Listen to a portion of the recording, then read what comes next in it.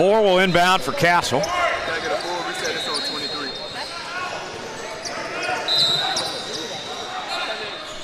And they're off to the races. Here comes Gene now. Gene, jumper, got it. Nice basket for two. Really clean jump shot there from Kenneth Moore.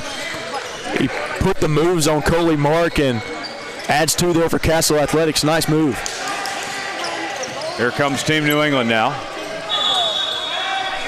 Delves with it. Three-point attempt from the corner, missed. They got the offensive board though, and a good effort by Mark to keep the ball alive there. And Team New England will hang on to it as Delves will inbound. And nice job there by Mark to understand where he's out on the floor, understand the situation. Went up with it, couldn't finish. Fight for the loose ball. And Davis comes down with it for Castle. Corner three. Off the glass. Here comes Delves. Puts it up, and there's a foul as he was going up, fouled from behind. That'll send Edmonds to the line. 18-17 is our score. Very close to begin this one between Team New England and Castle Athletics. Team New England leading here. Team New England, in case you're just joining us, folks, got off to a hot start. Vic was firing, and Castle has slowly chipped back and made this a close game here. Absolutely, and Castle Athletics, they've got to keep it close toward the end, and they do that. They're going to have a shot at this one. Now, obviously, that's kind of cliche to say, but Castle Athletics is going up against a really, really good Team New England team, and Team New England lost Theo Adema after he ended up committing to St. John's. So, phenomenal job there from Theo Adema. But now Team New England without Theo Adema now, and they've had to bring in some extra pieces, and I think they're doing a good job of filling those pieces, filling those roles. But now you've got some really good guys out there for Team New England. Jumper up there, no good. From Gene. Delves for three, missed. Offensive rebound. Kicks it back out, three-point attempts. Mark off the mark.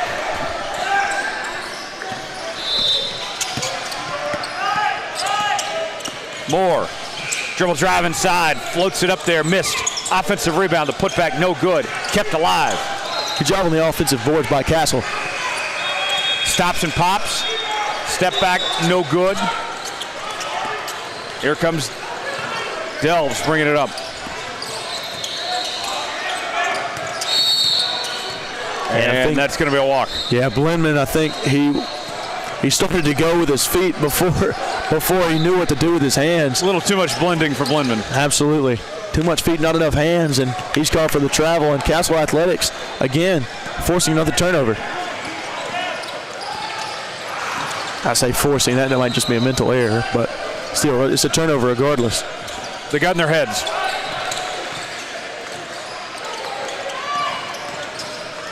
Thomas guarded tightly. Almost lost it, recovered. Goes up, and that's good for two. Nice job there as the shot clock expires. And Castle Athletics, again, back to one. Jumper missed. Thomas brings down the board.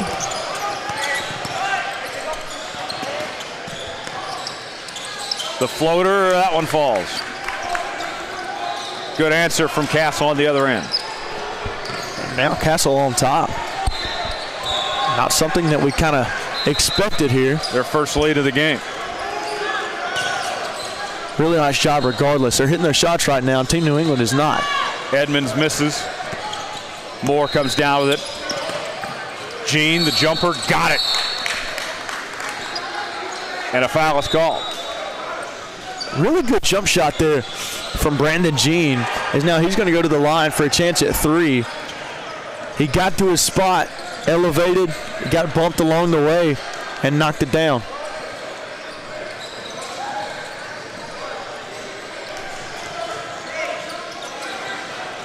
So Gene will go to the line to try to complete the three-point play.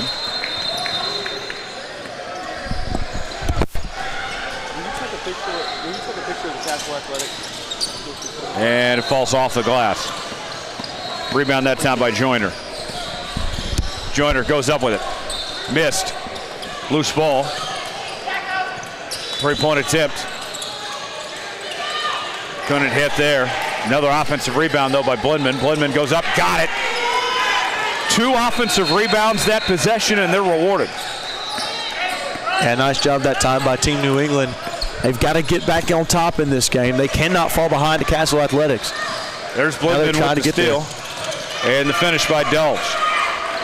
Fast break points, exactly what they need. Here's Gene now.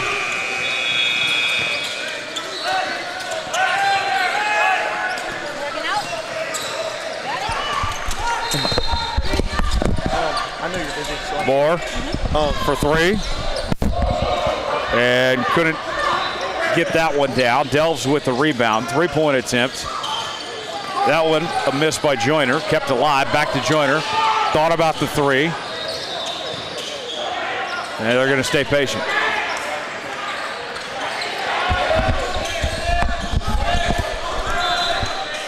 Blindman.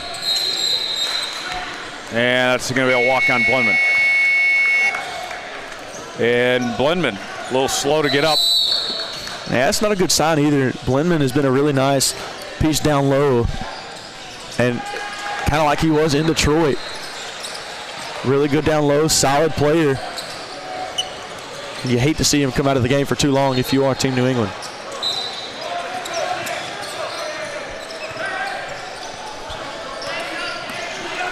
So Moore will bring it up for Castle.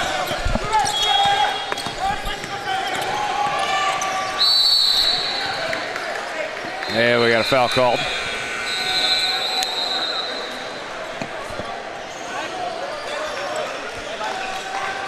Looks like they're going to call that one on number 3, Keyshawn Joyner of Team New England. Now it'll be one-on-one crime on the throw-in. Moore to toss it in, Vic to guard him. Yes. Here's Gene now. Back to Moore. Puts it up. Missed.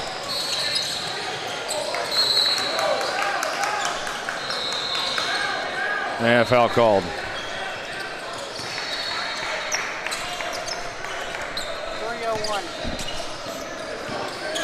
Here's the inbound.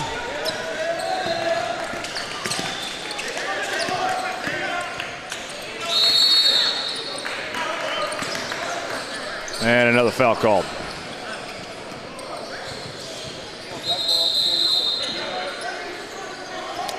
So Team New England will have it.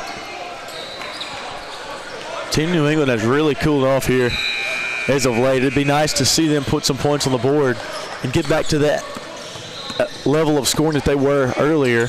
Right now, it's just been points in small little increments, and they've allowed Castle Athletics back into the game. There's a turnover.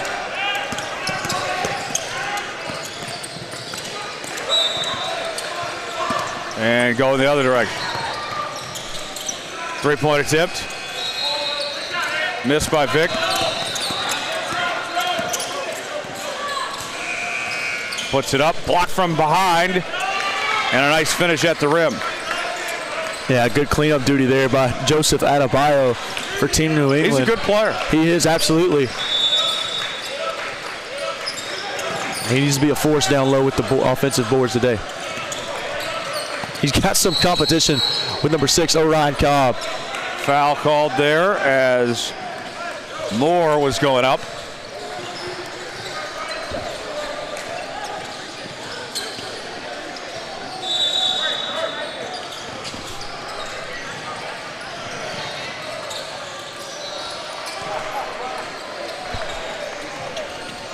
So Moore will go to the line.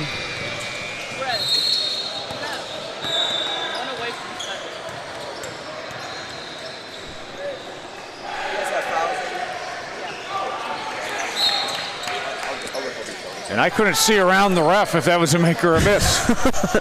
He missed it. Okay. So you're Hayden? Of course. Man, Castle Athletics have got to hit their free throws. They want to win this one. Second attempt. He missed that one. I could see that time. Good to know the glasses are working. Yes. Dells for three. Missed. And Dells has been cold to start this game. Dells, I would like to think the best shooter here on this Team New England squad. And right now he's going ice cold from three.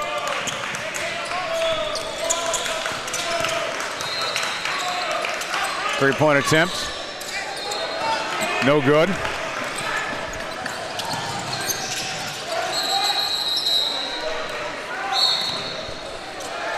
And Soren Lolonga lost the ball, regathered it out of bounds. Now they're going to call it, it's going to be Castle Athletics ball. Just looked like this Lolonga didn't really realize where he was on the court. So Cobb will inbound.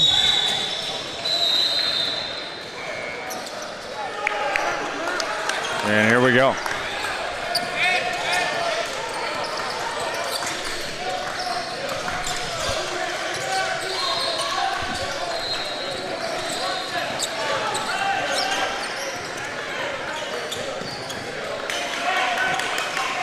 Step back three, missed by Gene. Delves with the rebound, he'll bring it up. Two on him. Nearly lost it, recovered by Big Joe. Vic, nice pass. And that one flies out of bounds. Adebayo had the right idea there. So did Vic, it was a nice pass. That time just couldn't get it above the trees there. Yeah. But it'll still be their ball. And Adebayo checks out of the game for now. Joyner puts it up, missed.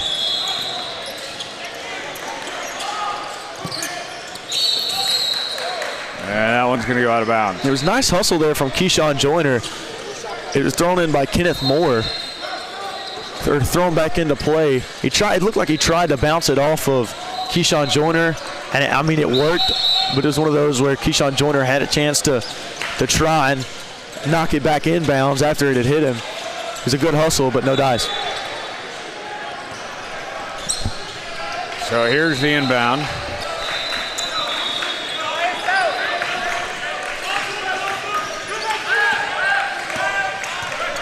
Now approaching 10 seconds remaining here.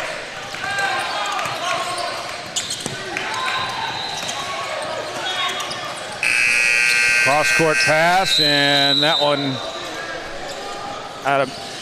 not in time, missed it, and that'll take us to the intermission. Yeah, so at the half, 26-23, your score. Team New England currently on top. A little bit closer of a game than maybe few expected. Yeah. But regardless, Castle Athletics hanging in there, and you've got to love the fight. You've got to love the energy here from Castle Athletics. Meanwhile, Team New England, they've got to find something to put together here coming out of the second half. Castle Athletics being this close and seeing how they played towards the end of the second half, or excuse me, the first half. That's some good business there. It was some very good business there from Team New England.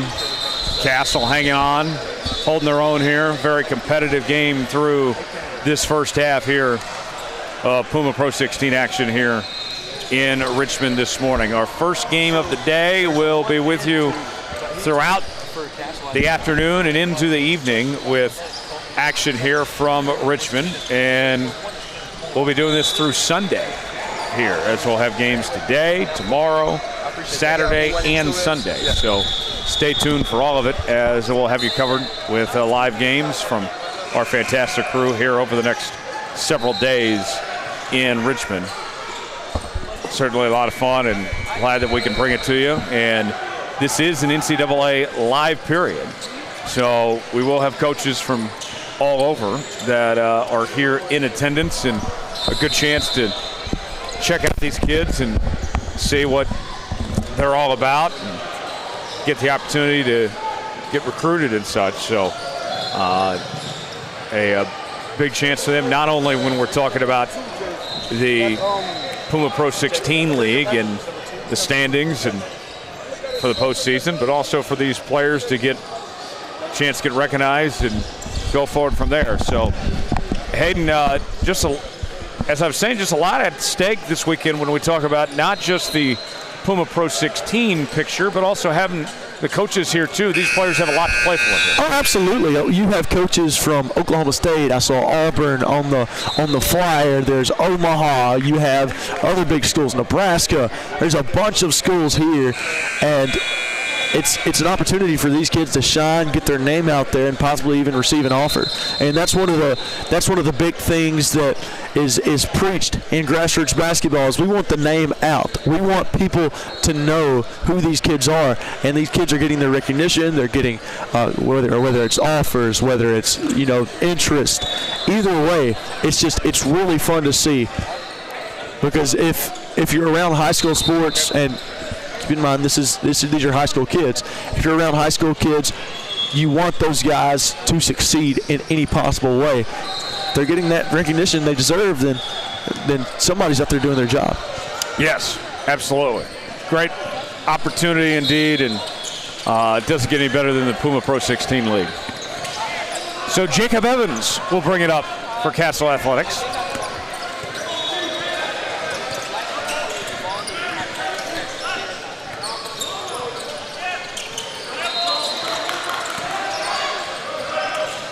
Moore with it. Moore is fouled. He'll go to the line.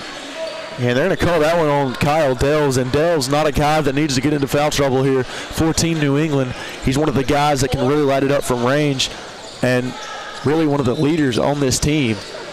And seeing him in foul trouble would not be the way to go for Team New England. So if he can stay out of foul trouble, that would be great for TNE. It resets at the half. So Moore will head to the line. Looking for more. I like it. First. I like that one. The more you know. You got another one? I'll think of one later. We got a lot of games left. Yes. Tyler Jones, ladies and gentlemen. Tyler Jones. I'll be here all week, literally. And weekend. Yeah. Missed the second attempt. Three-pointer. And missed that time. Cobb with the rebound. Here comes Moore. And Vic now going cold from three-point range.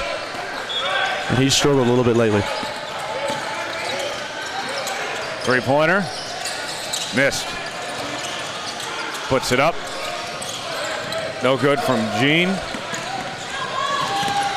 And on the run, here comes Edmonds. Edmonds lost a handle on it. Turnover. Gene comes down with it. Nice defense there from Castle Athletics. Ooh, the floater by Moore. Missed it. Edmonds with the rebound. No more. No more. There we go. I got you, Tyler. I got you. Tyler, is there a certain game or specific game that you're looking forward to most this weekend?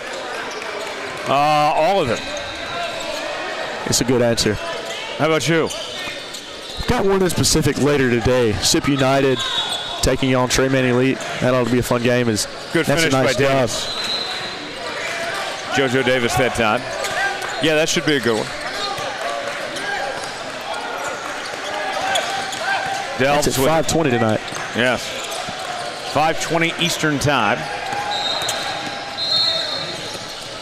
Puts it up, and that one falls in for Moore. More of that. It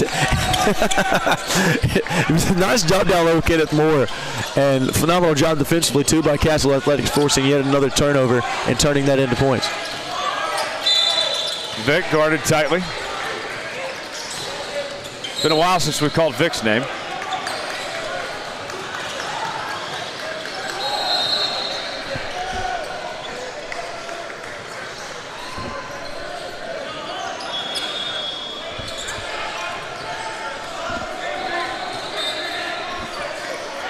So here's the inbound from Joyner.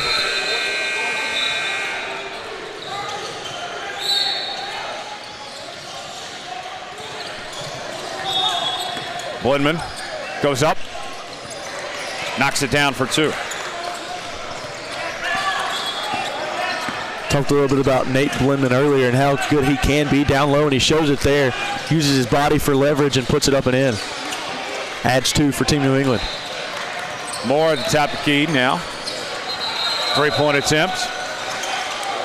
And a miss by Jacob Evans. Delves goes in strong for 2. Relentless there to the basket by Kyle Delves. And had the defense almost sort of like a deer in the headlights as Delves galloped down to the basket.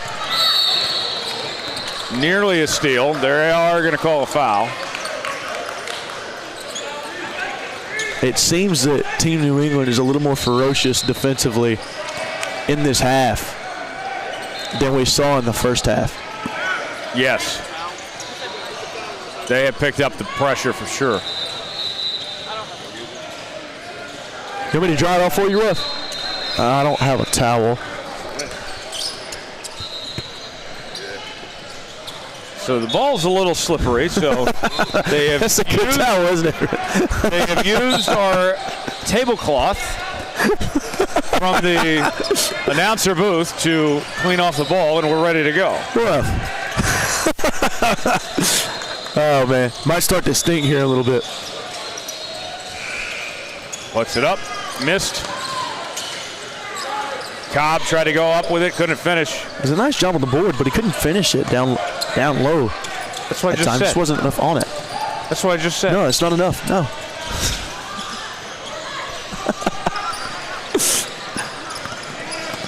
Tell us something we don't already know. Moore for 3. Missed. I believe it's my job to just color what just happened a little bit. Delves tried to go up with a strong basket. Count it, and the foul. A chance for a 3-point play. Edmonds will head to the line. Looks like they're going to call that one on Jacob Evans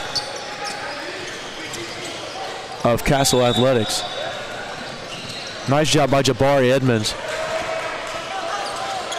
Secure possible 3-point play. Talked about just how good he can be, and he shows it there with the 3-point play. Very good job there. Moore will bring it up.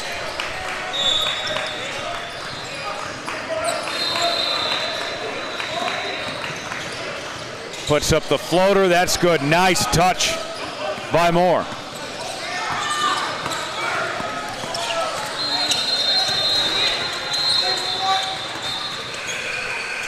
Puts it up.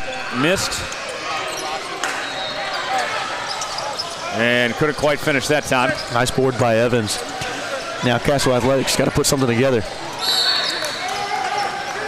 Tried to go for the turnover there.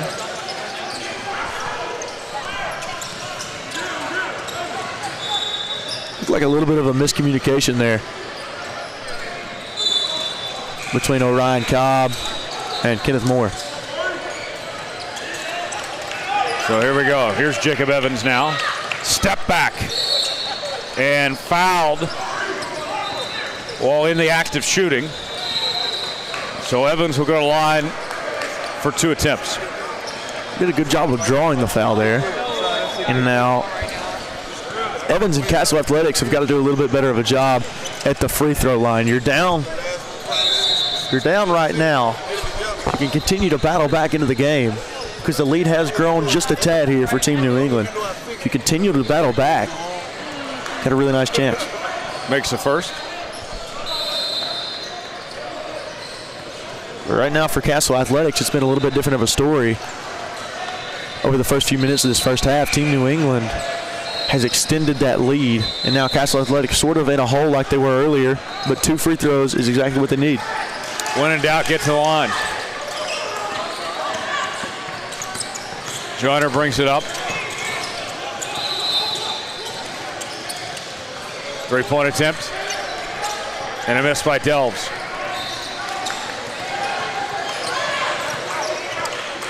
Here comes Moore now.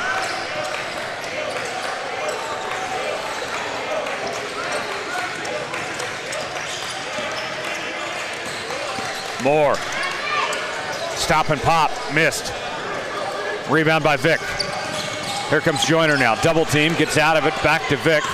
Vic went for the lay-in and draws contact. Yeah, he caught a hack from behind there by JoJo Davis. Now he's going to go to the free throw line. A nice job by Vic down low. We'll see if he can make one or two.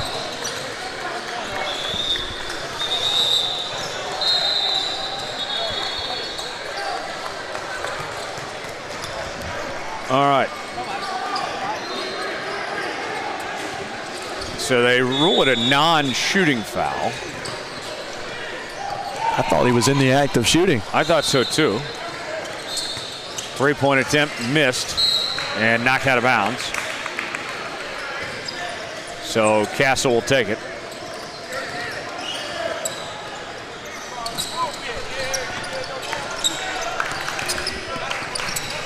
So Thomas will bring it up out to Moore now.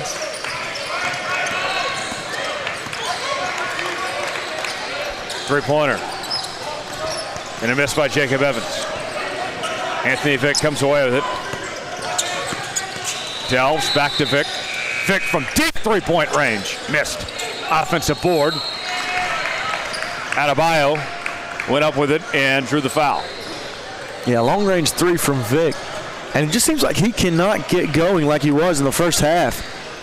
We saw 3 threes early, and then now it's just kind of cooled off for him. That was from way out there. It was, too. That's it. That's more than NBA range, I think. Yeah, that was all the way in Martinsville.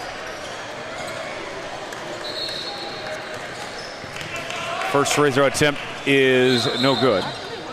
Speaking of Martinsville, is that the speedway you're talking about? No? Well, there's 2 tracks. Martinsville is one. Okay. And just down the road from us is a Richmond Raceway. Okay. Are they at Richmond this year, any? Next month. Really? You going to be there? Probably not. Probably not. Adebayo makes the second.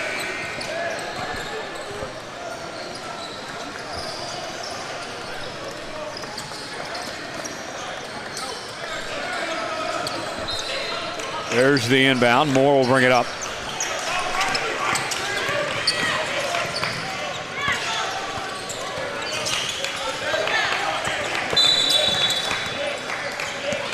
Trying to find an opening. Thomas lost a handle on it.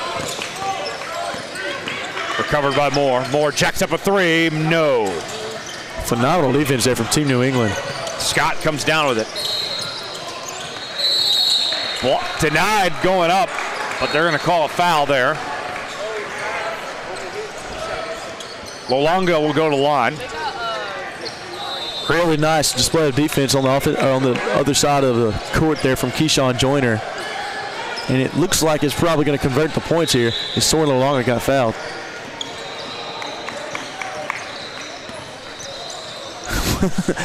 It wasn't a soft foul either. No. Lolonga took that one. Missed the first. He made that one. Oh, I had the ref right in my way. I wonder how many times that happens today. Probably quite a bit. The refs got to do their job. I'm not blaming them. You know, they're.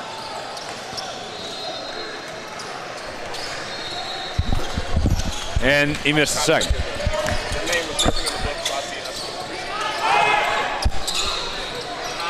Turnover. Thomas comes away with it. Moore puts it up. Missed. Adebayo with the rebound. Here comes Joyner now. Joyner puts it up. No good. Moore with the board.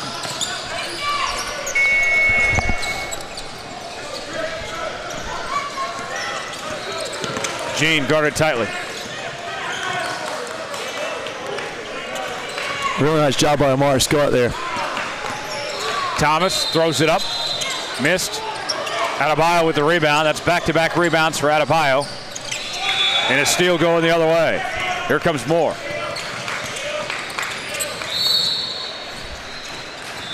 And another foul call. How about the defense from Amari Scott for Team New England? Extremely physical, nearly had a bucket down low, but it was extremely contested after the steal. Neither team is finding that offensive rhythm. There's a bit of a defensive struggle and a lot of fouls been called here.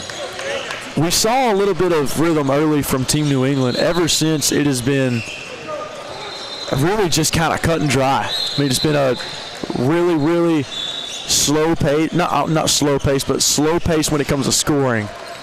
It just hasn't been much offensively from either team, aside from the first couple minutes. It's like a sandwich without mayonnaise. It's dry. I guess that's the way to put it. You got a favorite sandwich? Favorite sandwich, okay. I'll go turkey and smoked Gouda. Okay. Just give me all the toppings. Give me turkey, ham, bologna. Puts it up there. And that one goes in for Sonoro.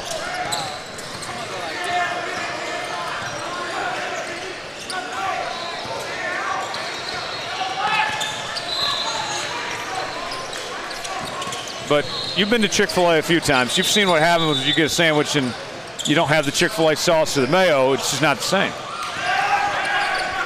Well, you've got this little thing called Chick-fil-A sauce. Yes. Makes up for it.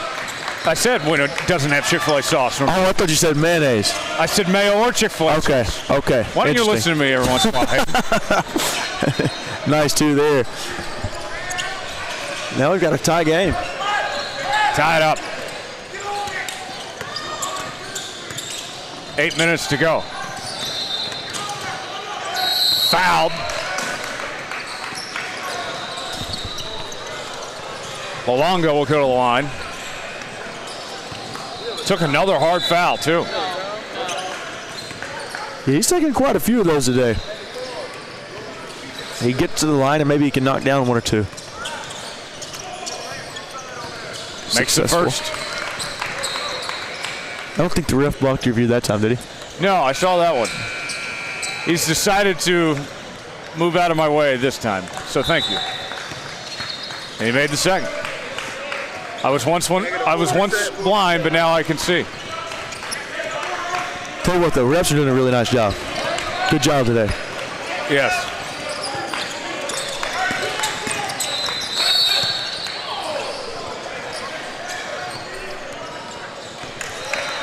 Foul called. See, I think they called that one on Omari Scott. And Omari Scott done a really nice job defensively so far. And that time they call him for the foul. So Castle Athletics will hang on to it as Moore takes the inbound pass, kicks it out, three-pointer, missed by Gene. Malonga comes down with it. A triple team there for a moment on Malonga, and Gene comes away with it, puts it up, missed. Second chance effort, no good. Still fighting for it. How about the defense there by Kyle Delves? It was a one-on-one situation. Yeah, as Joyner came away with it.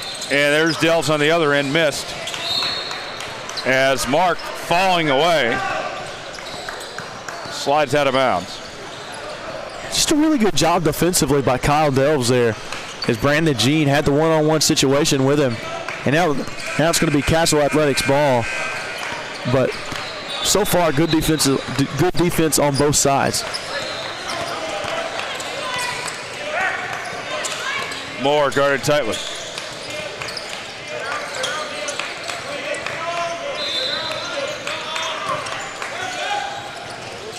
Lost a handle on it.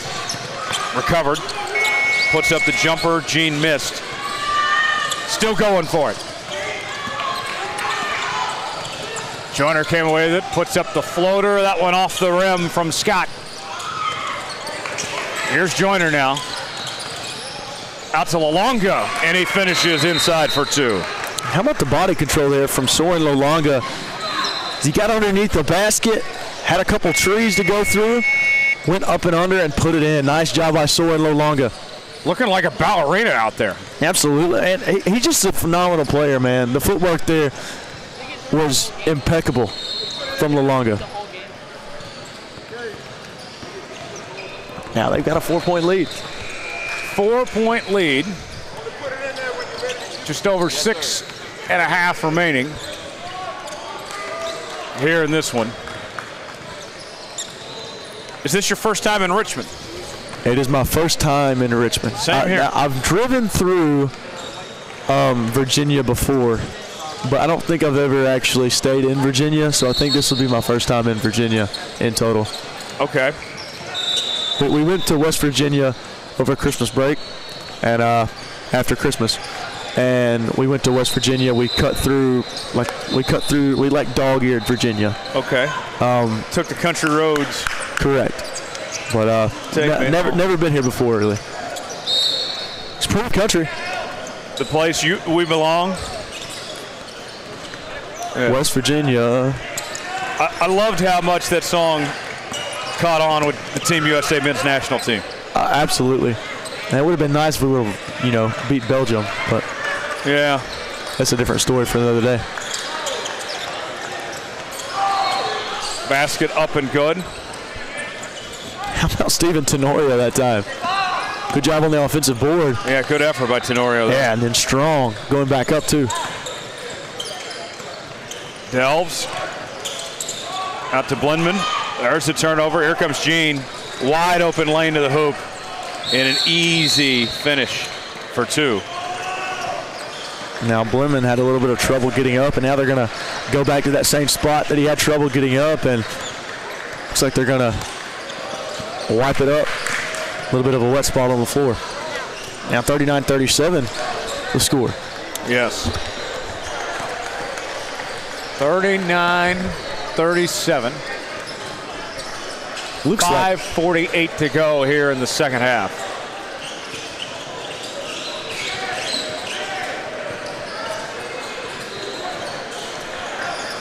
Can either one of these teams get the outside shots to fall? it's been a struggle for both of late, and that's one of the things that I'm kind of concerned about. Or not necessarily concerned, because I understand it's an early game. It's hard to get hot early.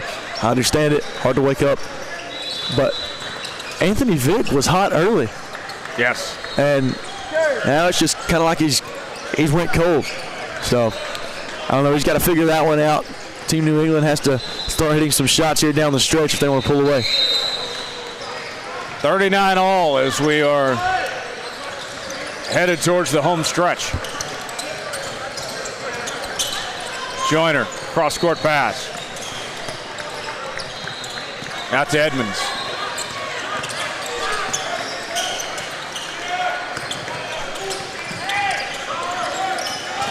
Joyner guarded tightly. Almost lost the handle on it. Throws it up. And couldn't get that one in. Moore will bring it up. Three-pointer. And a miss by Gene. Here's Joyner now in heavy traffic. Throws it up there. Couldn't finish. Tip in by Blindman. No good. And we got a foul called as Evans came away with it. And Joyner hasn't really been able to get going here either for Team New England. He's another guy that can make some noise. But nothing right now. Just nothing doing anywhere on the court. So here's the inbound coming from Joyner.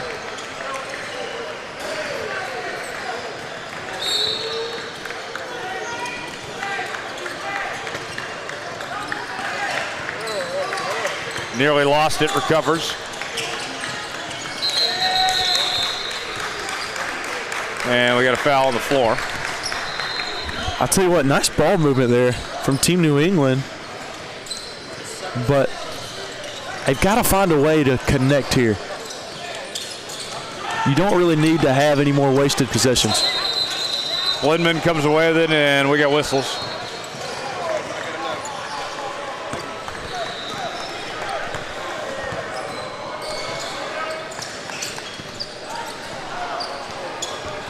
So Joyner will inbound.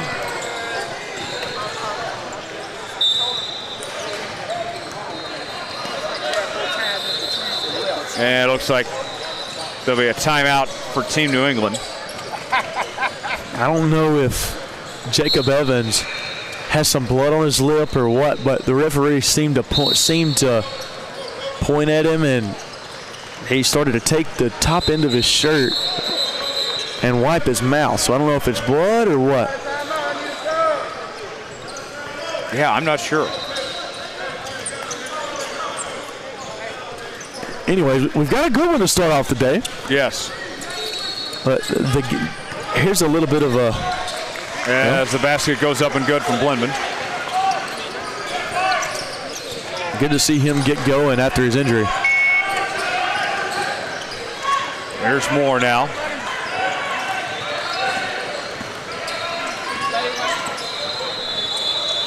To Gene. Gene lost it. And a nice takeaway that time by Joyner. And a foul called as Edmonds was on the run there.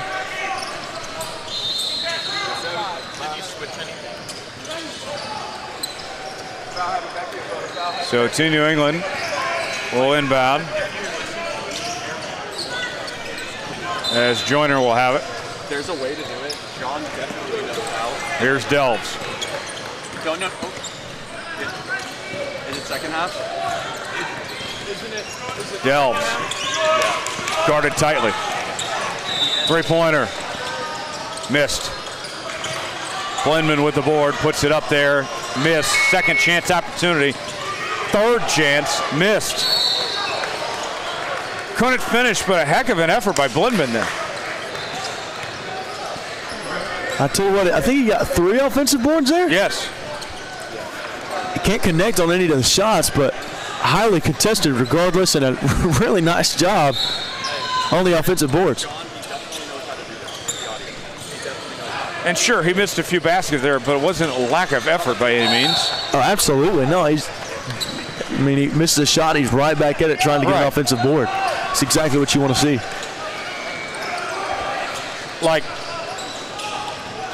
if I'm his head coach, Terrence Favors, I'm looking at that possession, even though you didn't score, I still feel very good about, wow, you worked your butt off down there. Absolutely.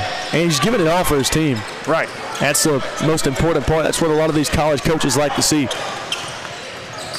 Delves. Good finish by Edmonds. Nice job, and Team New England slowly starting to put it together here as we approach the end of this game, and Castle Athletics has got to respond. What will Castle do?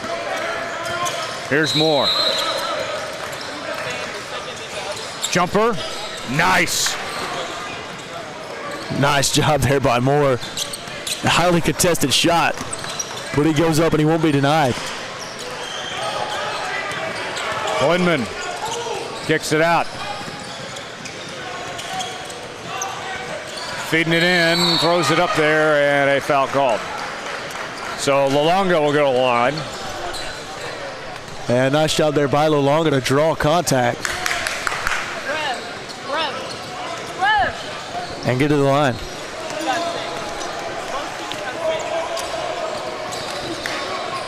I like Lolonga's game. Very athletic as he makes the first. Absolutely. He can do just about anything on the court, too. 44-41. Team New England extends the lead after that first free throw made by Lolonga.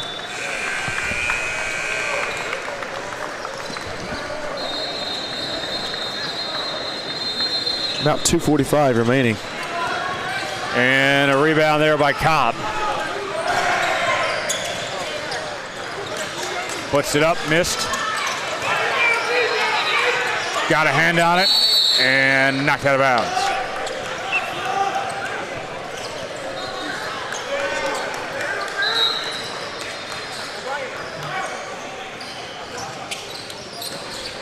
Yeah, the referee closest to us there was telling referee down by the baseline that it got tipped by Castle Athletics.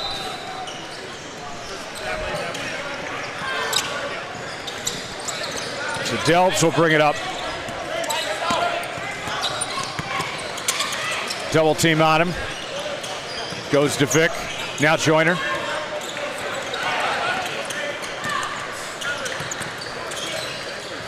Went for the slam. No dice that time for Delves. They do keep it.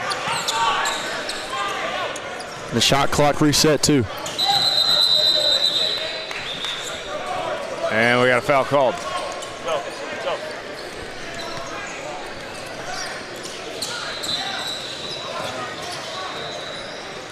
the timeout. Like, 2:03 to go. A 3-point lead for Team New England.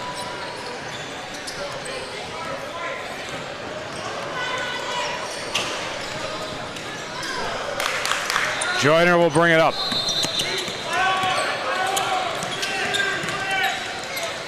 Three-pointer. Bang. A big-time shot by Keyshawn Joyner. Keyshawn Joyner, nice shot outside as the shot clock expires. And we haven't heard much from him today, but he makes a really important shot in crunch time. On the other end, no good. Blindman comes over the board. Delves with it. Good screen set up there.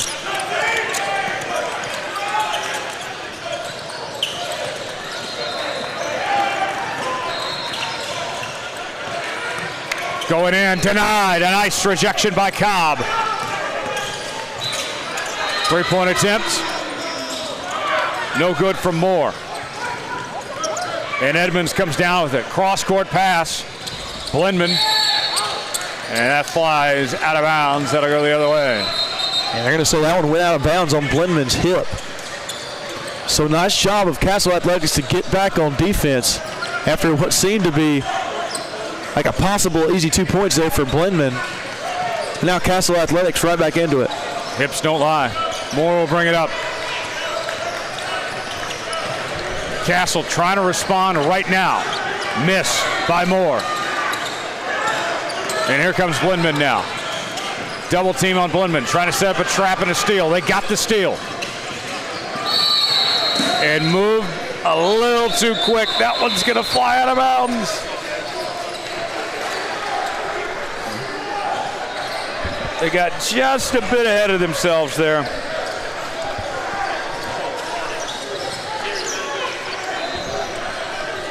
So Delves will inbound. Edmonds guarded tightly.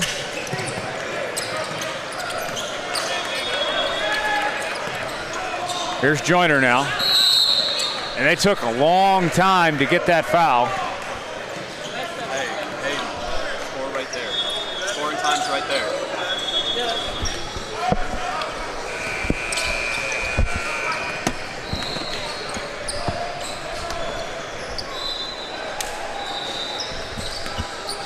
Joyner at the line.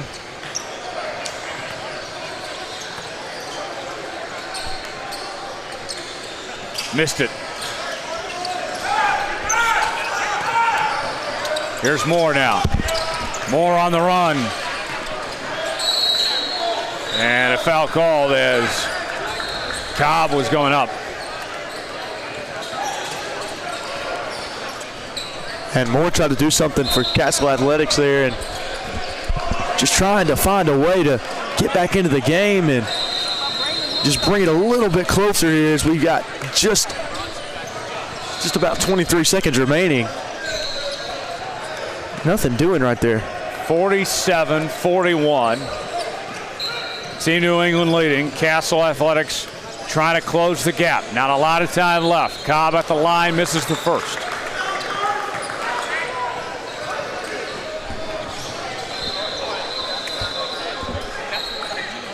Still a 6-point game here. You really needed that free throw. Second free throw, up and good.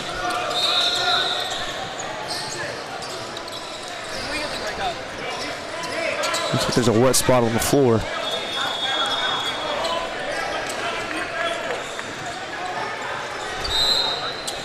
Here's the inbound. Delves out to Blindman, back to Delves, and he's fouled.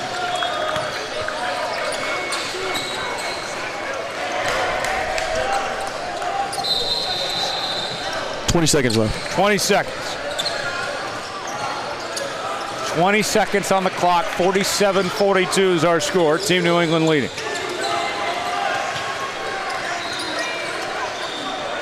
Delves at the line.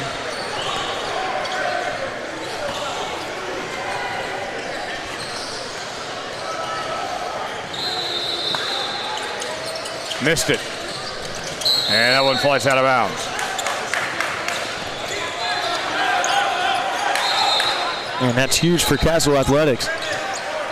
With a 5-point lead here for Team New England, now Castle has a chance to bring it within 2 or 3. They got to move quick here. 18.5 on the clock. Here's the inbound. Moore with it. Moore goes in. The floater, that's good. Count it. No foul. Oh.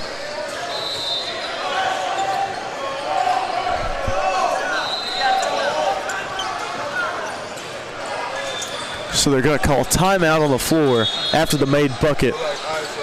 It'll be a 3-point game. So a timeout called there, 3-point game. I'm trying to fix this part. This is the part where you got to be serious. So when the team gets the no. He's going to bad. So the clarification from the officials, he scored the basket, they called the timeout, there was no foul. So Team New England will have possession when we get back on the floor here in a moment. Now Castle Athletics back within 3. Now it gets a little bit tougher for them here because they don't have the ball, and they're obviously in a situation where they're going to have to foul if they do get it back, or whenever they do come out on defense. So a little bit of a tough situation here for Castle Athletics. Yeah. But they've done a really nice job to fight in this game against Team New England.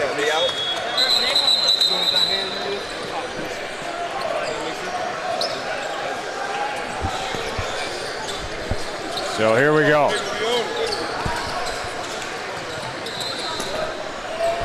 About 12 seconds remaining. 12 seconds. Okay.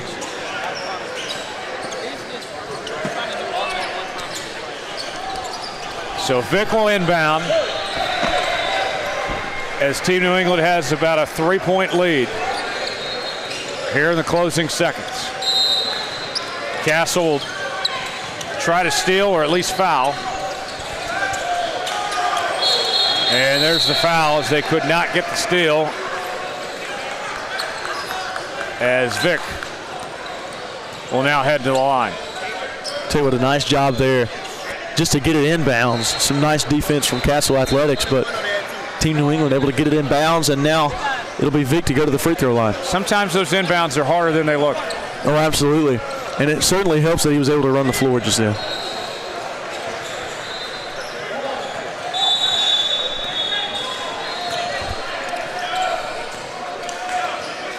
First attempt of the 1-and-1, got it.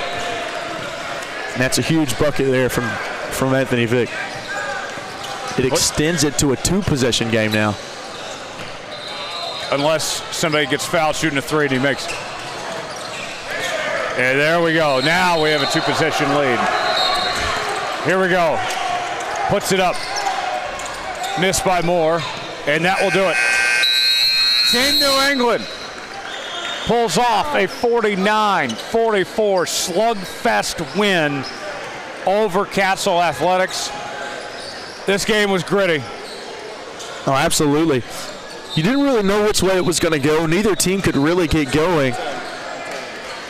But in totality, just a really good game, man. Plenty more basketball ahead here from Richmond as we will see you here in a little while from right now. We're going to hand things over to our other crew that we have on site. So stick around for more Puma Pro 16 action here from Richmond.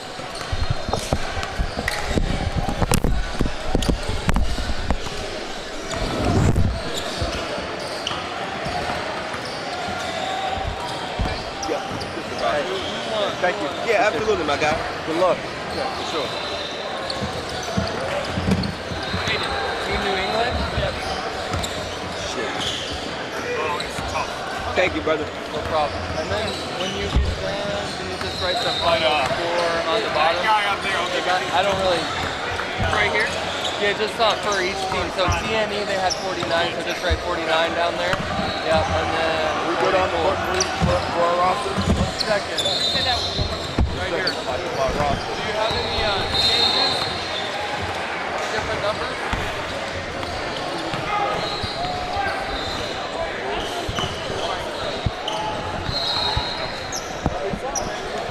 say, hey, can you send me 317 903 69? Okay, he works here. Yeah, he's right there. Hey, it's cool, how are you?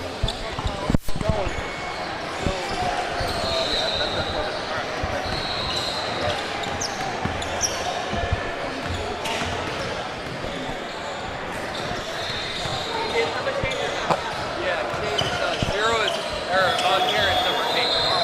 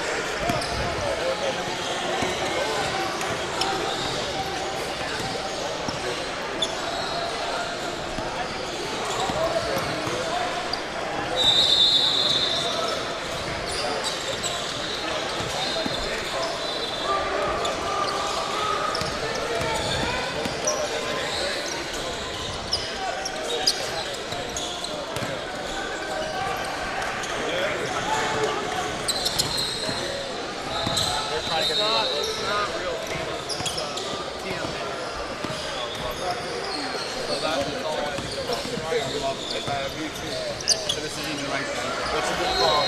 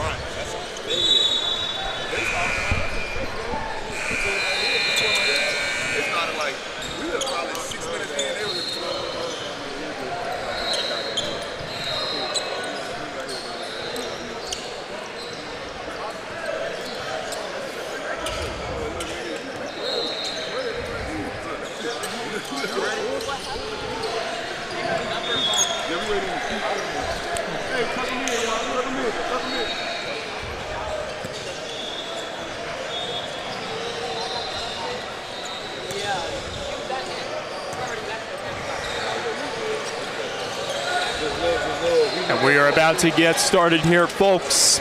A battle is brewing between Southern Ties and TMA. I'm Mike Calandra alongside John Cardacci. Mike, pleasure to be back. I know, right? It's been a long time since we've been together for one of these. Actually, this is our first pairing with each other for the weekend, so I'm looking forward to this fun experience that we're going to be on hand for, as we got Dawson Batee, high-powered force, stepping in to go up against Harrison of TMA for this opening tip-off. Yes, definitely excited to work with you. The event center, the energy is palpable. Place is crawling with college coaches. Looks like we should have an excellent matchup on our hands. Getting the kinks worked out. But I'm excited. I got to call Southern Ties in Detroit. Got to see Dawson Batee firsthand. I'm not sure if he's here today. Yes, he is. He's doing the jump. Yep. And here we go. And he wins it back. Southern Ties with the possession immediately here as they set the table up quickly. And the two-point jumper goes that time for Hopkins. Nice move by Hopkins. Puts his shoulder down, stops on a dime, pulls up for an early two. Badia. Lob in front. Put home there for two. The equalizer by Harrison. Two great offensive possessions to start the game. Hopkins.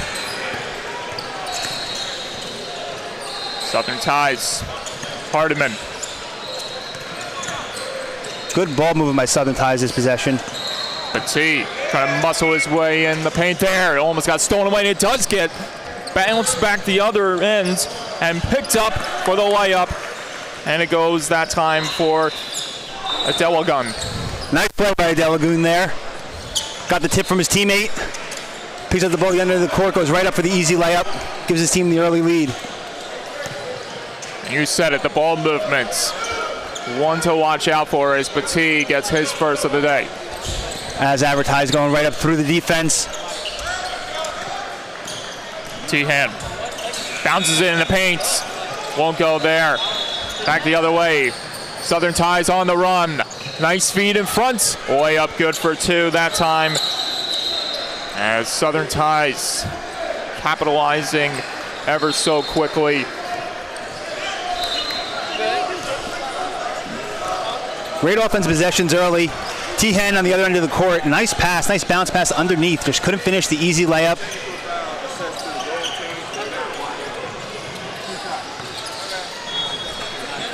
Looks like we have a technical foul here. We certainly do, as we got some information being thrown our way. Couldn't exactly hear what the official said. Just caught the first part of technical foul being assessed to the gold team, TMA. Not sure who it was on.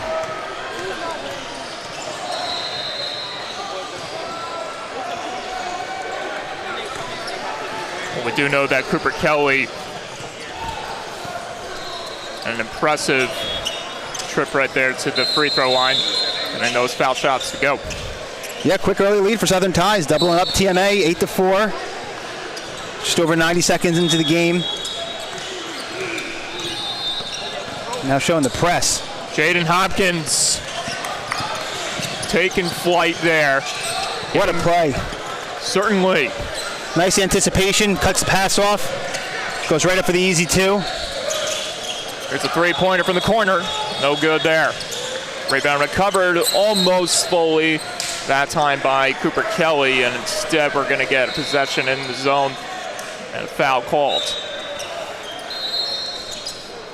Looks like the foul was on Cooper Kelly. A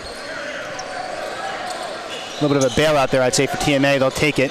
Padika with the inbounds, and now he's got the possession in his hand. Tien thought otherwise. Looked like he was going to go for a three-pointer. Padika guarded at the top by Hardiman. Padika draws it back. Shot from deep. No good. Rebound recovered by Batee. Solid offensive possession. Good look there. Couldn't get it to go, but you'll live with it. Cooper Kelly dancing his way for two. Slicing through the defense, making slight work of TMA on the offensive end right now, Southern Ties. Another big play there made, and Southern Ties gets 4 points out of that sequence. All Southern Ties early. Just over 2.5 minutes into the game. The press is working. The offense, the ball's being moved. Up 14-4. TMA with no answers. Yep, smart timeout there by the coach. Now, John, do you feel like this timeout is going to pay any dividends for TMA to maybe get some juice flowing and get themselves in this contest? Well, I can't tell you if it'll definitely pay dividends, but I definitely do think it was a smart use of a timeout. Definitely little rattled early was TMA. Couple turnovers. Find yourself down 10, not even 2 minutes, 3 minutes into the match. And most importantly, a couple fouls, too. One of them being, as we saw, the technical that was called against TMA, and that'll be something to watch out for the rest of this way. Not to mention, too, just the way that you mentioned Southern Ties is playing. It's going to definitely play a big role as to how TMA can bounce back. And we'll see how it goes here as TMA works back in the zone. Look at this, Fadika. Nice jumper there for 2. That's what you want to see out of the timeout if you're TMA. Broke the press with ease, got a good shot. Elbow jumper, gets to go. Pardon me, that was Badia. Fadika wearing number 1 for TMA. Here is Hopkins. Petit. Here's Cooper Kelly. 3 in the shot clock. No good from the corner. Took a high bounce, couple bounces there off the rim, and no good. All right, TMA out of the timeout. Great offensive possession. Forces a shot clock violation on defense. Exactly what the doctor ordered. Here is Fadika. Barrels his way through 2 bodies. Now he's got the possession. Fadika. It's a battle between 1 and 1 as Dawson Petit has the possession. Sloppy pass there. Long range 3, no good. Rebound recovered, and Cooper Kelly can't lay it home either as we get a foul called. So we have a foul on the floor, on the rebound, going down. Fouls on Southern Ties on Jaden Hopkins. So TMA gets away with it, gets away with the turnover, able to get the stop. That was back-to-back fouls committed by Southern Ties, and who knows if this is what TMA needs now. You just need to get these guys to draw some crucial fouls, and here's TN from deep, no good, off the rim. Decent look, quick pull though. Not sure that's what you want if you're TMA. Petit. Tell you, the size and length of Petit is impressive. You can see why he's one of the top prospects in the country. Absolutely. Petit looked like he was going to step back. Does anyway. Pulls up and misses. As here's Fadika. A little too ambitious there. And that pass trickles off the hand of TMA's and out. Another turnover for TMA. There has to be at least 4. We're not even 5.5 minutes into the game. Need to take better care of the ball if they want to have a chance to knock off a good Southern Ties team.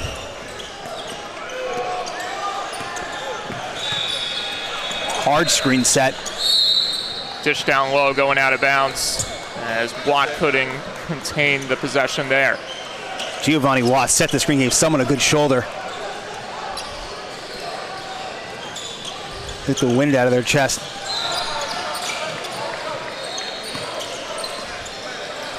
Harrison.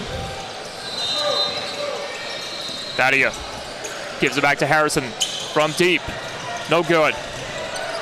TMA just not able to connect on the 3 balls. As here is Jaden Hopkins working his way in deep. It's stolen back. TMA off to the races. Tehan, right side pocket, no good. It rolls off the rim. It's recovered back the other way. Southern Ties, Hopkins. And he tried to slam it across, and it bounced off of Badia, out of bounds. Southern Ties, though, containing the possession. Pace picked up a little bit. Tehan with back-to-back misses from 3. See if he continues to shoot with confidence. Hopkins asking Badia to challenge him. Here is Petit from deep. No good. Rebound in front, Watt. And we get a foul called. Excellent ball movement by Southern Ties. Hopkins drew the double team, passed it to the free throw line, kicked it out to the 3 for Petit. He didn't get it to go, but that was just textbook. Hopkins. Watt. Petit in the paint, got it to go. Nice move. Little spin, strong finish.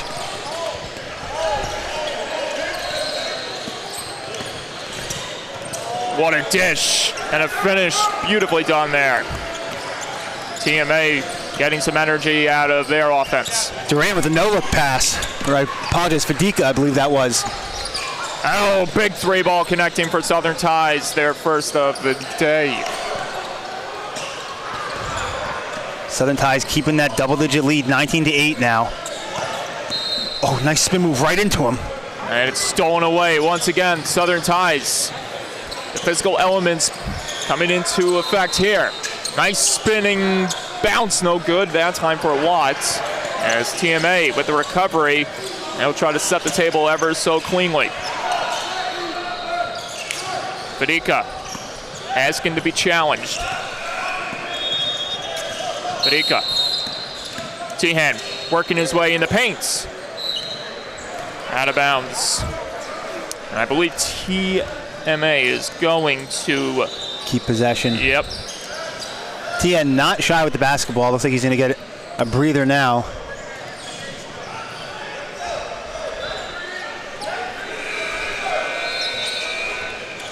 Harrison in motion. 14. Looks like we're going to put 14 on the shot clock.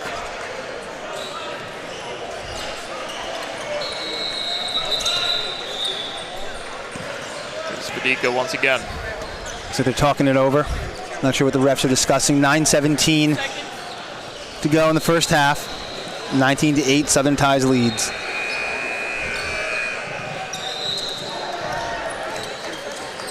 Fadika, long range pass back as it's handled at the top, and we get a whistle blown here. Looks like they called a shot clock violation. I guess they did not reset it to 14. Initially, the official came over to the scorer's table and said put it to 14, and that must have been what they were discussing. Was that there was no reset. I think they may have just called out of bounds on Southern Ties, which would make sense. Southern Ties once again trying to turn something up here. Watt from deep, no good. Good box out and rebound there by Niall Harrison for TMA. Harrison, well, the footwork there leading to a chance for Badia, no good. Gets the recover there. Wide range three, no good there that time for Fadika. A scramble, and it leads to another chance.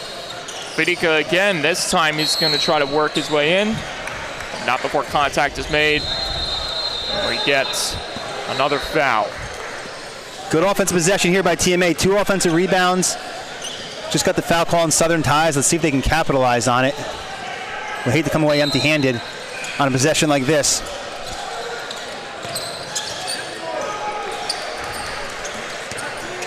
Harrison. Heavily pressured there. Deep three, good. The first of the day, and it belongs to Fadika. That was pure. Stepped in, shot with confidence. Up and over the defender, nothing but the bottom of the net. Nice shot there by Fadika. Petit controlling. Dawson Petit guarded by 2 TMA players. Long range, deep three, good. Pocketed that time by Ivy. Ivy showing off the long range ability. Back-to-back threes by either team, both teams contested, but money. We're beginning to get a shootout here. No good that time from the right corner. Badia. Controlling, spinning, trying to elude. Deep three, good. Back-to-back for Fadika. Trust your shot, young fella. Nice 3 ball there. They weren't getting the far early. Back-to-back possessions with a 3 now for TMA and for Fadika himself. Let's see if Southern Ties can continue this 3-ball trend. Petit from deep, no good. Rebound bouncing around in the paint, recovered there by TMA. And here's another chance down low. Harrison deals it back. Badia from deep. And no good. Everyone was anticipating whether or not the ball was going to drop into the netting Instead, Southern Ties had a walkie break. Trying to command their lead. Step back, wouldn't go. Rebound, Batee. Can't get that one to go. A big block in front by Harrison, but it draws a foul, and Batee, I believe, is going to head to the free throw line. Yes, that's what it looks like. Southern Ties bailed out. Looks like they want to play a little bit of one-on-one that possession. Ill-advised shot. Batee gets the offensive rebound, though, and gets to the free throw line.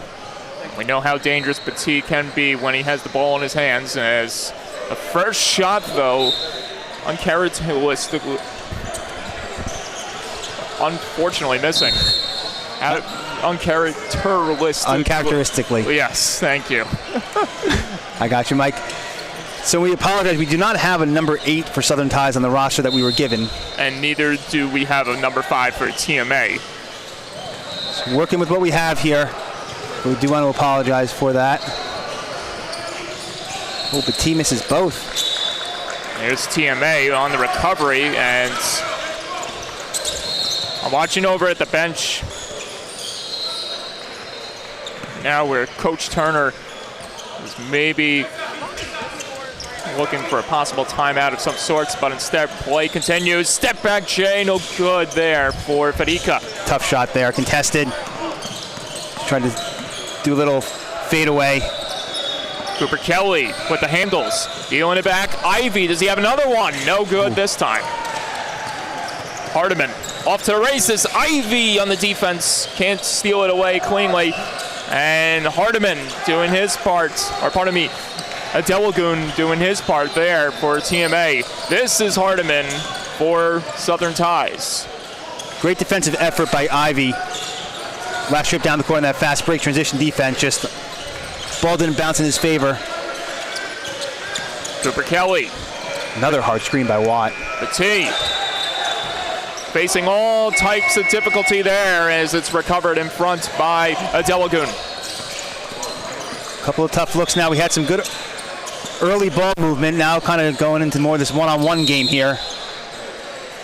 Gonna get a foul here and potentially a timeout, or potentially a switch in players, and we do indeed just get that as Tehan returns to the floor. Inbounds coming from Adelagoon. Looks like both teams only have about 7 players on the roster, so we'll see how that affects them as the game goes on. Big time 3-ball pocketed by Tehan. And just like that, a 3-point game from 19-8 to 22-19 now.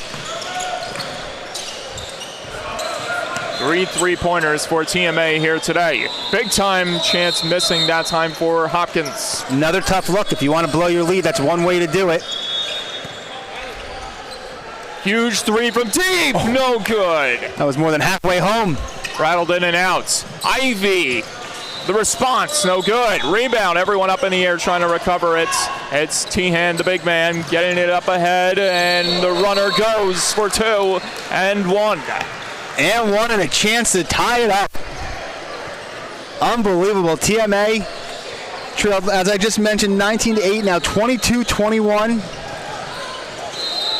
A 13-3 run. Harrison, one of the many contributors of this 13-3 run, as you just alluded to. He gets 3 points out of that sequence. 2 on the runner, the extra 1 there. We got ourselves quite a battle brewing between these two squads, John. Yes, we do. You asked me earlier, do you think the timeout's going to pay dividends for TMA? And it certainly looks like it has. What a bounce back effort for them. Hopkins running in, getting 2 there on the way up. Nice take there by Hopkins. But yeah, TMA, you saw early, they had a couple good looks. They just weren't getting them to fall. Stuck to their instincts and stuck to what was working for them. Although they didn't get the basket there, they do get the chance with the inbounds coming up. And speaking of timeouts, you have to wonder if maybe, just maybe, Kellen McCoy is thinking about pulling the troops back a bit, maybe setting things all over again. try to change the pacing of things with TMA with their timeouts benefiting them ever so here. I agree, and that was a nice move by Batia. A little pump fake, got the defender in the air and stepped in and knocked down the free throw jumper. Hardiman. Watts. Fadeaway wouldn't go. Ivy almost colliding there with his man. And watch out here. Ball rolling around, pickpocketed by TMA. Fadika took a look, continues to control it. A whistle blown here. So they got TMA on the walk. Didn't quite see it, but I'll take the ref's word. Southern ties. That is one way to get the possession back in their hands. 24-24, 3 minutes and 30 seconds to go in this first half. What a great first half it's been so far. Hopkins. Here's Petit.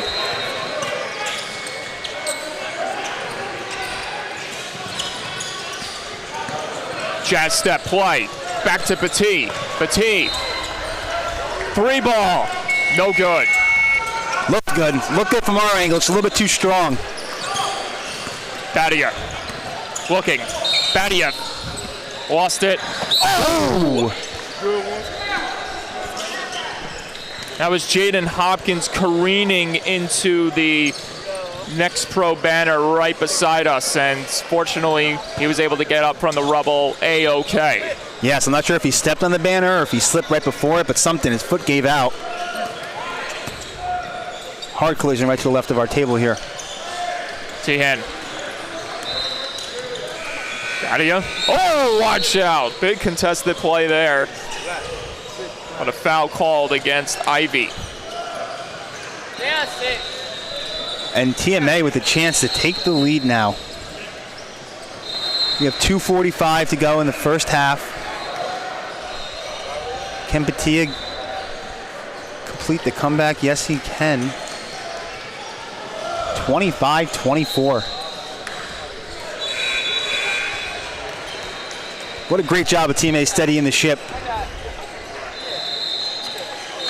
And Batia, a perfect trip to the free throw line there. Can Southern ties deliver a recovery punch? We'll just have to wait and see. They're getting their looks, just not able to connect. Hopkins rumbles in, gets it to go. Nice move. Better finish there. Splits the defenders, kisses it off the glass, and we're all tied up again. Fadika. There is Adelagoon. Fadika working his way down low, reverse layup, no good. Southern ties back with the possession. Off to the races to go. Great pass there, and finished beautifully done by Hopkins. There's that ball movement that was working for Southern ties earlier. Great pass, good finish. They're back up 2. A great possession play that time by Southern ties. Can TMA answer back? Not there, not that time. Southern ties back the other way. Cooper Kelly. Hopkins contact down low.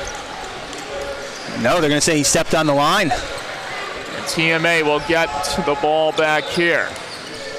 I agree with you, Mike. I thought he looked like he was pushed there. I believe the ref said that he stepped on the line beforehand, though. I was looking at the referee to see if maybe he was going to make the call, to see if he passed by, and it seemed like he was heading to the judge's table to do something. Instead, play continues, and we got Southern ties. Once again, another chance on the attack, but T missing. Ill-advised shot by Batia there. Looks like he wanted to try and draw the foul. Batia from deep, no good. Rebound, bouncing around. Southern ties with the recovery. Can they respond? Mightily, they can, thanks to Dawson Batia. It's a crazy idea, but when Southern ties moves the ball, they put the ball on the hoop. Long range feed. Tehan tried to arc it over the big Batia. Down low, great feed in front. Batia again with the denial. That time on Fadika. Fatika baffled with no foul call there. Cooper Kelly. Southern Ties reloading, getting to the basket and going for two. Hopkins. And I guess this will go for M1 as well. Looks like they had Marcus Thomas on the foul. But this is the perfect end to the half you wanted to have if you are Southern Ties. Back up 6 now. We have 30 seconds to go in the first half. Chance to extend it to a 3-possession lead again. Short on the free throw. Cooper Kelly. They get the offensive board. 6-second shot clock, game clock differential. See how long they want to hold it for.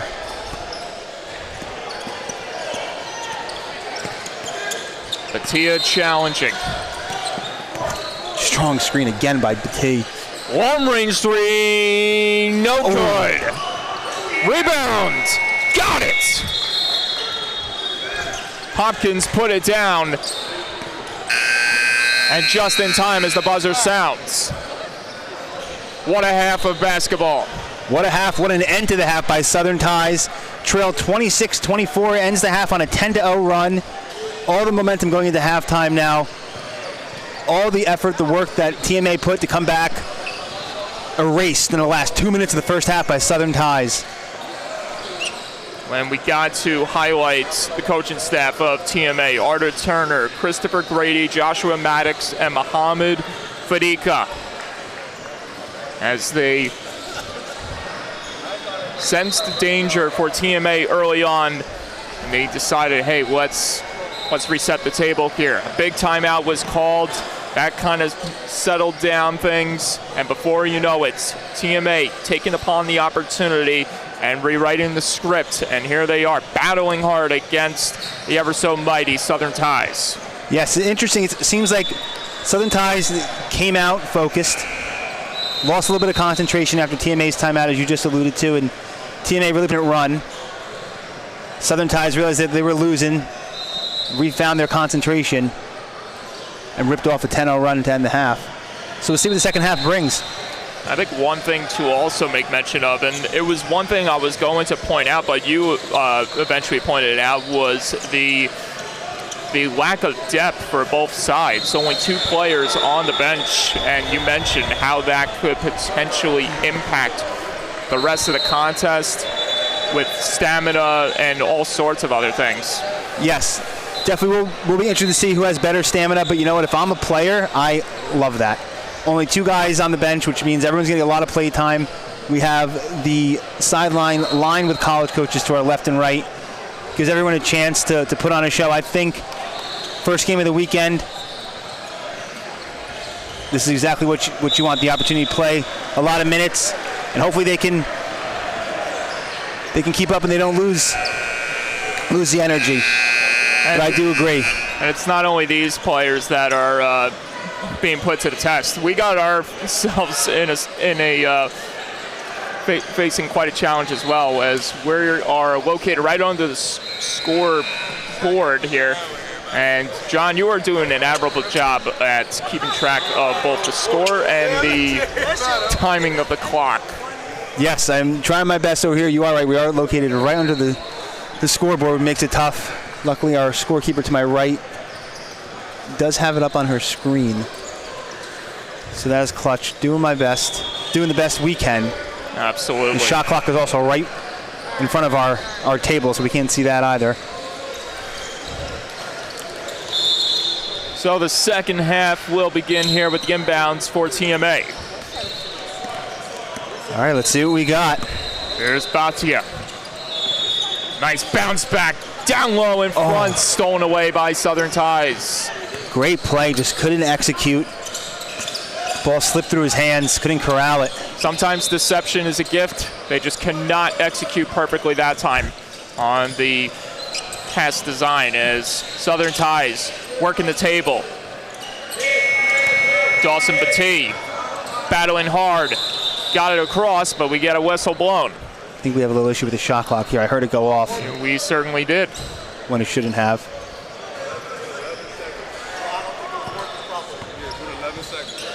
Looks like we're going to put 11 seconds back on the shot clock. definitely went off early. It certainly did, as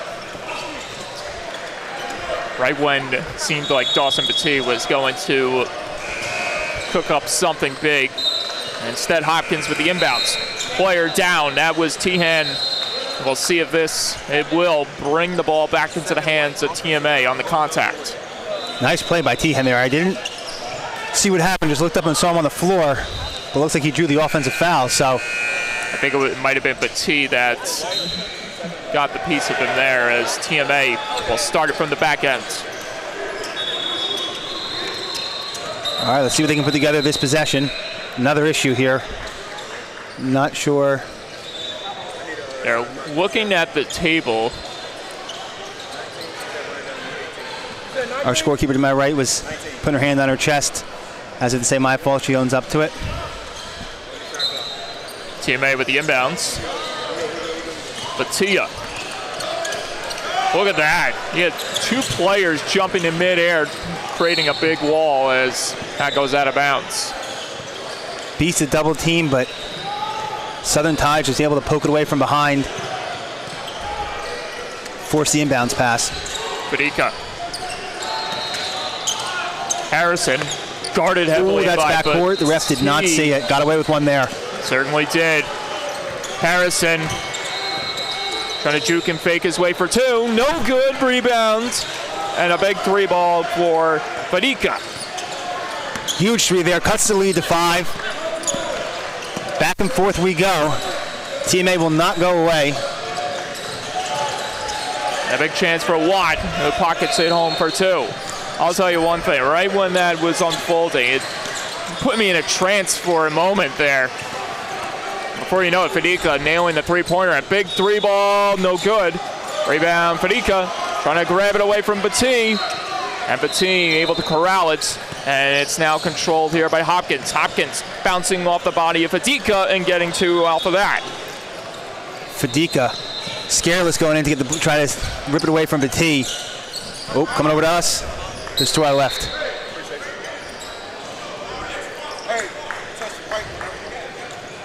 TMA. 14:22 to go, 38-29. Southern Tides leads. Watch out, Hopkins almost with the steal. Good anticipation. Fadika! That one cascades off the rim. It's recovered by Batee. Hardiman. Oh! Return to sender. Adelagone with the absolute denial there. What a rejection. In front, Batee. Lost it. And TMA just swarming him at every inch of the floor. Yes, another great defensive play by TMA. They're certainly doing their best to be a pest on Batee. Hardiman. Hopkins. He got the last bucket for Southern Ties. Can he make something happen once again? Hopkins still in control of it. Step back J, no good. Rebound recovered there by Delagone, who fed it ahead. Tehan, no good. TN shot just not falling this morning. Shooting with confidence. If there's a man that's playing with confidence, it's number 1 of Southern Ties. Big three ball connecting for Hardiman. Huge three by Southern Ties there. Extends the lead to 41-29. Let's see if TMA has an answer. Fadika got it to go, and just at the right time as he had double team coverage and a flying Batee coming at him as well. Just with the doctor order for TMA. Saw an opening, went right to the basket hard. Up strong, gets the and 1 and the answer for TMA. He'll try to cut it back to a single-digit deficit with 13-10 to go in the second half.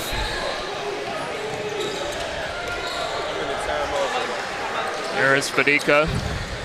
He's had his fair share of big moments in this morning contest. And that will go down.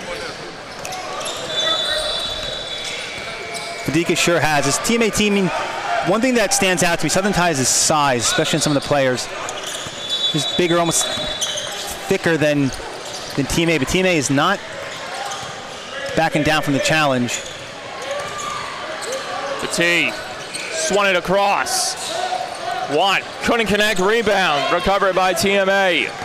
Despite the double team coverage on Fadika. Fadika controlling. Long range three, no good, rebound. Out of bounds. Bailed out with the out of bounds call there. That was a tough look for Fadika. It looks like he almost tried to draw the foul. I'm not sure if he did get hit on the elbow. It was awfully close, but TMA will control the possession once again. Inbounds. There's Fadika once again. Looks like he calls for the screen from Harrison. Will he use it? Nope. Now he does. And it's stolen away. Hardiman, Hopkins, boom! Hopkins showing the hops. What a slam. And you'll be seeing more of that soon, ladies and gentlemen, at the NCAA level in no time. Looks like TMA spun right into the double team. Led for the easy pickpocket, and Hopkins on a roll here for 4 points in the last 15 seconds or so. Another good use of the timeout by TMA. Southern Tide's now up 45-32 with 11:48 to go in the game. Look at this as a big moment. Big moment, Mike, down by 13. If you let this lead blow up any more, it'll be tough to bounce back from. So I think you look at right now as the time to call a timeout. Stop the bleeding. Try to get it back to single digits as soon as you can. And maybe if you're a TMA, you're thinking, hey, we've done this before, we can get ourselves back in it. But like you mentioned, second half, time quickly becoming an enemy. And so you're starting to doubts maybe creeping in here as Southern Tide is finally awakening and playing to their full capabilities. Yes, I think if you're TMA, you need to move the ball. A couple of possessions, a couple of ill-advised shots. Move the ball, get a good look. There's still plenty of time left. Yes, you don't want the lead to balloon any larger, but it's not like you're in a rush. You can still play your game, trust your identity, get stops on the defensive end, good looks on the offensive end. You have more than enough time to do exactly what they did in the first half. Just tie it up and try to ultimately take the lead. Looks like our official is talking to the scorers table to my right, going over some mechanics. And Adela going with the inbounds. Batia guarded in the backcourt by Cooper Kelly. Batia spinning, still controlling. Batia deals it back. The reload from deep, got it! Right on cue, good ball movement, open three, nothing but the bottom of the net. The deficit cut down by a few mere points. Not for long, however. Big time three connecting for Hardiman. Watch out. Oh! Hardiman and Southern Tide surviving there. Got to get that one to go if you're TMA. Petit from deep, no good. T a little strong there. Harrison. Oh, step back J, no good. Almost an ankle breaker there on Petit. Cooper Kelly. Inside the paint, jumper goes. Up and down we go. Southern Tides gets it to fall, TMA doesn't. It's a 15-point lead for Southern Tides now. Batia. There's Batia again, finds a Delagoon from deep. No good. It almost got kept in by Harrison as Cooper Kelly stumbles on the contact. Ooh. Looks like we got a slippery floor. Harrison called for the foul. looked at the ref as if say that wasn't a foul, but definitely got a piece of him. And everyone just getting a feel for the surface here. Who knows if they're going to have to make some repairs. Potentially someone getting on the floor to clean that up with a towel of some sorts. Yeah, looks like we're going with the sneaker method here. I think investing in a mop could go a long way. Looks like me when I get ice for my water from the filter, and the ice falls to the floor, and then it starts to melt, and it's like, let me just kick it under. That is a good one, Mike. Yes, definitely not the best method to dry up the floor. We'll see if they'll make it work, and by all indications, that will be the case, as Southern Ties getting right back to it. That got away with one there. Certainly did. 3-ball connecting for Southern Ties. I mean, Batie literally swung him out. I wish we had number 8's name for Southern Ties. He has been impressive. Looks like a real player, too. Certainly is. A Delagoon getting a face full of one of the Southern Ties. He'll head to the line for sure. If you're going to foul, make it count. He certainly did there. Hard foul. Certainly. Took one right to the schnoz as he'll try to rebound here. In a big moment at the free throw line. Yeah, 53-35 now, 53-36. It's now or never for TMA. 9:47 to play. Down by 17.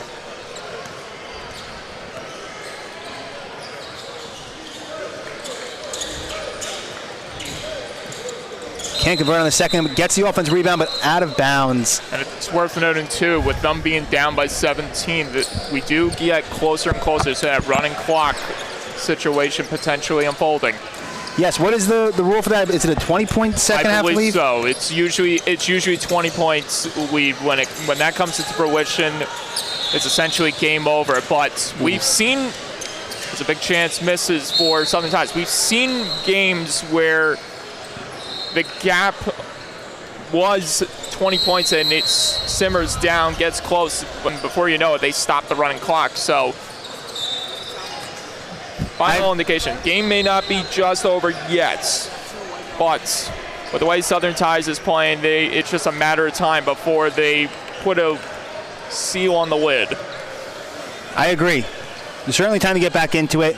I think on that last possession, Ivy for Southern Ties got away with a little push-off there. Yeah, that big play. I'm still kind of flabbergasted on the Batie play. I mean, Batie trying to do his part at creating pressure, sustained pressure, and Batie literally ringed him out of the race. Yes, grabbed him by the jersey, flung him out, and no call. Yeah, exactly. But even if a call was made, there's no guarantee that TMA could take advantage of that and change the course of direction for this contest, because Southern Ties, it seems like they just have it figured out now. They are firing on all cylinders, and they're just getting things to go the way they want to. Yes, absolutely. Not sure how much of a difference it would have made. However, if you're Team A and you're looking to get back into the game, a couple calls going against you, that should go your way is certainly not what you need. It looks like they got turnover there by Southern Ties. Not sure what they called, but TMA ball nonetheless. Long range pass up ahead, 3-ball, no good. Open look, just strong. Harrison can't recover on the rebound. We get the foul. Ref's going to call it on the floor. As the court behind us, player goes over the bench, taking out one of the coaches.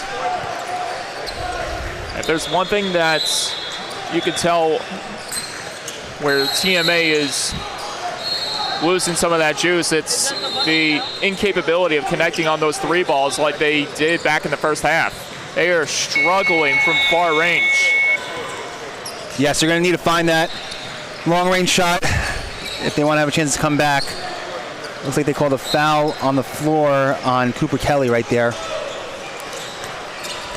So let's see, just over 9 minutes left now. Fadika in triple coverage, but he gets it to go nevertheless. 15-point deficit now, or 15-point lead for Southern Ties now, I should say. All you need is a big steal here. All you need is a big steal if you're TMA. Big chance three, no good. Rebound recovered by Tehan. Quick shot, not a lot of ball movement. Adelagoon flings it down low. Harrison can't squeak it home. We get a whistle blown, contact in the paint once again. That's the recipe for TMA. Defensive end, quick shot by Southern Ties, get the rebound, down the court, into the paint, go up, get fouled, get a chance to put more points on the board with the clock stopped, 53-38. Looks like we have 8:50 to play, still plenty of time. Chance to cut the lead to 13 now. And if you're Southern Ties, this is not what you want to be doing. There is still so much time, as you just mentioned, left on the clock, and the deficit now down to 14. See if they can make it a game. I'll tell you what, this event center, the Enrico Sports and Event Center in Richmond, really nice venue. Certainly. So much noise for the weekend as Harrison doesn't connect there. Yes, they actually hosted the A10 women's basketball tournament here, I believe, last year. They have an arena to our right. Bleachers are up right now for more courts, but really nice venue. Concession stand has TVs Wimbledon on right now. Huge three, and was that the dagger for Hopkins? That may have been the case as the lead goes back up to 17. Nice shot there, yeah. A few more of those, and it's going to be a long hill for TMA to climb in a short amount of time. Fadika, no good. Can't get the response. Quick shot. Like I said, I'd like to see him move the ball. And this may be 1 3 ball away from the game being put to an end. 2-pointer good on the runner. 19-point game. Just went right to the hoop. Uncontested, up strong. Finished with the right and the left side, didn't even get a hand up. Wide open three, no good. Rebound recovered by Hardiman. Finds Hopkins. Hopkins, eyes on the target. Got it across. Ivy for the dagger, no good. Here's Batia looking back, hustling hard. Up in the paint, almost got stolen away by Cooper Kelly. Fadika controlling, working down low. Harrison blocked there. Gets the foul, 7:21 to go.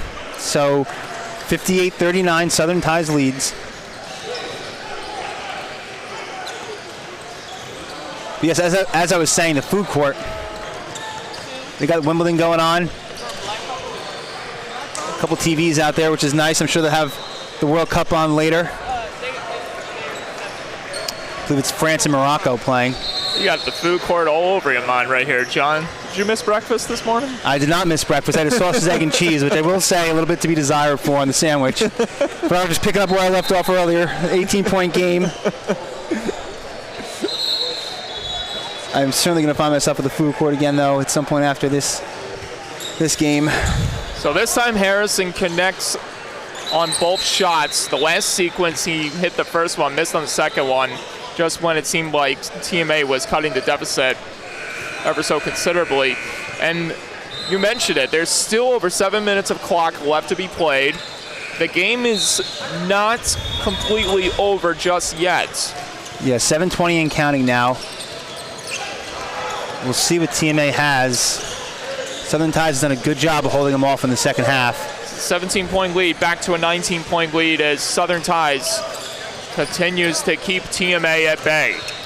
Yeah, that's exactly what it is. They keep having an answer. Batia works in, gets 2 to go. Back down to 17. If you're TMA, you can't afford to trade baskets here. Got to get a stop.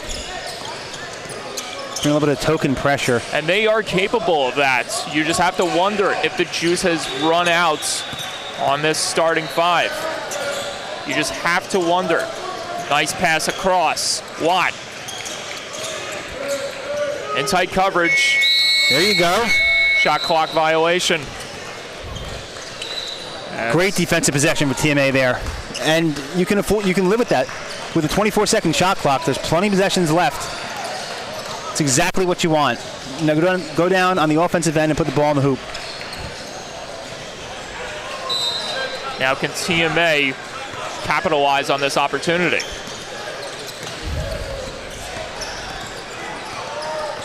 Delagoon working his way in the paint. Gets his own rebound. Oh, jamming home. A crucial moment there. And here's Southern Tides working in. Hopkins, no good. Rebound. Ivy lost it. TMA back the other way. Delagoon got it to go. Was ready to slam it home, but he lays it home for 2. 15-point lead now. I was going to say that's been the story for TMA. Good looks, but can't get it to go. However, they got the roll there. They got the bounce. Able to get the transition, too. Let's see what they can do on defense here. Watt. And look at that play. I mean, good defense. Just the length, the reach of Watt. Able to extend around the defender of TMA and scoop it up and in. Oh, watch outs. Hopkins. Oh, he wants to do something here. Oh! The window! The future NCAA product is putting on a highlight reel this morning, that is for sure. Tehan from deep, got it to go. Off the glass. Banks it home. What a windmill finish by Jaden Hopkins. You could see when he was at about the three-point line, he had something in mind for that finish. Huge 3 ball, no good. Whoa!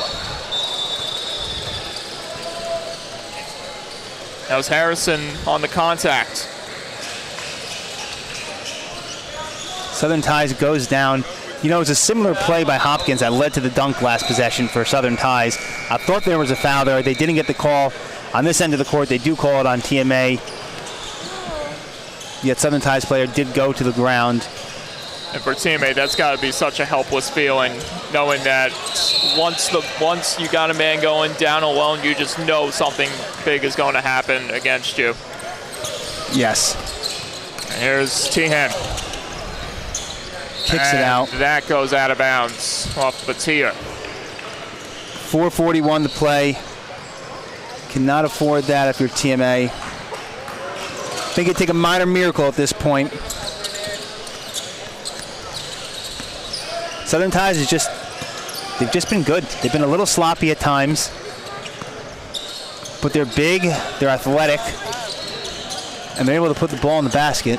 Watt from deep, no good. That cascades off the rim. TMA with the recovery. Here's Fedika, off to the races. Chance from deep. Couldn't be pocketed home there. Oh, but Dawson Batie losing the ball, and man, just by looking at his face, the regret is there. He wanted that back. And TMA with a big chance here to capitalize. You said it, Mike. Looks up to the skies. You got to be like, you got to be kidding me. How did I lose that?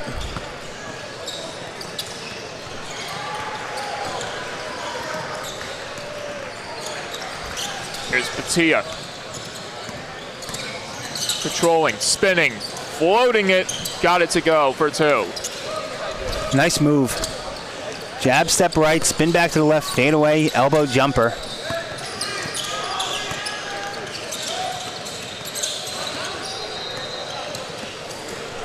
The handles. Hopkins, fade away, jumper, no good. Rebound, Ivy battling hard as it bounces around the air before it's recovered by TMA. Didn't get it to go, but if you are a college coach, you're jotting down Jaden Hopkins' ability to create his own shot. Batia almost putting a highlight reel of his own there on display. Look at the work movement here, down low. Cooper Kelly finishing strong. Up, down, left, right, ball movement for Southern Ties. Batia from deep. Okay, 13-point game now. Still over 3 minutes to play. 5 points in less than a minute for Batia. And another big steal. Fadika off to the races. Lays it home on the finger roll. 11 points. 11-point game, 3 minutes to go and counting. It's not over yet. It is certainly not over yet. And this is one of those mental lapses that Southern Ties just seems to fall into sometimes. Need a big stop here for your TMA. There's Ivy, can't get it to go. More trouble here for Southern Ties. T-hand from deep. No good. That would have been huge. That would have been huge. It would have cut the lead to 8. Comes up short on the open 3. Can they get another stop? Insurmountable pressure Off his foot. for TMA, and it seems like they're overcoming it by the minute. Rebound, bounce in the air. T-hand in front, got it. Single digits. 9-point game. 2:15 and counting. Right back in it. We already saw one miracle comeback in sports happen this week. Will we see another one? I don't know if Messi's going to pop out for TMA here, but another. Cooper Kelly, he's wearing number 10. He tried to channel the Argentinian god there, but to no avail. Adelagoon Loses lost it. Whistle blown. Timeout called. And I believe TMA made the maneuver, made the strategy. And we'll see if that plays major dividends here. 9-point ball game. Yes, very, very smart timeout for Southern Ties. They just seem to lose focus every now and then. They build this lead, and they get complacent. They get a little bit sloppy, and they just let the other team, TMA in this case, just get right back into it. I mean, just like that, it's a 9-point game. TMA had the chance to cut it to 6 that last possession. They didn't. Southern Ties got the rebound. Coach called a timeout, said, I've seen enough. Let's not make this any more difficult than it has to be. Sure, he wants to draw up a good play, use some of the shot clock, and get a good look out of the timeout here.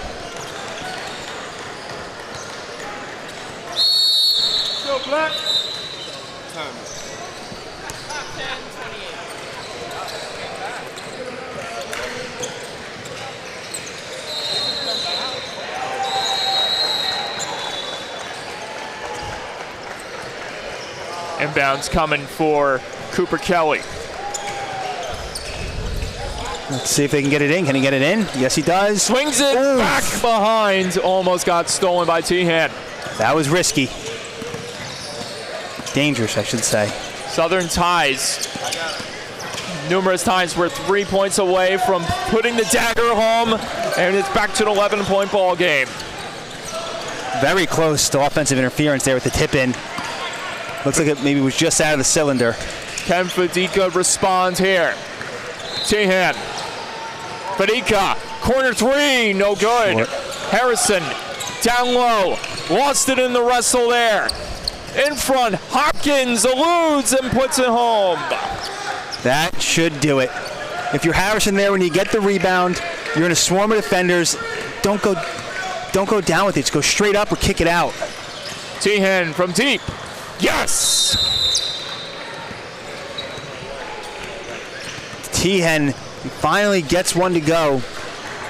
Maybe too little too late for this game, but we'll see if he can build on that throughout the rest of the weekend. Have to imagine he can knock down 3. He's been shooting with confidence all game long. 70-60, 55 seconds to go. It'll be Southern Ties ball after the timeout. And you said it best, time simply just not there for TMA to pull off a miraculous comeback here.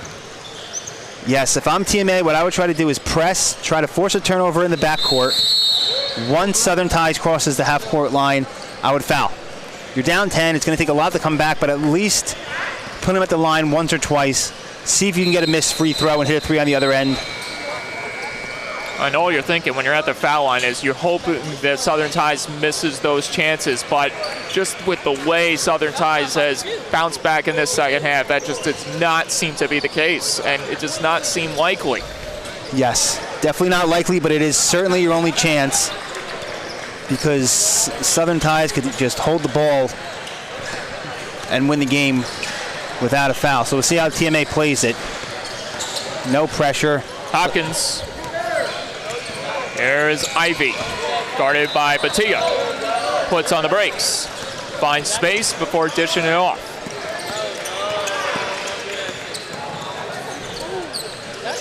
And right now, Southern Ties looks like they're just trying to kill off as much clock as possible. And here's a chance. Allowed in alone. TMA getting the bucket. 8-point game now, 20 seconds to go. Looks like TMA is fine to just let Southern Ties dribble this out. I don't believe they have to get a shot up here. Ref keeping the whistle at bay. Don't tell Southern Ties that, though. Ivy with the bucket. Padika. The buzzer sounds as Southern Ties prevails over TMA. Yes, great game. Southern Ties came out hot, finished strong. Excellent effort by Batie and company for Southern Ties. Lead to the 72-62 win to start off their weekend. And we will hand over the reins to the next broadcasting team. We'll be back in about an hour and a half or so, and I'll give the reins over to you, John. You'll be working play-by-play, and I'll be on color for all of us here at Next Pro Sports. Thank you for tuning in for this one. A lot more action coming your way. Have fun.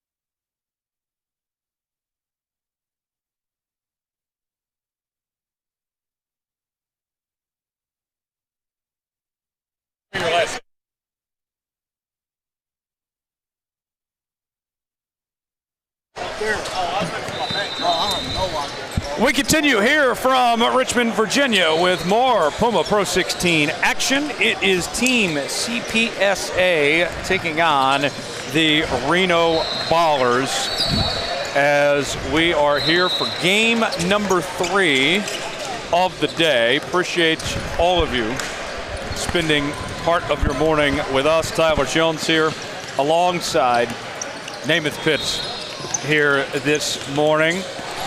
What do you think about what we're about to see next? Well, I'll tell you right now, I'm really looking forward to seeing Team CPSA Pro 16. Obviously, they got 2 guys that were finalists for some Pro 16 awards this season. Obviously, Jacoby O'Ware is one of the top underclassmen playing in 17U. He's a finalist for that award. And then King, I don't know if I'm going to pronounce the last name wrong, but King Rachel or Rachel, I don't know how he says it. But either way, for Team CPSA, he was a Pro 16 Most Valuable Player of the Year finalist and a Breakout Player of the Year finalist. So those 2 guys lead the way for Team CPSA. Yes, should be a lot of fun to see how this game plays out, as we have plenty of action all day long for you here from Richmond, as this is our first of 4 days with you today, tomorrow, Saturday, and Sunday as well from Richmond, Virginia. So stay tuned for all of our exciting basketball action. It's King Rochelle and it's Jacoby O'Ware. So I do. O'Ware and Rochelle. Yeah, I do apologize. I'm probably going to screw that up all game. But my man John with the assist. Yes. Also, another thing to keep an eye on is you got a Pro 16 team against the Reno Ballers. I mean, the Reno Ballers are a team that made it out on the other end for next Pro. Yes. Great accomplishment for the Reno Ballers to be in this position. And things are certainly heating up as we gear up for the postseason. And every game here in Richmond means so much, not just with the live period and college coaches here, but also playing for your postseason rights. Absolutely. You want to obviously set the tone in Richmond so you get the opportunity to have a chance in Bryan, Texas the next week and then finish it off in Orlando. So like you said, I mean, every game is very important and you got to win the first one, obviously, to start off on the right track. So both of these teams are looking to do that this morning. Yes, certainly so. And we've already seen a couple good games here today, and we have some great action for you throughout the day and throughout the weekend here from Richmond, Virginia. So our first time working together. Yeah. We've known each other a few weeks. I'm glad we finally get to do this. Absolutely, man. I've been with Hayden mainly and John, but getting the opportunity to be with you, man. You're a pro.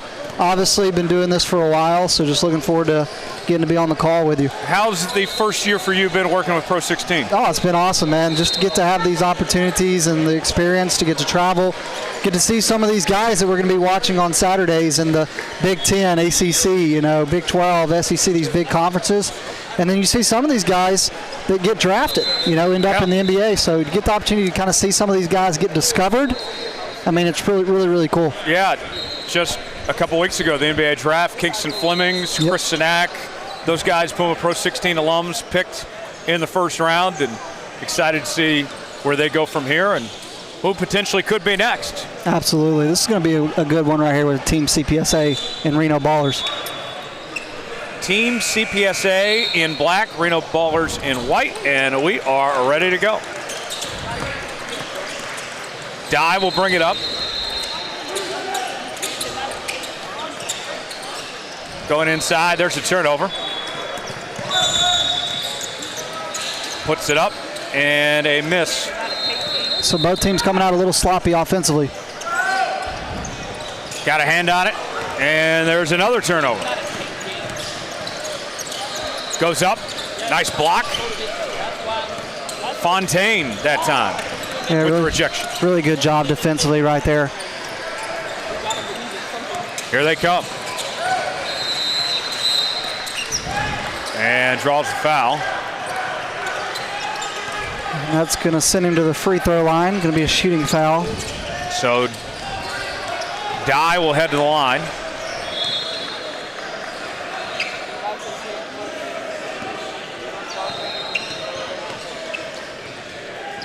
First attempt, up and good. All right, I was trying to figure out who was the guest, who was the home team for the purposes of making sure our scoreboard's accurate. Second attempt, up and good. 2 for 2, good start from the free throw line for CPSA.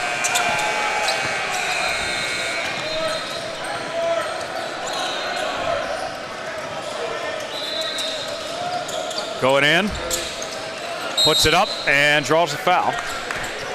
Jackson will head a line and shoot 2. So to start this game, both teams coming out a little sloppy offensively with a turnover, but then both of them find themselves at the free throw line. So you wonder if this is going to be one of those games, Tyler, where they just kind of match each other all the way through. Yeah, it's interesting watching the ebbs and flows of a weekend, right? And this being a 4-day tournament, who comes out slow, who comes out hot right away, and then how you maintain things, and then when you get to Sunday, how you finish. Right. And then you want to kind of not burn yourself out on the first day when you got a 4-day weekend, but you also got to make sure you're bringing the energy. 4-day weekends were the best in school. Yeah. Of course, these guys on summer break now. So Jamal Jackson gets 1 free throw to fall. Fontaine with it. Going in, the bucket, and that one falls off the mark. Couldn't finish, but good job getting inside to get an opportunity at the rim. Westfall with it now.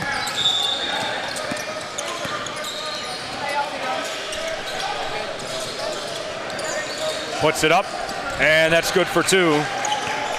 Really, Fontaine. Really good assist right there. Like he was going to go out of bounds and just dished it back in, and Fontaine finished right there at the rim.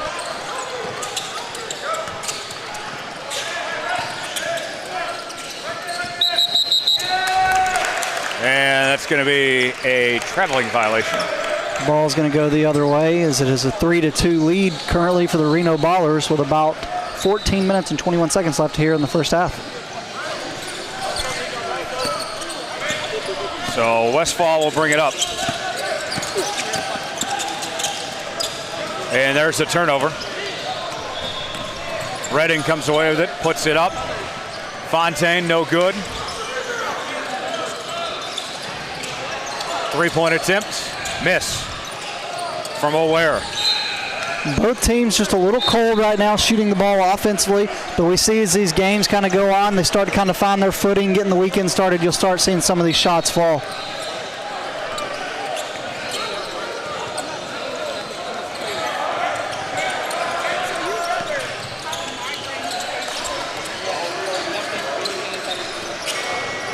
Here we go.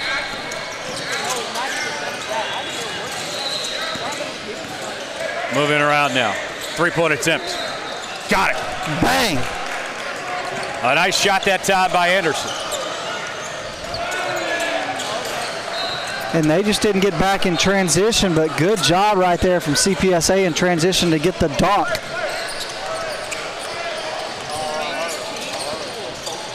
Beno goes in to Jackson. And there's a steal.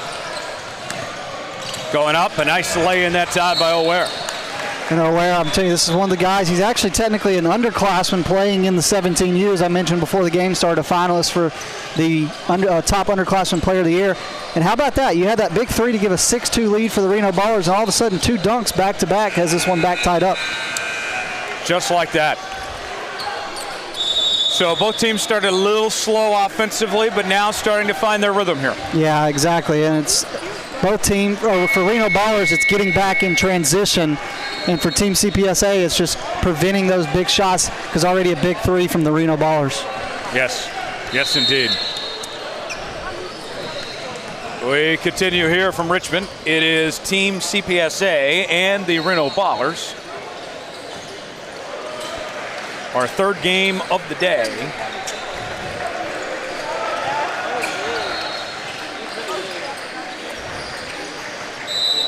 And here's the inbound.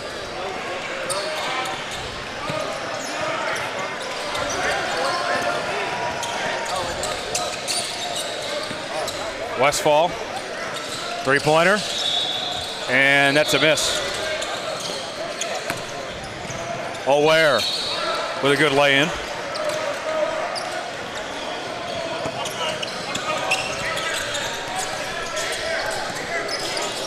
Moving around now.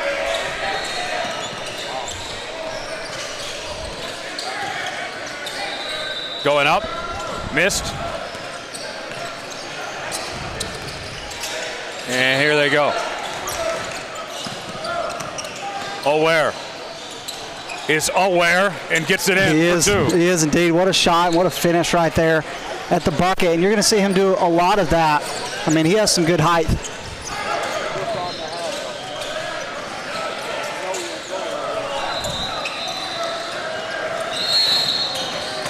And that's going the other way.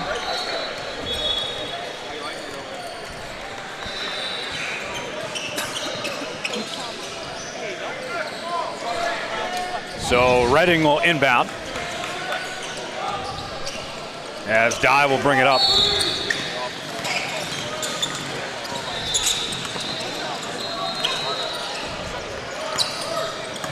Feeds it inside. Got a hand on it. And that's going the other direction. Anderson comes away with it. Here comes Anderson now. On the move. Spins. Kicks it out. Anderson wanted that all the way, but he did a good job dishing it back out. Three-pointer. Missed. Puts it up. No good. And out of bounds. So what do you think so far, Tyler? I mean, we got a couple dunks, 3, but overall offense maybe a little slower to start for both teams so far. A little slower, but I don't think it's a lack of effort. It's such good defense we're seeing on the other end. Right, absolutely.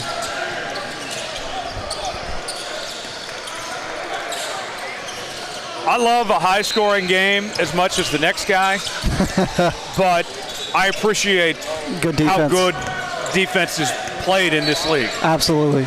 And some of them are really, really good. Three-point attempt missed by Anderson. Offensive rebound. And then Fontaine comes away with it for Team CPSA. And there's a foul called.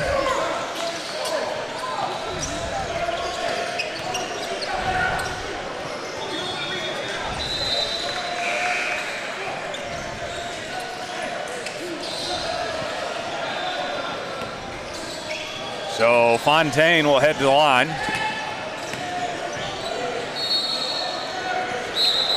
Missed the first. You know what is one of the most unpopular opinions of basketball? The free throws, but man, I love it. If you get an opportunity to stop the clock and add points to the board, that's exactly what you want. Yeah.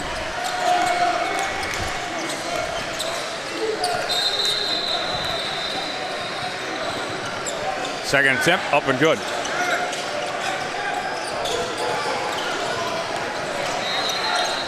Anderson brings it up. Anderson. Oh, couldn't get it to fall. No good. Going the other way. I thought that was going to come to us. Here comes Fontaine. Fontaine puts it up. Missed.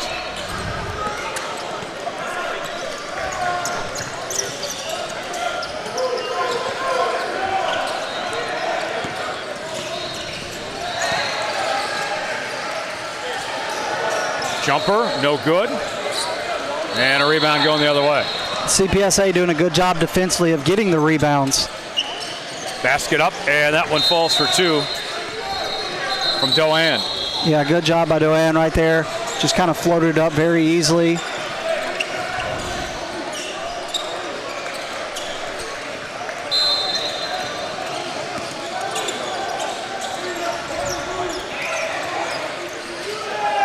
Puts it up, missed. That didn't fall, but those are the shots I want to see Reno get. Get some separation and then shoot it right there. Yeah, when you get a look like that, if you miss, you can live with that. Right. Eventually, those shots will start to fall. Exactly. Basket up, no good. See, like, that one was close. It rolled out, right. But eventually it's going to fall. Three-point attempt, missed. So these teams are getting up and down the court, though, I'll tell you that. Yes. It is what a finish. What a finish by Benna. Yeah, Benna did a great job right there. All the way up. And looks like they stopped play.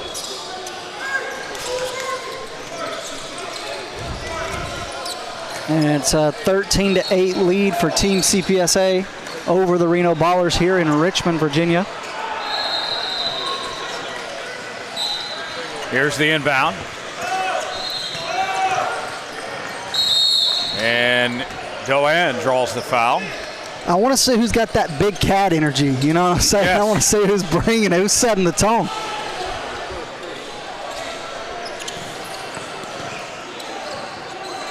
That Puma big cat energy. That's what it's all about, brother. That's right. Tyler, you got in pretty late last night. I did. Long travel day, but hey, we made it. Absolutely. What a blessing to be here. No question. I took the train about 10 hours. The train? Yeah. How'd you like the train? Oh, I loved it.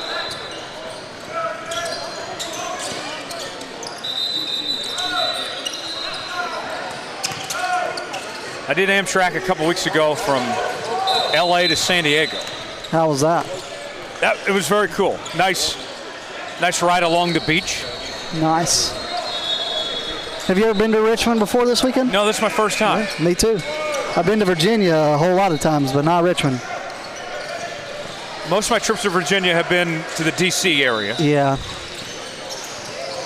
But Richmond, a great host for this event. It's a good ball movement from CPSA offensively right now. Yes. And a travel called on Dye. So the Reno Ballers will take possession. I must have jinxed him.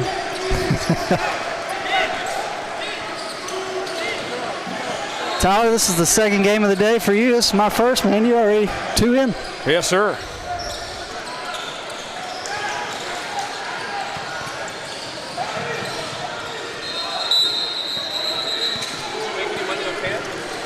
And hold on a second. Now we're good. Here's the inbound. Westfall. Out to Benna. Lost a handle on it. Dye comes away with the turnover. And there's a turnover going the other way. Puts it up. That one falls for 2 from Westfall. Yeah, Westfall did a good job, but all of that started with Zachary, who got the steal before to create the turnover. A little miscommunication there on the pass, so that results in a turnover. So Reno got a chance right here with a 3 to tie this thing back up.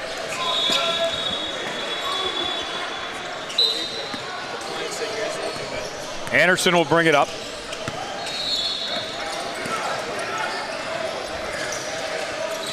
Man, these guys got some nice shoes, don't they? Oh, yeah. Shoot that thing.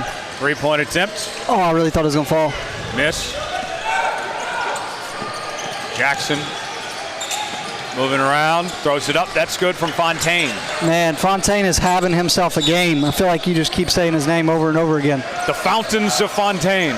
I talked about, the other 2 guys before this game, but it's been Fontaine taking over. Loose ball, turnover. Just couldn't hold on to it.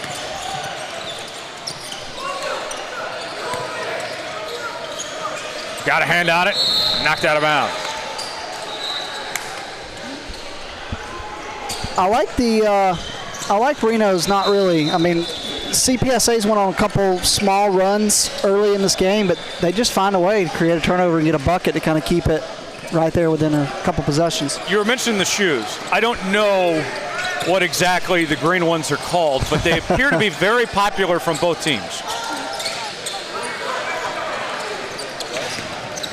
I'm not sure either. I feel like I heard, now this information could be wrong, I feel like I heard the first tournament I did that a Pro 16 teams all got a certain green shoe.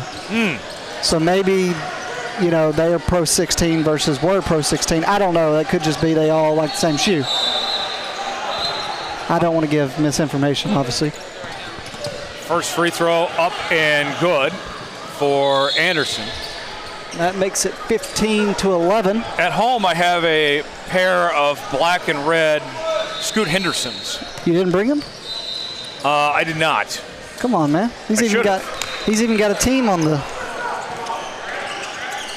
team playing. Team Scoot. Guy brings it up. Good save. Three-pointer. Bang! Oh, Oh, you got ahead of yeah, I yourself there. did. Right? I was ready to drop it. Guy misses. And kept alive by Anderson. I'm going to drop you a gem here in the second.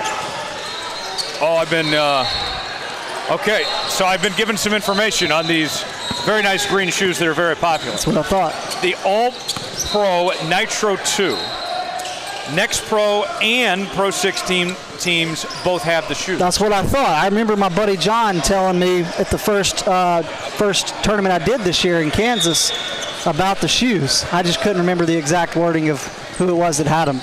There's What a finish at the rim. Steal and finish by, you guessed it, Fontaine. That's right. Fontaine is the player of the game here in the first half so far. And he's got a lot of college coaches watching him. Cross-court pass.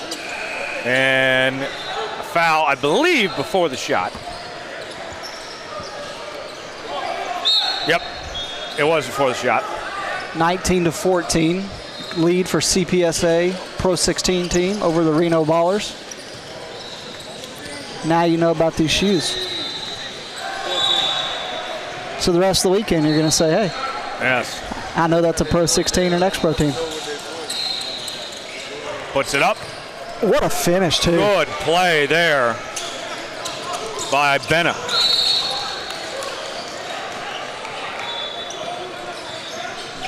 Was it Bennett? I thought it was Jackson.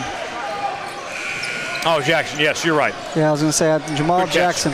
Good catch, thank you. Yeah, absolutely. And he cuts that back down to one possession again.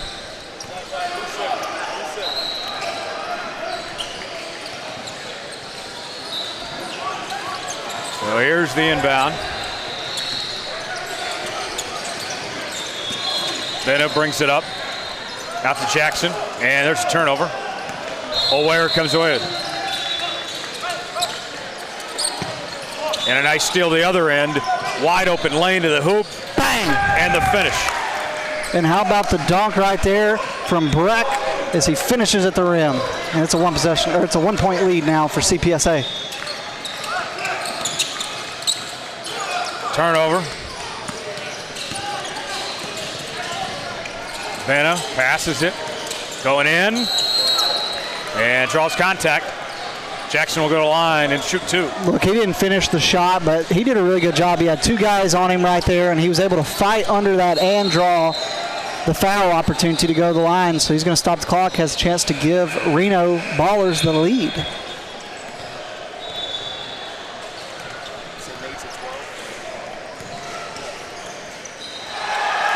Jackson misses the first. Let's see if he can tie it.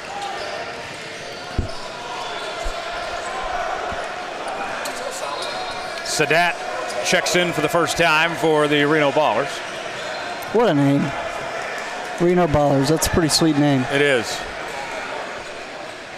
Reno, the biggest little city in America is what they're known as. Do you know where that's at, Tyler? Nevada, yeah. Messing with you. Okay, I was about to say. I've been to Reno. I have not. Had a good burrito there one time.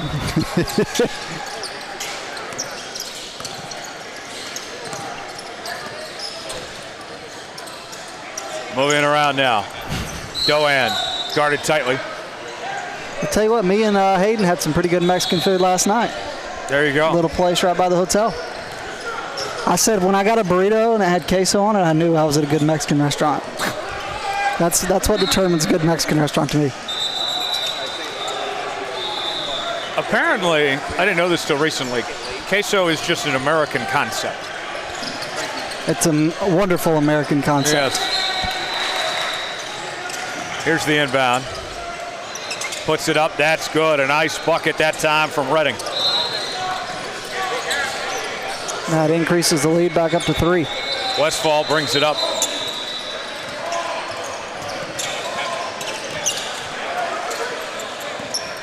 Benna goes up, missed. Doan with the board. Fontaine puts it up, missed. Fight for the loose ball, and the Ballers come away with it. I was going to say, before that miss by Fontaine, I was at a point where I feel like everything he shoots is going to go in. 3-point shot missed, but then we got whistles. Foul called. 21-18 lead for Team CPSA with 4 minutes and 20 seconds left in the first half.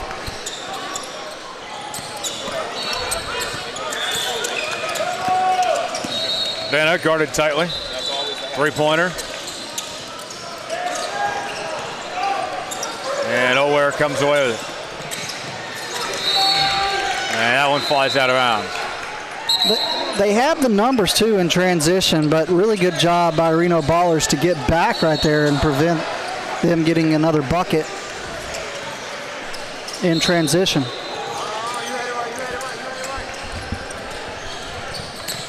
Here we go. Puts it up and one. And the foul, a chance for a 3-point play. Jaden Redding. Yeah, what a finish by Jaden Redding and get the and one opportunity.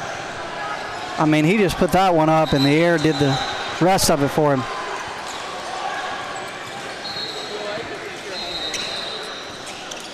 So here's Redding at the line. Let's see if he can finish and make this a 3-point play.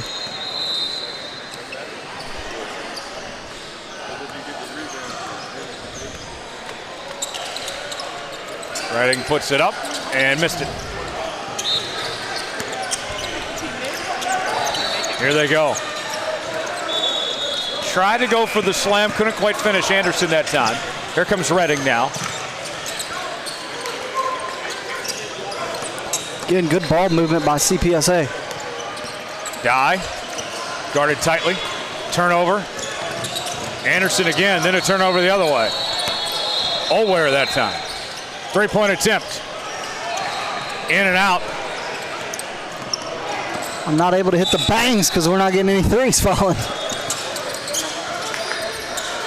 Westfall guarded tightly.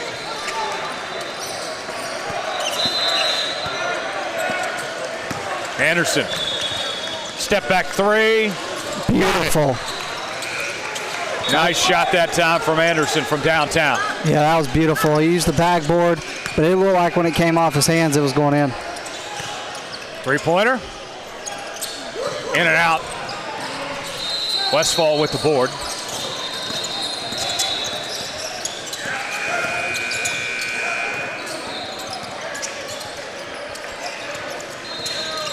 Kept alive.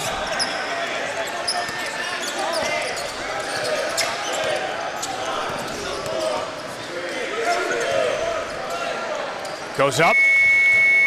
And he missed that time from Jackson. He took a tumble on the other end. Hope he's okay. He gets right back up. He's running. 3-pointer on the. O'Ware that time. And how about big shot? Jacoby Owari right there from the 3 line. It's one of the reasons he's one of the top underclassmen in the 17U. Anderson guarded tightly. Got a hand on it. Taken away.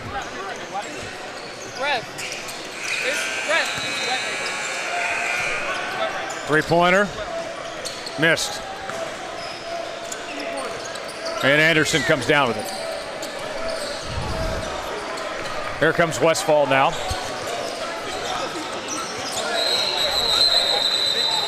And we got whistles. Let's see for a moment here. They're pointing out, I think, a spot on the court. Trying to show them. One of our scoreboard workers next to us is doing a great job. Was pointing it out to the official when he's coming up, saying, hey, there's a spot right there. And then looks like Coach from Reno Ballers spotted it all the way from his bench as well.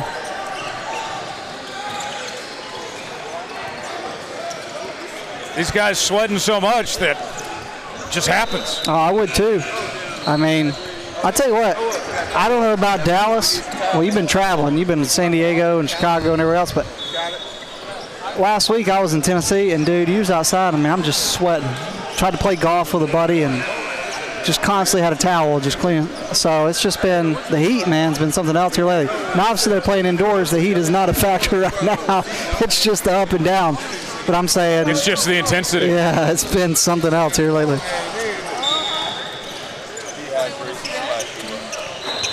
I'm sure a lot of these guys are in the gym frequently, lifting weights and all this, but sometimes just being on the basketball court can be quite the workout in itself. Right. The official just let me know. It looks like somebody got a little dehydrated and puked on the court. Oh, so no. That's what they were cleaning up. I'm glad I actually didn't see that. Yeah. Are you one of them people that would have made you sick? No, I just don't need to see. Yeah, I gotcha. By the way, our officiating. I hope they're okay. Our officiating crew is doing a great job to start the weekend. I guess you could call this a hydration break. There you go. We call them heat timeouts during football season in the South. Yes.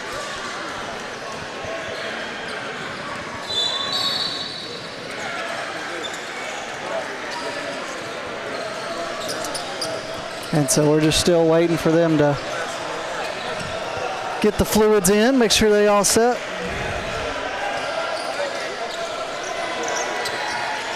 Hopefully everybody's okay.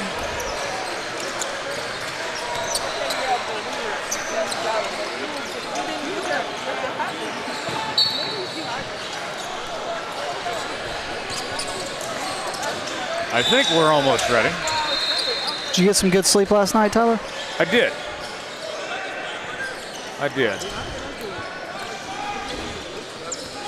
You woke up this morning ready to run through a wall. Yes, sir. The players look ready.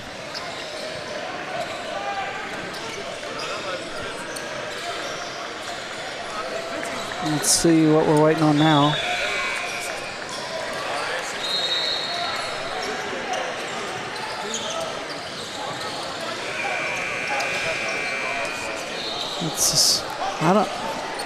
I'm not sure what's going on, Tyler. Yeah, I'm not either. This is one of those moments where I wish we had some elevator music we could put on and say, we'll be right back.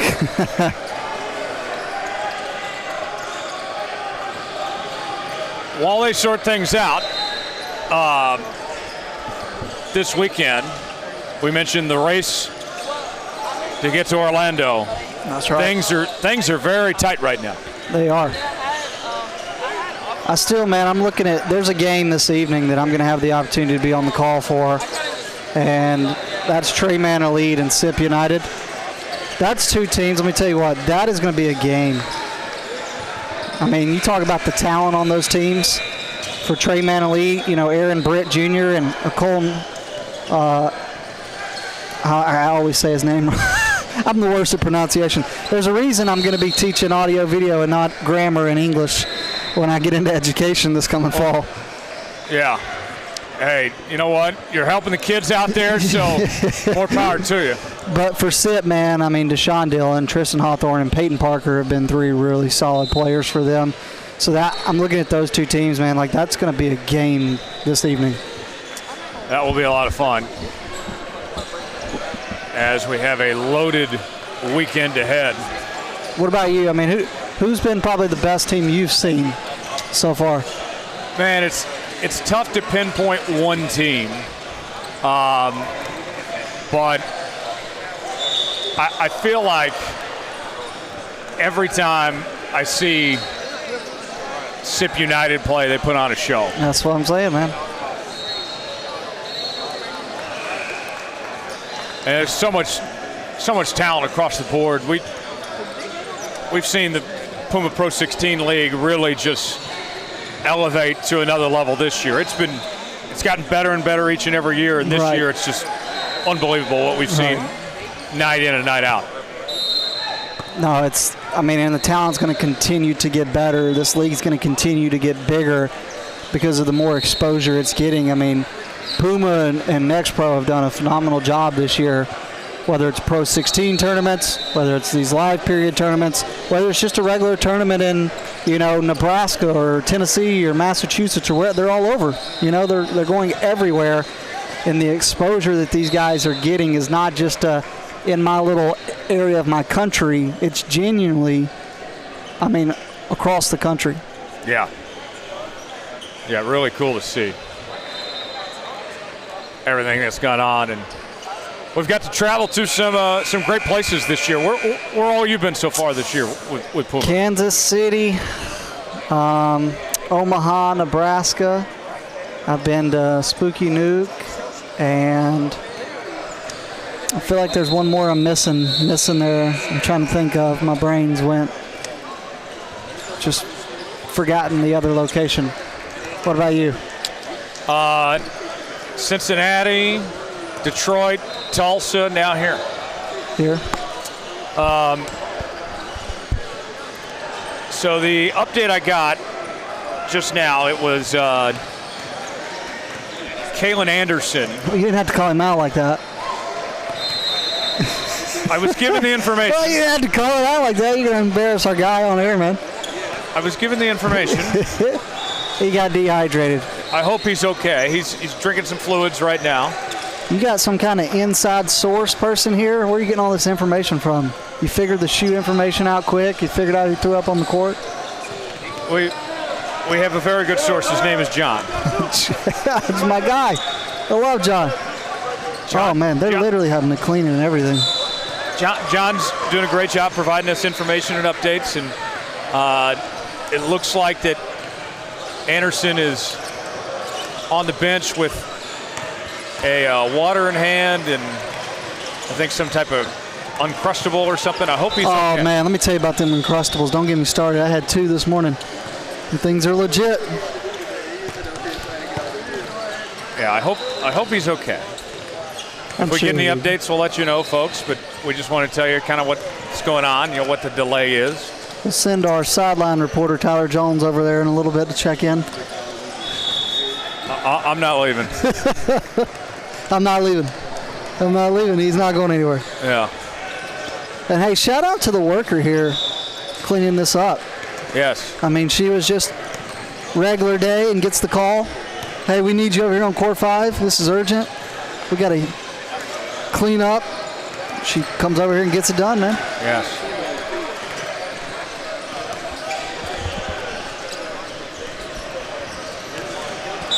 You've been doing this for how many years? Pro 16? This is my 3rd season with Pro 16. So how have you seen NXTPRO from the first year you did it to this year? Oh, have you seen it progress? It's had tremendous growth. The talent, the name recognition of the league. I think the best sign of it was what you saw draft night with guys that came straight from here going to the NBA, just a couple years later. I mean, pretty remarkable. Some of these guys going to places like Houston and then going one and done, which is really good when you go one and done. Yeah.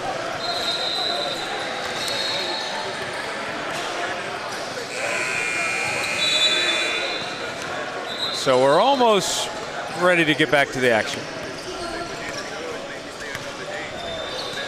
Cleanup continues. The staff working very hard.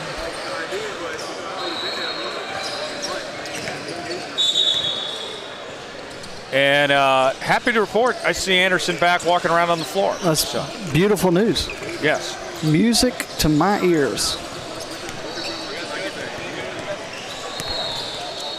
Let's see if we can get this. This one might get us a little behind track, but I'm sure we'll get caught up.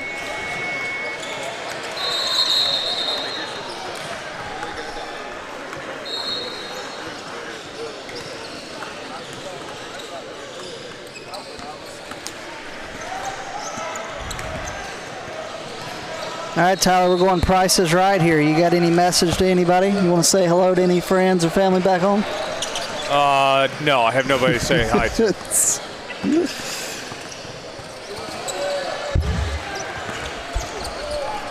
Want to say hi to my beautiful wife, Marissa. Hope you're having a wonderful day. Is she watching right now? Probably not because she's getting coffee with her best friend, but she's probably going to watch later on. She's been watching the last few times. Very nice. Now, my in-laws might be watching. They're pretty supportive. That's good. So shout out to my in-laws if they're watching. Or any friends. I do have friends back home in Alabama, family. Shout out to my dog Zoe. Is there anyone else you want to shout out? No, I think that. Shout out the dog. Shout out to the very nice waitress last night who did a great job serving us at our restaurant. Did you forget Grandma or Grandpa? No, I didn't. I said shout out to family. Okay.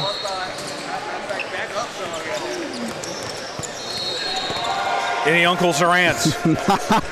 I'm good, man. Okay. I think that covers it. Actually, shout out to my third cousin, to my third aunt. I'm just kidding. I will refrain from making any Alabama joke there. Oh, easy. Let's keep it professional, Yes. Tyler. I know you hate greatness when you see it, don't you? Oh, man. The PRO16 League here from Richmond, Virginia. We are in a little bit of a delay. Had some puke that ended up on the floor. Players playing hard, giving it all they got, literally. Absolutely, man. Everything they got. Just like us, man. We're giving everything we got to this. Yes. We want to make sure we give these guys the best. I'll tell you what, already seeing Anderson walk around, and I would guess he's going to get back in this game here pretty soon. I think he's going to start back on the court. He's a trooper. I would not be ready to go back on that court right now after that. Hey, we appreciate you, ma'am, with the all spill clean. We ready to go, sir? Let's get it going. All right. With a minute 52 remaining in the first half, it is a 26-21 lead for Team CPSA over the Reno Ballers. Here we go. So Benna will inbound as we resume play here in the first half. I forgot who even had the ball.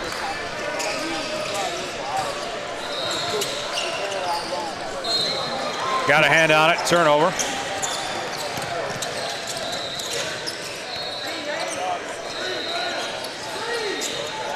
Die with it.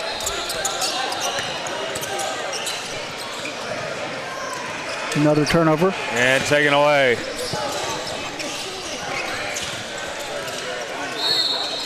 Benna lost it out of bounds. CPSA will take it.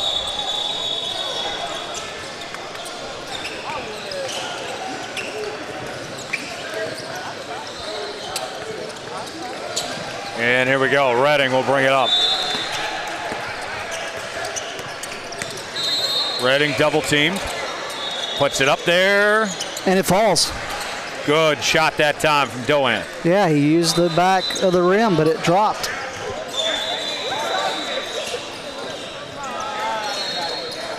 Moving around now. Deep three. Bang! Did I startle you right there? Are you saying bang every time? I say it every time, only if it's a three. Mike Green doesn't even do it every time. I do it every time. Mike Green ain't Namath Pitts, baby. 28-26, one possession game. Redding brings it up. Would you have me go bang or say, now here's a guy, and say that 100 times? All right, Collinsworth. No, I did that in Nebraska, and I was like, man, I've done this like 15 times.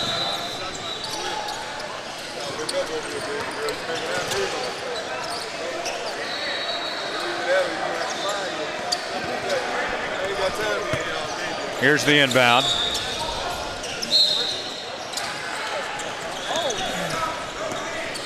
Fontaine with it. Doan lost the handle on it, out of bounds. And how about the fan out there getting out of the way right there? Head on a swivel. It's called paying attention.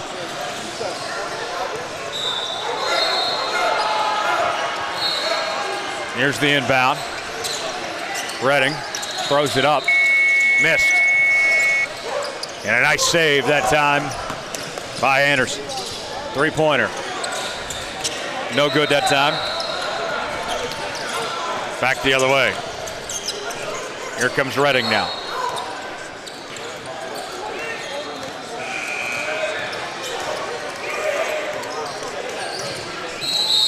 And Redding falls down, draws some contact there.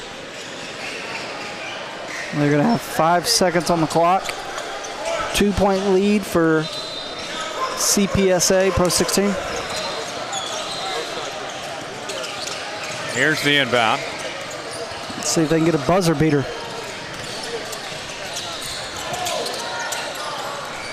They get the ball in, spins, throws it up, missed. And that will take us to the intermission. A very tight game. 28-26 at the break. And I'll tell you what, Reno Baller has answered. It's been a couple runs by CPSA, but Reno has answered every time. This is a game that really could go either way at this point. Absolutely. What's your thoughts on the first half?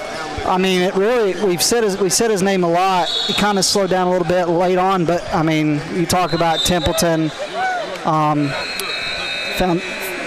Fontaine, yes. Fontaine, yeah, Templeton, Fontaine. The fifth, by the way. Yes. Pretty impressive. But he's had the first half that, I mean, really kind of sparked things for CPSA coming out. But for Reno, man, I mean, it's really been a variety of guys. Jamal Jackson made some big plays.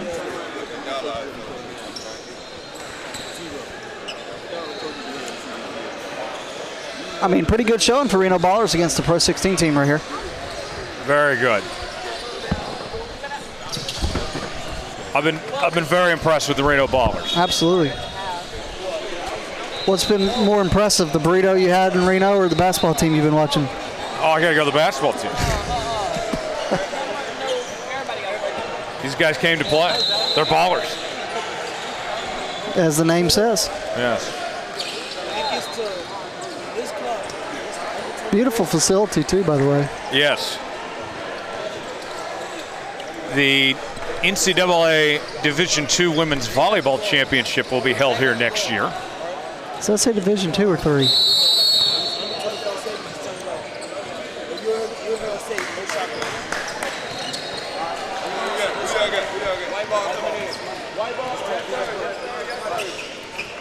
Division 3. Oh, Division 3, okay.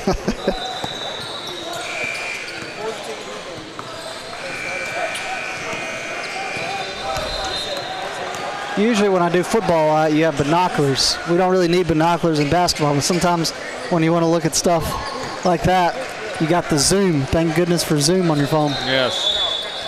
All right, man, how do you think this one's going to unfold? I think we're in for a dogfight here. Both teams playing so aggressive defensively. Who can get the outside shooting going? I think that's what's going to make the difference in this one. As we're underway with the second half. Here we go. Westfall with it, guarded tightly, turnover. Dye comes away with it.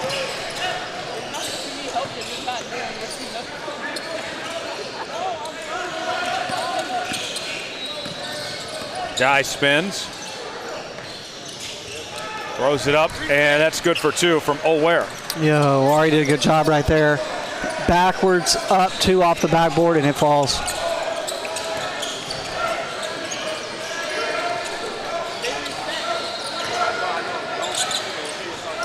Puts it up, no good. Doan that time comes away with it, and we got a foul called. I don't think it was a foul. I think he just threw it out of bounds. Okay.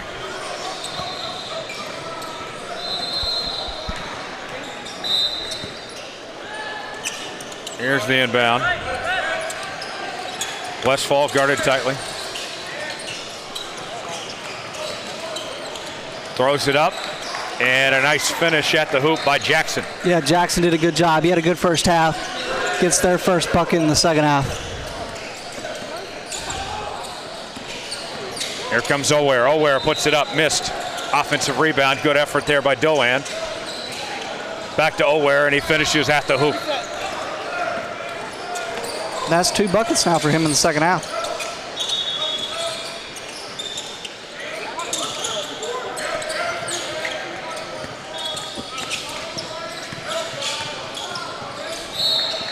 That one flies out. So it's going to send it the other way, or is it going to stay there? I believe it is going to go to the Reno Ballers. Yeah, so it's going to stay. There's the inbound. Got a hand on it. That one's also going to stay.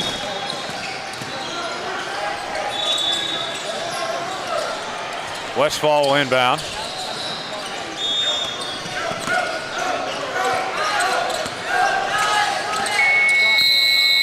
Shot clock violation. Okay. So that'll result in a turnover. Team CPSA will take it. Fontaine inbounds to Dye.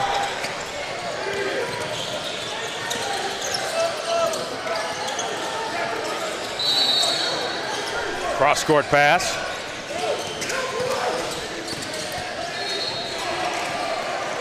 Puts it up. That's good for 2 from Doan. You said across the court pass. I thought you said something Bass. And I was like, that's a cool last name, but I don't see it on the roster.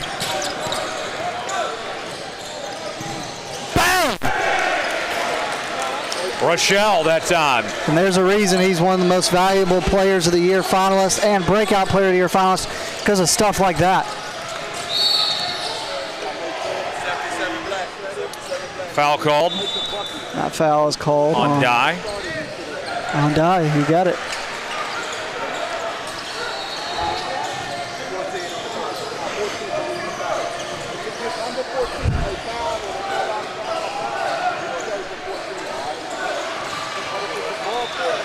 It would be an inbound for the Reno Ballers from O'Brien. 3-point attempt. Missed that time from Westfall. And that flies out of bounds.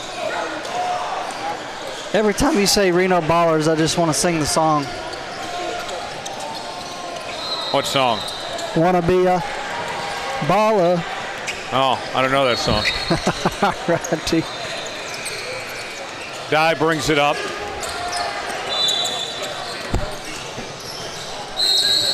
And Dye draws contact. He'll go to line and shoot 2.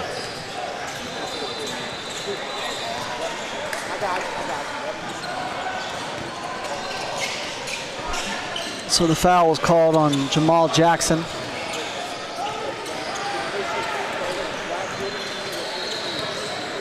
First of 2 attempts. Drains it. Makes the first.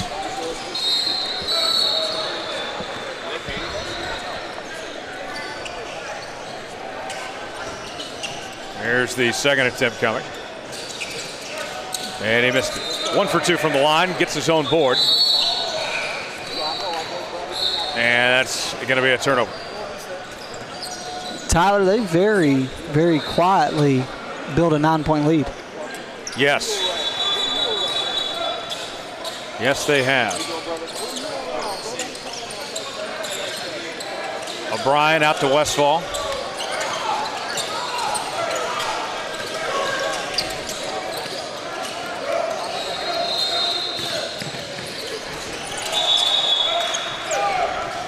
Goes in, puts it up, missed. Offensive rebound by O'Brien. 3-pointer from the corner, missed. And Team CPSA comes away with it. Oh, what a move.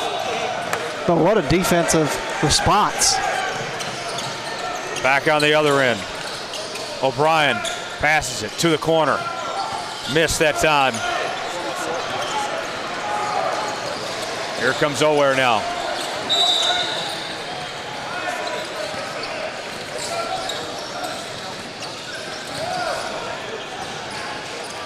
Three-point attempt. Got it. I didn't say bang. You're welcome. But beautiful 3 from the corner. Fontaine that time. He's been the guy so far this game. And a good answer on the other end by Johnson. Yeah, Johnson did a good job right there. Right back down. Cuts it to 10. Dye. Missed. Three-pointer. Off the iron. And there's Dye again with another board. They got Fontaine wide open in the corner. There he is. They go to him. Missed. Anderson with the board. Anderson will bring it up. I like the shot selection, though. He had open corner shot. Take that every time. Spins, throws it up, got it. And one. Count it, and the foul. A chance for a three-point play. That cuts the lead back to 8 with 11:23 left in this game.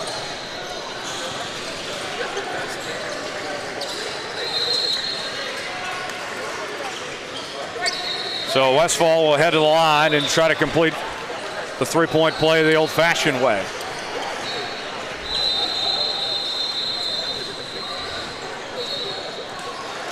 And he does.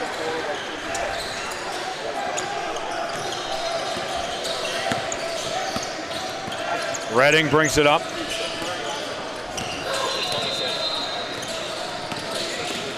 Fontaine passes it, good find inside, and a foul called as O'Ware will go to line for 2 attempts.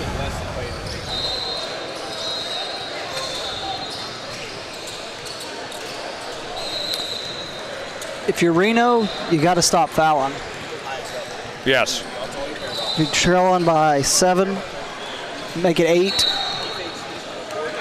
First attempt good from O'Ware. They're doing a good job at getting to the line, but they're also doing a good job at letting them get to the line. Yes. So you got to slow that down a little bit. And he misses the second. Offensive board, though, and a nice putback that time from Doan. Yeah, good second chance opportunity off the free throw. And now they have a double-digit lead once again. Spins, throws it up. Missed that time. Here's Fontaine for got it. I mean, name a better player on the court right now than Fontaine based on this game. He's had a very nice night tonight.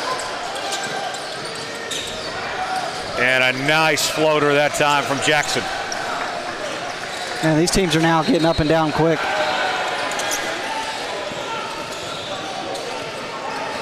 Redding guarded tightly, puts up the shot and draws the foul. The foul's on Jackson again.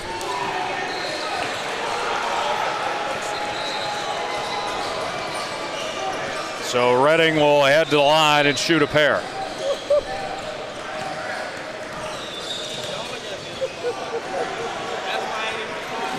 Drains it. Makes the first.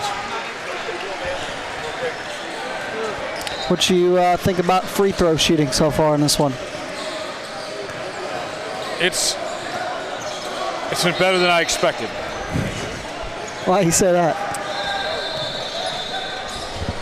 Free throw shooting is, I always go in with low expectations with free throw shooting, but these guys are getting the freebies.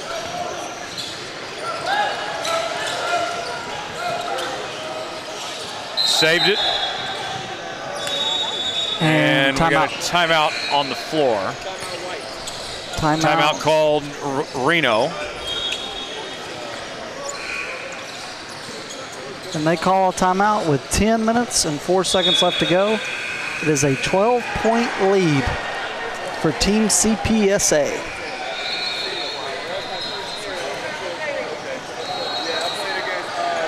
Plenty more action ahead here from Reno today, tomorrow, Saturday, and Sunday. A 4-day event.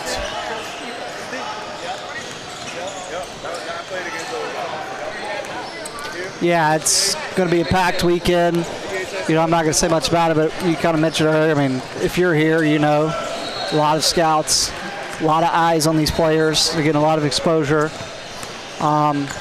I mean, this thing starts from the top, too. I mean, you talk about coaches and athletes, but you got to talk about NXTPRO and the event they've put on.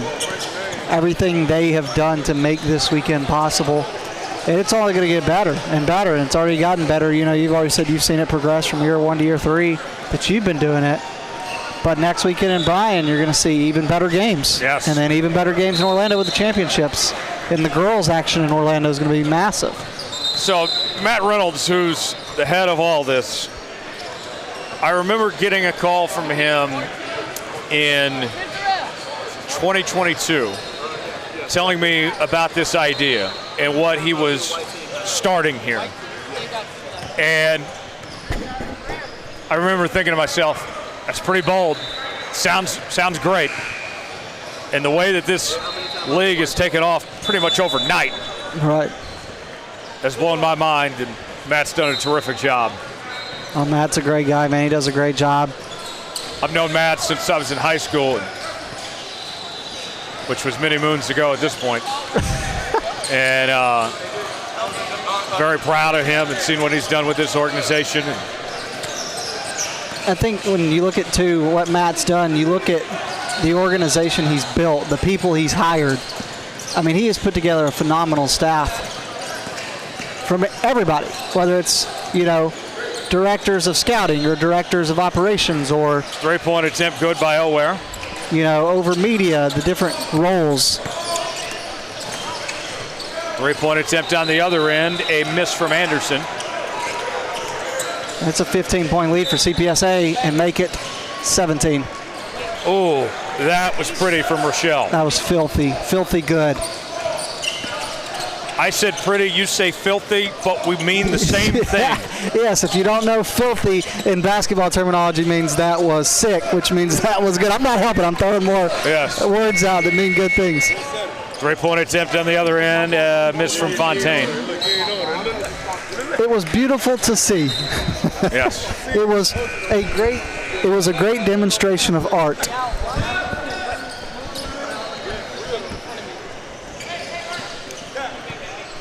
So we got 52-35, 8:52 to go.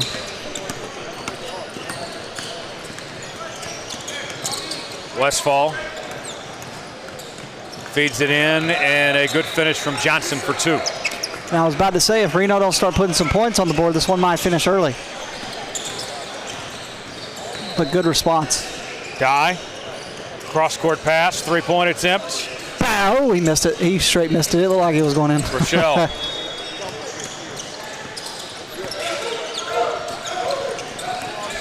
Oh, good step back.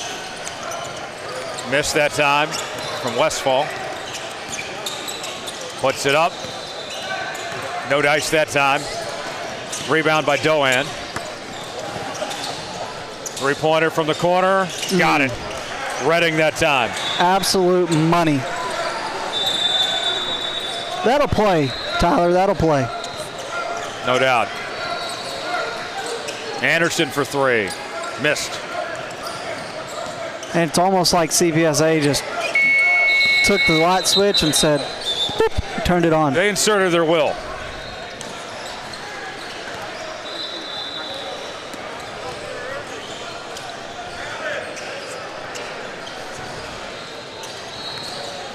So 7:37 to go.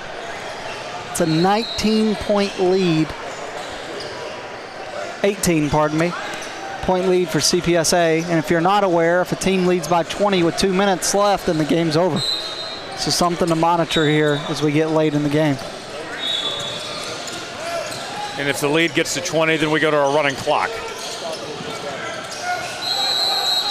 And is that going to be a jump ball? I think he called timeout. Okay, so you get the timeout in before the jump. What's been the difference from the first half to the second for them to be a 2-point game to be an 18? I would say that it goes back to when you asked what my key would be to the second half. I said outside shooting, and we've seen them really start to put on some fireworks. Yeah, they've hit some shots. I mean, especially the threes. CPSA has been hitting not just threes, corner threes, which are one of the most difficult threes to hit, and they're hitting them at a high percentage right now in the second half. Fontaine has had himself a game. Yes. How's your three-point shot? Pretty terrible.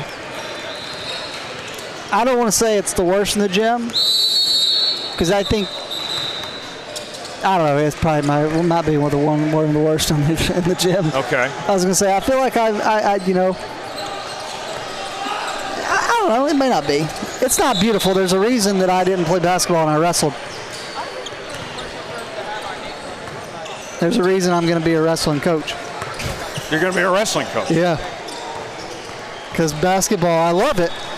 You know, played it in PE, love watching it. I watch it, you know, broadcast it. But in terms of playing or coaching, I'm not good at it. Guy with it for three. Missed. Where comes away with it, and Shot clock. Shot clock violation. Never hit the rim.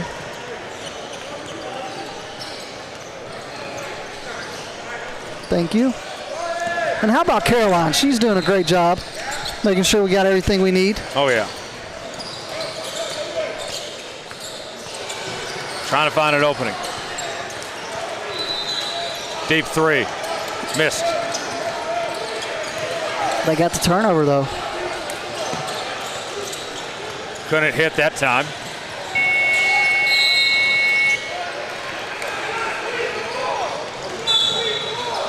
And there shouldn't be a shot clock violation because I thought CPSA got the ball. I guess they didn't.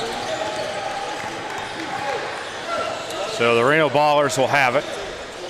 O'Brien will inbound.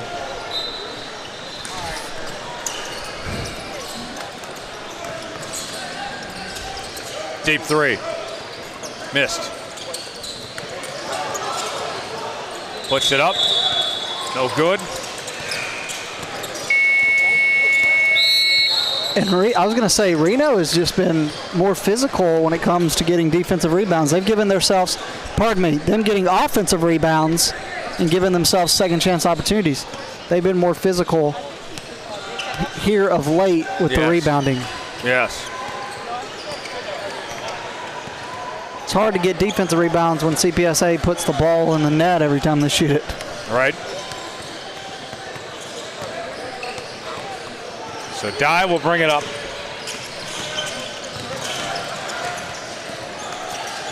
Thought about the three.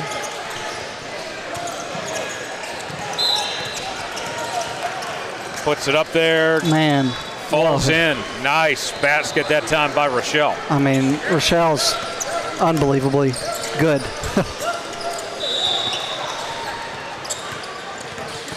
Going in. Couldn't finish. Ware comes down with it. And a nice slam on the other end by Doan. And it's just, they're just padding on to it now. 22-point lead, the clock's going to be running. And if Reno don't get something going quick, this one's going to be over early.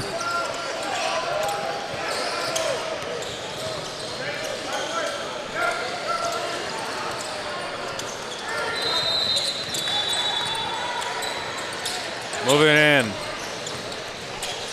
Three-point attempts. Couldn't hit. Offensive board.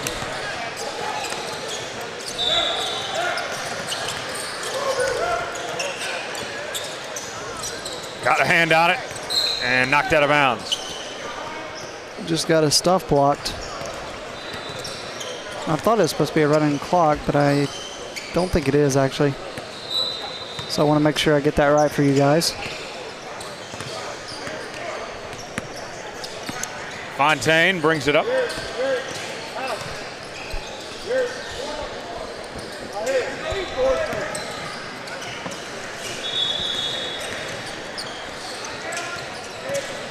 Going inside, miss, second chance, couldn't finish, and back the other way. Here comes O'Brien to Westfall. Falling on the floor, had the contact, and a nice dunk on the other end by Doan. Absolutely. In transition, had numbers, he took it himself, and he got the finish. Basket up and good from Anderson. Hey, good response by Anderson. This is a guy that at one point in this game got a little dehydrated. Maybe did a little puking, but I'll tell you what, he's been responding well. Got some fluids in him. He seems to be doing good. Got his feet back under him. Got some fluids, got the Uncrustable. Oh, that was the difference maker. To get back out there as quick as he did, I mean, that's a modern day warrior. Absolutely. I mean, these kids are gladiators, folks. And for Anderson to go back out there, I mean, that's a fighter right there. Good basket that time. The next minute 50 is going to tell us what this one's going to end like.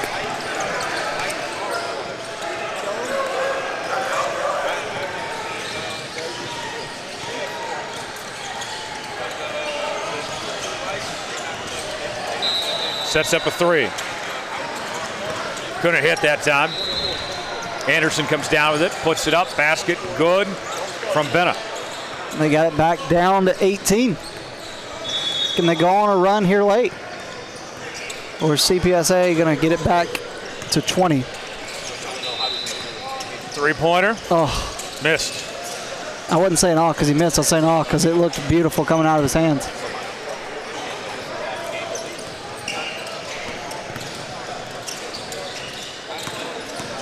Goes in. And count it, and the foul.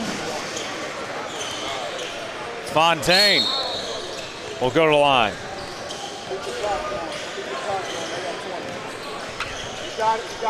I mean, Fontaine's the player of the game, right? Yeah, Not even close.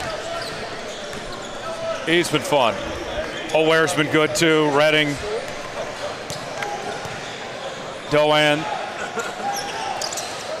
And They he got gets, some dogs. gets the free throw to drop for the three-point play.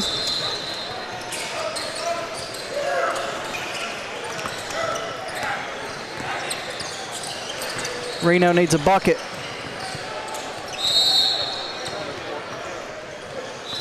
That went out of bounds. Team CPSA will take it. Well, they have been doing a running clock. I apologize. Die with it. So this one's going to be over, folks.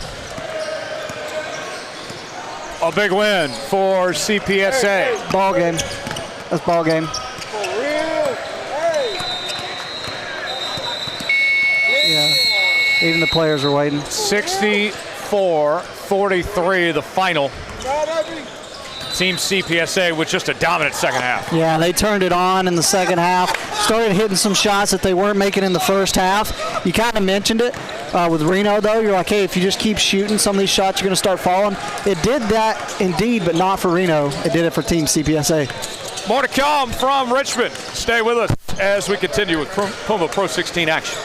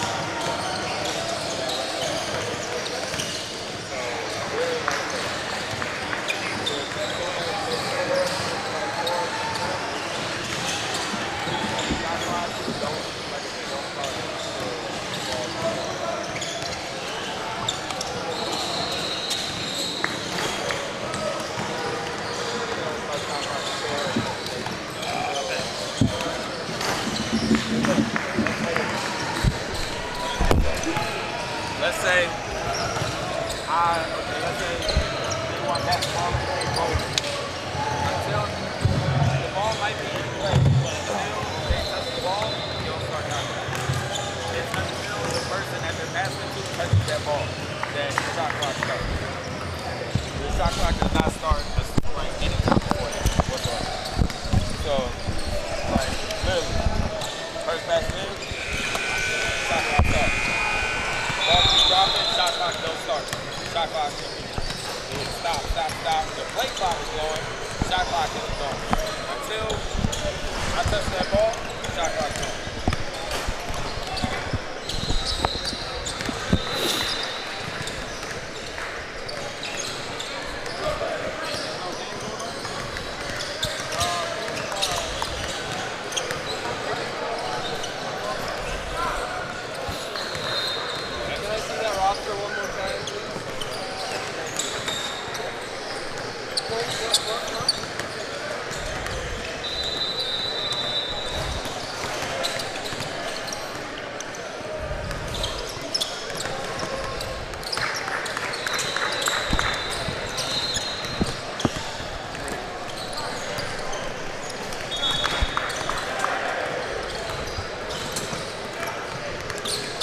Welcome into NXTPRO Hoops. I'm Hayden Coker alongside Mike Calandra here in Richmond, Virginia for this Pro 16 session. We could not be more excited to bring you the action live to you today. Got a phenomenal matchup on hand in the Henrico Sports and Events Center here in Richmond, Virginia. We've got the Las Vegas Knicks taking on the Toronto Select, which is a big time matchup for both of these teams. Both teams playing for a lot next week. In Bryan, Texas, 16 Pro 16 teams, 16 NXTPRO teams, and here we are down to it, playing to get in. Some of these teams are safe, some of these teams are not safe. Some of these teams are playing to get in, and some of these teams are playing for another shot, another opportunity to shine amongst these college coaches. Mike, how are you, man? Oh, I'm doing good, Hayden, and you know I'm ready for what's going to be an action-packed battle to the very end. Like you mentioned, we got two great squads on our hands, one being the Las Vegas Knicks, and one player I'm watching out for that just made some big headlines this past week is wearing number 22. That's right, Cameron Cooper, the now future Kansas State Wildcats, will be on the floor for this afternoon. He's a four-star winger, and he is playing with a lot of pride here this weekend.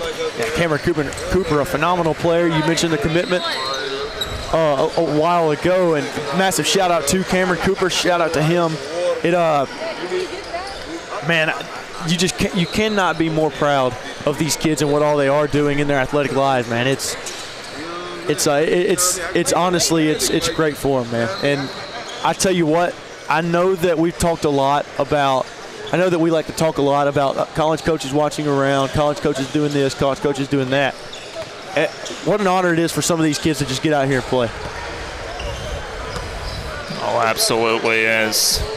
We already got an idea of what the starting five is going to be for the Las Vegas Knicks. And I'll let you handle the reins of enlightening the folks of who that starting five is going to be. And actually, I'll take a look and see while Hayden gets some information from the other end. We'll look at the Las Vegas Knicks right in front of us. What we have here, we have Damari Hunter, 6'3", 185 guard from Coronado, California, or goes to Coronado, California. In the circle right there, you got Sayaki Sayasai, 6'10", 187 power forward. Out of Coronado. I actually just talked to him at CICI.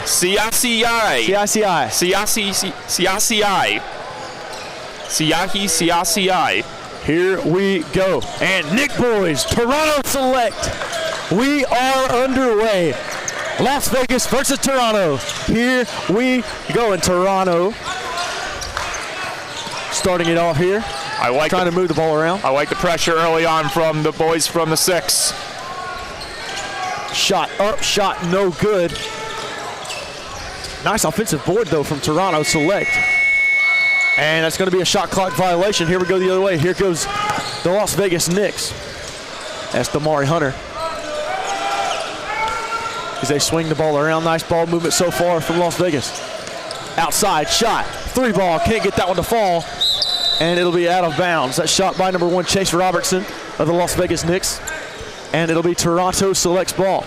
Chase Robertson, 6'6", guard, winger, Desert Pines product. Looking to make an early impact here. Now here come the Select.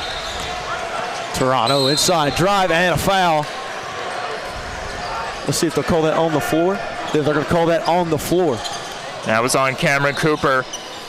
And that is one player you can't afford to be in foul trouble if that trend continues going on here in this matchup. Kaufman inbound here for Toronto.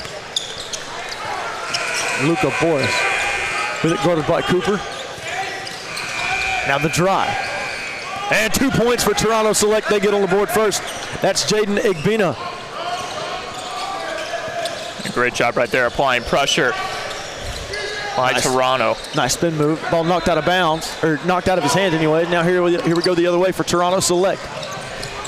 Toronto really pushing the court here early. Nice move down low, can't get it to fall. Rebound Nick Boys. Showing a lot of intensity here, but let's see if the Nick Boys can do whatever it takes to get even.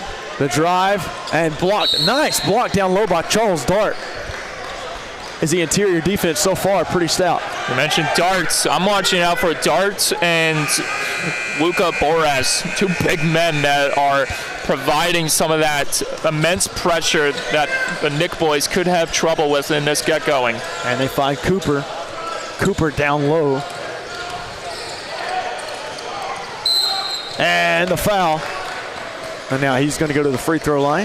Now, so far, what do you notice defensively about Toronto? Like I said, Toronto is going to be quite the challenge to overcome. They have a lot of big guys right in the paint that could really cause problems for these Las Vegas Knicks. And the Knicks are playing to their strengths right now. Just get to the free throw line for the time being, get shots to go, and that's what they are doing at this time. Sia's first shot good here for the Las Vegas Knicks. So 1 for 1 from the free throw line as Sia approaches the second shot. Second shot is good from Sia. And here we go. That'll be Caden Jonas to bring it down. Inside, Jonas has a nice pass. And blocked from behind there by Uzo Nwapa. Nice job down low defensively by Nwapa. Marvelous job right there on the swiping hand by Nwapa. And Nwapa as the Knicks try to see if they can keep on that defense, keep applying that defense, and they do just that. Some more solid defense. Some more solid defense, like you said, Mike, and Sia denied it that time away from Charles Dart. Knocked it out of bounds. It'll be Toronto's ball, but of course you deny the points there if you're the Knicks. So then you have Luka Boris calling for the ball. And this will be crucial for the Knicks if they can make a big defensive play. See if that feeds into the offense going the other way. maybe that could be the difference maker throughout this contest. We'll just have to wait and see. Now here we go, Charles Dart. Now down low. Shot clock running out. And it's tipped. Going the other way. Here come the Knicks. On the opposite side. Stolen away. Nice job by Toronto. They're playing a good hand of defense here. Dart down low. Dart fouled by Sia. And now Dart will go to the free throw line. Sia's first foul of the game, and as you mentioned, these guys playing with a lot of speed and ferocity. You love that intensity being shown from the get-go by Toronto as one of their bigs gets to the line first. It's Charles Dart doing just that. Dart at the free throw line. First shot up from Dart. Can't get that one to fall. Too short. Not enough on that one as Dart will go to the free throw line for his second shot of the game. It's important to note we've gone over 3 minutes now and we are still even up. This at 2. See if Dart can provide the lead. Dart cannot. Not enough on both of those shots, and now here we go. Knicks the other way. Sia inside. Sia uses his body and knocked out of bounds. Toronto selects saying see you later to the possession. They are telling the Knicks see you later to the possession there that time. Great defense being applied against the Knicks for Toronto. Nice job defensively, and now we'll see if they can respond here. Nothing doing there. Nice defense by Nwapa. The drive. Oh, you know what he was going for. He was trying the he was looking for the low lob and jam. Didn't time it right that time, and this will give the Knick boys a chance to regroup as they will come the other way. He was trying to find Jaden Igbina on that one. That was Caden Jonas there on the alley-oop, but it looked like he was trying to avoid traveling because his footwork wasn't quite on par. Now here we go the other way. Great screen being applied there. Knicks kick inside. Sia back out. Nothing doing. Damari Hunter. Nice spin move by Sia. Can't get it to fall. And Toronto will have it going the other way. Nice steal. Here we go. Up. Oh, yeah. Chase Robertson with a dunk on the other end for the Knicks. The highlight factory just opened up. Sia says no, sir. And on the other end, oh, yeah. That's Uzo and Nwapa. 4-2. And we've got ourselves a good one on our hands, ladies and gentlemen. 6-2 ball game, back-to-back 2-pointers for the Knick boys. How about the denial on the other end there earlier from Sia? Sia doing it from all ends of the floor. The drive inside. Can't get that one to fall. Rebound by Dart. Gets his own miss. And now here we go. Cooper with the board. Robertson wants to go with it. Is the clear difference maker here that's helping the Knick boys with this immense pressure. Robertson baseline and knocked out of bounds. They're going to say it's off on Toronto. Okay, never mind. They're going to reverse it. They're going to say it went off on the Knicks. There's a dual threat out there that these Toronto select players have to worry about, and that's the Coronado pairing of Damari Hunter and, as you mentioned, Sia. Some phenomenal athletes on the court here for sure for both teams. We haven't seen Hunter make some noise just yet, but by all means, it might just be coming momentarily. Drive, kick outside, 3 ball, can't get that one to fall. Knicks with it the other way. Here comes Damari Hunter. Hunter wants it. Hunter, and travel on Damari Hunter. It looked like Damari Hunter tried to go up, but couldn't quite get past the the defense from Toronto. Yeah, defense too mightily to overcome that time for Hunter. But you got to love the energy he started to show there. Looks like he wanted to channel in a little bit of his own Sia in him. Get some of the momentum going for his game. Aiden Reed into the game here for Sia. Outside. Nice defense here from the Knicks. Baseline, that's Igbina. Oh, back out. Oh, he gets it to go, and they're going to count it. Nice job by Jaden Igbina down low, and he adds 2 for Toronto Select. Flexing the muscle there right in the face of the Knick boys. That's what you want to see if you're a Toronto Select. Get points in the paint and get rewarded by going to the free throw line. And it's a big moment for Igbina to get his team now down to by a point. And now here we go for the Knicks. 6-5 now. And that time knocked out of bounds. It'll be Knicks ball. Now, if you're Toronto, if you want to take over here, you need a big stop on the defense. I know it's easier said than done with these guys in front of you, but that's what it's going to take. Curtis Coleman now onto the court here for the Knicks. Cooper wants to drive. Cooper goes up. Wanted the foul. Doesn't get it. Other way, Igbina. Here we go. Toronto the other way. Eric Kaufman with it. Who's going to supply the big moment here? Caden Jonas. Baseline. Inside. Nice. Nice ball movement there from Toronto. And that was Igbina there. The lead now belongs to the 6. And that time, Hunter throws it away. It'll be out of bounds. Toronto ball. We got some substitutions. Daniel Anderson into the game here for Toronto.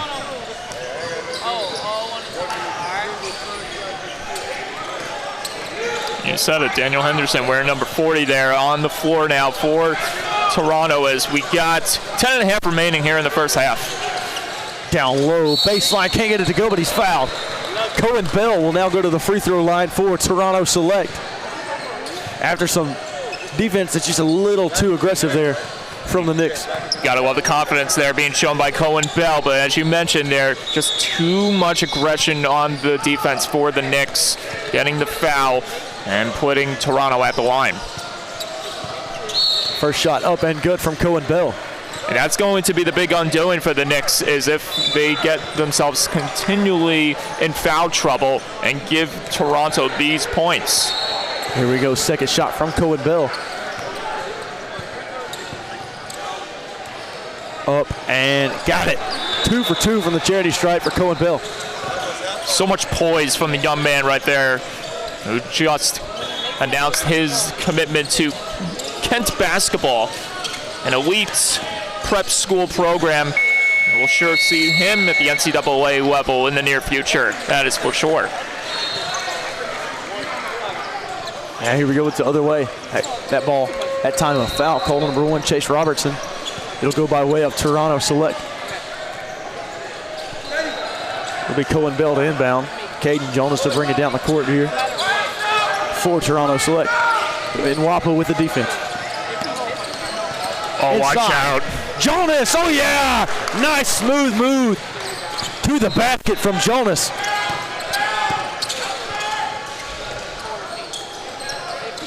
And now the Knicks got to respond.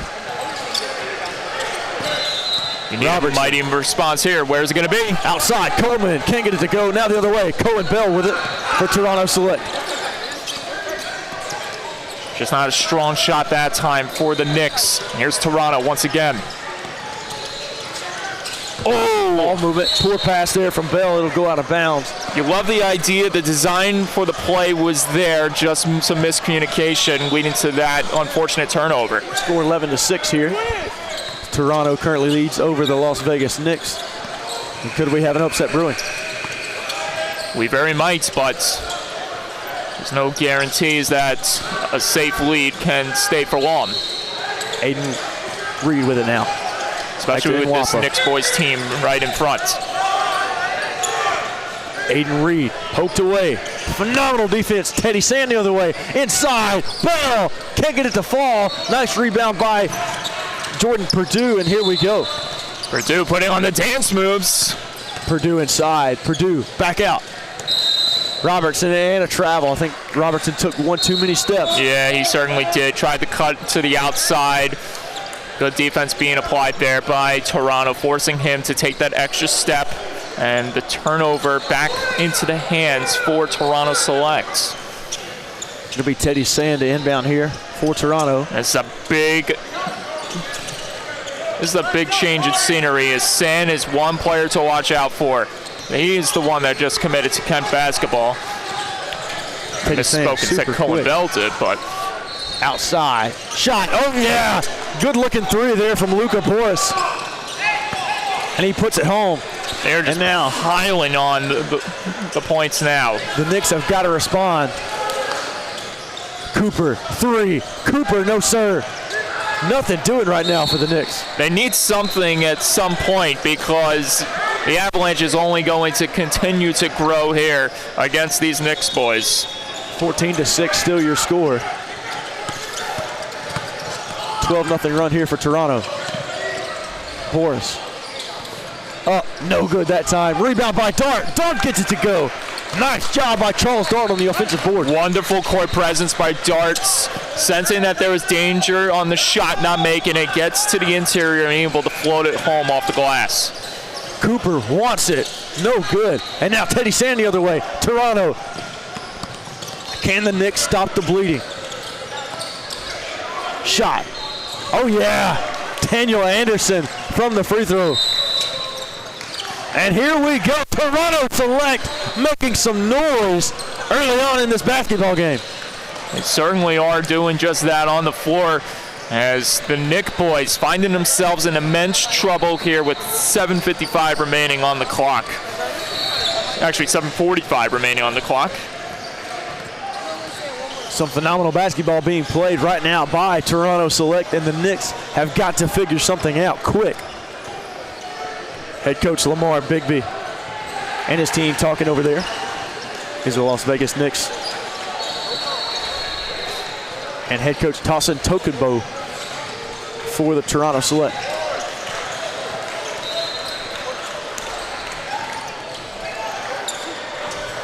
Now, if you're the Knick boys, the one thing you're going to need to stay in this battle is it may sound easier said than done, but you got to force Toronto to take some fouls here. Because right now, that is literally what's helping Toronto stay in front. Is the Knick boys taking all these fouls, giving Toronto so much of that energy, momentum, getting to the free throw line, getting those points, and look what it's doing, benefiting them the rest in all areas. Phenomenal defense there by Charles Dart. Now the other way. Here we go. Toronto looking to keep it going. Travels. Yep. Too many steps taken that time by Eric Kaufman. The first movement was fine. I think just the extra twirl and spin was the undoing for him. And now it'll be the Knicks with it. And here is Coleman. Coleman guarded by Anderson. Need something big here. What will Coleman generate? And they've got to take it easy on the turnovers, too. Just simply too many turnovers to start this game. Slow the pace a bit. Shot. Can't get that one to go. Another missed opportunity, but Cooper with the offensive board. Now they're going to have to they've got to reset the shot clock here. I'm sure there'll be time added. So they say 8 seconds will be back on the shot clock here as clock ran out.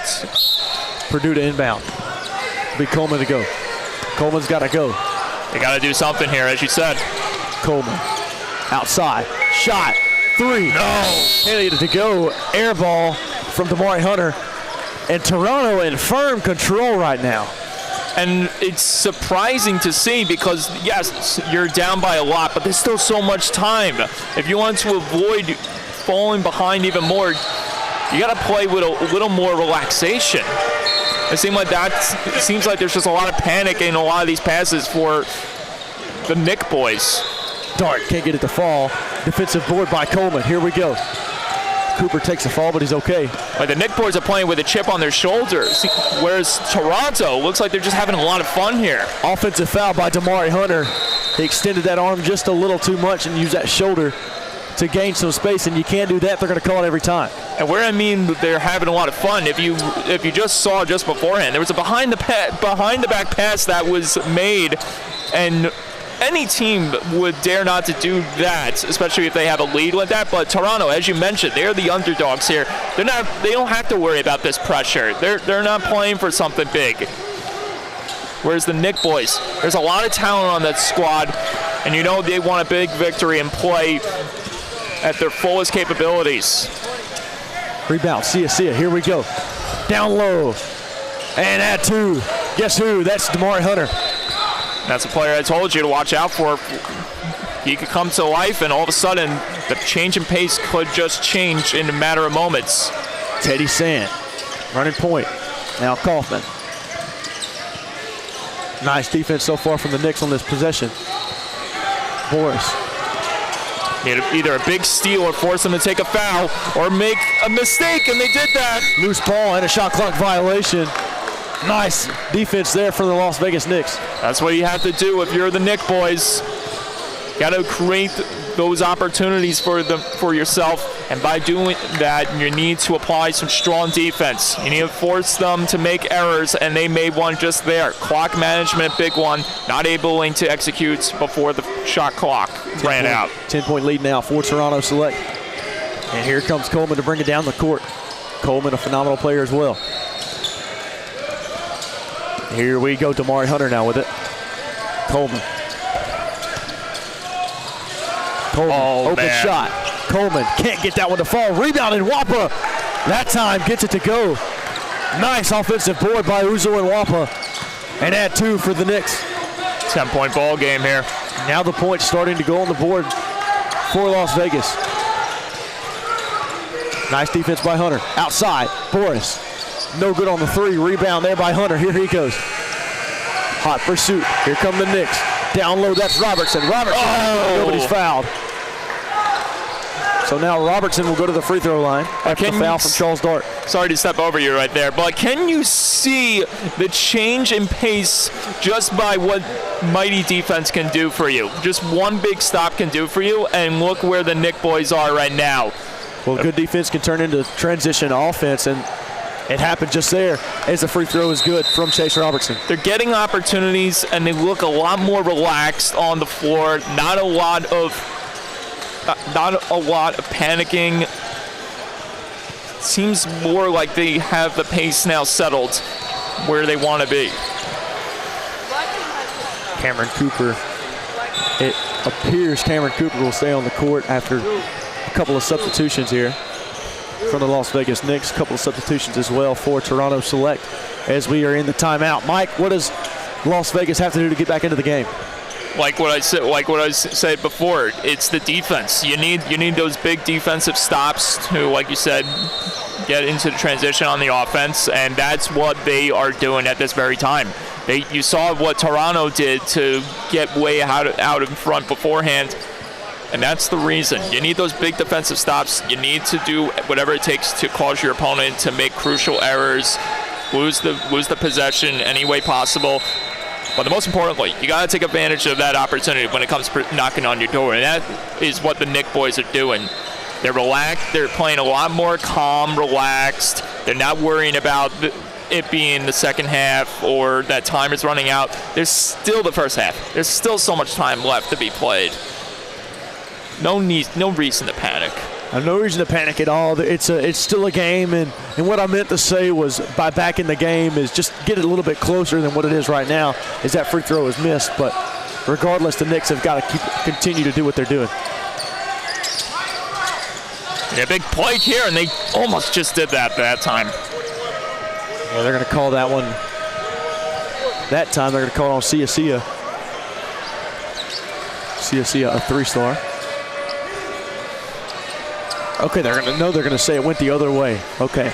Yeah, it was 21 actually of Charles Dart, I believe. They said at first it looked like it was Sia based on his reaction. Well, I thought he said 20 blue, but I think he said 21. I think he meant 21 blue, but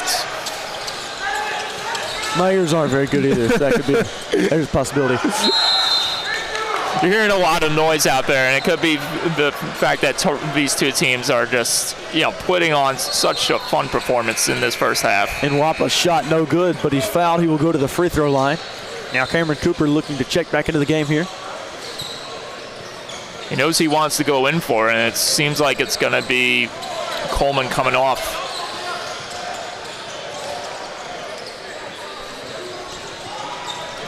Here we are in the Henrico Sports and Events Center, where we are flooded with amazing athletes around us today. Not only as amazing. well as college coaches. Yeah. That's really the big elephant in the room. You got so much there. I can't imagine being one of these players. Yes, it's a you want to have fun and all that, but also at the same time you also want to put on your best performance, make a big impression on these coaches, the people that you could be playing for in the near future if that opportunity comes knocking on your door. First 2 shots up and good, but third free throw no good there. Now here we go, the drive, inside, Jonas can't get it to fall. Nice board by Dart, and Charles Dart is phenomenal. And Sia, man, here he comes again. Sia, oh yeah! Oh! And an offensive board results in a foul there. As Damari Hunter will now go to the free throw line. He almost put him on an absolute poster that time. Sia, he wanted it, he nearly had it. Instead he misses, and now it'll be number 3, Damari Hunter, going to the free throw line after the contested shot results in a foul. He came barreling in there, and his Coronado counterpart is going to try to make something happen at the line. Dart coming off the floor, back on for Bell for Toronto. First shot no good there from Damari Hunter.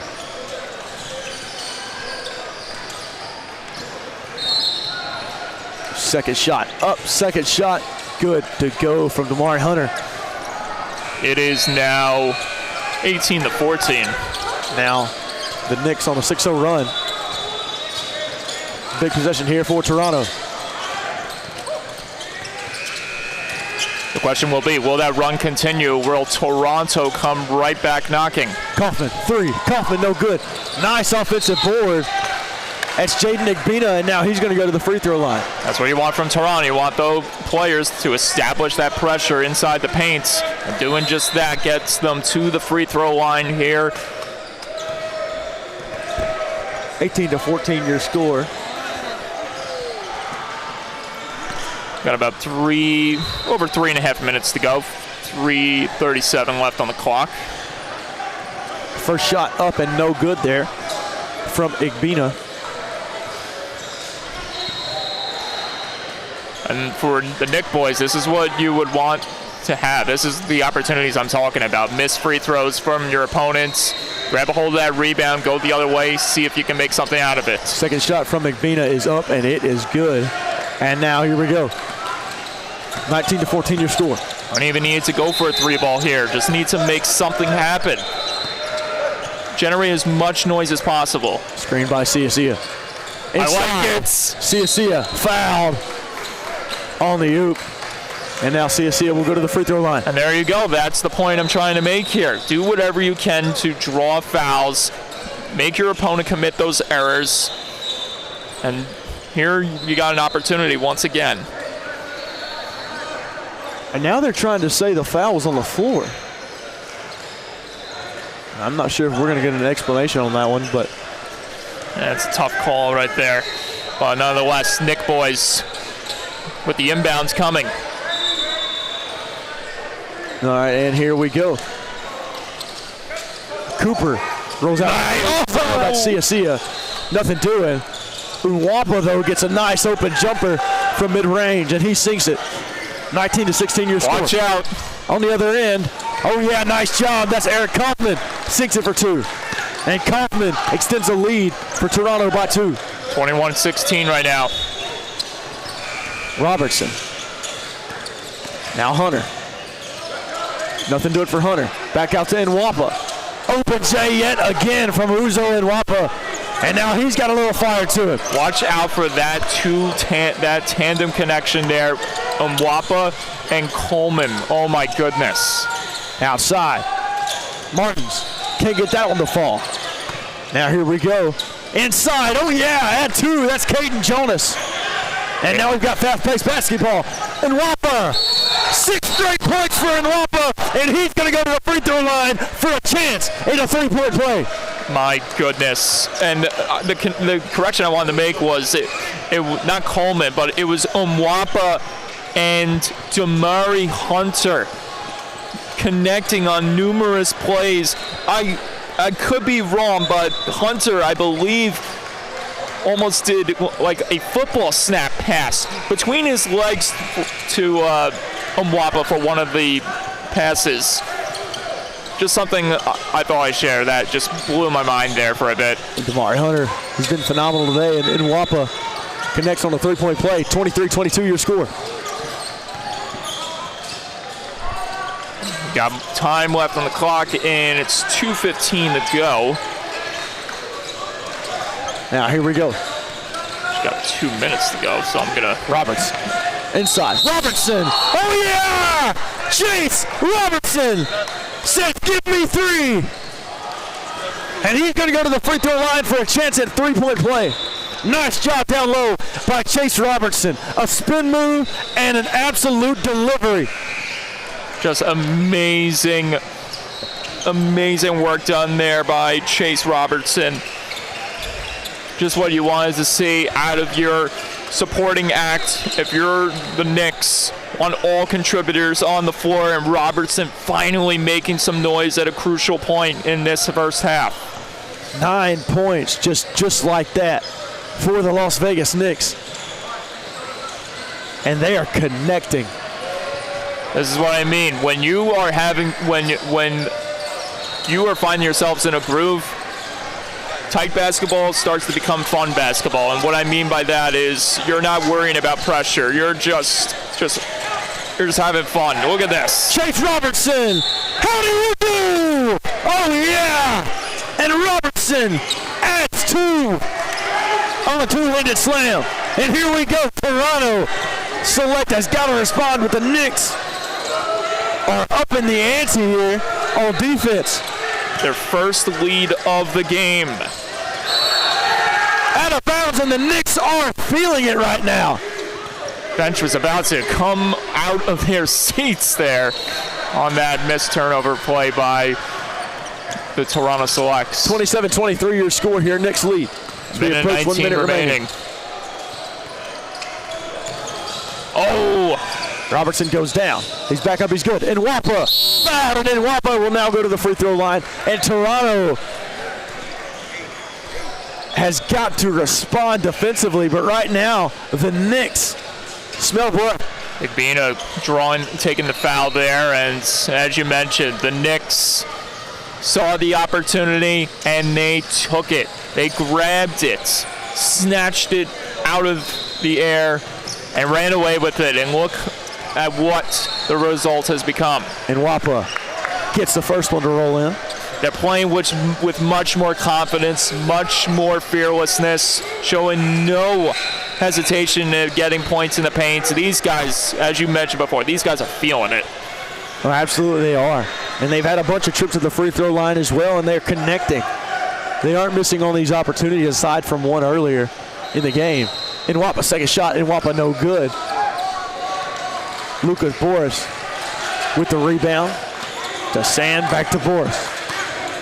Guarded by Sia. 1 minute remaining on the clock.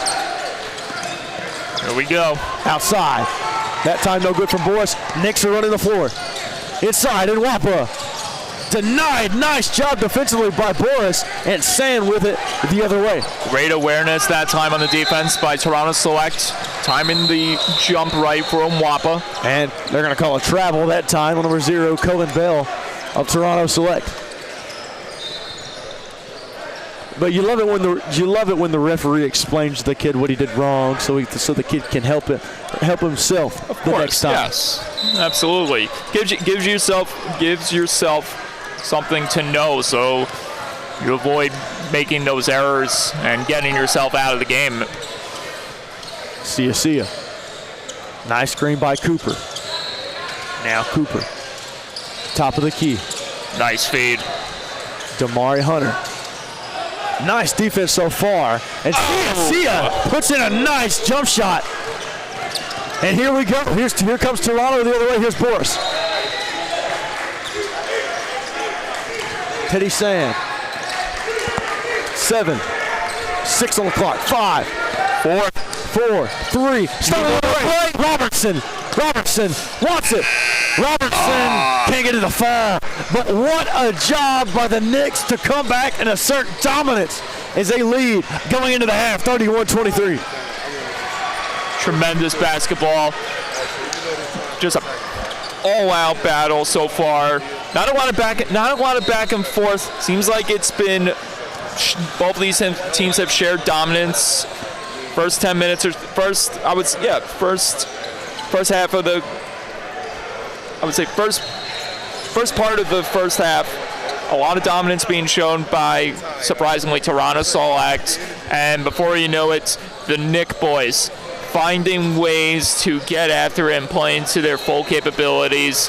But one story that has really caught my attention is not a lot of noise coming from Cameron Cooper as of yet. And I say as of yet because there's no doubt in my mind he's not going to go throughout this whole game without getting points in the board and stuff. But man, there's one player you have to, just applaud, just give props to for literally doing everything he can to getting the Nick boys back in front. See ya. Well, I'm Hayden Coker alongside Mike Calandre as we are at the half. Las Vegas Knicks lead over Toronto Select 31-23. What a first half it was, and you talked about the Knicks and how good of a second part of the first half they did play.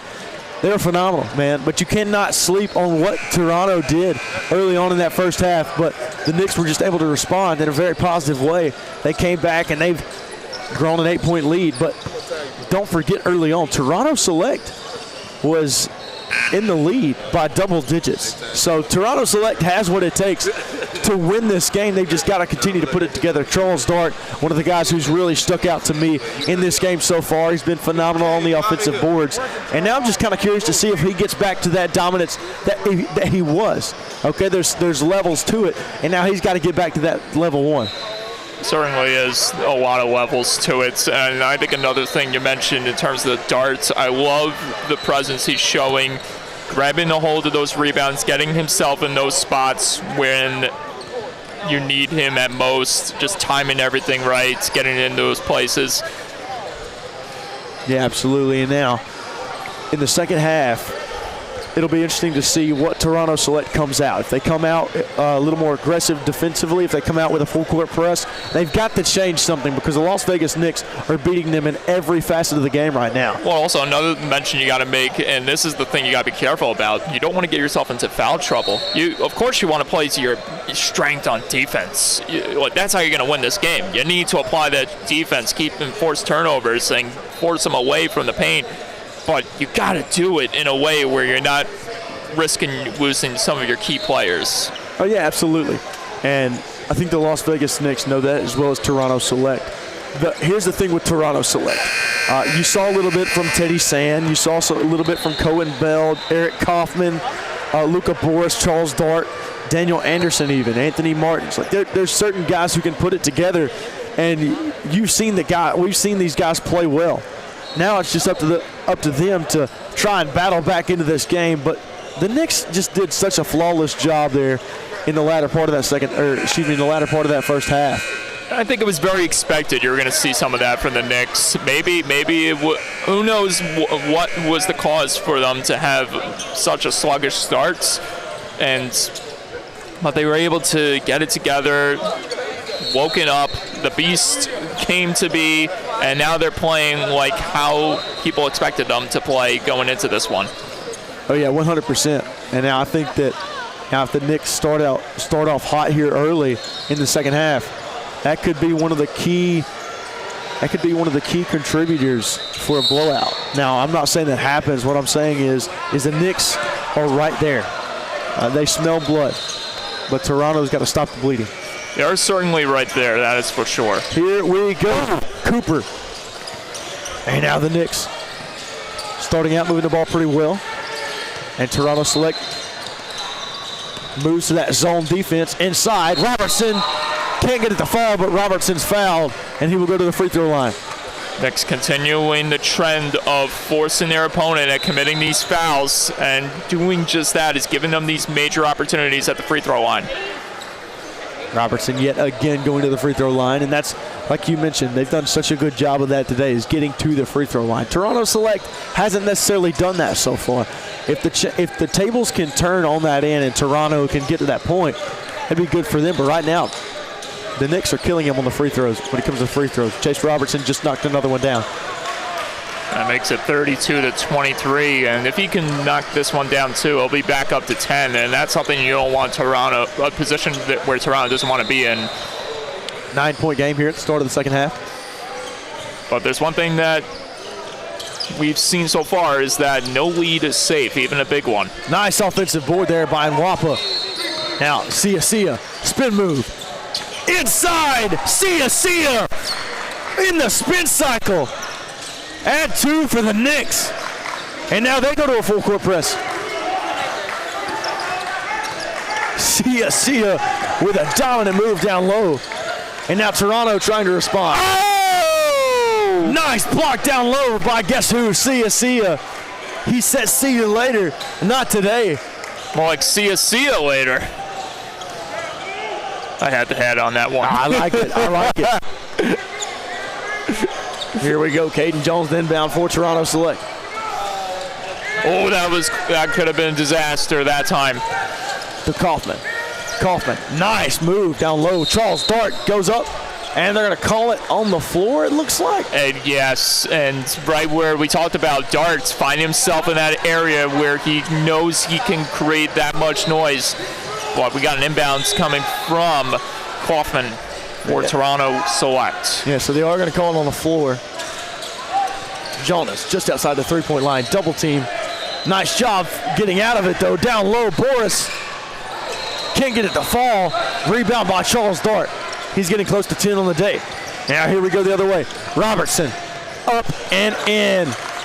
And the Knicks putting on a clinic right now offensively. Nearly another steal. Toronto did a really nice job of getting it away there, but no good. So another steal. Damari Hunter inside, avoids the charge. Cooper, 3. Cooper, no. In and out. Now Boris here for Toronto Select. Outside, top of the key, 3 ball. No. And no good. Now they're going to call a foul on the floor on Charles Dart.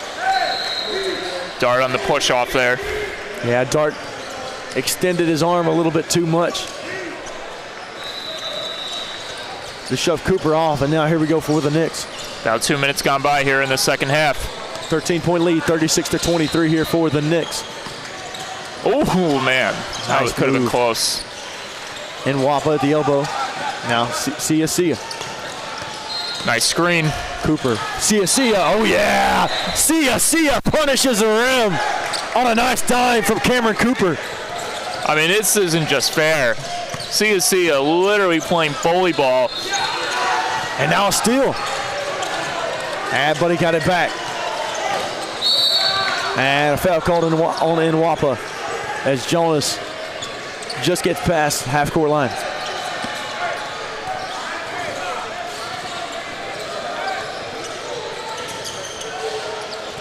The Toronto Select ball. Here, Kaufman having a decent game for Select. I feel like if Toronto wants any chance of winning this game, they're gonna have to do everything to stop Sia. That man is putting the Knick boys on his back. Yeah, Sia been the main contributor today for the Knicks. Boris inside. Boris, nice move to the rim. And he gets it to fall off the glass. Just in time, right before it got swatted away by Sia. Outside, Nwapa. Nice ball movement from the Knicks. Damari Hunter. Sia with the screen. Hunter inside. Fade away. Can't get that one to fall. Rebound. Here comes Toronto. Jonas the other way. Caden Jonas inside. Caden Jonas can't get it to fall, but a nice rebound by Agbina. And stolen away from Nwapa. And now a jump ball. Oh. And now he got some jawing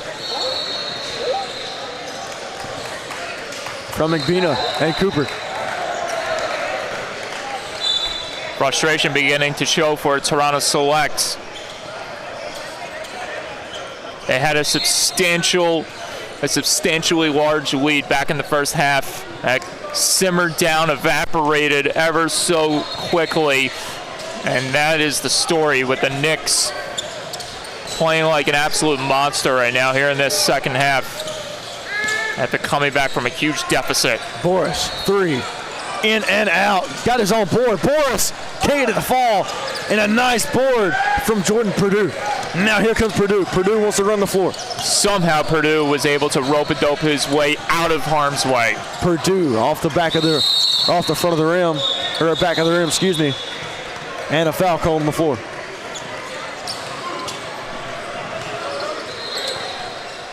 It's a nice board by Purdue. Shot off just a tad. Good game here from the Knicks and Toronto Select. Inbound here from Damari Hunter. And a foul. And I believe they're going to call that on Cohen Bell. Yeah, and you are right on that. Bell, it looked like he wrapped his arm around Cameron Cooper. Yeah, he definitely extended his arm there. Inbound to Cooper. Cooper, baseline, nothing doing. And a reset here from the Las Vegas Knicks. Shot clock winding down. Robertson inside. Robertson can't get it to fall. Nice offensive board. Oh, big steal. And nice job stolen away by Cohen Bell. Bell finds Sand. Here comes Teddy Sand the other way. This might get interesting. That's Anderson.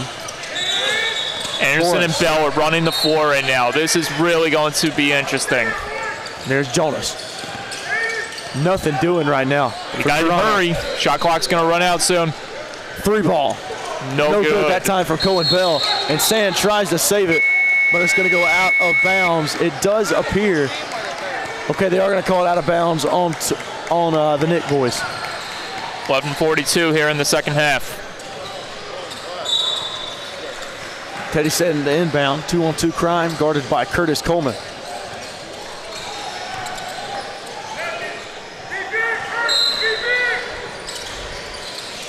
Outside. Anderson looked like he wanted it.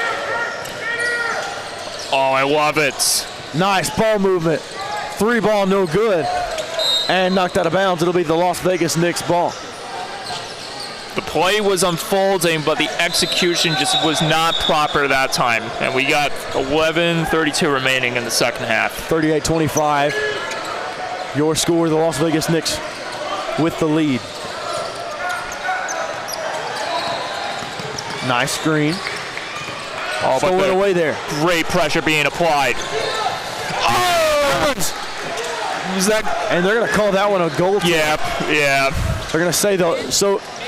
It was clean, but it was clean in the sense that it did not hit the backboard beforehand, but the ball was already on the way down. Absolutely. Just unfortunate timing that time on the block.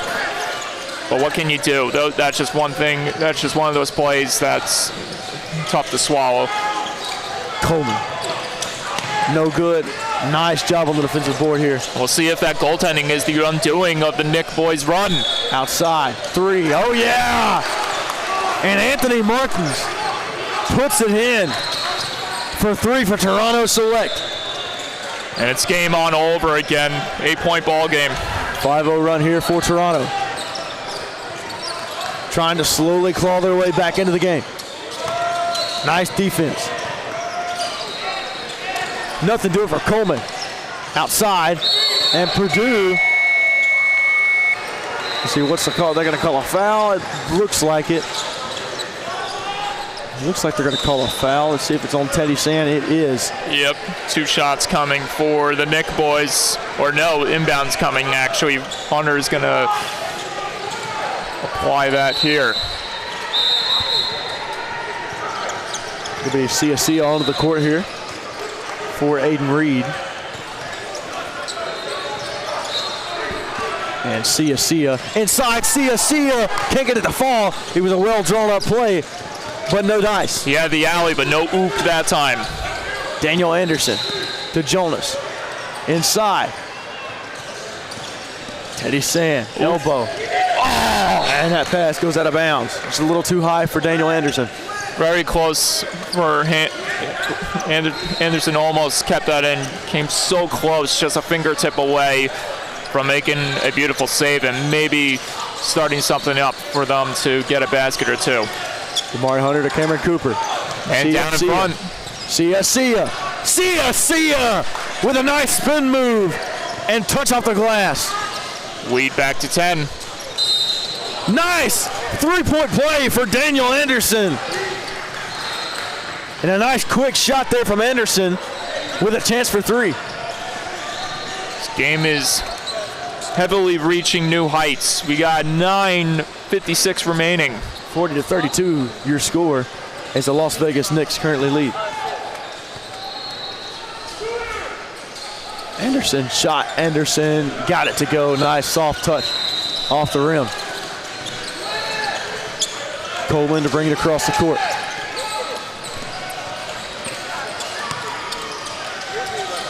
Coleman guarded by Martins. Here's Sia. Which one of these players dares goes up against Sia? And knocked out of bounds. Toronto select ball. Toronto now starting to feel the heat a little bit. As I said before, no lead, no big lead is guaranteed. Nothing is safe. Here comes Teddy Sand.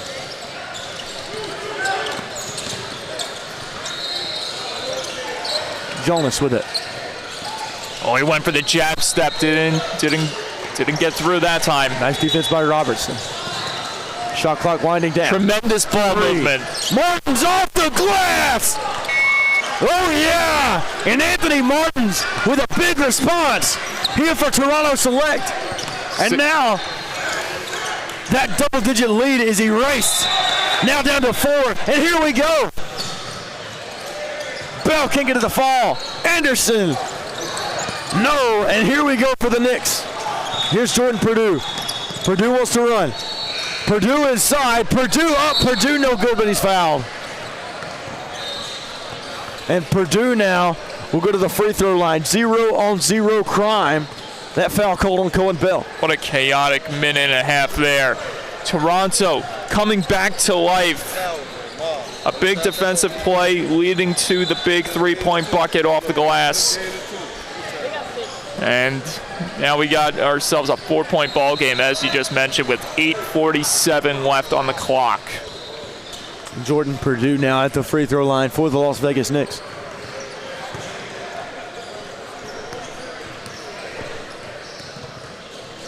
Purdue up and got it. Nice job by Jordan Purdue. 6'2" legacy school product. Trying to do everything he can in this moment to give his team an extra cushion, but Toronto are breathing down their necks. No good on the second free throw. Here comes Teddy Sand and Toronto. 41-36 your score. Doesn't have to be a three ball here. Oh, watch out. Stolen away. Chase Robertson. Yes, sir. Oh, man, Cohen Bell. It got kicked in the head, and that wasn't on purpose. I think everybody knows that. You hate to see that, though. And it looked like Bell is a little bit shaken up on that one. Yeah, that's definitely not what you want to see. There's no foul play there. You just hate to see that. You see Bell with the hands. Yeah, Bell up in the air, gesticulating whether or not he should have gotten a foul called or not. Yeah, that's not intentional. It's just a basketball play. He was on the rim trying to come down, and unfortunately Bell was in the way. And it happened so quick, so fast, so you know it wasn't intentional. Absolutely. And now here we go. It'll be Eric Kaufman for Toronto to bring it down. Guarded by Robertson. Robertson, who's been pretty good on defense today. Robertson has done a tremendous job at reading some of these quick back and forth dribbles, coming up with those big steals. Here we go, outside shot, 3, no good, off the mark, rebound. Shot clock. And shot clock went off. It went off, but that three-pointer is going to be good. Nice job by Daniel Anderson on the outside, and Toronto is continuing to breathe down the Knicks.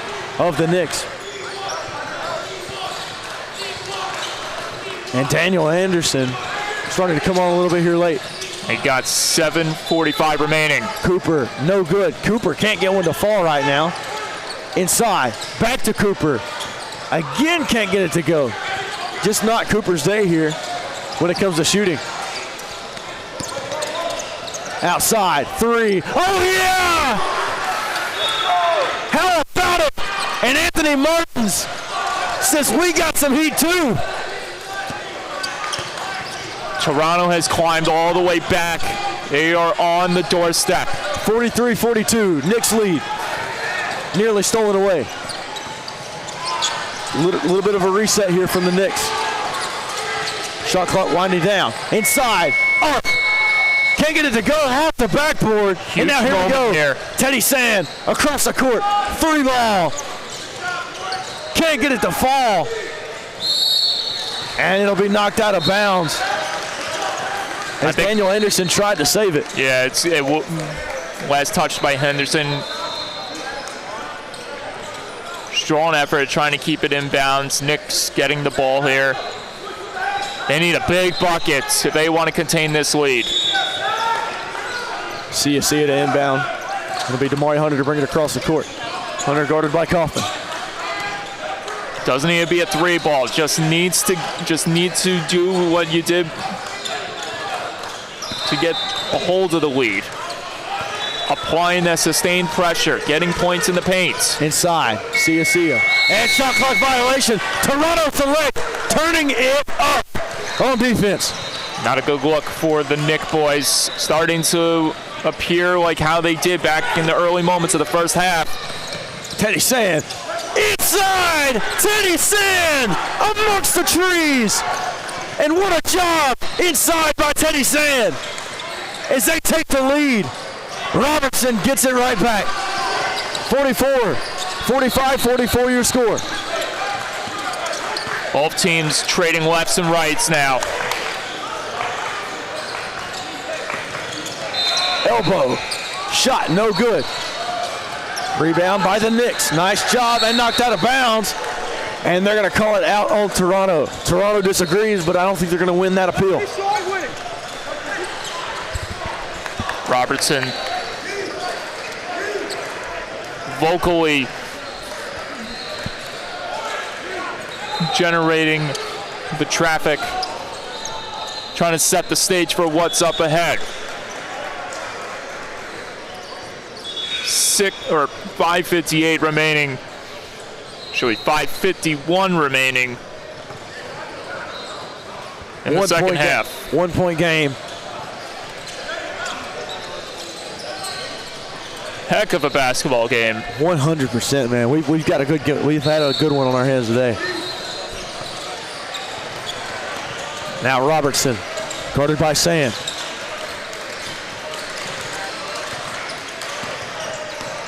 Robertson now to Hunter. Hunter wants it. Hunter inside. Hunter fouled. And Hunter will go to the free throw line. Big chance here for Hunter to rectify the situation that the Knick boys have found themselves in. It's what you want out of your team. Get your boys to the free throw line. Try to draw as many fouls as possible. Make your opponents commit these errors. Put yourself in foul trouble, or put them in foul trouble, I should say. Most importantly, take advantage of the opportunity that's presented. First shot up, and it is good. 46-44, now 2 point lead. College coaches all around.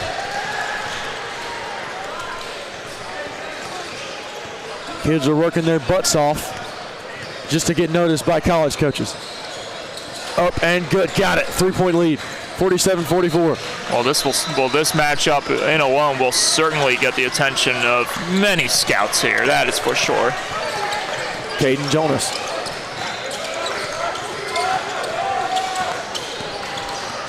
Wants it. Inside.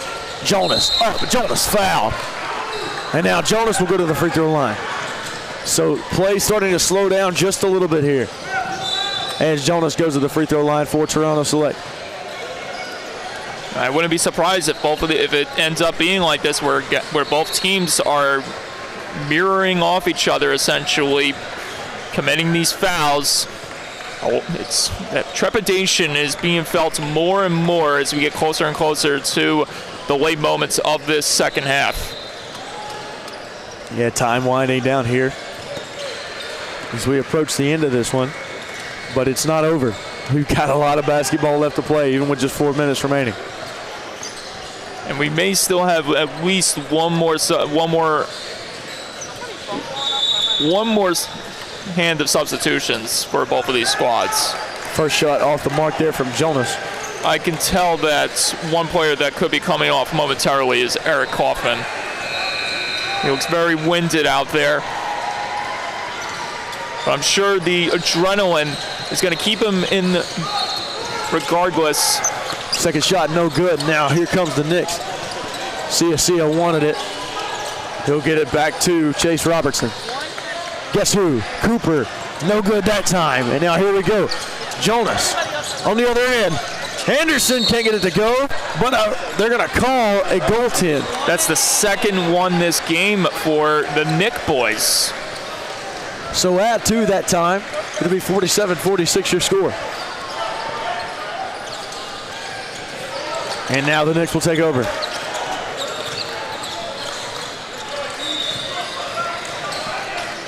Very uncharacteristic from the Nick boys. Hunter to Cooper. Cooper. Inside. Hunter. Oh, yeah! Silky smooth there. And that was Nwapa who delivered the blow. That was a huge bucket for Nwapa. Outside three-pointer. That time no good. Rebound, though, by Toronto Select, and it goes out of bounds. It looks like on the Nick boys. So Toronto Select will still have it. To borrow a phrase from you, all those trees uprooting from the ground in the paint there. As everyone desperately trying to claw after the possession. 49-46 your score as we approach the 4-minute mark. Let them go. 4:22 left remaining. As we approach the 4-minute mark now. A very slim lead here for the Knicks as Toronto has slowly climbed their way back into the game. 49-46 your score. And as I mentioned, just some unforeseen events that we didn't expect to happen for the Nick boys. We talking about this off the air. Perhaps maybe this game wasn't meant to be as close as it is. But Toronto, when you're not playing with a chip on your shoulder and you're just having fun out there, man, it could just do you wonders. Think about all the teams that are 16 seeds in NCAA basketball tournaments. They know they're going to get eliminated, so what they have to, why they are essentially, they have nothing to lose. Having that mentality where you're just playing carefree and you're not having those low expectations, it could be a big surprise factor. You never know. And Toronto Select looking now to possibly knock off the Las Vegas Knicks. Stolen away there by Robertson. Robertson now going the other way. Sia at 2. Nice job by Sia. He's having a heck of a game. I was looking over the Knicks bench to see if anyone was coming out of their seats. Everyone stayed in position. Kaufman. Nothing. Anderson, 3. Oh! Daniel Anderson with a long-range 3. Now we've got a 2-point lead for the Knicks. So we go from 5 to 2. And just over 3 remaining. This battle gets even more special by the minute. Sia shot. No good that time. Here comes Anderson. Pushing the floor. Toronto nearly throws it away. And Toronto's got to slow it down. Yeah, they can't panic here. That time knocked out of bounds by Cameron Cooper. It'll remain with Toronto Select. You don't even need a 3-ball. Just get to the paint. Level the playing field. Inside. Can't get it to go. Got his own board. No, sir. And Toronto with another one. Long-range 3. No, sir. No good that time. Rebounded Nwapa. And now the Knicks want to play some fast-paced basketball. Inside. And add 2. Nice job by Robertson. Here we go. Toronto select. 3 ball. No good. And Hunter now with it for the Knicks. 2:49 remaining. 4-point game. Toronto needs a big stop. Hunter guarded by Jonas. Nice defense so far. Robertson. No, sir. Now here we go. That's Kaufman. Kaufman runs the floor. Kaufman inside. Kaufman cuts the lead to 2. And the Knicks trying to hold on. The hole opened up. He found broad daylight. Easy bucket that time for Kaufman. Now you got to slow it down here if you are the Knicks. Cameron Cooper in Wapa. Now moving the floor. Great pin there. Robertson inside. Oh! Nice job by Jonas. Now here we go. Tie ball game. Luka Bullets tied it up. And now we've got a heck of a game on our hands. And that can all be thanks right there to Caden Jones, who came up with a miraculous steal down low. 1:46 to go. How about the play from Caden Jonas to tie this game up? Oh my goodness, what a game. And Toronto select trying to pull off an upset here over the Las Vegas Knicks.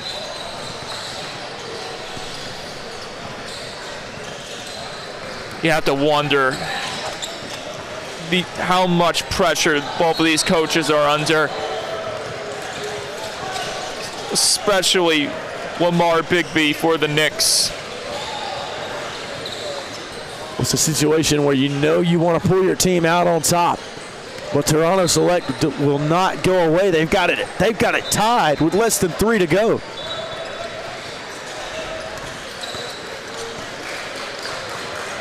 And Toronto Select looking to pull victory from what seemed to be the jaws of defeat earlier on in this game. Certainly, the same could be said for the Knick boys. I mean, they were running the table in the later part of the first half. Seemed like that league was going to continue to grow and the avalanche was going to continue, and instead Toronto, as you mentioned, reeled them right back in.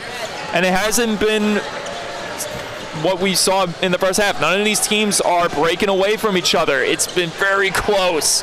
Now we've gotten to the closest it's ever been with both of these teams even at 53 apiece. 53, just under 2 minutes remaining here in the ballgame.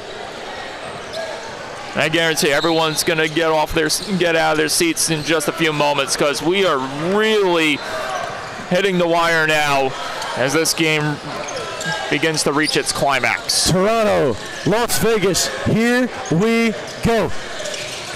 Outside. Las Vegas. Oh, watch out! And a turnover. Here we go. That's Boris. The pass back to Kaufman. Kaufman! Oh my goodness! Kaufman says, "Give me 3," and he's going to go to the free throw line. Huge. And Eric Kaufman telling these coaches, "I am him." Masterful work by Kaufman. You couldn't even write a better play up there. He read the moment perfectly, saw the steal made, got himself in position to grab a hold of the possession. Watch out. Missed free throw, 2-point game. Here comes Las Vegas.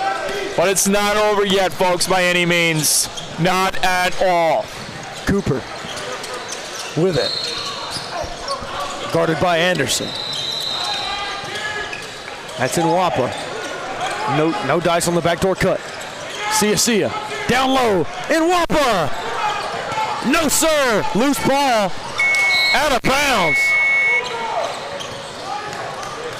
And let's see what's the call here. Haven't seen anything from a referee yet. They're going to leave it with Toronto. No, it's the Knick boys, Knick boys. They're going to give it to Las Vegas. 53 seconds remaining here. 56-53 your score. I'm watching out for Cooper to have a big moment here. He's been quiet all game long.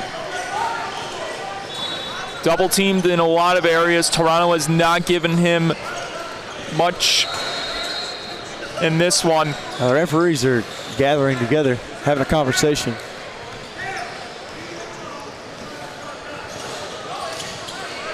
Want to add, I believe, 2 more seconds to the clock.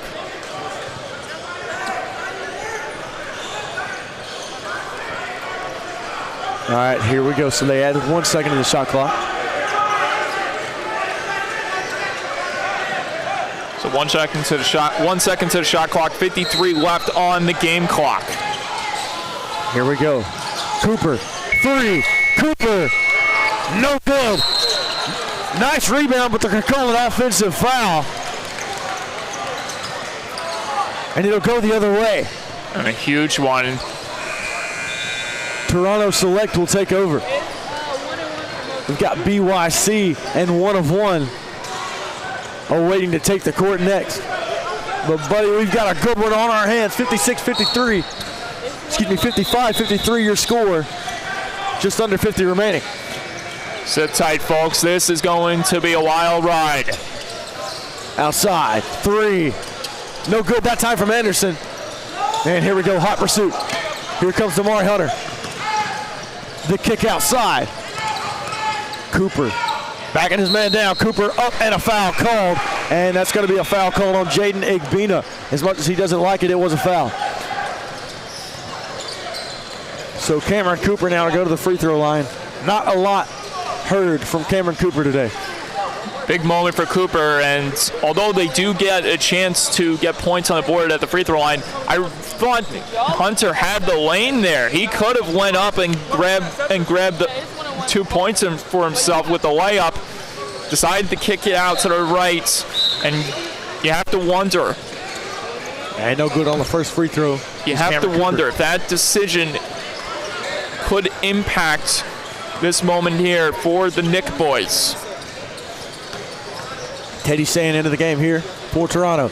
Second free throw, knocks it down. 1 point game, 55-54. Just under 40 remaining.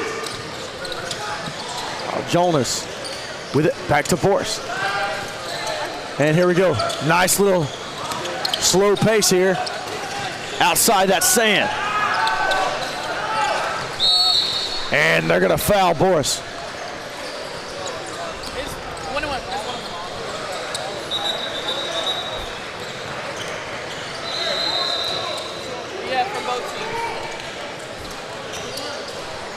And now here we go.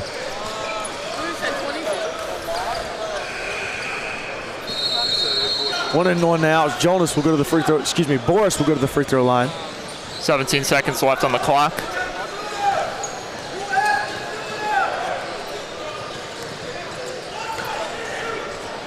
Big moment for Boris. Shot.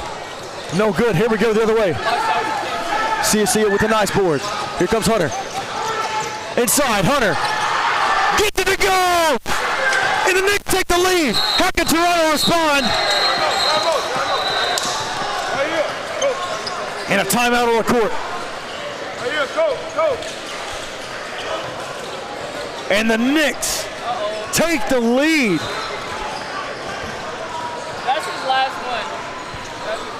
5.8 seconds remain here in regulation, and the Knicks now lead by 1.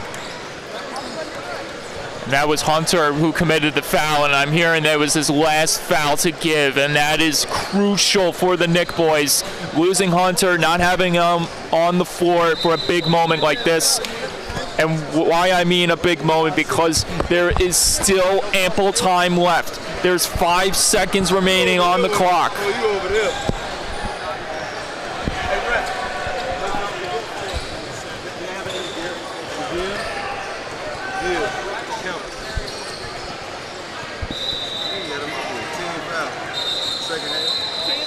Oh, they both have 7. Oh, you got them up. I see where you put them at. Yeah, they both at 7. Everybody in the bonus. Everybody in the bonus right now. I needed to see that for me.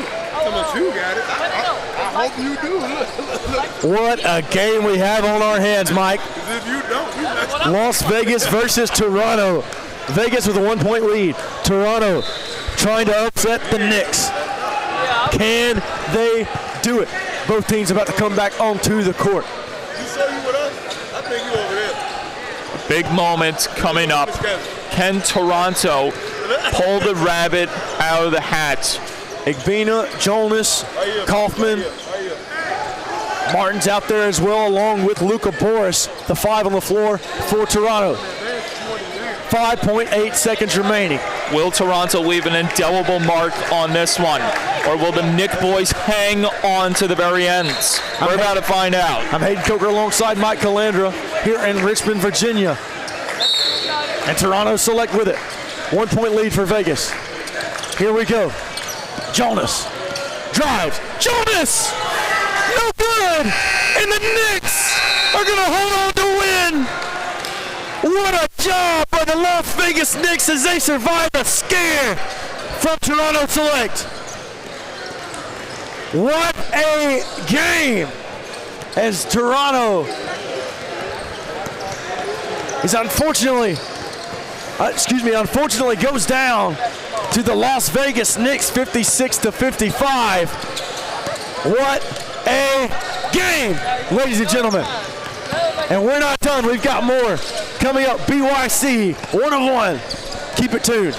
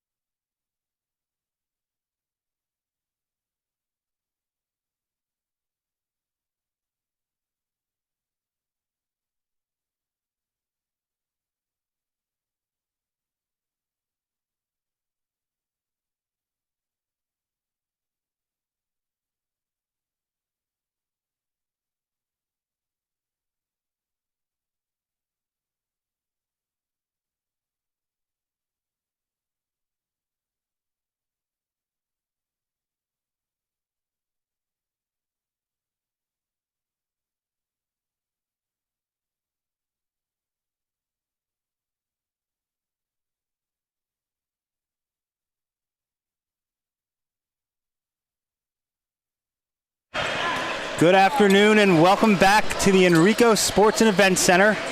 Our 120 matchup between BYC Elite and One of One. Coming to you live from Richmond, Virginia. I'm John Cardesi alongside my partner, Namath Pitts. John, good to be on the call with you again this weekend in Richmond. Yes, great to be back, Namath. We should have a great one on our hands this afternoon.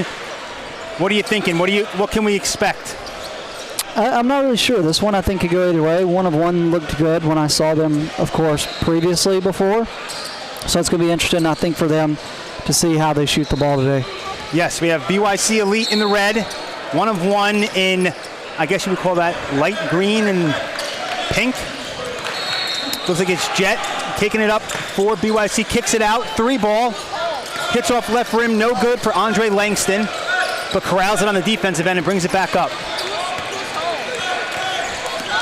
Langston back to Jet. Defended tightly by Travian Williams. Jackson Funk for 3 and he drills it. Jackson Funk starts the scoring 3-0 BYC early. Yeah, great job by Jackson Funk to hit the 3 and get them started on the right track offensively. Fast-paced early. Had Travian Williams taking it up for One of One. Pass was deflected away by, I believe, Andre Langston. So it'll be One of One ball inbounded right in front of us. James Minlin taking it out.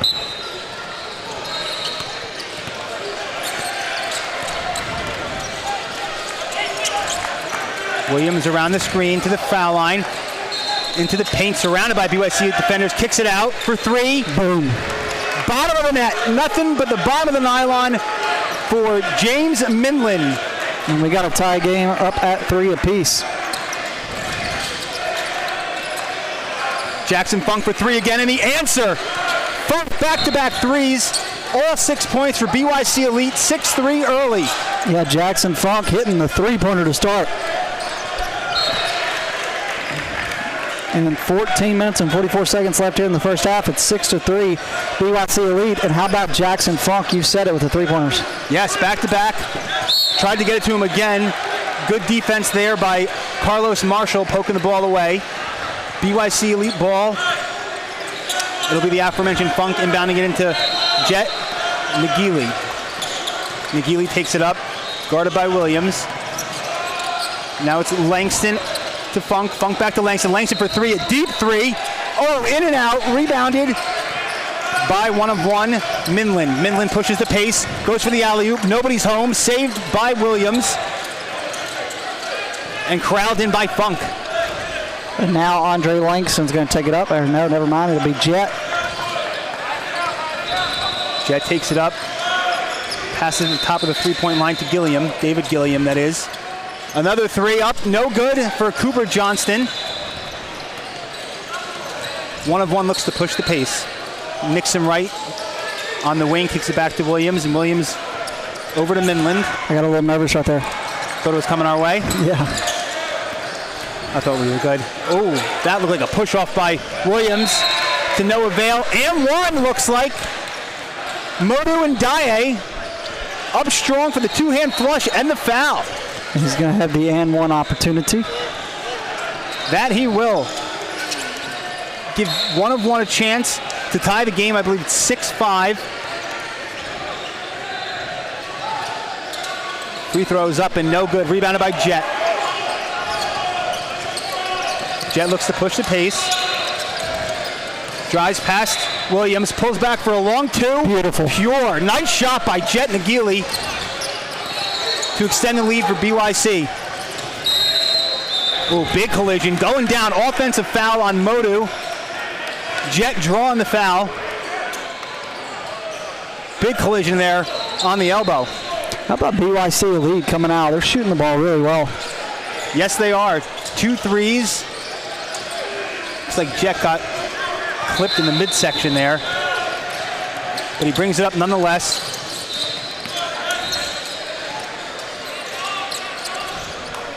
Cooper Johnson looking to do something with it.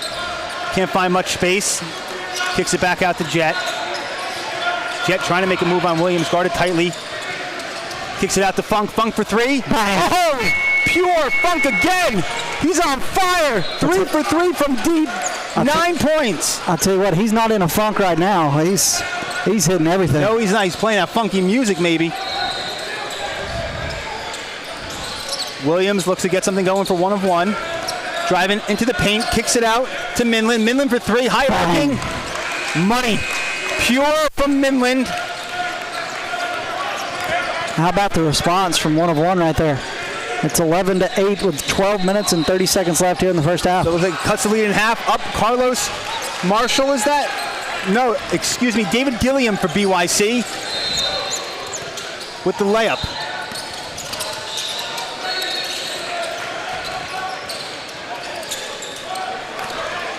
Funk in transition now.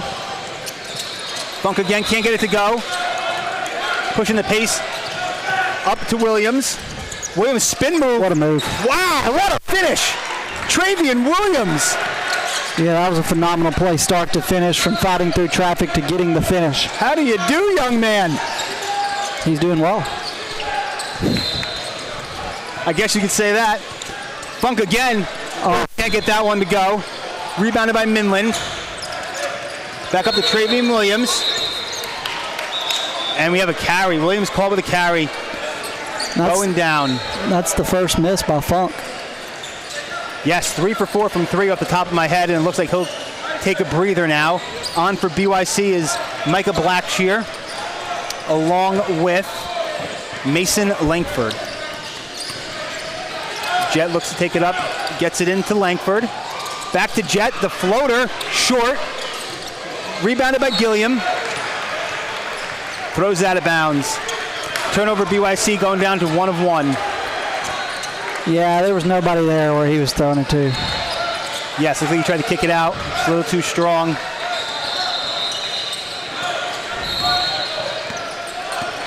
Travian Williams brings it up for 1 of 1. Passes it into Noah Dobbins. Dobbins over to Minland. Minland back to Williams. Swings it over to Dobbins. Oh, nice pass in the lane. Minland can't get it to go, stripped away. Looks like it'll stay with 1 of 1. BYC doing a good job getting their hands in the passing lane. And I think there's coach is asking for something from BYC Elite. Right on cue, Jet again. Smacks the inbound pass. Return to sender.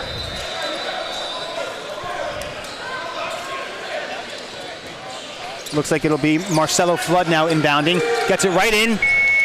James Minland goes up, can't finish. Jet leaking out to Mason Langford. 3-on-1. Ooh, swatted. Who is that for 1 of 1? Blocks it out of bounds. Hard to see the numbers. Looks like that was Aiden Fisher. Gone fishing.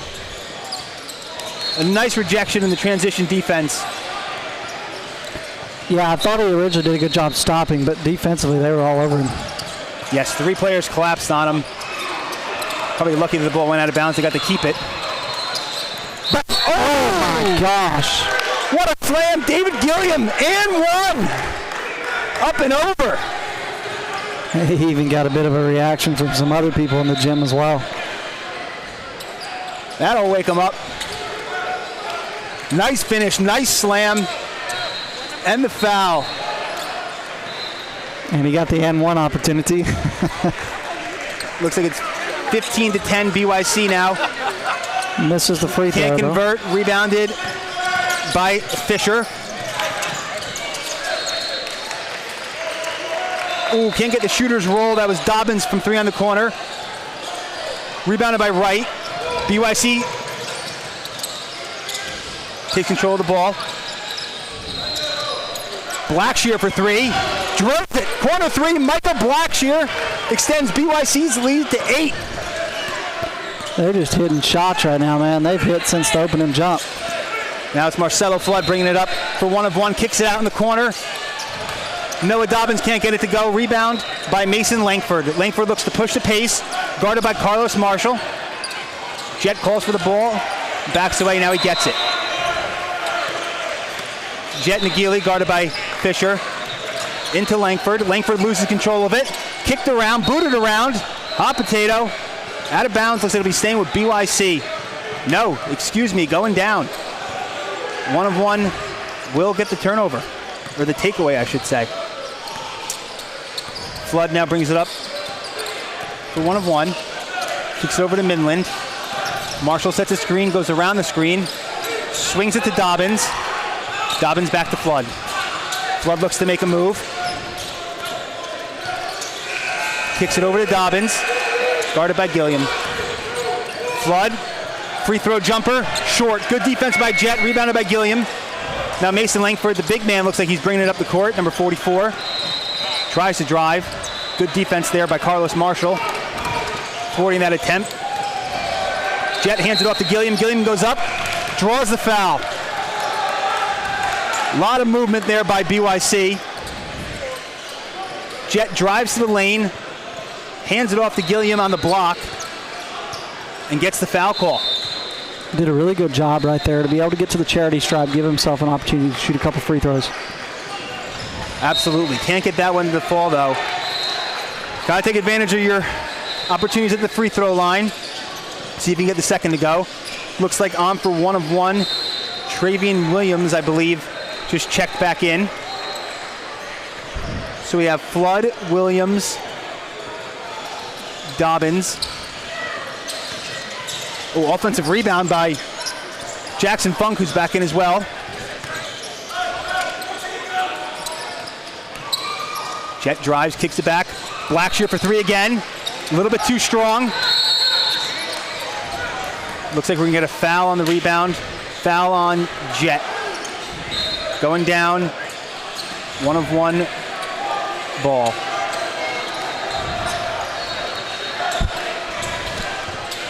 Gilliam checks out for BYC. Cooper Johnston, I believe, checked in for him. And now Joshua Van Kalen bringing it up for 1 of 1. Over to Dobbins. Dobbins to Williams. Williams looks to drive, spins into the lane, up, and gets to go. Nice move by Travian Williams, spinning around the defender, and gets the lay-in.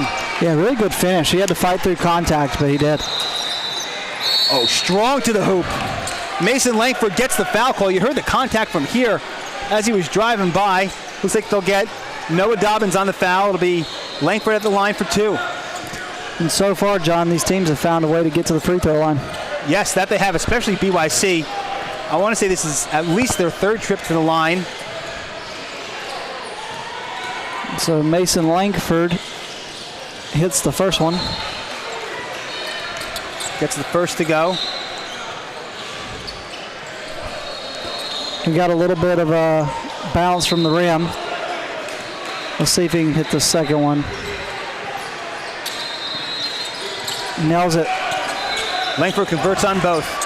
So with 8 minutes and 13 seconds left in the first half, it is a 20-12 lead for BYC Elite over 1 of 1. Halfway through the first half. Flood looks to cut into the deficit. Nice entry pass. Noah Dobbins with a 2-hand slam. Fed by Van Kalen. BYC leads by 6. Jet McGeely brings the ball up. Guarded by Aiden Fisher. Kicks it over to Funk. Funk with a jab step. Kicks over to Blackshear. Blackshear trying to make something happen. Not much going on. Hands over to Funk. Funk for 3 again. Can he get it to go? No. Clanks off the backboard, off the rim. No good. Rebound corralled by 1 of 1. Funk hit the first 3, but he's kind of cooled down a little bit. Yes, I believe he's missed the last 2.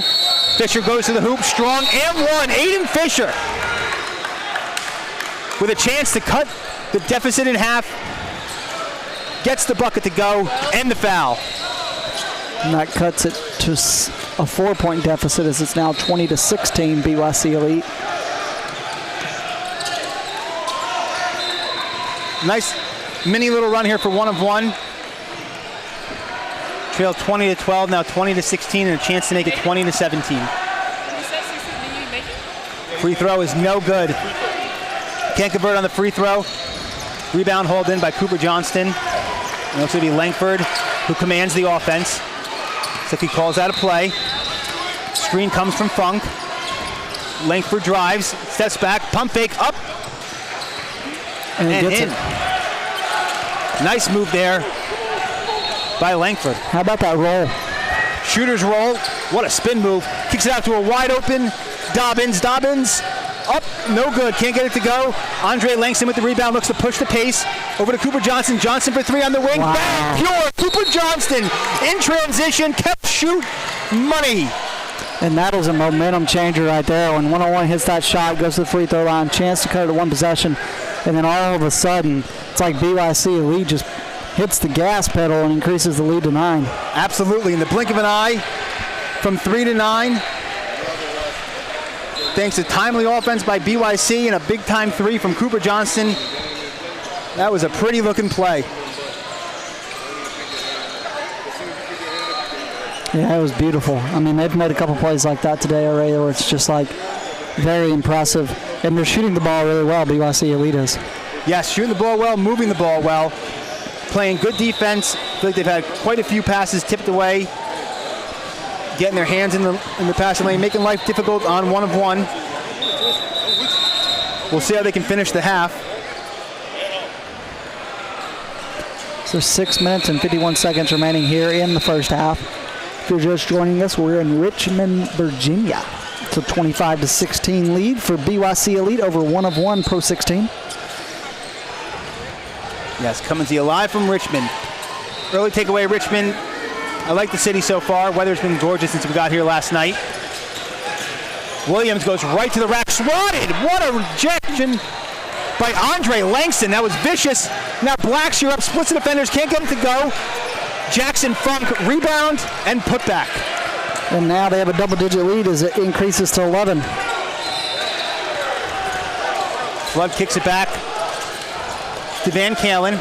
Van Kalen into Fisher. Fisher to the rack. Can't get it to go. Rebound, Langford. Looks like we get a jump ball. Who is that for 1-of-1 in there? Forcing the jump ball. Looks like that's Aiden Fisher again. Getting his hands in the cookie jar. Getting the jump ball. If you put your hand in the cookie jar, what cookie are you usually going for? I'm going for the chocolate chip, name it. Every time. Never misses. 10 times out of 10. Do you know who created the chocolate chip? I do not actually. Me neither. Thought you could give me a little bit of trivia there. It's a little fun fact. Fun fact, I don't know either. All right, back on the court. Van Kalen spins into the lane. Fadeaway jumper. Rims out. Rebound by Blackshear. Blackshear looks to push the pace. Trots up the court.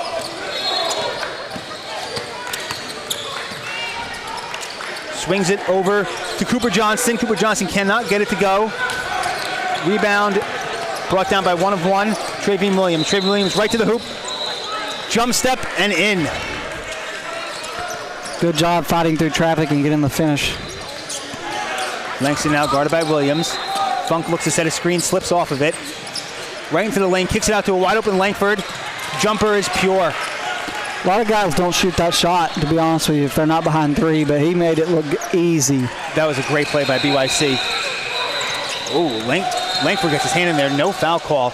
Williams up, shooter's roll, nice soft touch there. Elbow jumper is good.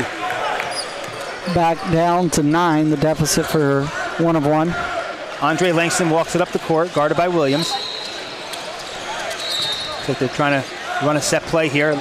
Langford on the wing. Pulls up for 2 again. Short and to the left. Right to Cooper Johnston. Johnston kicks it out. Funk long on 3. Can't get it to go. Nixon Wright with the rebound. Wright brings it up. Guarded by Johnson. Goes right up and over Johnson and gets the roll. That's 2 for Wright. That's who needs to take over for 1-of-1 right now. Nixon Wright. He certainly did that last possession. We'll see if he can keep it up. Mason Langford looks to drive. Does drive. Hook shot. Kareem! Mason Langford. Silky smooth. Midland bringing it up now for 1-of-1. Over to Van Kalen. Van Kalen looks to make a move. Goes to his right. And gets it to fall. Nice little lay-in by Van Kalen. Both these teams so far hitting shots. Yes, good offense, good game. Looks like we have Blackshear trying to split the defenders. 1-of-1 gets called for the foul. So 31-24 lead for BYC, lead over 1-of-1. We've got a timeout with 3 minutes and 57 seconds remaining here in the first half. We're in Richmond, Virginia.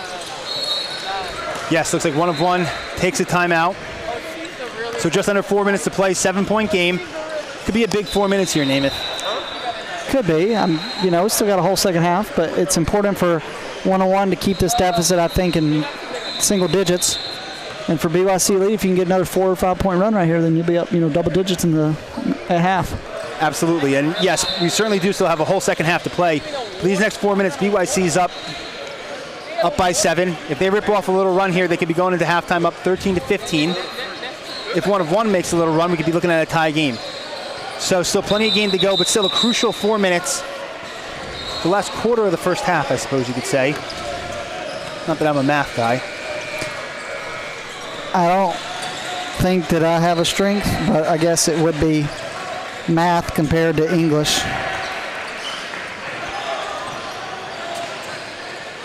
I'd have to agree with you. Again, coming to you from the Enrico Sports and Event Center, the host of the Atlantic 10 Women's Basketball Tournament, I believe through the year 2029. They don't have the arena set up this weekend,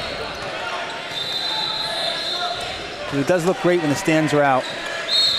All right, 1-of-1 bringing it in now. Travian Williams bringing it up the court. Guarded by Jet. Passes it into Midland. Midland goes to the block, drives. Ooh, rejected by Gilliam. Gilliam sends it out of bounds. Nice block there. 1-of-1 will be taken out from under the hoop.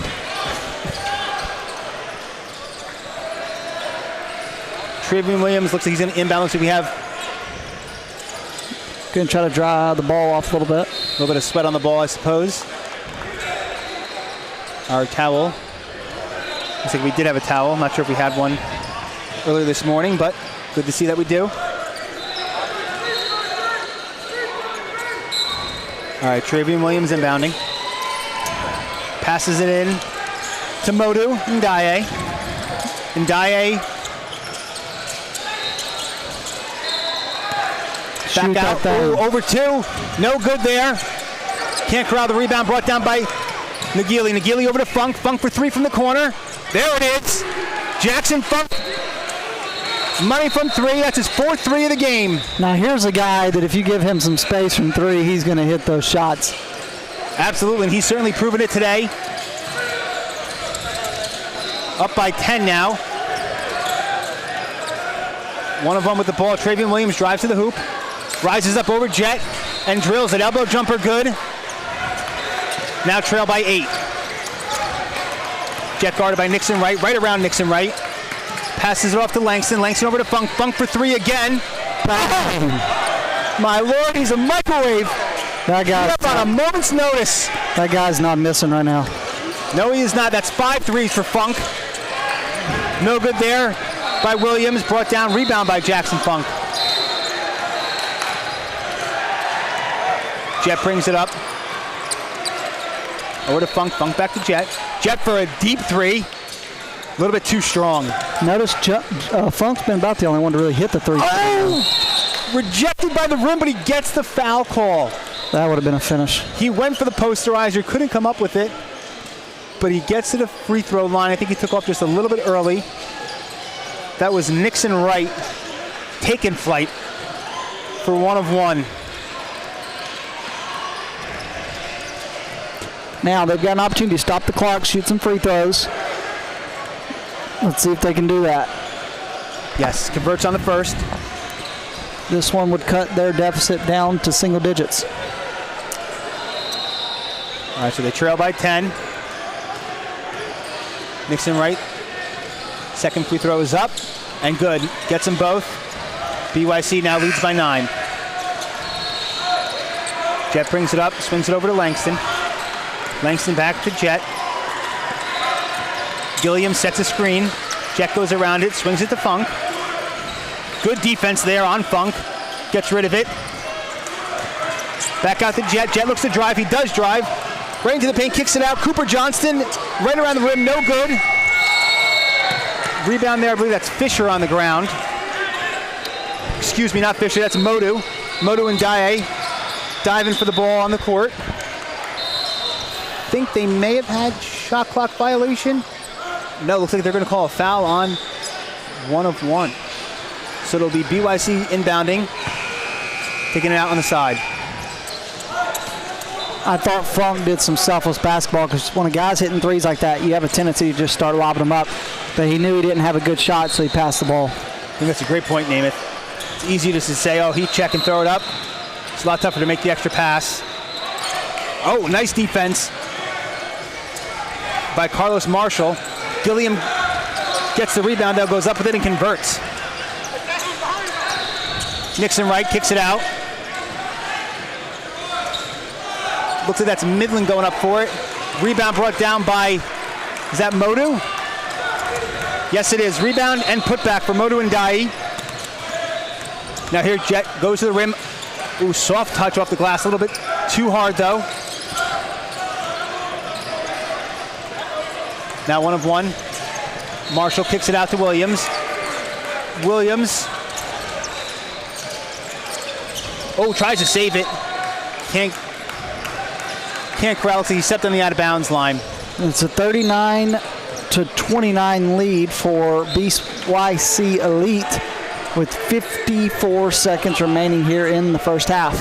All right, 54 seconds to go. It's been a good first half. Langford brings it up for BYC. He's on the court.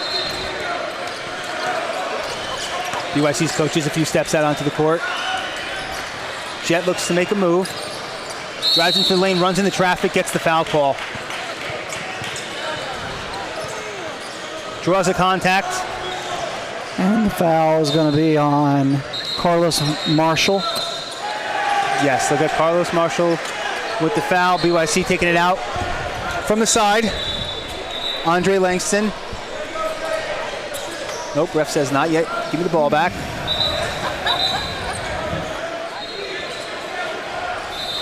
Checking to make sure the shot clock is right. Looks like it is. And we're back in play. BYC's coach emphatically orchestrating the offense. Langford looks to drive, guarded by Marshall. Oh, nice pass, nifty pass into Langston. Langston can't get the first one to go, but gets the second to go, the putback. That's why you don't give up on a play. Second chance opportunity, and he finishes. Absolutely, with the rebound to boot. Strong to the hoop. Trevian Williams for 1 of 1 gets it to go. Now here comes Jet, racing up the court, kicks it out to the corner. Oh, in and out. Funk can't get it to fall. Here comes 1 of 1 pushing the pace. Trevian Williams pulls up from 3 on the wing. Oh, look good.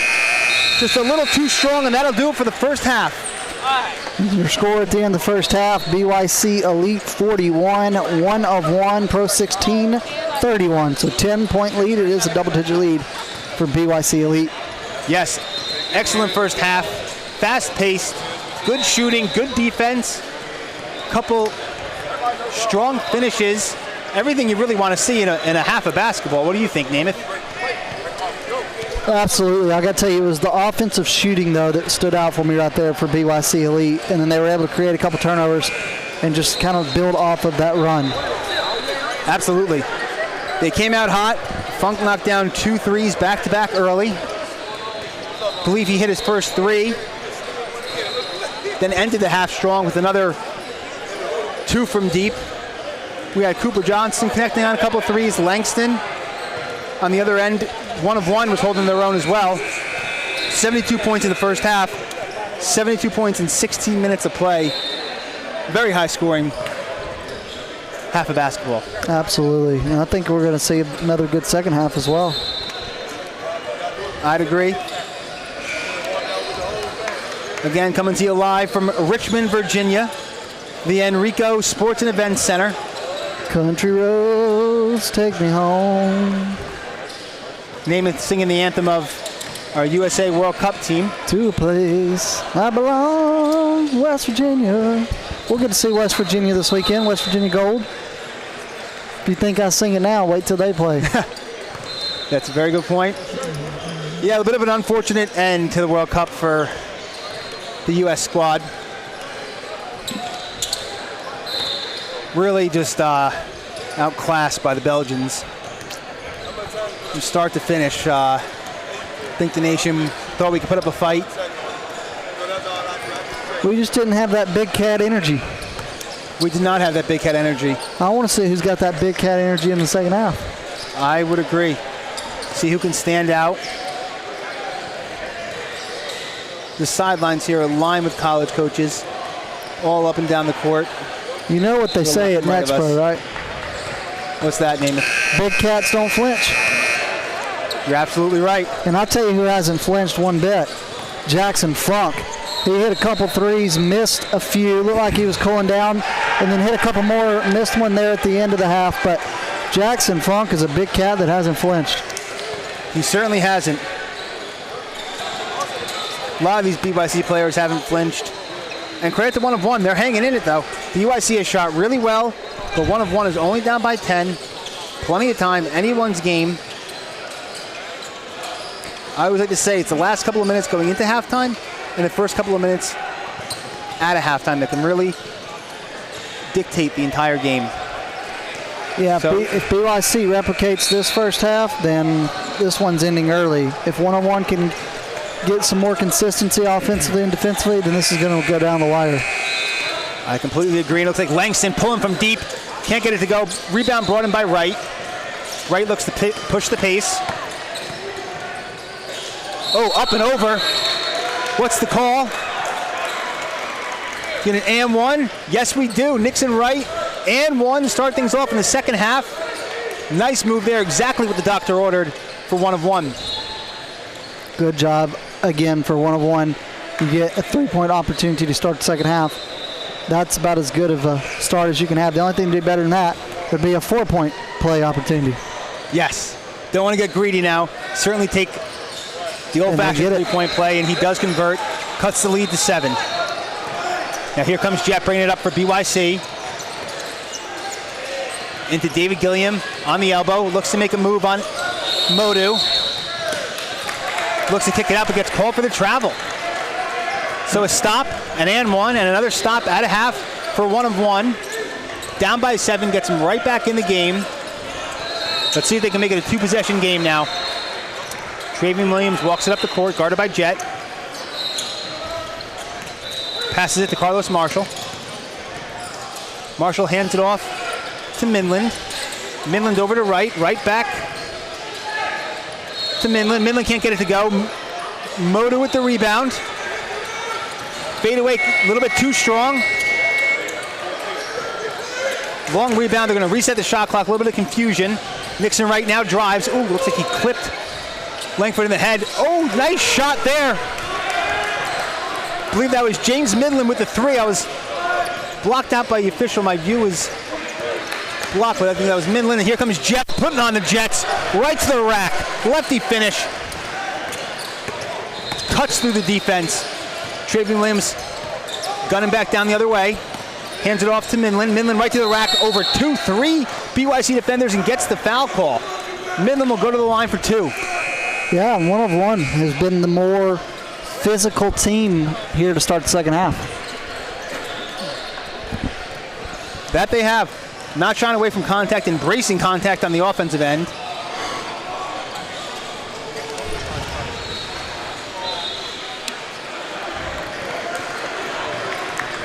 First free throw. First to go.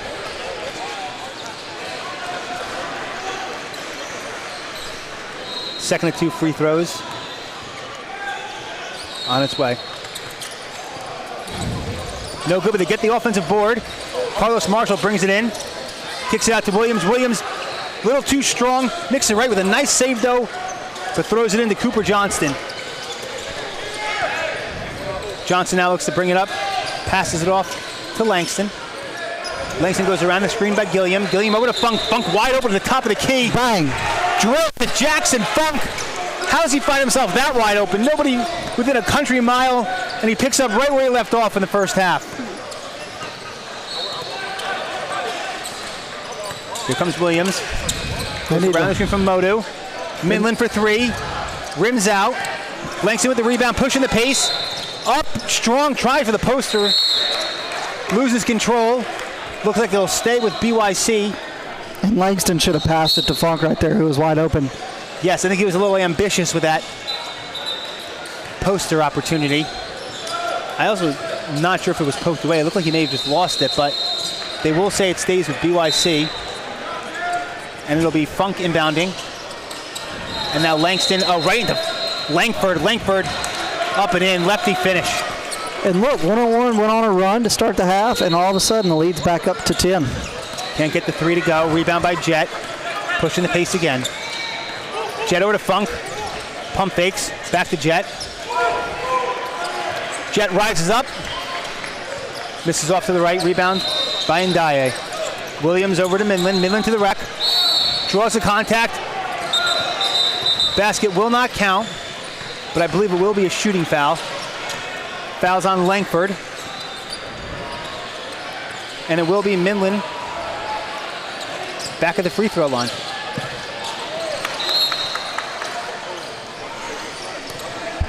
So it looks like it's 48-38 now. 10-point lead for BYC. 2 shots for 1 of 1. Gets the first to go. 1 of 1 doing a great job getting to the free throw line this half. However, they got to string together a couple of stops on the defensive end. Jackson Funk, who has, I believe, 6 threes this game, finding himself wide open, need to communicate better. Can't let that happen. Can't get the second to go. Here comes Langford for BYC now. Up by 9. Over to Funk. Funk, quick trigger, no hesitation there. No good. Gilliam with the rebound. And the finish. 1, 2, 3 bounces off the back of the rim and in. Nice soft touch from the big man. Oh, lowers his shoulder. Swatted away. Up to Langston. Langston tries to take on Williams. And it's Van Kalen who cuts off the pass. Nice steal by Van Kalen. Travian Williams goes right at Funk. Can't get the layup to go. Rebound Gilliam. Here comes Jet, who draws a double team. Passes through it into Funk. Funk kicks it out to Jet. Jet drives on Williams. Poked away. Kicked out. Oh, to Van Kalen. Goes up for the layup. Looked like a lot of contact there, but no foul call. That was a very, very physical play. You know, I think that's what you call maybe a makeup call. Thought there was certainly a reach in on that poke away on Jet, the previous possession.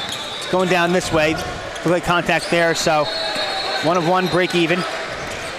Here comes Langford looking to drive on Van Kalen. Nice little pass into Gilliam. He got it. Nice ball movement, great finish. Gilliam with the right-handed finish from the block.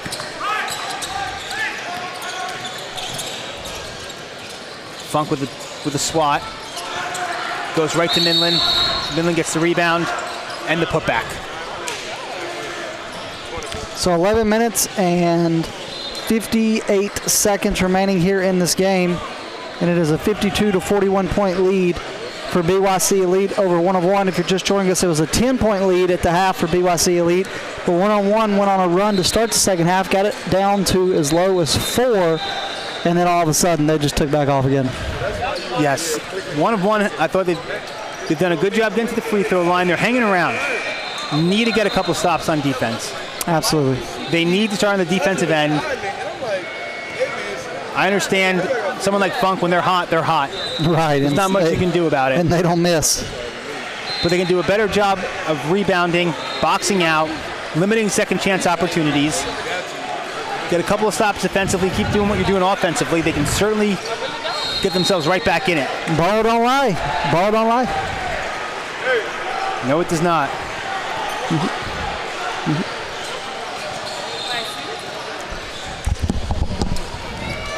All right, so here we go. Langston inbounding for BYC now. Into Jet. McGeely, I hope I'm pronouncing his last name right. I don't pronounce any of them. I try, though. Jet going lane. Oh, there you go. That's a defensive stand. Nice play by Dobbins. Oh, he's up and he can't finish the dunk. You got to finish that, man, especially when you're by yourself. Absolutely. If you can't finish it, lay it in. He'll want that one back. Gilliam, quick shot there. No good.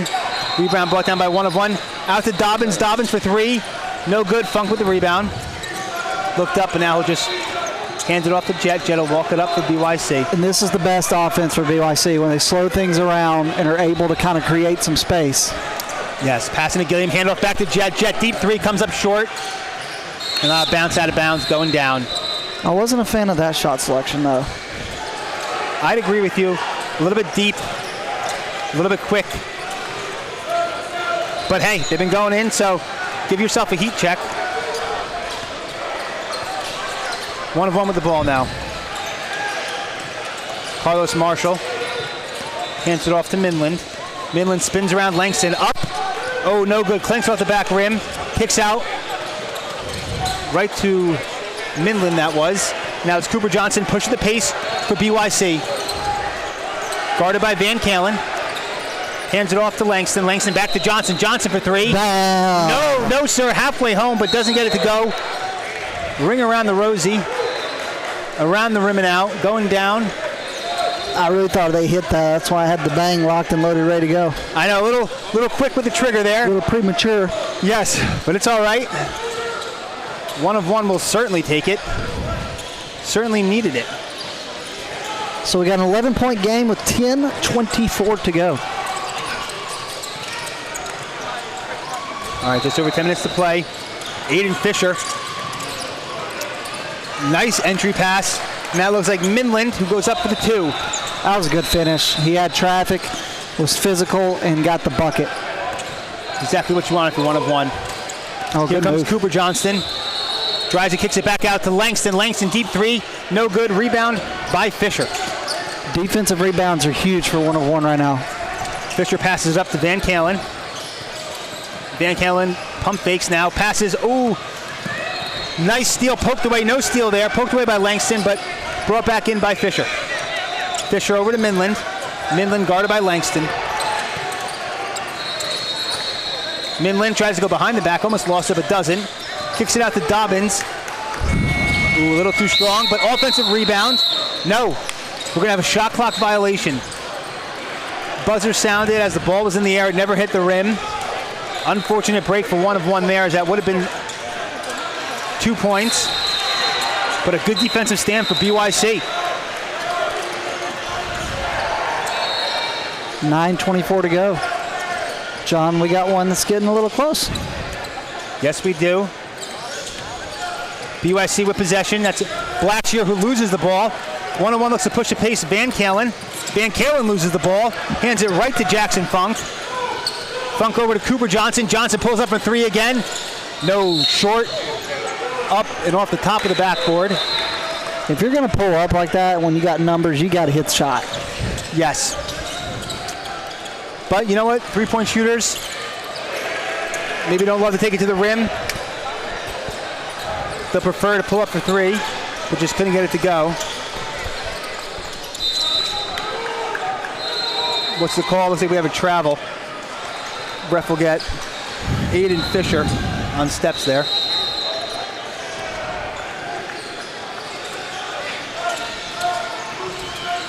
So 52-43, BYC leads with the ball. Jet, who's commanded the offense for the majority of the game for BYC, crosses half court, passes it into Langford. Langford into the lane, kicks it out. That's Blackshear for 3, a little too strong. Brought down by Flood. Flood looks to drive, right up and over. Good defense there by Jet. Brought down by Cooper Johnston, and he will get the foul call. 1 of 1 will be called for the reach-in. BYC ball going down. Looks like we're getting a little bit of a press here by 1 of 1. Yeah, doing a little full court press because, I mean, they're down 9 and the game's starting to kind of get late. We're almost at the halfway point of the second half. A little bit of token pressure almost. They showed it, but kind of fell out of it. Langford rises up. Oh, gets the foul call. Oh, that bucket! And the bucket. Shooter's row. Clinks off the back of the rim, high up and in. And they almost touched it, too. That would have... I'm surprised that was one of those, like, I think they made the right call. It definitely went in for the N1. But you wondered if they would say, well, there was some tap in there as it was going in. Yes, you are correct. I don't know if I would say it's a tap-in, but it looked like they did hit the net. And if that is the case, that would be basket interference. So it would not count if they called that. It's a great point, Namath. But they did not call it, and it stands for an N1 opportunity as the lead's back to 11 for BYC Elite, which I think 11 is the largest lead of the day they've had, so they could extend that to 12, and they cannot. They did not. Can't convert on the three-point play. Looks like Dobbins maybe poked in the eye there, sporting the leg sleeve. Flood. Oh, nice steal there by Cooper Johnston. Now gets it across the half-court line. Here comes a double team by 1 of 1. Swing pass over to Jet. Jet to Blackshear. Blackshear with the turnover. Is that Minlin with the steal? Travel. Minlin gets the steal, but gets called with the travel, going to the hoop. BYC's ball. Another turnover for 1 of 1. It feels like 1 of 1's on a bit of a seesaw today, Namath. Yeah, up and down, up and down. If they're not getting the stops defensively, they're making their shots on offense. And then when they're getting stops defensively, they're turning the ball over on offense.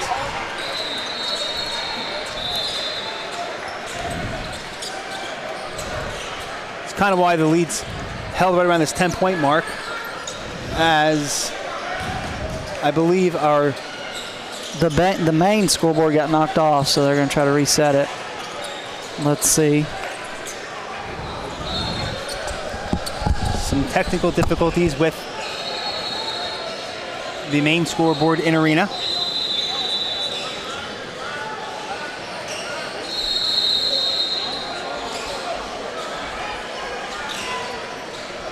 Appreciate you bearing with us. Coming to you live from Richmond, Virginia, the Enrico Sports and Event Center. We gave them an assist right there. We had the time, so we were able to help them get the scoreboard situated after it came off and turned back on. That's a great work, Namath. Thank you, sir. Glad to know I'm doing something good today. Absolutely, doing a great job. John Cardacy coming to you here alongside my partner, Namath Pitts. Live from Richmond, BYC in the red. 1 of 1 in the light green and pink, I guess we could call it. And another travel call there. Looks like they'll get Jet on steps. Jet kind of did a quick turnaround. Is that on me? Yes, sir, on you. That's what they called. Can't necessarily blame them for being a little confused, but nonetheless, 1 of 1 with the ball. Marcelo Flood brings it up, goes around a double screen. Flood drives to the rack, rises up, and in. Good floater. Great floater, cuts it back to single digit.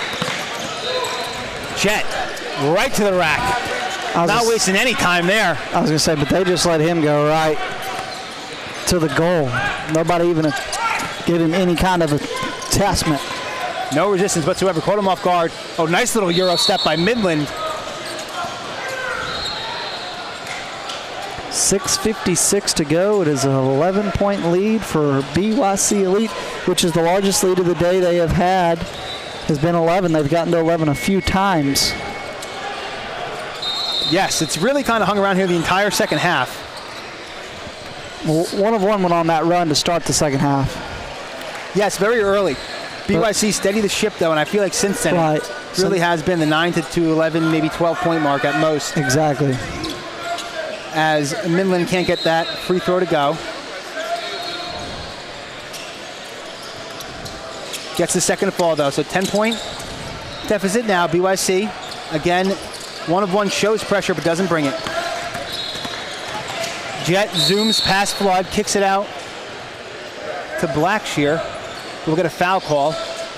Looks like they'll get Marcelo Flood on the reach-in. BYC taking it out from under the hoop.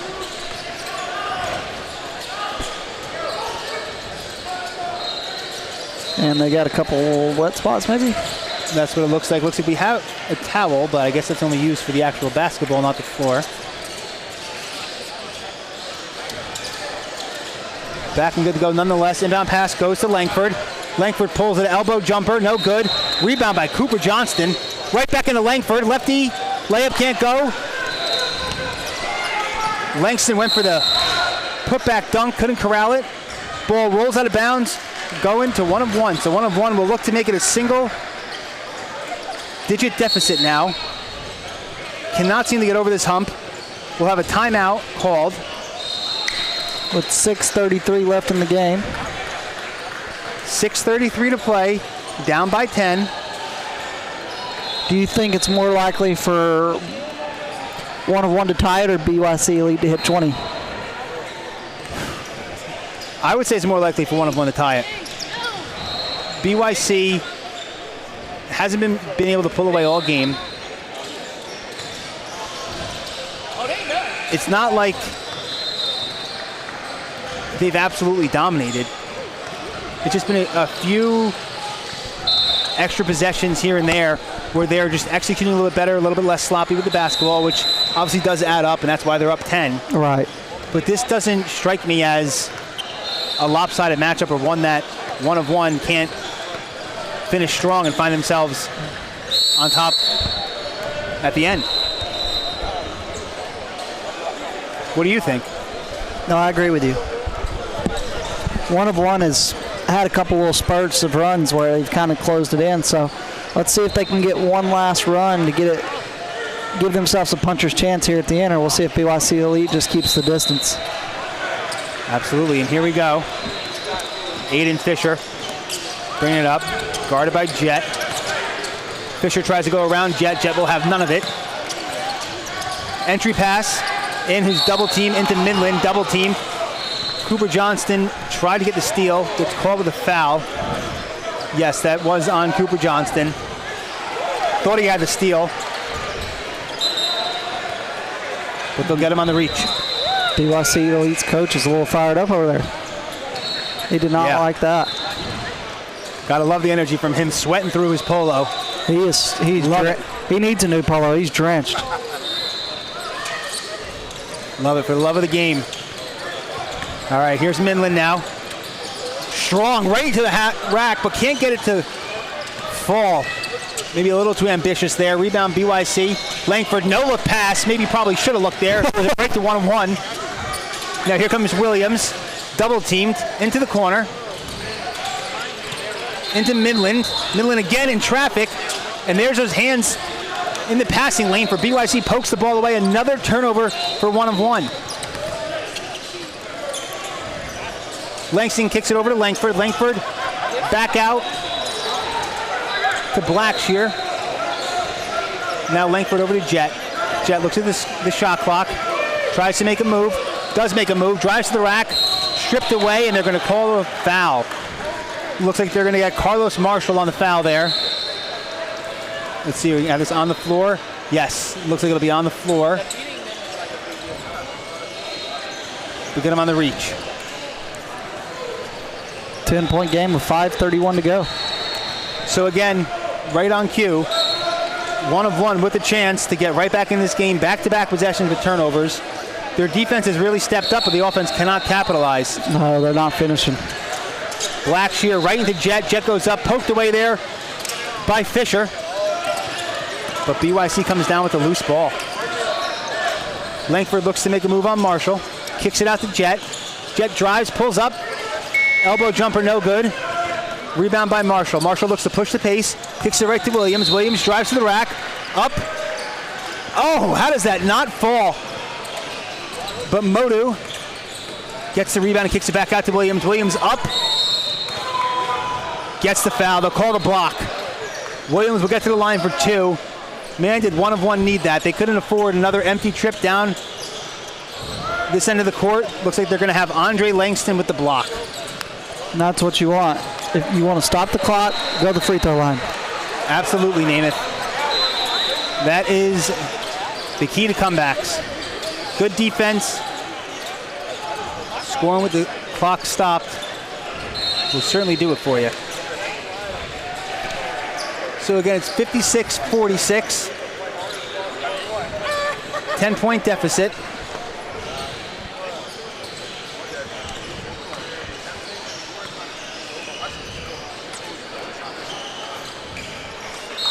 And he cuts it down to single digits.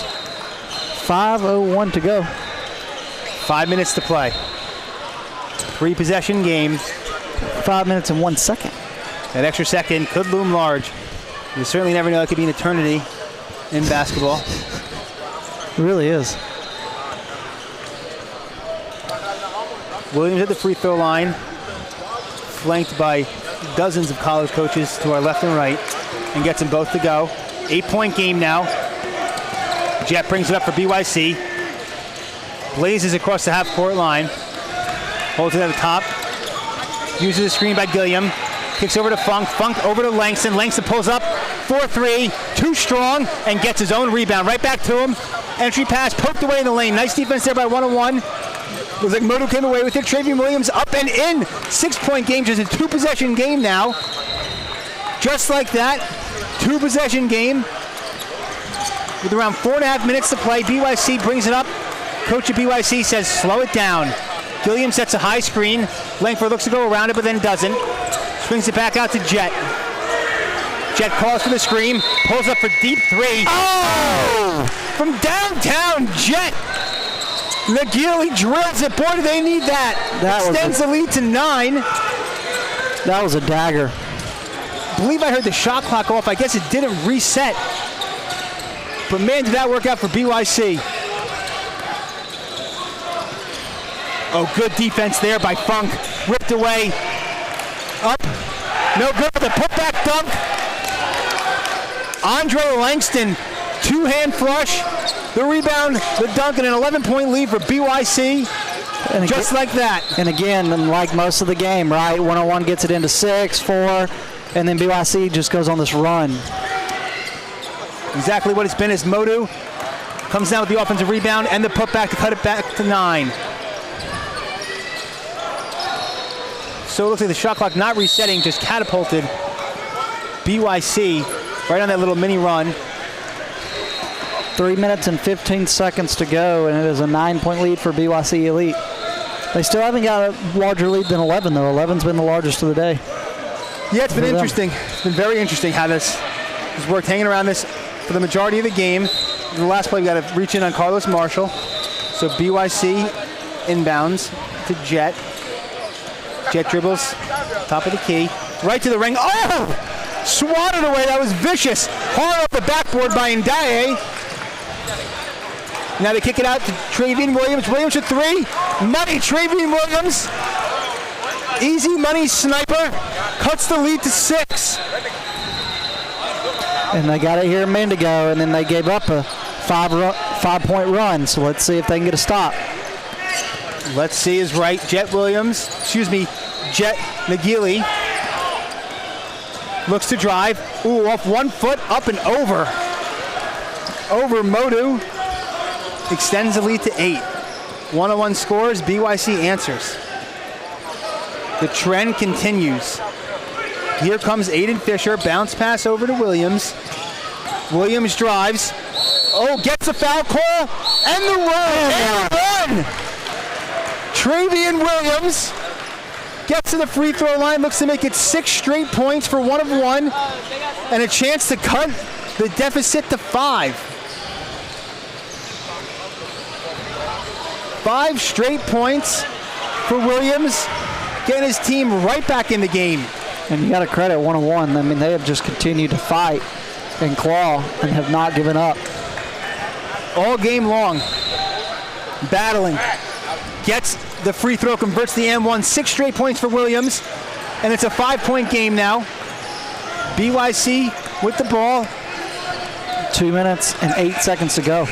Just over 2 minutes to play. Anyone's game. Oh, Langford. Little sloppy. Gets the foul call, though. Lost possession, regained it, corralled it, and went up and got the call. That'll be Carlos Marshall,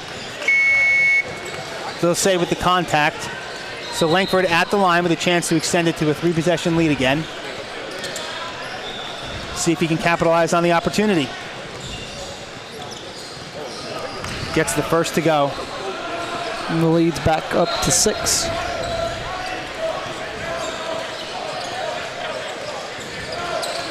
Big free throw here. Looks to build it right back out to 7. Can they do it? No, falls short. 1-of-1 now with the ball. 2 minutes to play, 2-possession game. Can they cut into the lead even more? For three. Oh, off the back rim, but they get the rebound. Midland couldn't get the three to go. Rebounded by Ndiaye. Ndiaye, no, short on the putback. Fighting for it. Corralled. Oh, swatted away. That was Aiden Fisher who lost it. Now here comes Langford. Langford up, quick shot. No good. Rebound by Langston. Langston can't get it to go. And they'll get a walk on 1 of 1. 1 of 1 came down with the rebound. That's Aiden Fisher who came down with it and fell down with the ball, I believe. They'll call a walk. Another unfortunate play for 1 of 1.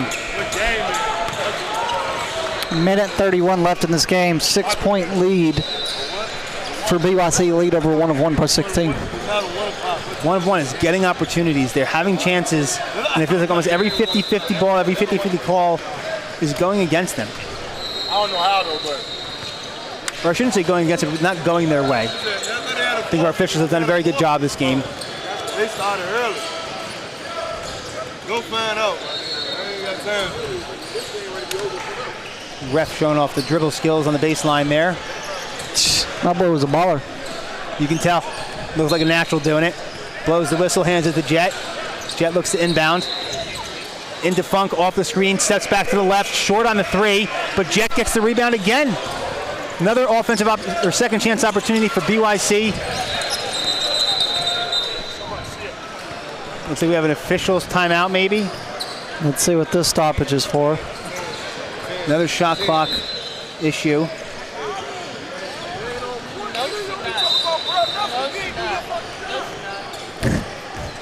The official exchanging some words with our scorers table. You're trying to help her reset the shot clock. All right, we're back in. Here comes Jet. Guarded by Marshall. Screened by Gilliam around the screen. Steps up and dives. Off the Oh, that's clutch. He loves just waiting until the last second to throw one up. Jet with a smile on his face, a little swagger in his step. What a shot. Fadeaway three extends the lead to 9. With just over a minute to play. Man, that was a big shot. Oh, he's hit some ridiculous shots at the shot clock buzzer. That he has. That's his second in the last couple of minutes of the half. And that was big. That was huge. 67-58. 1:03 to play now, I believe. And that could essentially be the dagger. 1 of 1 needs an answer. They need a response coming out of this timeout here.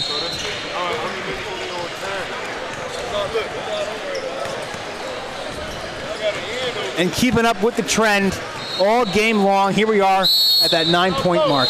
And if I'm a coach watching Jet, I'm saying he definitely has a clutch factorness to him where I'm late in a half and I need a shot at the buzzer. I want the ball in his hands. Absolutely, Namath. He's got that clutch gene. Big time three there.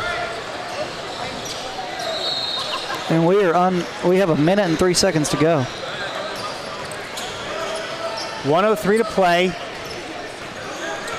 101 down by 9. Here comes some pressure by BYC. It's now or never for 1 of 1. Travian Williams swings it. Up for 3, no good. Right back to him. Up for 3 again, short again. Right into the waiting arms of Aiden Fisher, who goes up for 2. It's now a 7-point deficit. Inbound the Jet. Here comes pressure by 1 of 1. Over to Langford. Langford, they look to bring a double team. They're going to trap. Langford picks up his dribble, passes to nobody. They get the turnover.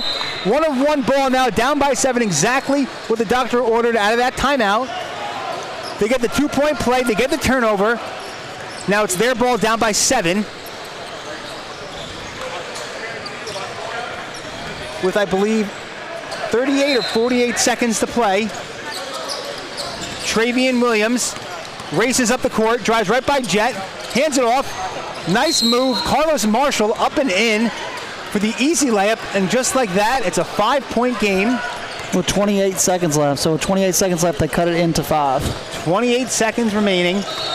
Decent amount of time did come off the clock. But a 5-point game now.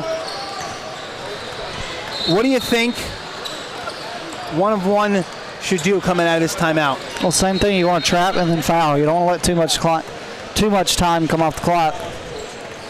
But you don't want to foul immediately either. Absolutely, Namath. I was thinking the same thing. Try to force a turnover in the backcourt. If you can't, foul them the second they get over the half-court line. 5-point game, so even if they make one, it's still a 2-possession game. Plenty of time left. 28 seconds to go.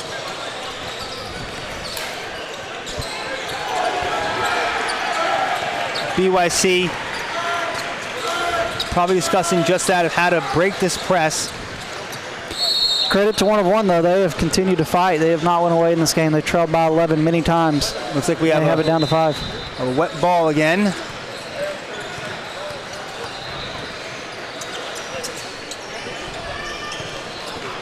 Get the towel, dry it down. Looks like we're all good to go.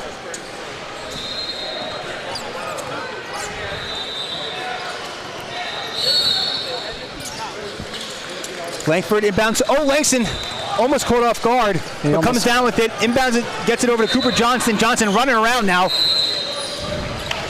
And will go to the free throw line. With 21 seconds left in the game. No, excuse me. They're not in the bonus yet, it looks like. So 21 seconds to go. It'll be a side out. They'll have to inbound it again. Cooper Johnson right into Langford. Langford running around the backcourt. Races across half court. And he's fouled. Let's see if he'll go to the line now.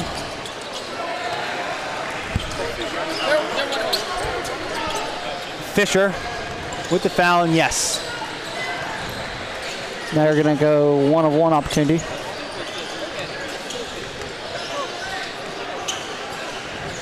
Yes, 1 of 1, even more so. Huge amount of pressure on the first free throw here. BYC wants to fall back. We have a rogue ball coming across the court. 101's coach in World Cup fashion kicks it over to the ref. Does a nice little move of his own. I believe they call that touch in the soccer world. But nonetheless, Langford, 1 and 1, no good. Rebound brought in by Midland, down by 5 now. Here comes 1 of 1. And you don't have to. Over to Midland, Midland for 3. Short, rises up. Oh! The putback dump, Nixon right. Take flight. 3-point game. Just like that, 1 of 1 cuts it to a single possession game. With 7 seconds left. 7 seconds to go. A lot of time has come off the clock. That doesn't sound right. And Jet flying away down the court, racing around, running around. And that'll do it. BYC holds on. What a thrilling finish. 67-64. BYC over 1 of 1. And how about right there at the end for BYC to be able to hold that ball for 7 seconds? That is incredible in that position. Absolutely. Great game, great ending. Coming to you next, I believe we have Tyler Jones alongside Hayden Coker.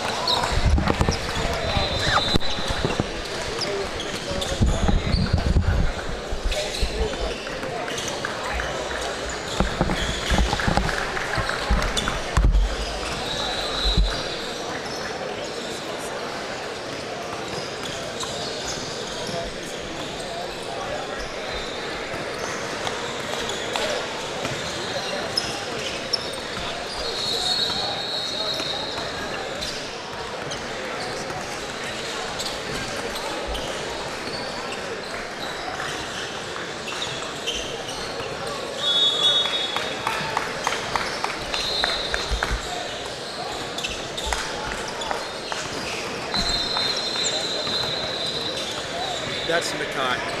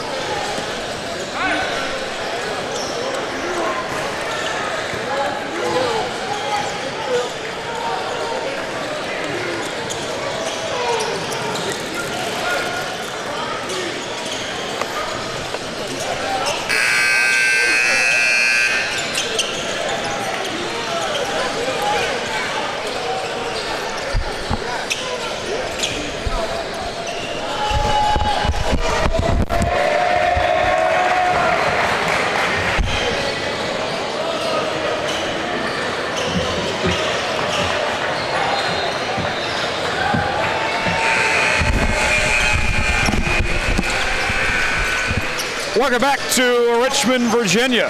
Puma Pro 16 action continues here this afternoon as we have Nebraska Supreme taking on DB Elite. Tyler Jones, Hayden Coker here with you.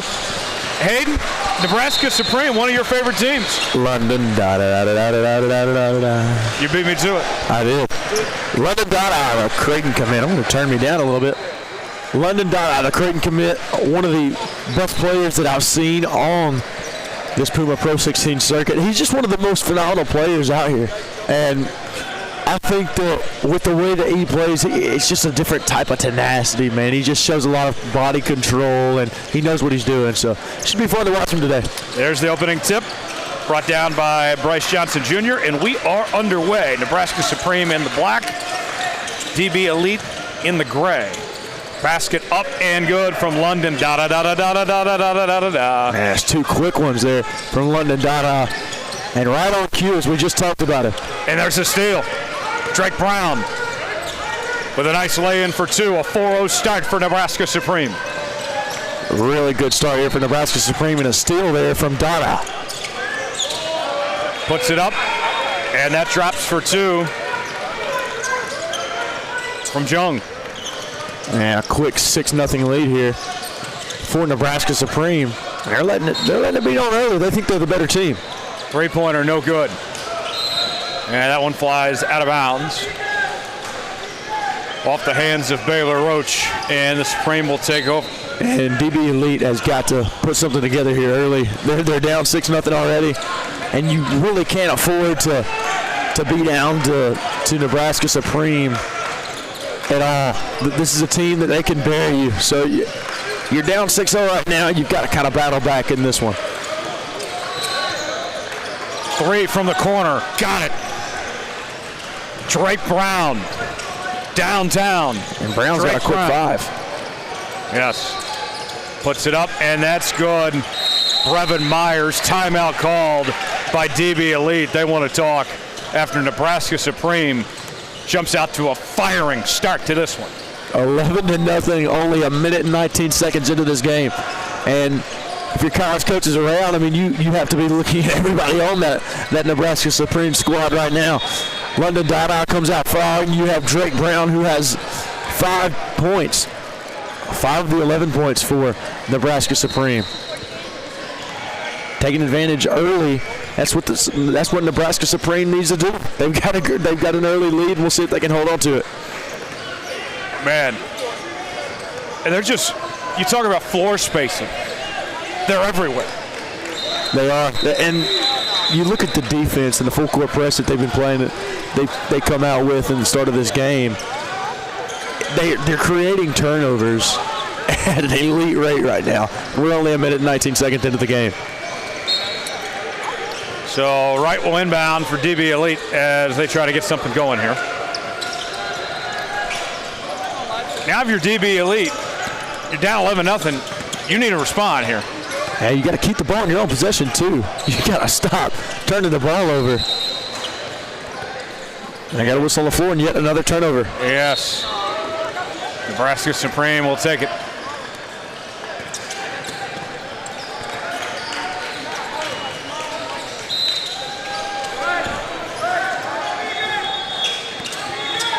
Here's Brown bringing it up.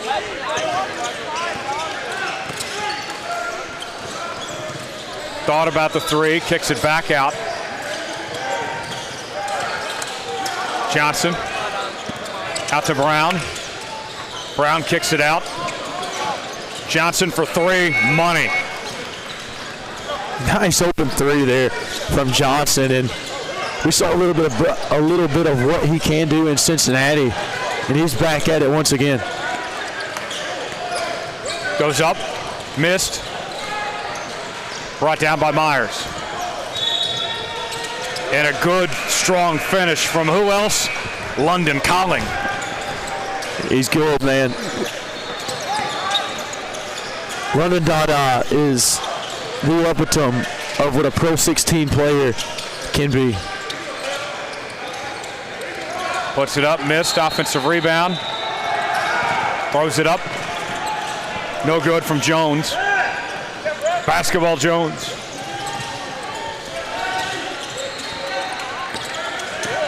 kept alive. Turnover. Here comes Jones. Jones missed.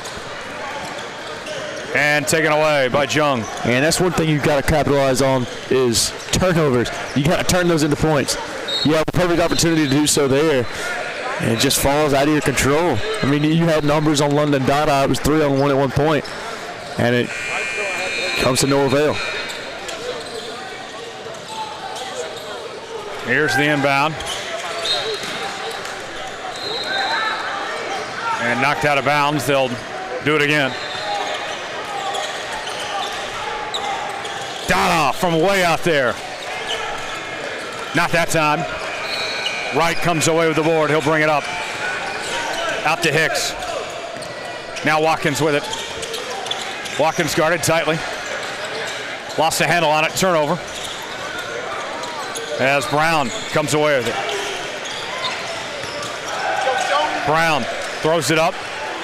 Pass to Dada, and we got a foul called. Yeah, now Dada going to go to the free throw line, and Dada's already let his presence be known here early. And he's there. He's one of the stronger presences down low here for this Nebraska Supreme team. And him getting to the free throw line early is a really good sign.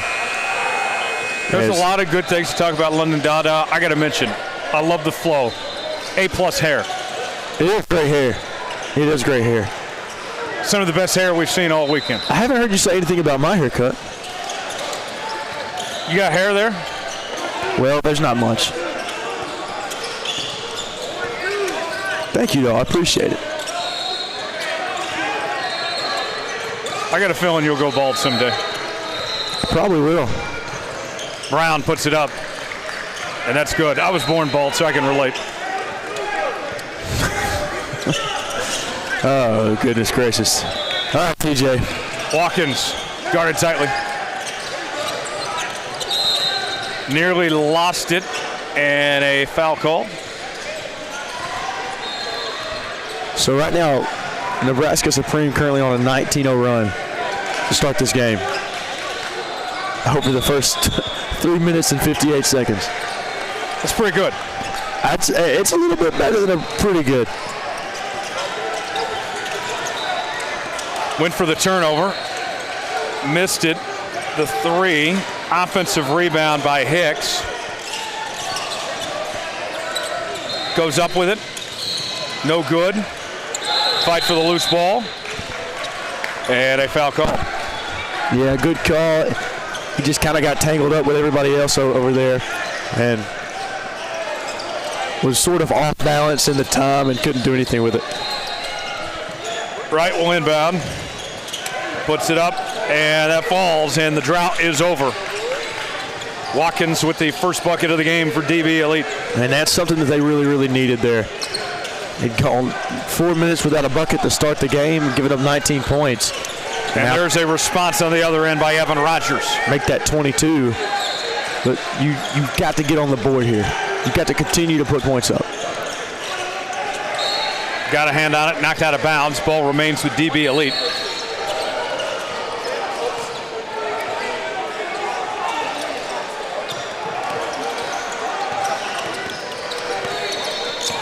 And here we go. Hicks guarded tightly. Hicks at midcourt. Out to Watkins.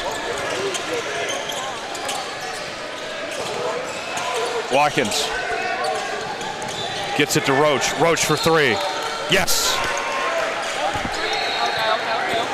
Baylor Roach. Pretty good response there from Roach. They needed those points. Brown missed. The putback results in a foul, and Everhard will go to the line. I saw Everhard hit a windmill dunk in warm-ups. And I thought that was pretty impressive. Just in warm-ups, just so casual. It was very casual. It was one of those situations where he got a little run up and whatnot, but it wasn't like he was going full speed. He just jumped and windmilled it. Oh well. There's yet another athlete on this Nebraska Supreme team. And he gets his own board.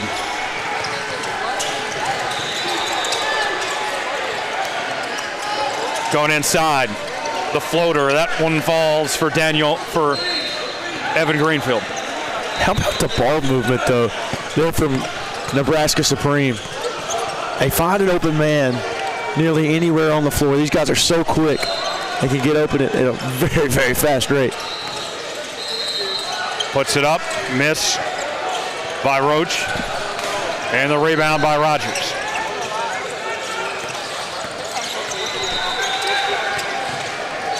Deep three.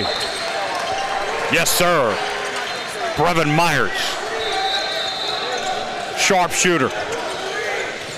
Nebraska Supreme is on a heater right now. I've never seen this out of the gate so quickly from a team. This is the best we've ever seen them play. By far. By far. I mean, they're a good team, don't get me wrong, but this is something else. And it's no disrespect either to DB Elite. DB Elite they're not playing the best game so far, but Nebraska Supreme is hitting anything and everything right now. Yeah. There's just not much DB Elite can do. Greenfield with it. Feeds it inside, a nice bucket by Evan Rogers for two. Watkins brings it up now. Evan Rogers made that cut to the basket look so easy. Thought about the three.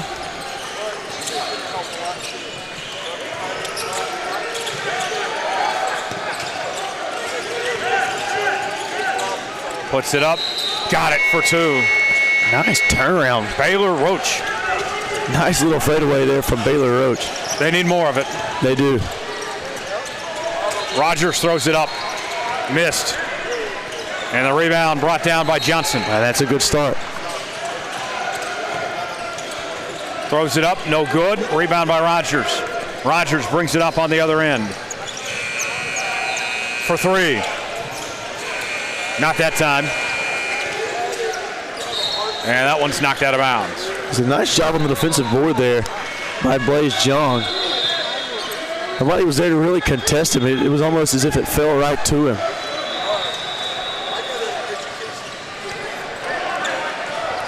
And Nebraska Supreme lined up in this formation earlier. He's going to almost look like he was going to do the same thing that Dada did earlier and take the long three. Johnson, blocked from behind. Here comes Shirley. Watkins from deep three-point range, falling away, missed. Rebound by Myers, and there's a steal by Watkins. Yeah, nice job of getting back on defense that time and forcing a turnover. It's fitting that they're DB Elite because he looks like a defensive back on that pick. That's a fair point out. That's a fair point out.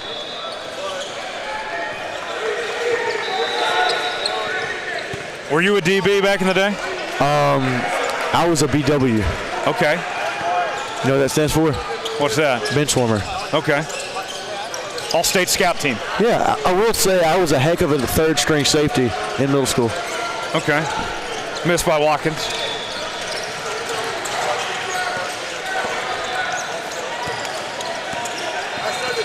Jung goes in strong in the finish.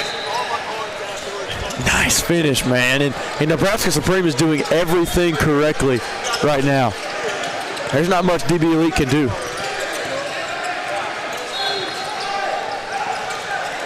Right, goes in, blocked. Nice block. And there's a steal on the other end by Jones. Cherry picking at the basket is Watkins for two. Need a lot more buckets for all the cherries if they're going to come back in this one. Three-pointer, good from Joan. And now Joan getting involved a little bit on this beatdown. Watkins guarded tightly. Double team on Jones. Kicks it out, three-pointer. Not that time. Fight for the loose ball. And Eberhard comes away with it. Trying to get out of it. And here they come. Going in for the lay-in. That's good for two from Bryce Johnson Jr. Nice job by Bryce Johnson Jr. And it wasn't only Bryce Johnson Jr. that made the play there. And a nice three on the other end by Scotty Jones. Basketball Jones. Yeah, nice job there hitting the open three, climbing back into it a little bit. Greenfield wide open, missed it. They're trying to. That's the most important part. They're trying to get back into it. Wright with it now. Wright spins, throws it up, missed. Rebound by Jung. Here comes Myers now. Myers goes in. Couldn't get that time. Johnson comes down with it. Here comes Wright. Wright, wide open lane to the hoop. No dice that time. Jung with the board. Here comes Greenfield now. Greenfield, cross-court pass to the corner. Yes! Bryce Johnson Jr., how do you do? And another one from Bryce Johnson Jr., and he's starting to feel himself a little bit now. That's 5 points for him over the last few minutes. And he's really starting to get involved. Watkins with it. Fades it inside. Lost his footing. Gets back up. Jones to Johnson for two.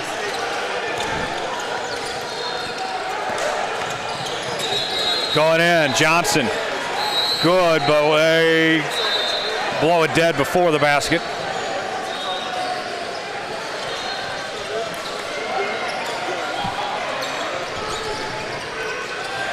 And the ball will go the other way. Playing with the running clock right now. And there's a steal. It slides out of bounds. A good defense there by Evan Rogers.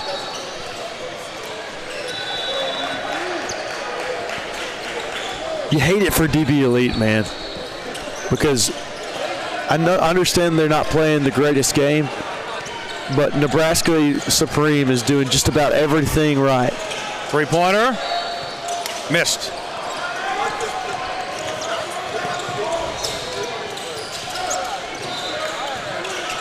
Myers.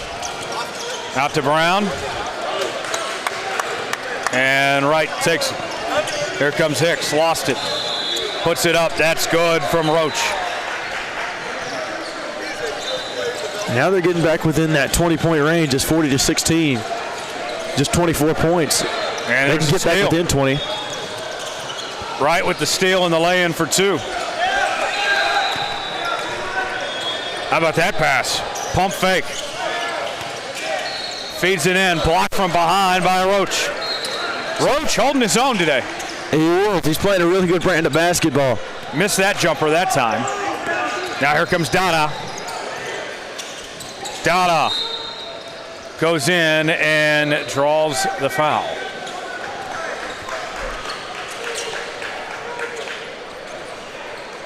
So now a little over 2 minutes remaining, getting close to that 2:20 mark. And Dada going to the free throw line yet again, as Nebraska Supreme has a 22-point lead right now, 40-18.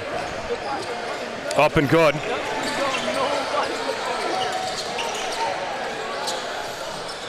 Did you expect this coming into the game? I cannot say I did. I didn't either. I'm impressed. They're playing a really good brand of basketball right now. This will be a fun team to watch this weekend if they stay hot like this. Dada completes it. They're a fun team to watch regardless, but with how they're playing right now and with the shots they're hitting, it's crazy. Dada! Oh, ho, ho, ho! Chips ahoy! And Dada just punishes the rim, and there's nothing right now that DB Elite can do from keeping London Dada from getting his own. Watkins at the top key, and we got whistles.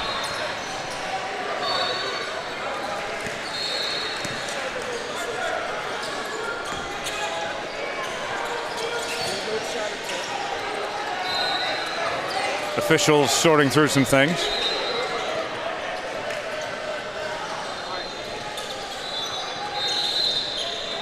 And we're almost ready. There we go. So Watkins brings it up. Goes to the lane himself. No one would stop at him, and then there's a steal by Shirley. I am serious, and call me Shirley. Temple? Yeah. You missed that reference. I did. I have no clue what you're talking about. You haven't seen the movie Airplane? I think you're a little older than I am. Okay, that's your homework assignment tonight. You got to go watch the movie Airplane. It's a classic. Understood.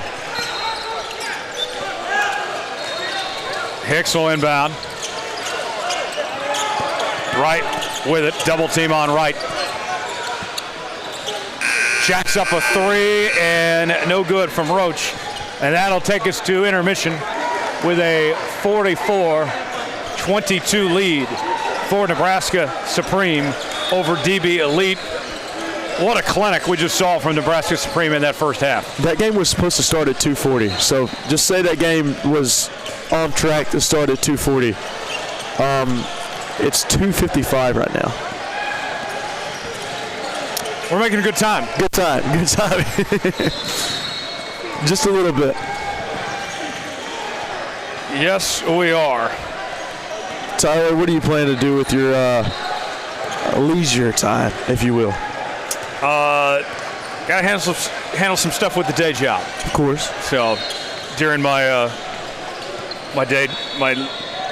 little break, but then I'll be back afterwards. Call one more game. But let's talk about Nebraska Supreme here. So many things they did right. Hayden, the floor is yours. Where would you like to start? They did a really good job of creating turnovers, and points off of turnovers was huge during that first half for Nebraska Supreme. Now, you can talk about London Dada all you want to, but how about Bryce Johnson Jr.? How about Evan Rogers? Drake Brown making some plays. Evan Greenfield. Vander Eberhard was making plays, too. Right. I mean, Blaze Young. There were so many playmakers out on the court for Nebraska Supreme early on. Brevin Myers. I mean, these guys have put on an absolute clinic. And they play so well together. They do.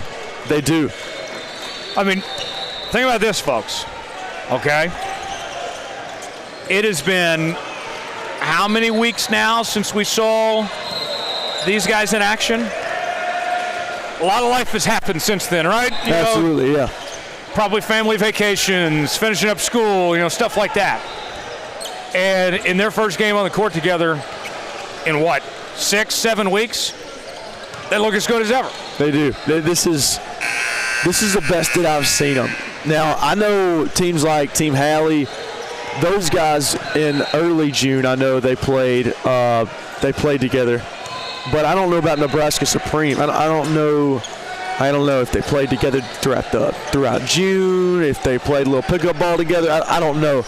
But the way that they're playing in this first game is just astounding. They could complete each other's sentences. That's how I would describe their brand of basketball.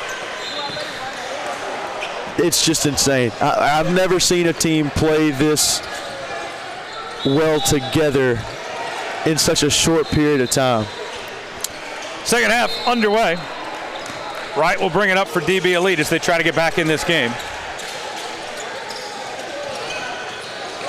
If you're DB Elite, if you're going to make a run here, it's got to be twofold, right? You got to hit shots like that. That'll help from Watkins.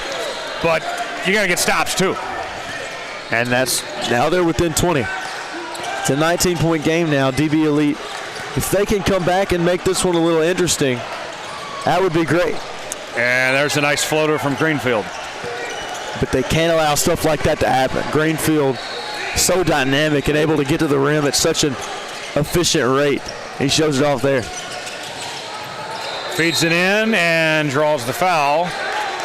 Watkins will head to the line.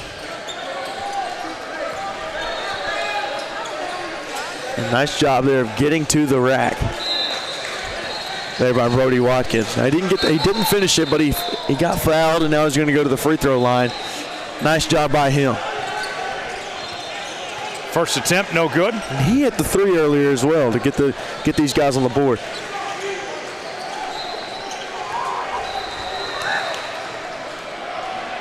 I think at some point this weekend, you and I need to play a little pickup game. You know what? I think we should. How do you think that would go, Tyler?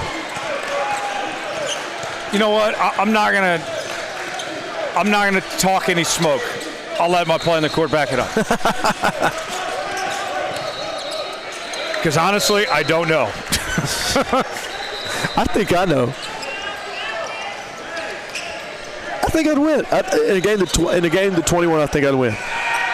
We got to play half court. We're too old to be running full court. Oh, yeah, no.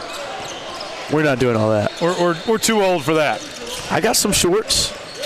Okay, I do too. Basket up there, no good. Second chance effort, and that one falls in for Wright. The right way. Nearly lost it, gets out of it, three-pointer. Yes, sir. London, da-da-da-da-da-da-da-da-da-da. Now 49-28 your score, and DB Elite trying to claw back into it, but it seems like whenever they hit a shot, so does Nebraska Supreme. Deep three, missed. Roach for three, no. And the board brought down by Greenfield. Good pass, got a hand on it. Everhard tried to go up with it, but good defense on him there. Yeah, Everhard went up with it. It looked like he wanted to throw it down, but massive props to number 25, Baylor Roach of DB Elite. He did a nice job of getting up and getting a hand on that ball. And now they're going to draw an offensive foul, and DB Elite will have it.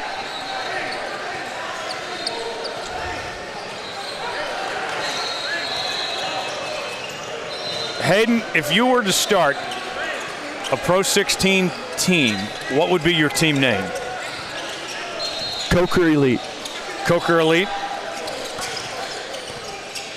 I think it's a pretty dope name. Nice shot by Baylor Roach. Roach good. You think that's a pretty good name? That's pretty solid. What would your name be? Hold on. Basket no good. Right that time with the board, puts it up. Count it, and the foul. A chance for a three-point play. Johnson getting it done. I think it would have to be based on the song Basketball Jones. It'd be Basketball Jones. I like it.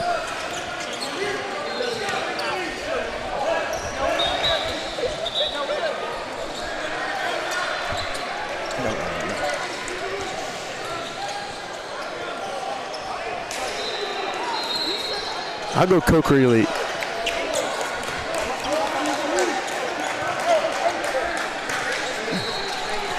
At the line is Shirley. I would play point guard. Okay. And he misses that one.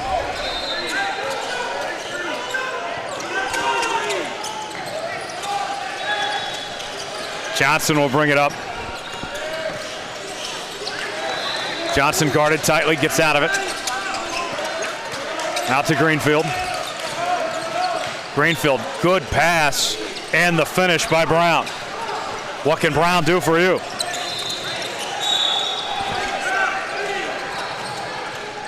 Watkins now.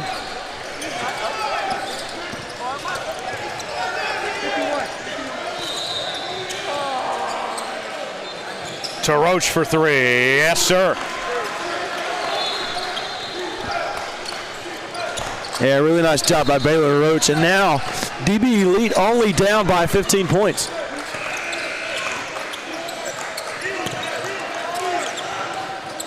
Johnson with it. And that one touched by Wright. So Nebraska Supreme will hang on to it. DB Elite is slowly trying to crawl their way back into this game, and I like the effort and I like the intensity that they're playing with right now. Deep three. And a miss by Johnson. Jones missed that one, and that one's going to fly out of bounds. Think about this for a second, Hayden. They had the big run to start this game. And really, that's the difference. After that big run, what was it, 22-2? It's 22-2 at one point. It's been pretty even. It has. It's been pretty even, and DB Elite hasn't necessarily let it get out of hand in a sense that they've actually outscored them since that 22-2 run. Absolutely. Now, don't get me wrong, Nebraska Supreme wasn't going to stay on a run like that forever, but with the way that DB Elite has sort of responded in the way that they have, I think that they've sort of inserted themselves back into this game.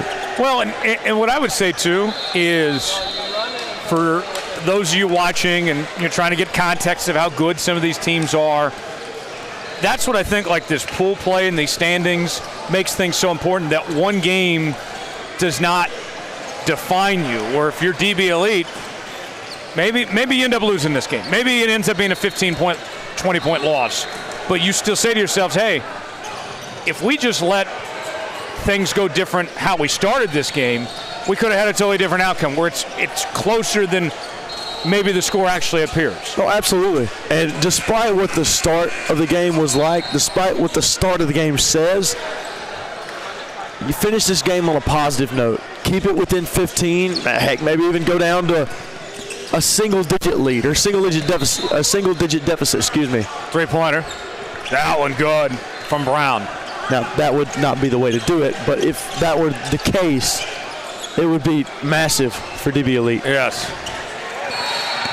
And Brody Watkins has been one of those guys who's really put on today for DB Elite along with Baylor Roach.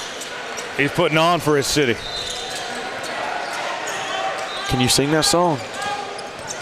I can, but I will not. Puts it up. Does that count? No, they waved it off. It was a nice shot by Roach, though, just a little bit too late with the shot clock violation. And I'm not entirely sure how he made the shot either. Impressive nonetheless, but yes. I'm not sure how he made it. Myers guarded tightly. Out to Greenfield. Throws it up, and a good finish from Eberhard. No, it wasn't a good finish, but how about the behind-the-back pass? Almost a no-looker there from Evan Greenfield, and Vander Eberhard just throws it down. Three-pointer. Got it. Baylor Roach. And Baylor Roach is having himself a game right now. Despite what the score says, it's 56-40, but and he was 39, excuse me. And he was in the act of shooting when the foul was called, so he'll get a chance for a very rare 4-point play. Very rare.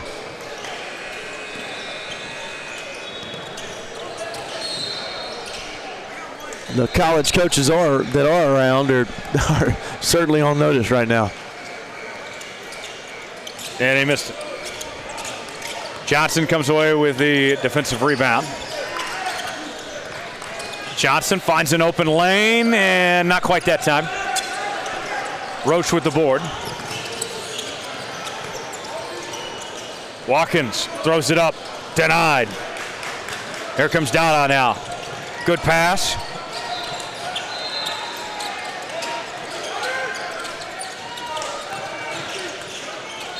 Puts it up, and that's a miss by Rogers. Johnson facing a double team. Gets it to Jones.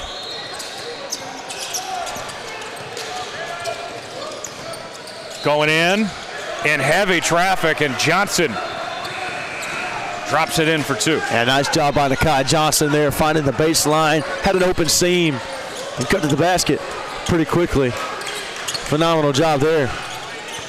Three-pointer. Not that time from Myers.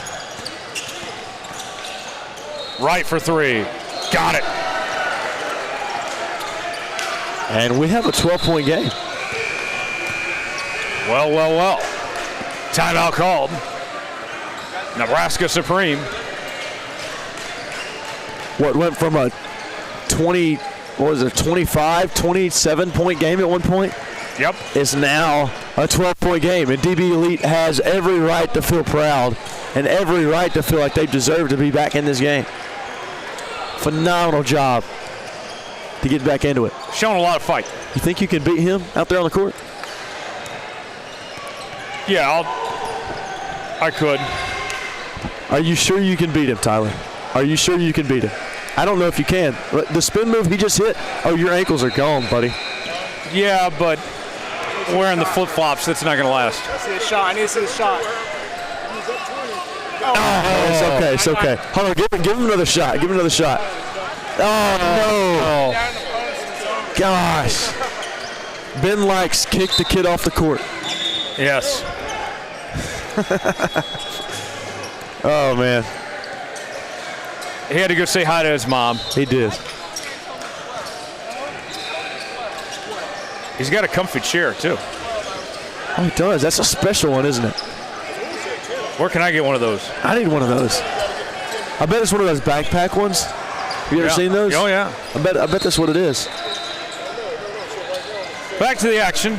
Look, give a little After timeout the talk. timeout from Nebraska Supreme, their lead has dwindled down to 12 as we have about 7 minutes remaining.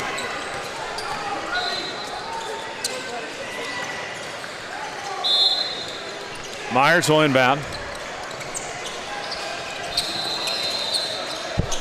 Rogers with it.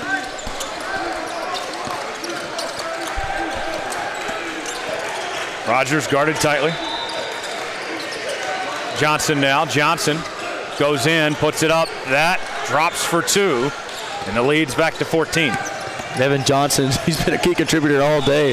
He shows just how good that he can be down low there. Right denied by Jung, and Rogers lost a handle on it.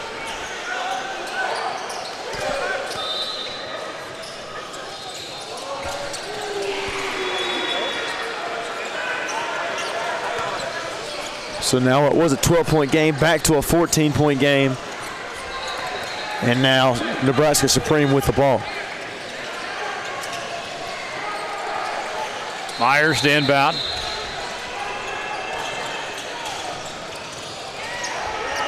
Puts it up and draws the foul. So Jung will head to the line. Yeah, nice job there by Blaze Jung down low. Nice drawn-up play there, too, on the inbound. As we have our good buddies at Colorado Collective playing on the other court. Yes. First free throw, no good. Hayden, tell us about the rest of the action today. What games catch your attention? Well, later today, I will be on the call with Namath. I believe it's Namath. It is. Namath. It is Namath. Like Joe Namath. Yeah. Like Joe Namath. Namath Pitts and I, Hayden Coker, will be on the call for SIP United versus Trey Man Elite, which will be one of the best games of the weekend with two of the best teams in the circuit. Whoa, whoa, whoa, whoa. Hope Myers is okay there. That was painful. Yeah, it wasn't intentional by Daniel Wright, but it was just one of those that didn't really look too comfortable. No. Well, he gets back up on his own power, so that's good to see. Rogers will bring it up.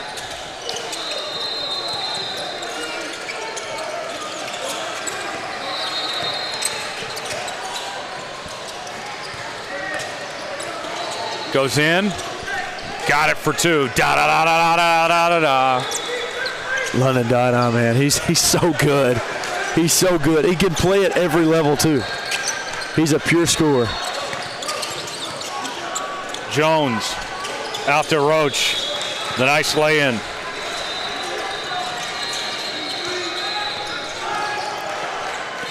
Now 61-46 the score. Puts the floater up, missed. A lot of trees down there. And Johnson comes away with it for DB Elite. Johnson going coast to coast. Not quite that time. Rogers with the board. Good pass. And the lay-in by Jung.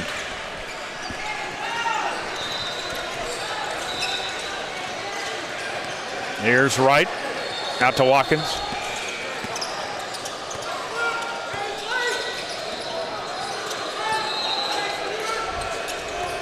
Roach throws it up. And that falls. What a game Roach is having. Now, despite the score, I understand what that says. Roach is having one of the better games of the day. Yes. Rogers puts it up. And that falls for 2. It's like it doesn't matter that DB Elite scores because Nebraska Supreme bounces right back. Watkins. Out to Roach. Roach. That's good. Roach is on fire right now. Roach is on fire. Those were 2 heavily contested shots that he just had, and that last one was a little off balance as well, and he made both of them. Rogers. To Myers for 3. Yes, sir. These teams might be shooting over 75% here in the second half. 3-pointer. Missed. He wanted it. Yeah, I don't mind that. It's a heat check. I don't mind it. And that one knocked away.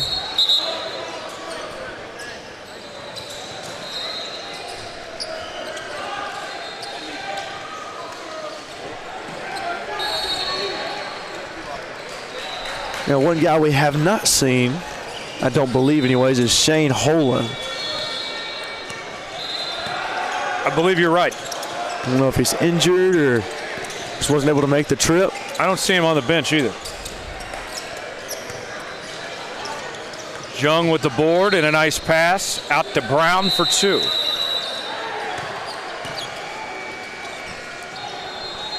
.20 game, and that'll do it. Big win for Nebraska Supreme over DB Elite. The Supreme, they just did everything right. Everything right. It wasn't even close. Like it was. I mean, like it wasn't even close. The disparity between good and bad. Like it was London Dada. It was Drake Brown. It was Evan Greenfield. Evan Rogers and Evan Greenfield. Bryce Johnson Jr. Just all good. There wasn't an ounce of bad in that game from Nebraska Supreme. Now, DB Elite really caught on there in the second half, and I was really starting to enjoy watching DB Elite start to put things together. Baylor Roach was playing a really good brand of basketball. He caught fire at one point. Brody Watkins played a good game. It was just one of those things that didn't fall their way. Great win.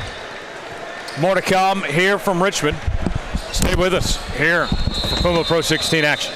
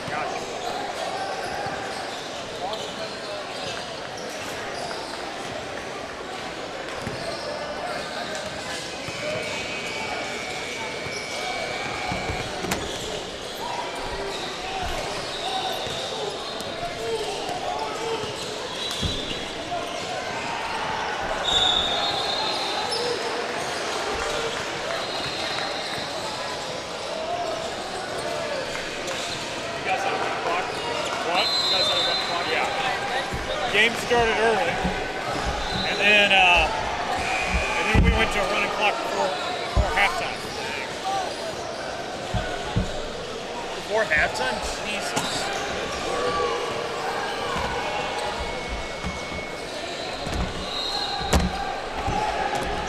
One more game to go for you. Yes, sir.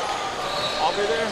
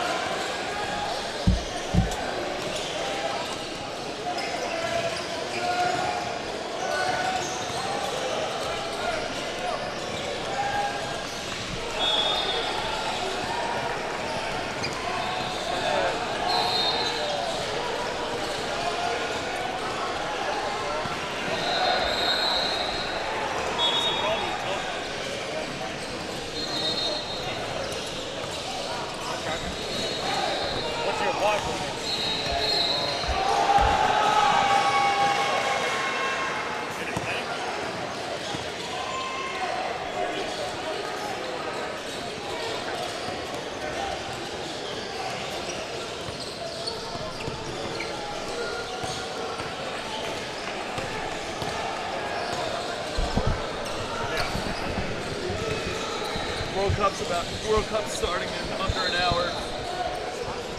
Sure is. Oh yeah.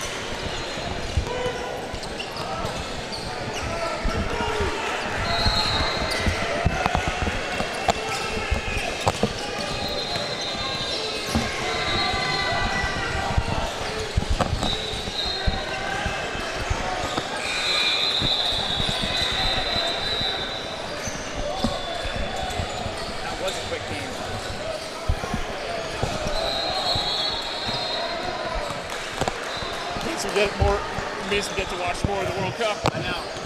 Thanks. Definitely nice.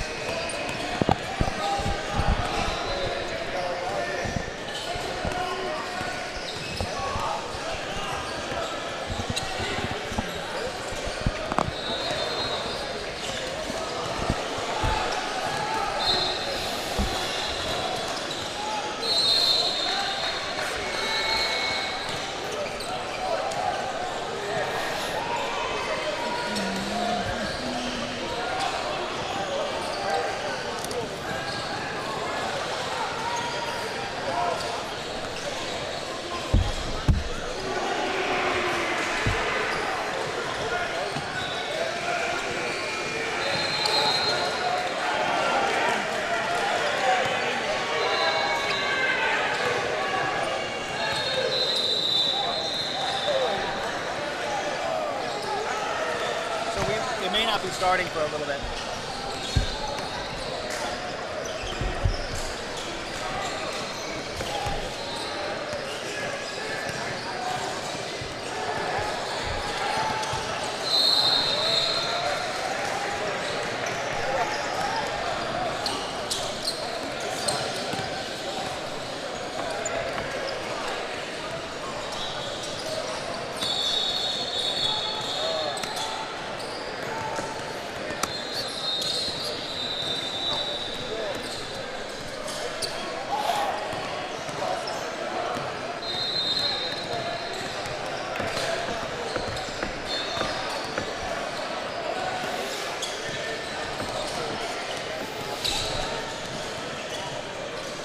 Let's get ready to rumble. Do it.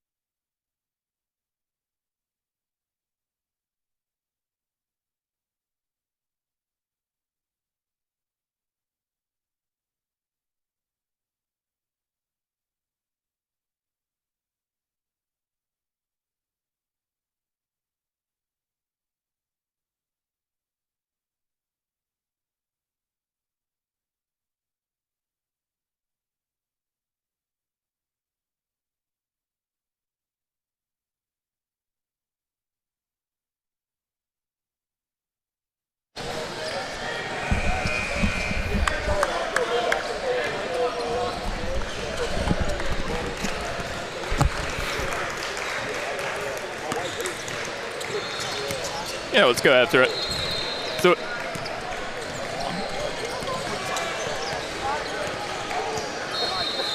And good afternoon, ladies and gentlemen. We welcome you to this presentation of NXTPRO Hoops. Live from Richmond, Virginia. We got an exciting contest coming your way as Team Museum battles Team Miami. Mike Calandra back and ready to bring in the action. Onside by good pal John. I'm getting lost already. Cardacy. John Cardacy, thank you so much. I apologize immensely right there. No problem at all, Mike. Pleasure to be back with you. You had it earlier today, and that's all that counts because that was probably the tougher remembrance of the two. But yeah, should have a good one. Team Museum, I had them in Cincy. This is my first time calling Team Miami.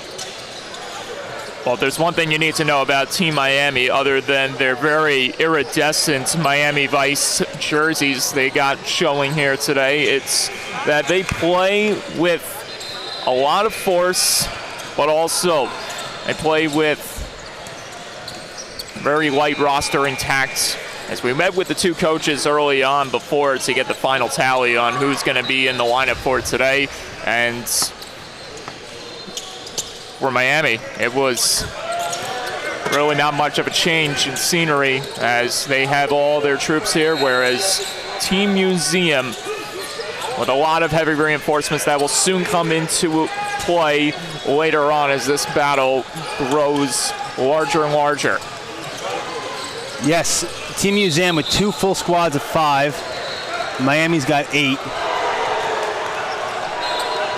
Looks like Miami gets the early defensive stand. And here is Miami. We'll have to try to make an immediate impact here. This is Beltran.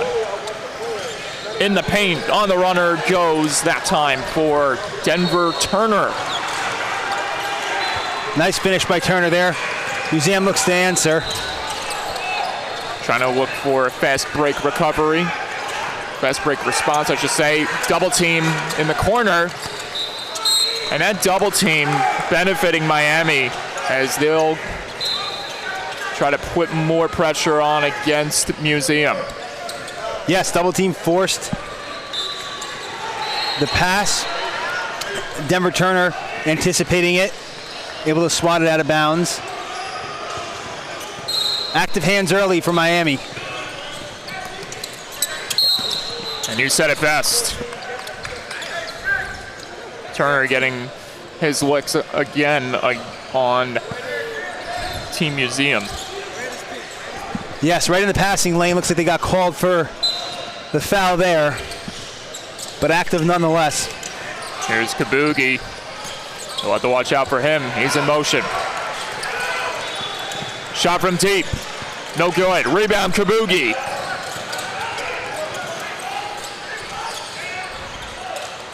He has the propensity to be lights out when he has the ball in his hands. That one misses the mark for Team Museum as we get a foul called. Yes, looks like they're going to get. It looks like it was against Andre Stankovic, based on the referee gesticulating towards the scores table as to who committed the foul. Yes, good call, Mike. At first I thought he was saying it was on Museum, but no, it'll stay here on the box out by Stankovic. Inbounds coming. Controlled now by Chilton. Now it's Chilton for deep. Got it. The first bucket of the day is a three-pointer for Kaylin Chilton. Nice shot there by Chilton. Gets my Museum on the board and gives him the early lead. Can Miami respond? No, they cannot, as the ball gets away from the hand of Turner. Yes, on the offensive end for Museum, offensive rebound, foul on Miami on a rebound, and then a made three. Going down offensively for Miami, it's one pass off the knee and out. Can't let those types of plays add up if you are Team Miami. Not at all. Absolutely, that is the case. And Miami, though, right on top of the possession. But tell that to Team Museum, who continues to be on the attack. Here's Miami once again. Roche to the basket, couldn't hook it home. Rebound quarreling around the paint. We get a foul called. Yes, right on cue.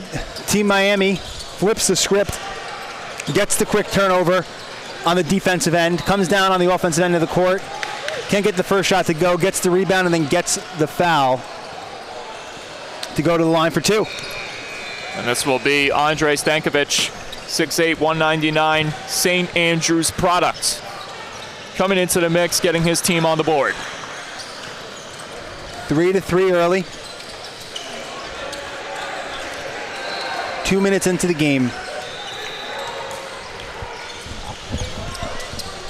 And the second one couldn't drop home as it rattled out. And it gives Team Museum another chance to add to their lead. At the top, Terrell, Chilton, controlling, flying in amongst the sea of humanity for 2 points. Strong drive by Chilton there, or by Terrell, I should say. Excuse me, it was Chilton. Got right to the block, went up and over 2 Miami defenders for the layup. That was Beltran who couldn't contain the possession as Team Museum will start it from the backcourt. Yes, Museum up 5-3.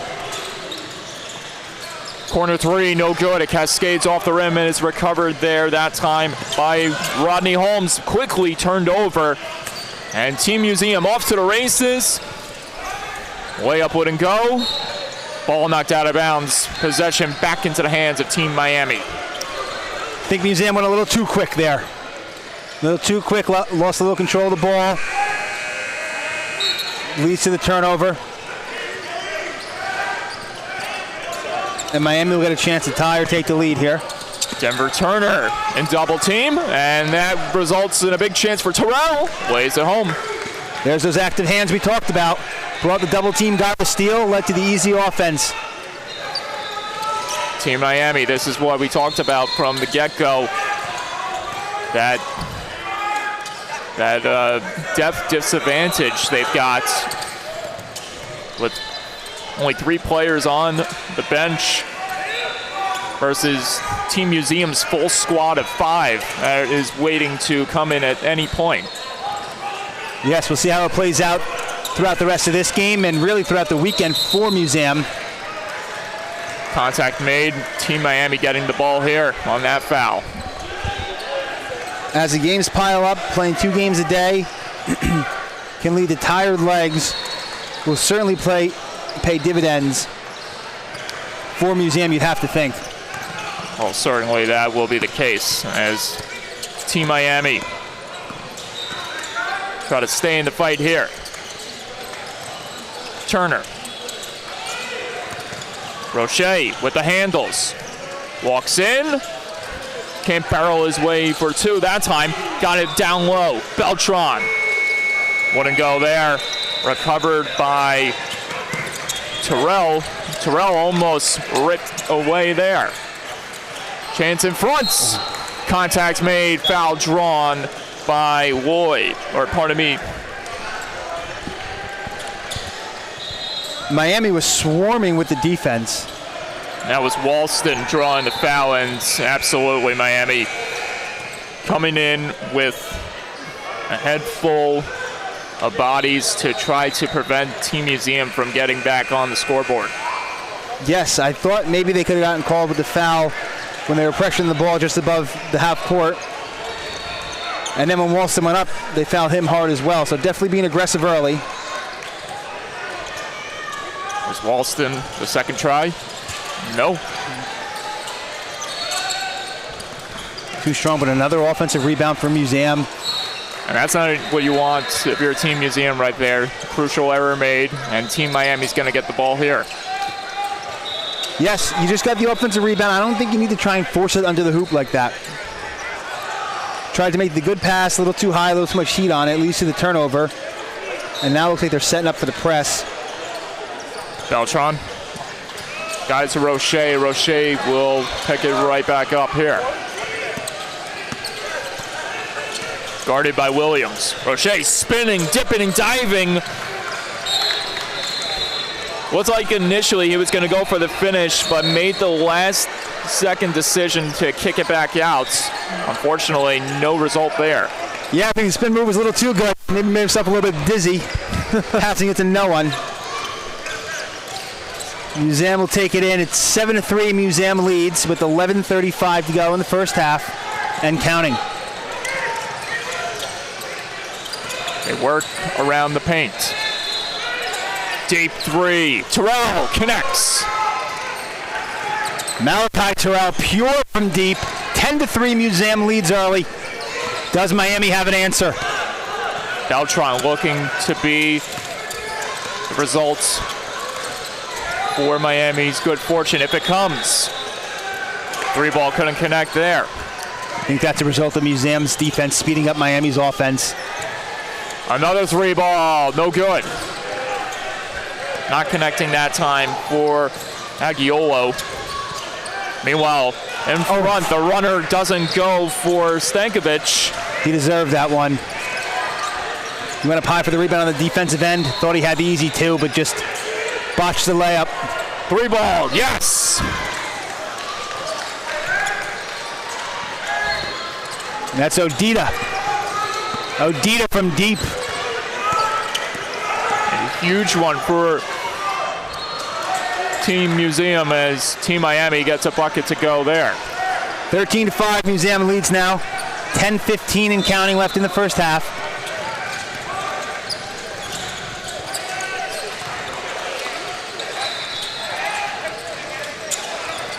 Terrell again.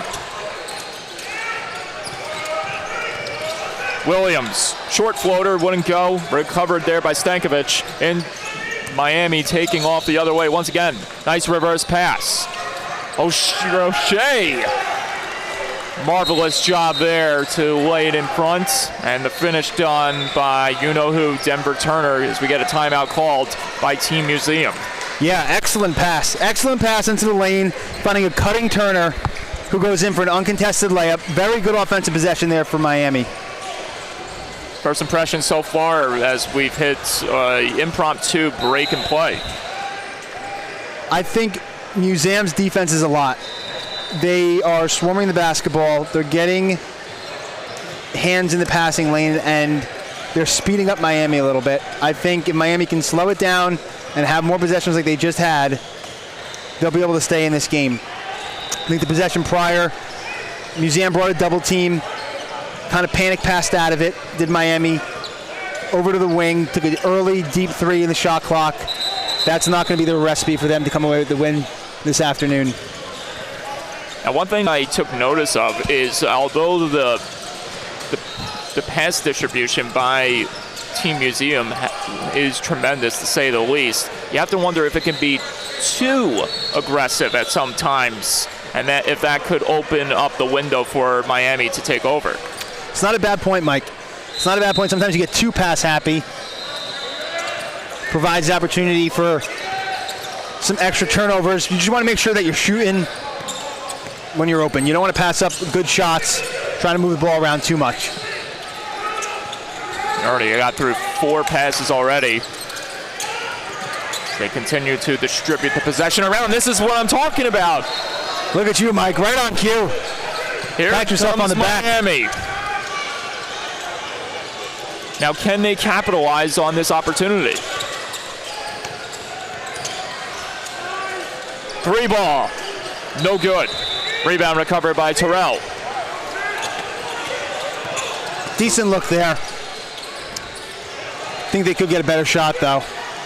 There's a shot from the corner, no good there. Rolls off the rim, bounces around. It's recovered there, almost ripped out of the arms of Holmes by Lloyd, and Miami will preserve the possession for now. Kudos to Julian Perez fighting for the rebound down there. He was able to get good positioning, jumped up and tipped the ball away to what would have been an offensive rebound for Museum. Led to the ball popping out of bounds and going down to Miami. I can't imagine the state of mind of these players knowing that there's not going to be any breaks for them anytime soon when you're playing with only three guys left on the bench. Yes, we'll see. Myself personally, if I'm a player, selfishly, I kind of love it. Let me play the whole game. I'm sitting in front of 20 plus college coaches. I want to play. John Cardace living off the adrenaline. Fire me up. Ooh. Foul called and contact against Terrell. I think they got Rodney Holmes with the foul. Indeed, you are right on that one as Terrell heads to the line on behalf of Holmes committing the foul. 8:25 to go in the first half. Museum leads 13-7 as Terrell can't get the first free throw to fall. 6'1", 160 Gonzaga high school product. I wanted to make emphasis on high school and not the Gonzaga Bulldogs. But I'm sure they're watching on as amongst the sea of recruits here all around the nation. Chance from deep. No good. Off the rim there. Rebound recovered by Terrell once again. One and done possession for Miami. Museum now doubling up. Miami looking to add to it. And Terrell does just that, drawing the foul in the process, M1. We'll see what he can bring here after he wasn't able to fare good the last time at the free throw line. Yeah, another strong drive to the basket by Terrell. Gets the foul again. This time he gets the and one. And right back to the free throw line. Let's see if he can convert. He'll do just that. We got a rogue ball on the court. Absolutely. Do we have a score update? 17-7, Museum leads. 7 minutes, 53 seconds to go in the first half. 10-point ball game. So for Miami, it isn't. There's no time to panic. You can still hang in the fight. You just got to keep on playing to your systems. Be in those passing lanes like you alluded to many times.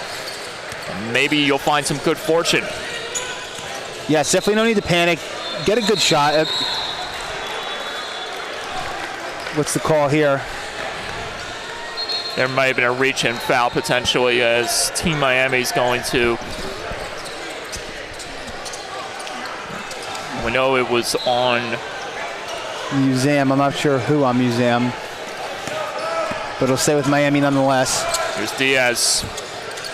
Oh, he lost it there, trying to get it over. Here's Terrell. Rebound.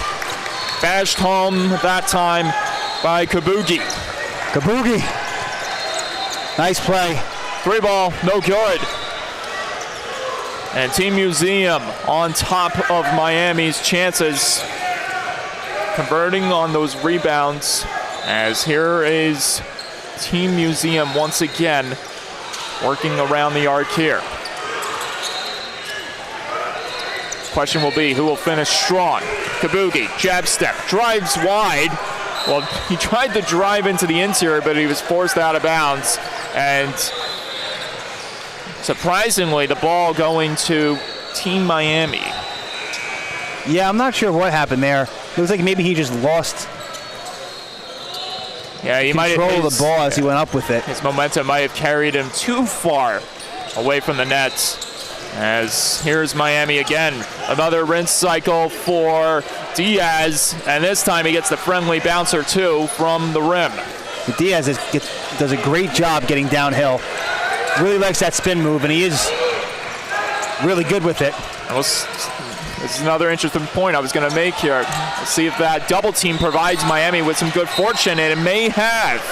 Or no, is the ball going back to Team Museum? I think that will be the case. That's what it looks like. It'll stay down here. I think that's going to be a big difference maker. If Team Miami, they can put as many bodies as possible on one player, one key player of Team Museum, maybe they can find some good fortune many times. And here they go again. Not able to get to the basket that time was Chilton, and the ball back in the hands of Miami based on the round of applause coming from their bench. Yeah, great charge take. I missed who took that. I think that might have been Kabugi. Kabuki got called for the charge, but trying to see who took it for Miami. Give him kudos. Love taking a charge defensively. And Roche benefiting from that with the 2 points converting there. Nice drive by Roche. There we go again. There's that double team working to their full system. Oh! Kabuki! Kaboom! What a play, what an alley-oop.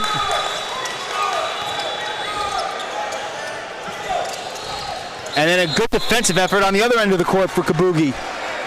Kabugi all over the floor. Coming into the picture out of nowhere and making his mark on the defense as well. Certainly has back-to-back possessions. Great As Perez. effort by Kabuki. Perez keeping it under control. Here's Turner. Diaz with the jab step, driving hard in the paint. Reverse layup, good! A glorious conversion that time for Diaz. Yes, strong to the rack again by Diaz. Cuts the deficit to 8, 21-13. Museum leads. Too many maneuvers there by Chilton, but he does draw the foul in the process. Good chance here again for Team Museum to add to their lead. Yes, Museum will try to make it a double-digit lead now. 21-13, they lead with 5:07 to play in the first half. And the point I was going to make before Kabugi put all that to a screeching halt with the two-hand dunk out of nowhere, I was going to emphasize the double team that Miami is showing, and that this is the thing that's going to keep them in this battle, is if they continue to apply that double team on those key players, and you know that can make a big impact on Team Museum. I agree. I think Miami's fearless. Fearless defensively, fearless offensively going to the basket. Museum has the size advantage, generally speaking, but don't tell Miami that. If there's one thing life has taught us, is that it's not this in the battle, it's not the size of the dog in the fight that matters, it's the fight in the size of the dog. Something like that. Or did I mess it up? It's not the size of the dog in the fight, but rather the size of the fight in the dog. There you go. We knew what you were getting at, though. I've had a long break in between games, so I'm trying to find my groove again. Now you're doing a great job here. Long day, late in the afternoon. Step back Jay, no good there that time for Roche. As Team Museum applying more pressure the other way. Oh. Could we get an encore? Not that time. He wanted it. He certainly did. 3-ball, Williams, no good. It bounces out of harm's way for Miami. Now can they escape from the pressure? They do. Beltran feeds it across. 3-ball, yes! Roche! Giving Larry Duncan a haircut on the way with that pass, too. Skimmed the afro. Right to the hands of Roche, who drilled the 3. Also want to shout out Beltran on the defensive end, getting up for that rebound. The prior possession. That's that effort we were just talking about with Miami. That workhorse effort showing here. Kabugi, 3-ball, no good. Shot clock time runs out, but after the bucket missed, but not before it's laid home on the second effort at that time by Shaw. I'm going to say the shot clock was not properly reset on that one. Beltran. Here's Roche. Guarded at the point. Gets the screen. Roche driving into the paint, deals it back. The reload from the top. No good. Short. Here is Team Museum. Right. Terrell walks in, actually barreled his way in off the glass for 2. Yeah, gives him a little nudge with the shoulder on the way by, kisses it off the glass.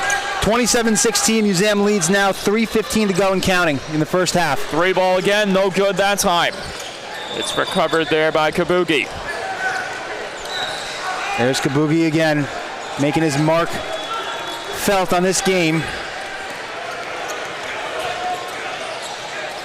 Terrell again. Jab step. Terrell. Double team for a moment. Quickly evaporates. Here's Kabugi from the corner. No good. A little too strong on the 3. Here comes Diaz. He had the angle, just couldn't connect. And it leads to that chance. How does that not fall? Going there for Team Miami. How did that not go down? Terrell. And how did that one not go down? Look at Kabugi on the floor fighting for it. Show me you want it. He certainly did.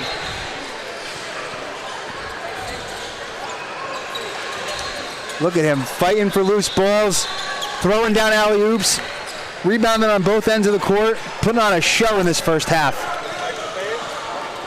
It's a man on a mission. Simply trying to put his team on the back. Trying to put his team on his back. We get. Now we're using the towel for the floor. Now we got it going. There you go.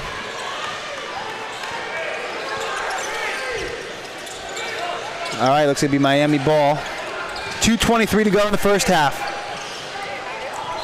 27-16, Museum leads. Lower scoring first half. But give credit to Team Miami. Because when it seemed like they were down and out, they reeled themselves right back in. Yeah, we're certainly battling. Roche, double teamed. In front. Look at that play there, marvelously done by Turner. There's Turner again. Started off hot. That was a nice finish there. Let's see if he can get it going to end the half. Oh, Beltran almost took it away at the top. Oh, and that one mishandled. Almost fully stolen by Turner. It commits the backcourt violation against Team Museum, and wonderfully done there by Team Miami with that sustained pressure. Yes. Force the turnover, get the backcourt violation. Down by 9 now. 1:47 to go in the half. Let's see if they can trim into the lead even more. Inbounds goes for Diaz. Diaz. 3 ball, no good. Rebound. Nice tip out. A huge one at that. Beltran got it to go on the jumper. The southpaw. That was pretty. Rises up and pure from the mid-range. The deficit cut down to 7. See if Miami can get another stop. They almost took it away there. 3 ball from the corner. Rolls off the rim. And here is Miami back again. More pressure being applied, but a contact foul called. All right, Miami on a little bit of a mini run here. 7-point deficit. 1:13 to play. Miami's ball. Beltran with the inbounds.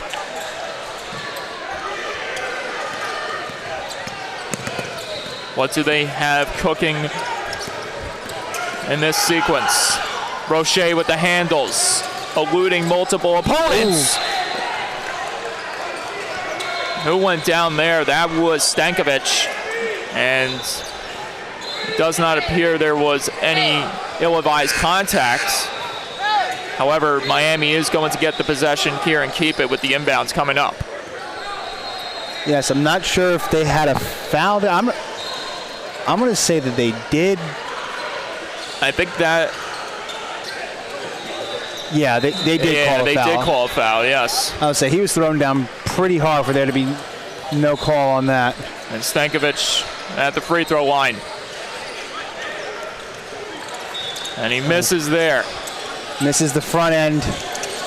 Can't take advantage of the bonus. Here comes that double team by Miami. Splits it with ease. Team Museum, though, still working hard in the paint. Around it goes and down low. It's 2 points for Agiolo. Back the other way. The runner doesn't go there for Team Miami. And back the other way comes Team Museum. In front, flying to the rim, drawing the foul, Agiolo. Yes. Museum really just sped it up that last 30 seconds. It was 27-20 with Miami at the free throw line, a chance to make it a 5-point game. They missed the front end. Museum goes down, gets a bucket, gets a stop, and now finds themselves at the free throw line. Odette Agiolo, St. Michael Archangel products. Last season, actually no, in his 56 games played with the program, averaged 17 points per game, shooting 48 from the field, 27% for three, and 62% from the free throw line. As Team Miami once again taking over here as we close in on the final moments of this first half. Roche deals it back. Miami could essentially almost hold for one. I want to say there's a 5-6 second shot clock, game clock differential. Beltran spinning, turning, lost control of it. 3 seconds to go in the half. Lost control of the ball. Looked like it was going to be a shot clock violation nonetheless. I believe we're going to add 2 seconds back to the clock. So 5 seconds to go in the half. Museum will get one last shot, up by 10. Hail Mary coming at the buzzer. Oh! Very close to going down for Kaylin Chilton. A valiant effort by Chilton on the half-court heave.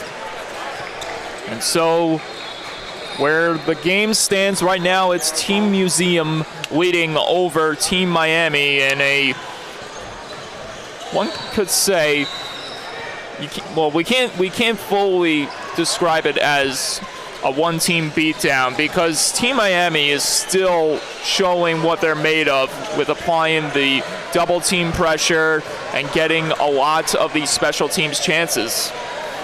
I agree. Miami, their attitude, their aggressiveness, and their fearlessness has really impressed me. The eye test, Museum seems to have the size advantage, but Miami's not backing down from the challenge. They just need to kind of stick to their identity on the offensive end and don't let Museum speed them up defensively. And we'll see if they can make it a game. They're certainly hanging around, down by 10 at the half, anybody's game, with 16 minutes still left to go, a whole half. And another advantage you got to bring up for Team Museum, they got 5 extra healthy players waiting to be subbed in at any point. So you got that going for them as well. And yes, although Team Miami has some reinforcements they'll bring in as well, it can all add up at some point, especially if you find yourself in foul trouble. Absolutely. Definitely an advantage having a full roster of 10 guys. I suppose time will only tell on how that affects the game as we move through the second half.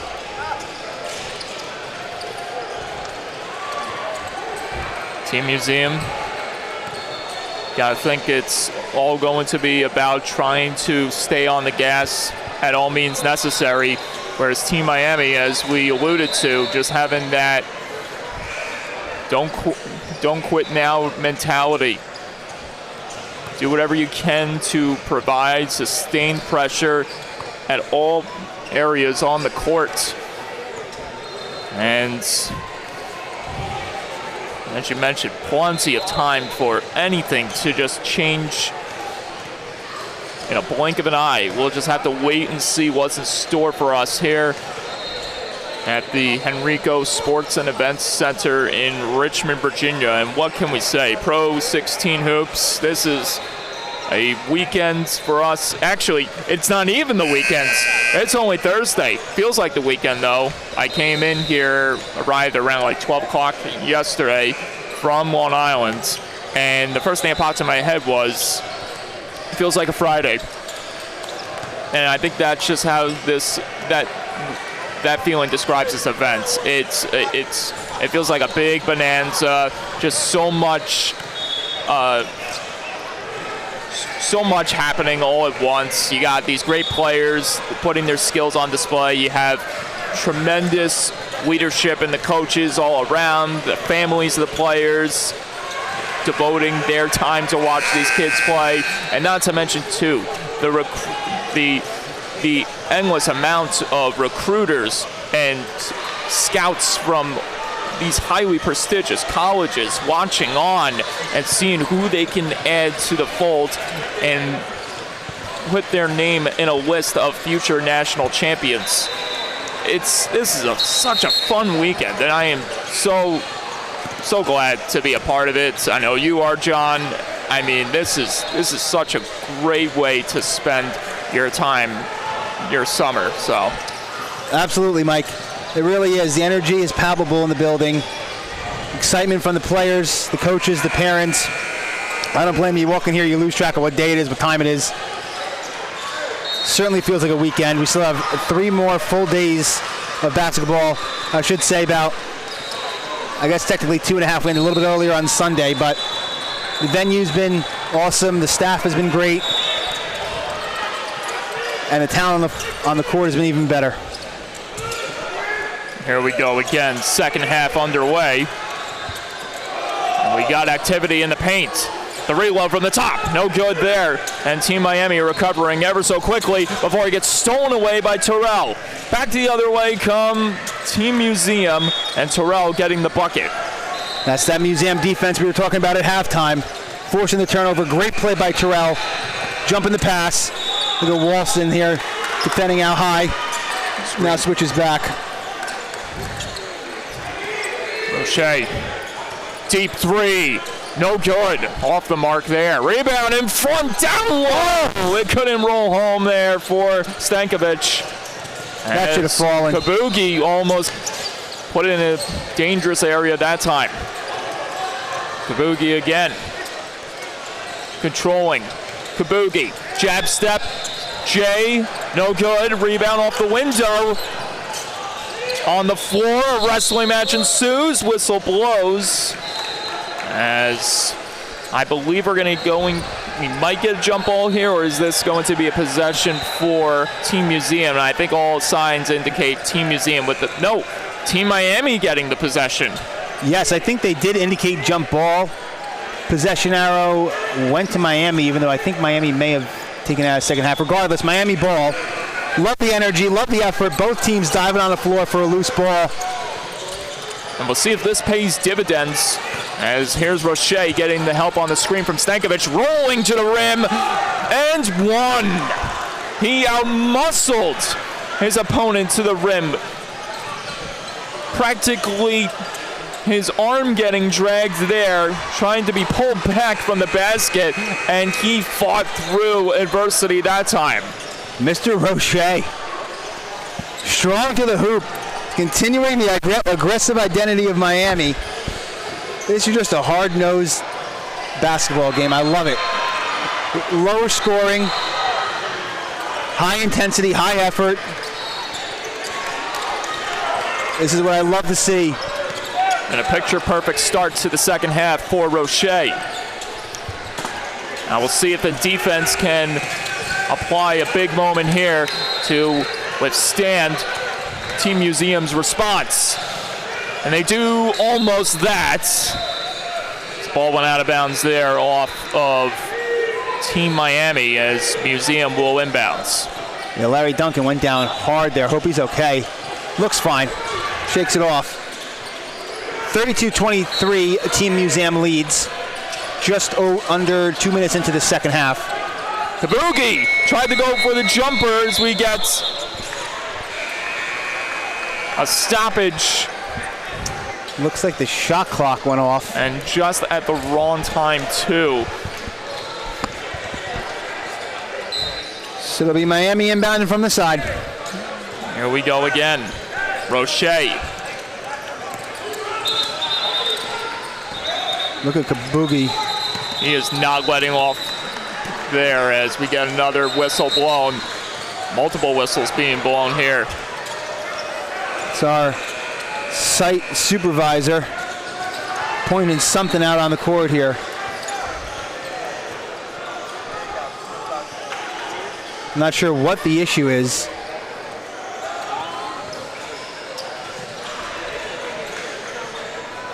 I think we may, dare I say, we may have an apparel issue? Power issue. Apparel. Apparel. Potentially some issues with someone's paraphernalia, potentially. If that's what you want to call it. So I saw one kid rolling his socks down as a cover-up a logo, but I could be wrong. Don't want to speculate, but I don't know why else the site supervisor would insert himself into the game like that. Certainly taking command, taking control. You might be onto something in terms of the equipment violation being in effect here. I mean, like I said, we don't want to speculate and really go on a deep end with our thoughts about it, but we're going to get right back in this game. Look at him. Comes on like a bat out of hell, storms onto the court, enforces the rule of law here at NXTPRO Sports. Enter stage left and off to the side he goes. You love it. Take a bow, sir. And after all of this happening, we're going to get technical free throws. We sure are with Roche. We'll look to continue his perfect start here to the second half. That's 4 consecutive points for Agent Zero of Team Miami.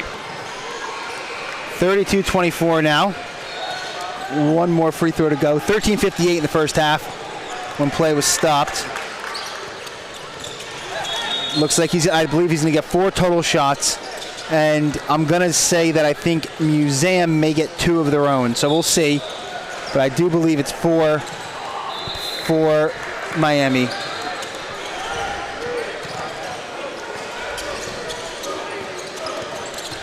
Miami trying to spike the energy up from the bench. Roche, a perfect trip to the free throw line. 4 for 4. He's got 7 points to start off the second half. Excellent job by Roche. It's not easy to knock him down when you're by yourself at the free throw line. It feels a little different.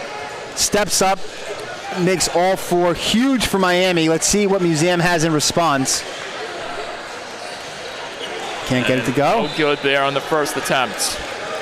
So one more for Chilton. It'll be at least a 3-point swing in favor of Miami off these technical free throws. And it is a 4-point swing.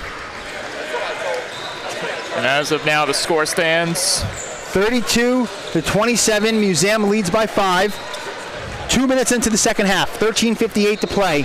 Now is that something Museum is going to regret going down the wire here? Those missed free throws at a crucial point when Miami is starting to breathe down their backs. Yes, our site supervisor coming down like an angel from the heavens, giving Miami a 4-point swing right there with the enforcement. And they have the ball. Here's Beltran trying to extract himself from the pressure being given to him from Chilton. Here's Roche. Can he continue this? They perfect. He wow. does. And they are right there about to change the direction of this game. I think they've already changed it, even though nice response by Museum. That was Terrell with a bucket. Beltran. 34-29. 9 points in the second half for Roche. The start of the second half you can only dream of. Almost connected there, and that ends the perfect run for Agent Zero of Team Miami. Kabugi, spinning, controlling. Chance from deep, no good, it rattles off the board. Rebound recovered in front by Stankovic. He extracts himself from the crowd, and here's Roche, dipping and diving. scoring a beautiful basket. Up and under. Great move by Roche. What a half, 11 points. Got him with the hezzy. 3.5 minutes into the second half, he's at 11 points. Chance in the paint, no good, foul called. That's what you need if you're Museum.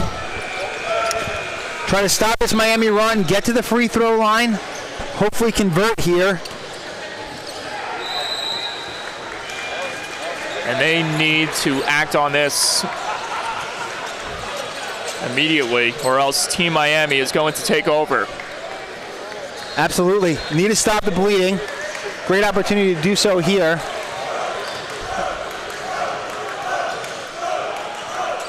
And just looking at Roche's body language as they're taking these free throws, he's kind of just like, yeah, I'm doing my thing. Looking over his coach for instructions, looking at the scoreboard. It's that really impressive. It's that blazing confidence that's instilled, that he's got instilled in him, but also the maturity as well from that young man. All right, 1 of 2 from the free throw line for Duncan. Here's Beltran again, setting things back up in motion. Nice deal in front, Roche! Wow! What a pass, what a cut, and what a finish. The man is fired up, and ever so rightfully. That was textbook. Oh! Team Miami. A full force nature coming at the throats of Team Museum. Great defense. They got called for the foul there. Great intensity. Playing aggressive. And I think they're starting to wear down Museum a little bit, dare I say.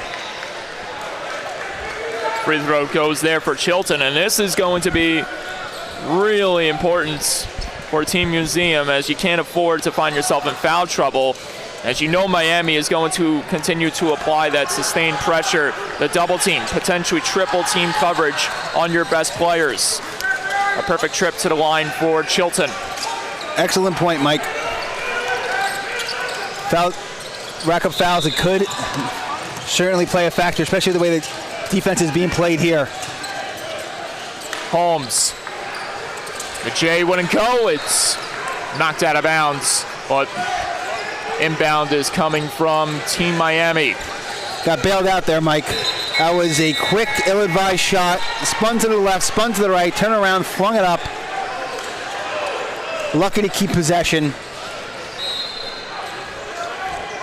New reinforcement on the floor for Team Museum.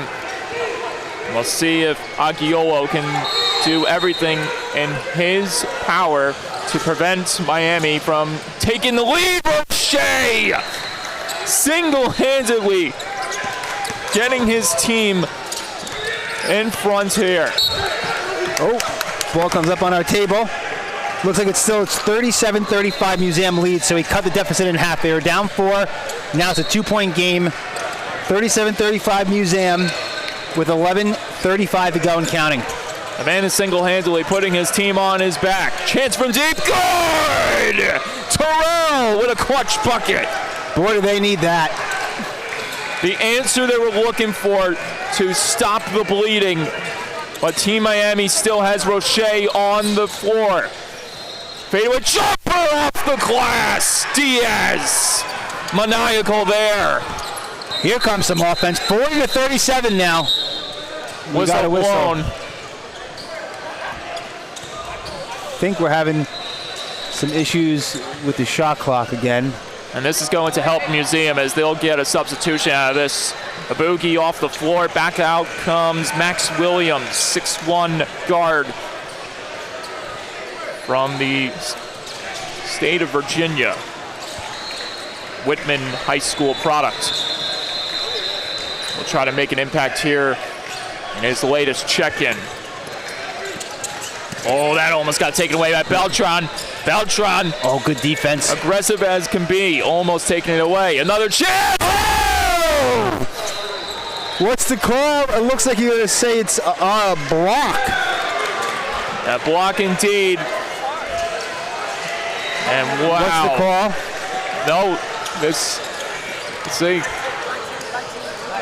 Black 10 with the charge. What a take. Alejandro Bird Beltran stands there, fearless as this Miami team is, and gets the charge call. Excellent job by the young fella. Sacrificing his body when it means most. And that could have ended in disaster for Miami if that bucket ended up going home, but instead. Takes a special kind of courage to stand there, go for the charge here. Can he get the three? Oh, he couldn't, not that time. Rebound recovered in the paint. Diaz, they quarrel around for it. Here's Beltran at the top. Roche working his way in, draws the foul in the process. And he'll go to the line once again. Roche just igniting this offense at all areas of the floor. That he is. Really is putting the team on his back this second half.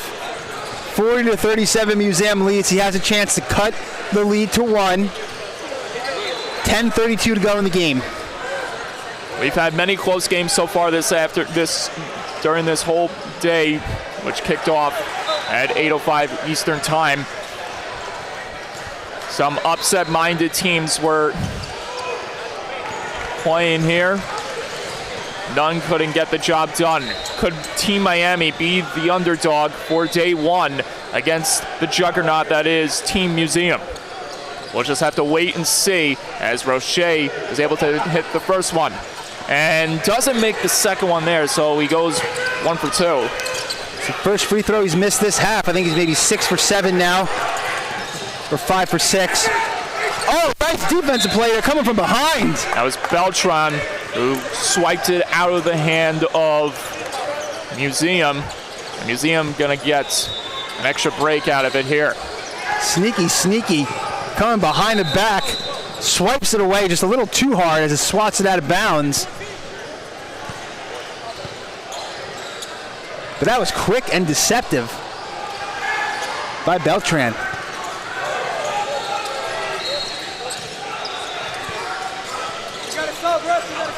Substitution coming in. Beltran out, checking back in. Diaz, or no, pardon me, this is Julian Perez, and another huge foul committed by Museum. Gonna have a push off on Max Williams, it looks like. I believe that was Roche that drew the foul. Sold the contact. This kid's just a machine. Now look, he's laughing with the Museum player. Befriend the opponent as you got 16 on him in the second half. Love it. Absolutely love it.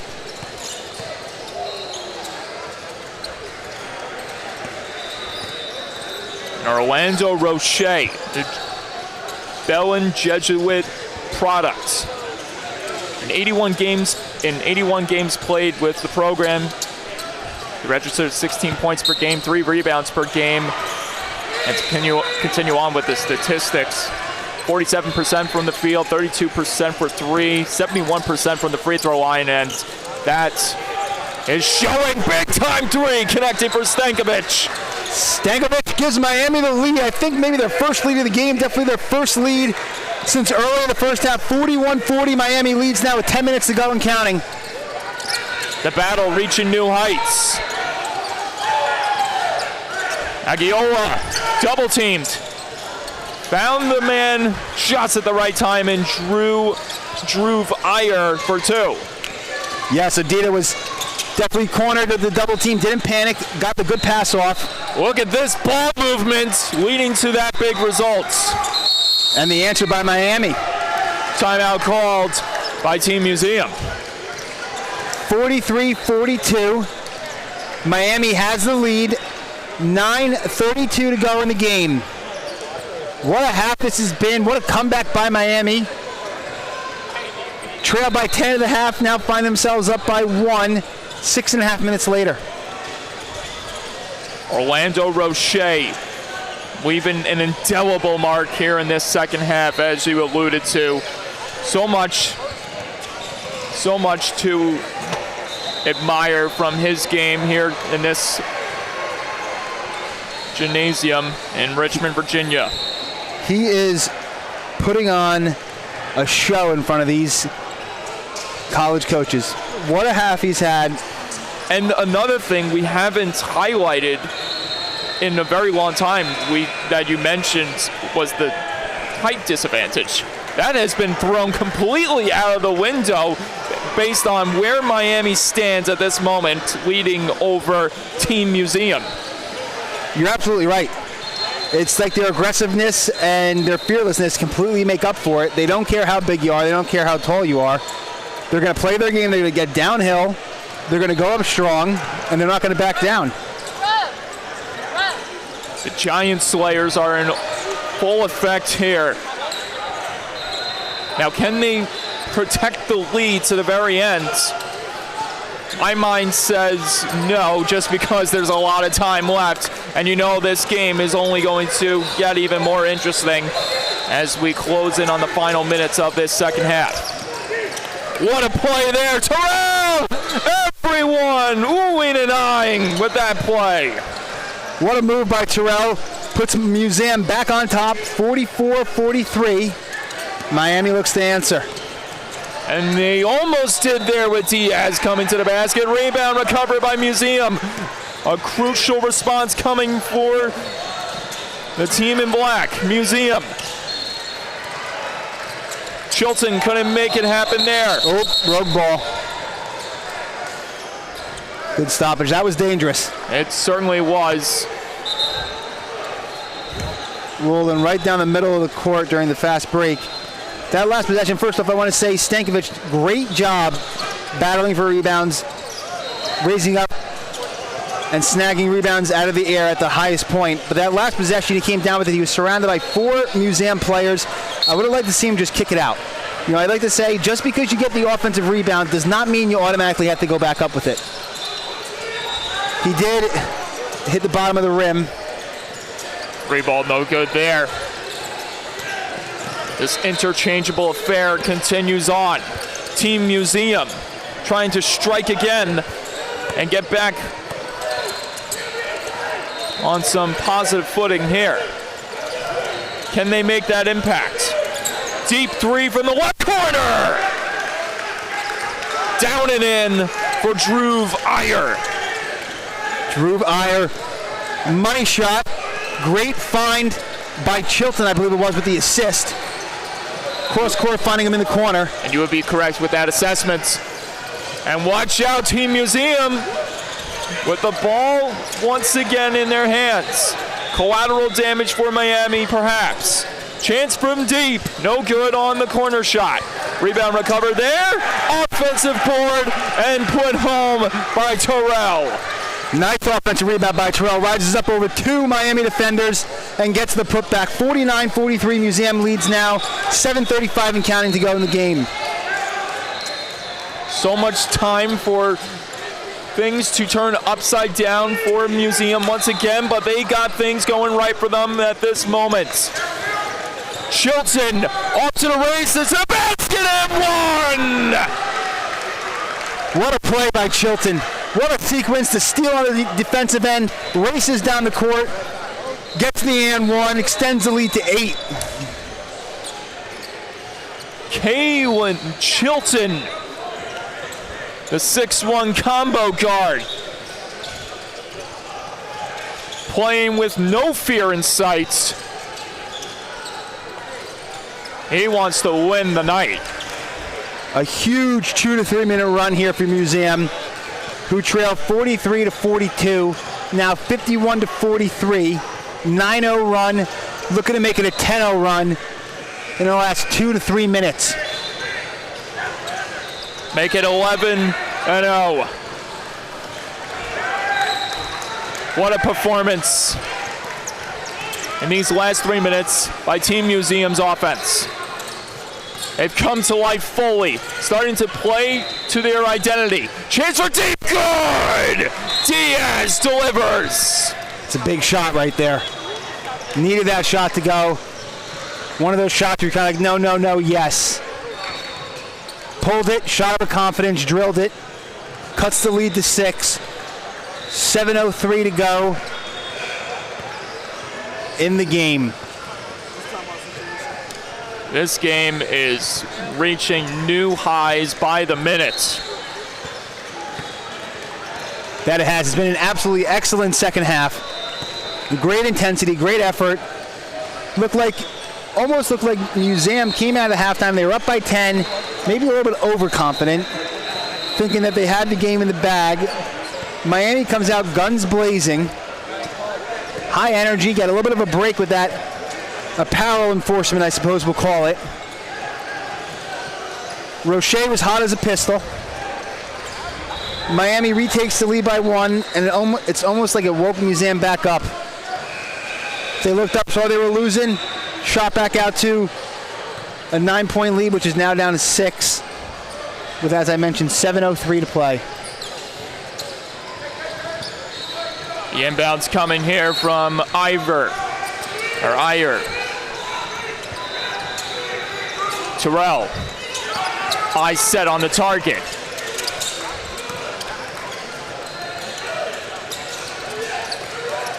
Chilton. Iyer. 3-ball good. Drilled it. Drew Iyer. Back-to-back threes for the young man.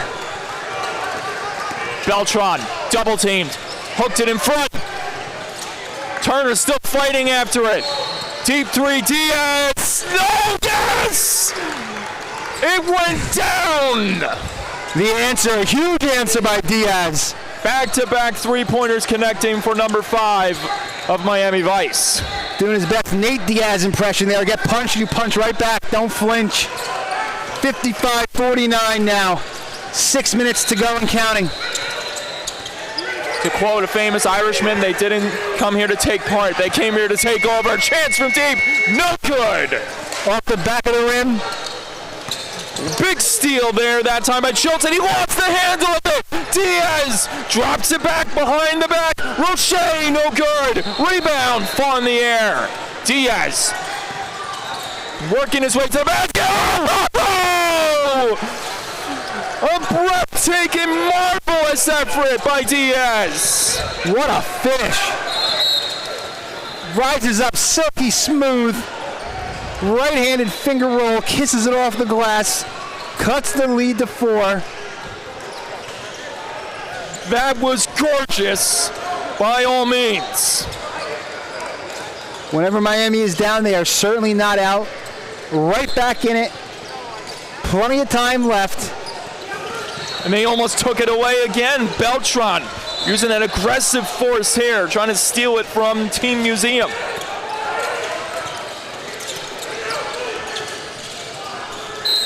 Huge runner there, no good that time for Duncan.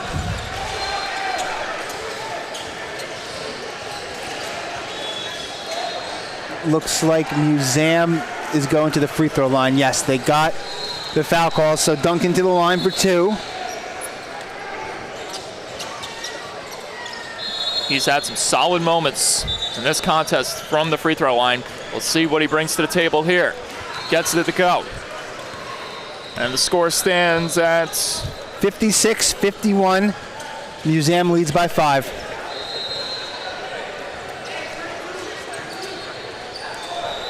.5:15 remaining.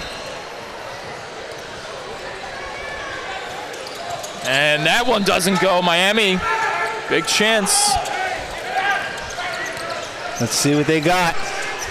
Try to diffuse the lead just a little bit if they can get a big bucket to go.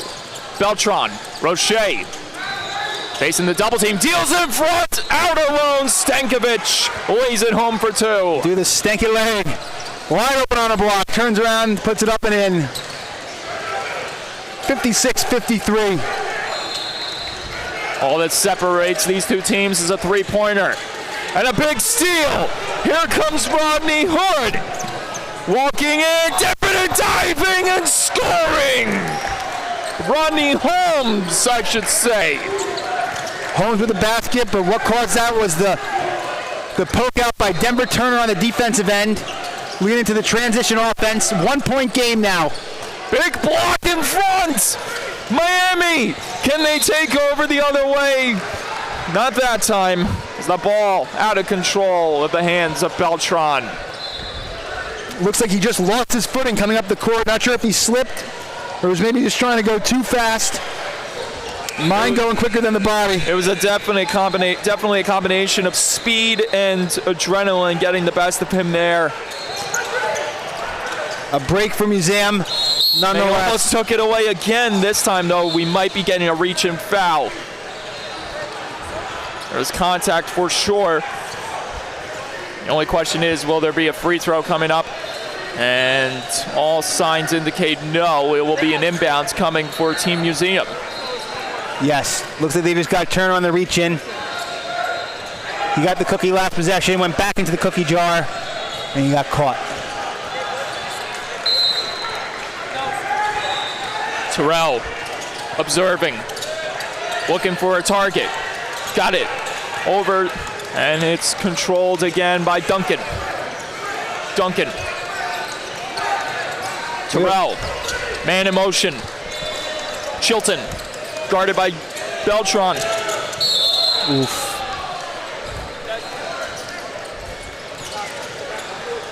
And his adversary goes down there. Looks like it'll be Beltran they got with the foul. He tried to split the defenders. The door's closed. And it gives Terrell a chance here to capitalize. It certainly does. And the timing of that couldn't have been any better with the shot clock all the way down to 3 seconds when the foul was committed against Terrell. Yes, never want to foul late in the shot clock. Museum maybe catches a little bit of a break. 56-55. And this And one can't doesn't go, capitalize. but it's knocked out of bounds by Stankovic. A crucial error there for the big man of Team Miami. Substitution coming in for Team Miami. Diaz back on the floor for Denver Turner. Tough break there. Layup good for Kabuki. The boogeyman is back. That he is. Sneaking through the grass, it looked like, just wide open on the block. Holmes the layup got to it go. across. Diaz rushing in, flying to the basket, but contact made. He'll go to the line for free throws. Fearless. Head down to the basket, up strong, gets the foul. So much to be left to desire here. And for Diaz, this is a big moment to keep his team in the fight. He gets the first one down. 58-56, 3:35 to play. We could be in for one heck of a finish. We've had one heck of a second half. Team Miami, but upset in their minds. Team Museum attempting to survive the impossible here as we get a timeout call by Team Miami. Miami wants to talk it over and set up their defense. Where the score stands right now, it's 58-57, Team Museum leads. 3:35 to play. Miami ball coming out of the break. and this Miami team, this run of dominance and resiliency could fall on the shoulders of one man. That's Roche. Absolutely. Roche single-handedly reeling Team Museum back in, and from doing that, everyone kind of absorbed that energy on Team Miami, and you saw all different types of contributors coming into effect. Lucas Diaz with some clutch three balls. Saw some plays by Denver Turner. Andre Stankovic getting his fair share of moments. It's what you want to see out of your team in these cases. You read my mind, Mike. I was going to say the same thing that you just mentioned. Yeah, Roche certainly carried the weight load early in the half, but he's gotten some big plays by his fellow teammates as the half went on. Great team effort. Let's see what the last 3.5 minutes have in store for us. Terrell thinking who's open, found Chilton. Duncan facing double team coverage. Watch out! Big steal! Diaz in! Denied!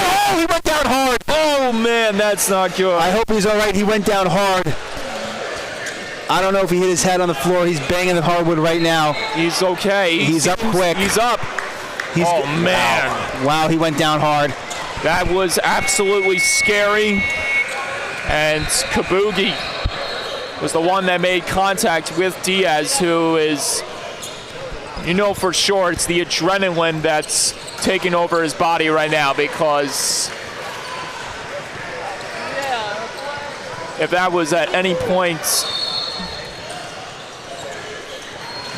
if that was anywhere else in this game, then he probably would not have walked away, that is for sure. But there is so much to be desired in this game that's left to be played. A win hanging in the balance. He is fueled by adrenaline, fueled with motivation, and he has the perfect trip to the free throw line. Impressive. He bounced right back. He really is like Nate Diaz. Gives his team the lead at the free throw line. Huge bucket there by Terrell. This fight is only extended by another mere inches.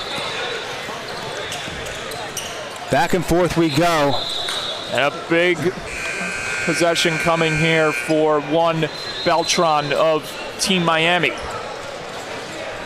All right, so Museum poked away. Looks like they were on the line when they did that. So Miami's inbounding from the side. Oh, that was very close to backcourt violation. Very, very close. Very, very close. The ref knows it as well. Appreciate the officials. Do a great job. Diaz, Roche. Oh!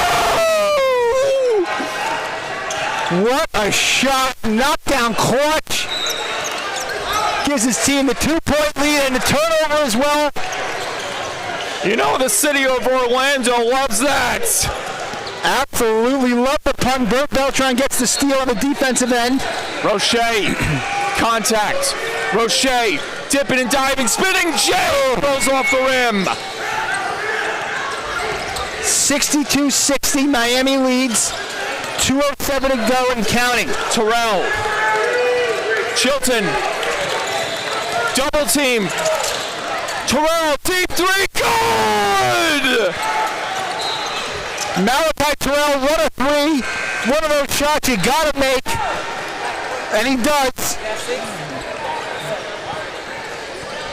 Just when you thought the game was all but over, Terrell says not so fast. Huge three. I was going to criticize him if he missed it because you had the aggressive double team by Miami. Someone else had to be open. It was a contested three. He says, no, thank you. I will just be clutch. And he drilled it. And that was a 1-and-1 that no one really seemed to know about. And Beltran missing on that chance. Here's Terrell once again. Terrell. Target unlocked. Doesn't get it to go there. Ball in the hands of Miami. I think that's a good call. It looks like the Miami defender swiped at the ball, hit it off Terrell's legs and out of bounds. I saw the relief in the face, in the eyes of Stankovic right in front of me, as this is a major point here for Miami. Inbounds. Swan in front. Roche. Roche lofts it in. Can't get it to go. Ooh, gets, dare I say, bailed out with a foul there. That was a little ticky-tack. That was an ill-advised take. I'd say the first ill-advised play we've kind of seen from Roche this half, as it's 63-62. Museum leads with 1:32 to go. Roche with a chance to put Miami back on top. And this is where he's been hot all game long from the free throw line. Another one goes.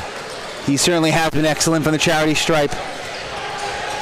As I talked about, 71% from free throw, 71% from the free throw line in his playing days with Bell and Jesuit, as he's perfect there once again.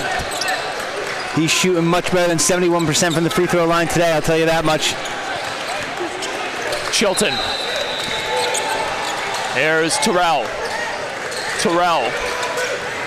The jersey says it on his back. He's a complete athlete, but doesn't get a chance to go there. Draws the foul in the process.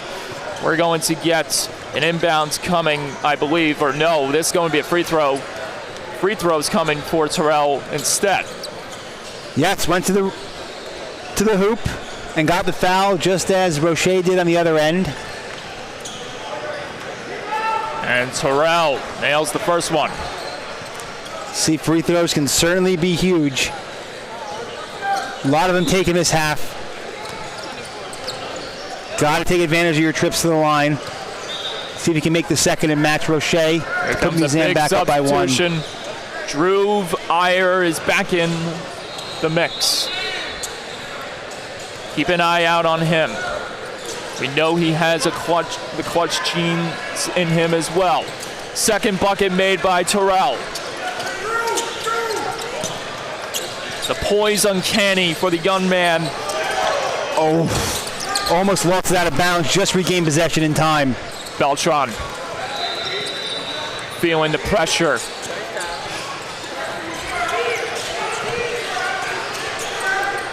Beltran, can he get through? Oh! A wicked denial by Kabuki. Kabuki with the hoodie. What a swat. Forces the shot clock violation. Huge play by Kabuki.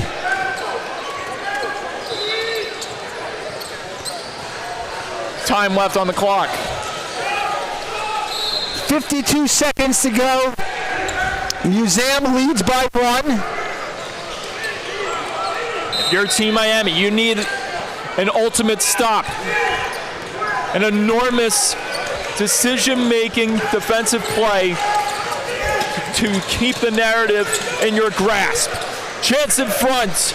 Big block there. Terrell keeps it under control. Double teamed. Terrell lost it to Diaz. Here's Diaz. Can he keep it under control? He's double teamed. Finds Holmes. Holmes ripped away there. Play continues. No, it doesn't. Timeout called. Team Miami. Smart timeout. Smart timeout by Team Miami. They were out of control. And you had a feeling the timeout was going to come, and it does instantaneously the moment after they gained the hold of the possession, going back towards Museum's way. Yeah, great defense. In Miami on defense, they're double teaming the ball. And I'm looking at Team Museum saying somebody's got to be open, and I don't see anybody open. They're doing a great job defensively. They forced a turnover, and then they definitely got rushed as they pushed it up the court. They crossed half court, picked up their dribble, passed it over here. It was tipped behind the half court line, regained possession, and that's when Team Miami's coach said, timeout, let's take a breather. And you have to applaud and a very important detail is that none of these players seem to have been in foul trouble, at least from my standpoint, at least. Yes, not that I can think of off the top of my head either. I think it's just been a really good, aggressive basketball game. Everyone is staying disciplined. We've seen some very physical moments where you know that it could change the course of direction. Players lose their composure. That is not the case here. Everyone knows what's on the line. A big upset win hanging in the balance for Team Miami if they can convert here. And it's intercepted by Kabuki! He just threw it right to him. And are we getting it? Yes, it's a foul! He got to travel. It says steps. They said he took too many steps. Team Miami's entire bench was calling for it. I was looking at the head coach. He was gesticulating with his hand movements that he wanted the travel called, and he did. He got his wish. And a big moment here. Beltran on the inbounds. What a play. What a call. 13 seconds to go and counting. Roche Museum down by 1. Miami down by 1. trying to play hero ball. Roche to the net. Scores! And how much time is remaining? 0.6 seconds on the clock. 0.6 seconds. Timeout Black. Who else but Orlando Roche? All half gone. Little confusion. They're clearing the court. The game is not over. It is all but over as the officials make sure everyone gets back to their benches before the celebration can start for Team Miami. The game is not over. Team Miami looks like they want it to be over. Ref is discussing. Museum's coach is in the huddle, drawing the play, as if to say, I know this game isn't over, as there's all sorts of confusion on the other side of the court.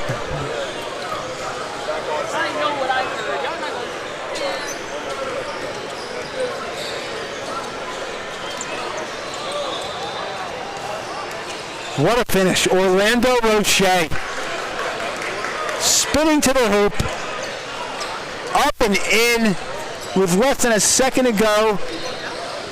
I believe we have 1.2 on the clock. I apologize. I said 1.2 is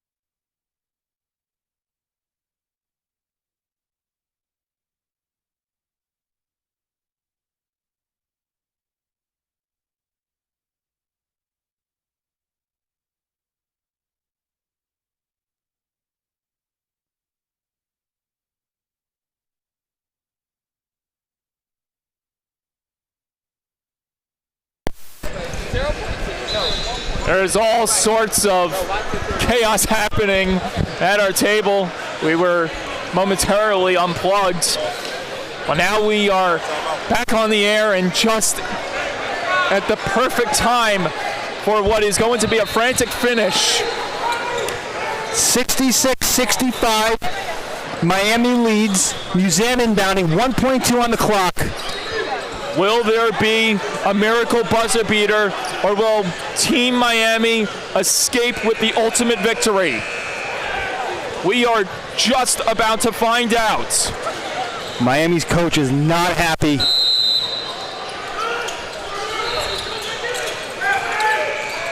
Inbounds pass. Chilton denied! Can you say upset city? Team Miami takes down Team Museum in a dramatic, unbelievable classic. Denver Turner with the block to seal the deal. Rocky Mountain High. An amazing finish to cap off an amazing contest from beginning to end. What a day one here in Richmond, Virginia. What an excellent game. Aggressive, high energy, high effort, great ending. Couldn't ask for anything more. Unbelievable. Just absolutely amazing. That does it here for us at the booth. I'm Mike Calandra signing off with John Cardesi. We'll be back before you know it. Next Pro Hoops.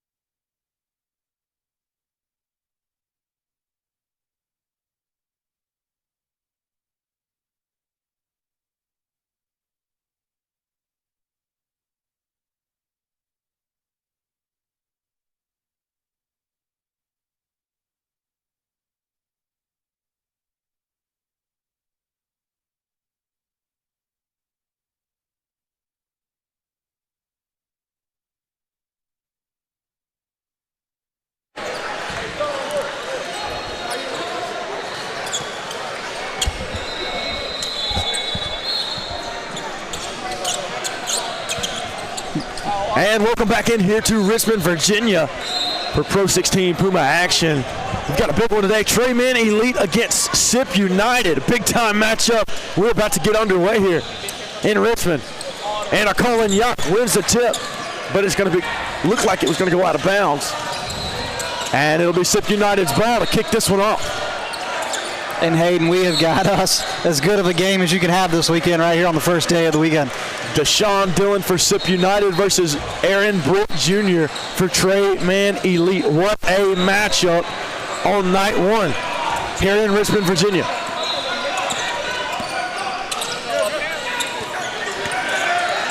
And SIP United working the ball around.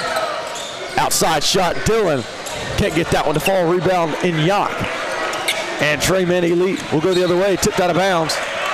It'll stay with Trayman Elite, it appears. No, they're going to give it to SIP United. For SIP United, man, Peyton Parker has been clutch in the running for finalists for Sharpshooter of the Year. Keep an eye on him. Okay, so they are going to say it's going to stay with Trayman Elite. And here we go, big-time basketball here in Richmond. That's Jomar Bernard on the outside. And stolen away. SIP United, loose ball, go out of bounds. Trayman Elite will take over. I mean, I think if you're here in the gym, Hayden, everybody knows what court has the game of the day on right now. Oh, absolutely. College coaches surrounding.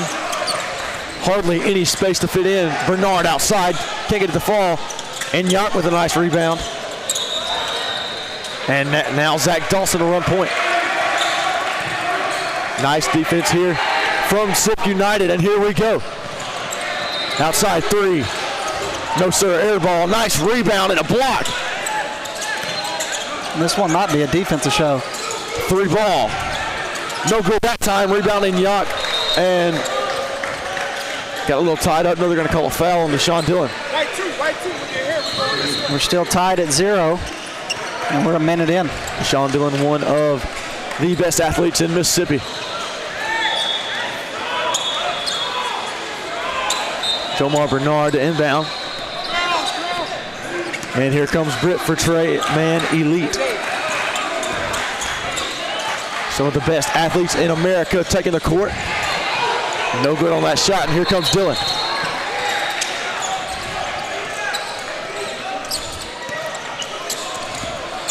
That's Parker, running point.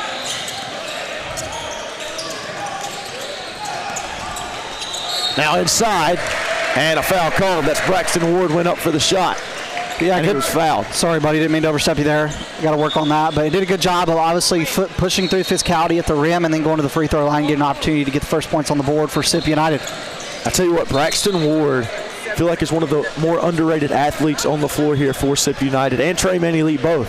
Absolutely. I think when you look at SIP United, obviously you look at Deshaun Dillon, Tristan Hawthorne, and Peyton Parker. But like you said, I mean, Braxton Ward's a guy that's going to get the ball to go inside the net. Tayshawn Gibson, another athlete as well for SIP United who can really make some noise. And second shot up, and it is good. First points of the game for SIP United. And now SIP United goes to that zone defense. Sort of a half-court press. Lob to Colin Yock, no good, as Britt and Yock cannot connect. Do you think there might be a little jitters for all these players when you see, I mean, basically everybody here is watching this court right now? Well, there's a chance, but also these players have done this before on both sides. So you'd like to think that that might have a little bit to do with it, but at the same time, I'm not entirely sure. Inside, and denied by Yock. Nice job. He knocked it off the glass and then just stolen away by Deshaun Dillon. What an effort by Dillon. Outside three, no good. And now both teams having a hard time scoring so far. As Deshaun Dillon nearly goes crashing into the benches. Yeah, if you're just joining us in, we got two great teams in Trayman Elite and SIP United. Both of these Pro 16 teams going head-to-head on the first day of action in Richmond. I'm Hayden Coker alongside Namath Pitts here. On the call here for Trayman Elite versus SIP United. Britt with a nice pass outside. Bernard can't get it to fall. Nice rebound. And now whistles. And they're going to call a foul. See who they're going to call that on. It's going to be on Deshaun Dillon, who, by the way, is in the running for the most valuable player of the year for Pro 16. I'm telling you, dude, he is one of the best athletes that I've seen. Great basketball player. Joe Bernard goes to the free throw line. First shot up, first shot in and out. Neither team right now offensively has come out very, let's just say, a little cooler. Over 2 minutes into the game, we've only have, well, now 2 total points scored, 1-1 your score, as Bernard knocks the second free throw down. Hayden, if I said 2 minutes in, the score's only 1-1, what would you say? You're crazy. Bernard's second shot, up and good, 2-1 your score. Parker to bring it down, guarded by Zach Dawson. Zach Dawson, another extremely slept-on athlete. Nice defense here from Aaron Britt. There's Ward. Ward can't get that one to fall. Rebound by Robinson Jr. And running the floor is Bernard. Knocked away. Deshaun Dillon has it here for SIP United. Dillon! Oh, he can't finish. Can't get it to fall. And now Trey Minnie going the other way. See, both teams, though, I think it's got to be a little bit of nerves. They just can't finish. Sloppy. Yeah, very sloppy basketball right now. SIP United takes over. Peyton Parker guarded by Robinson Jr. And see, don't get me wrong, there's some good defense, but a lot of what we're seeing so far, these turnovers are just bad passes and really just bad passes. Sloppy basketball. Yeah, Tristan Hawthorne that time. It appeared that Peyton Parker wanted Hawthorne to sort of roll off the screen, set up the bounce pass, and pass went out of bounds. Now here comes Dawson. They bring the double team. Looked like it was going to be an errant pass. Robinson knocks one down. Nice job by Robinson. They're going to call it a 2. Yeah, great job by Robinson. 4-1 your score. Outside. 3 ball that time, no good. Another air ball for SIP United. Might have been tipped. And here comes Britt. Britt inside. Britt can't get it to go. Colin Yonk with the board. And there's a foul on Colin Yonk, and that's going to go the other way. I think they're going to call a travel on Colin Yonk. And now it'll be SIP United basketball. Jordan Wyatt Jr. to throw it in here. And here we go.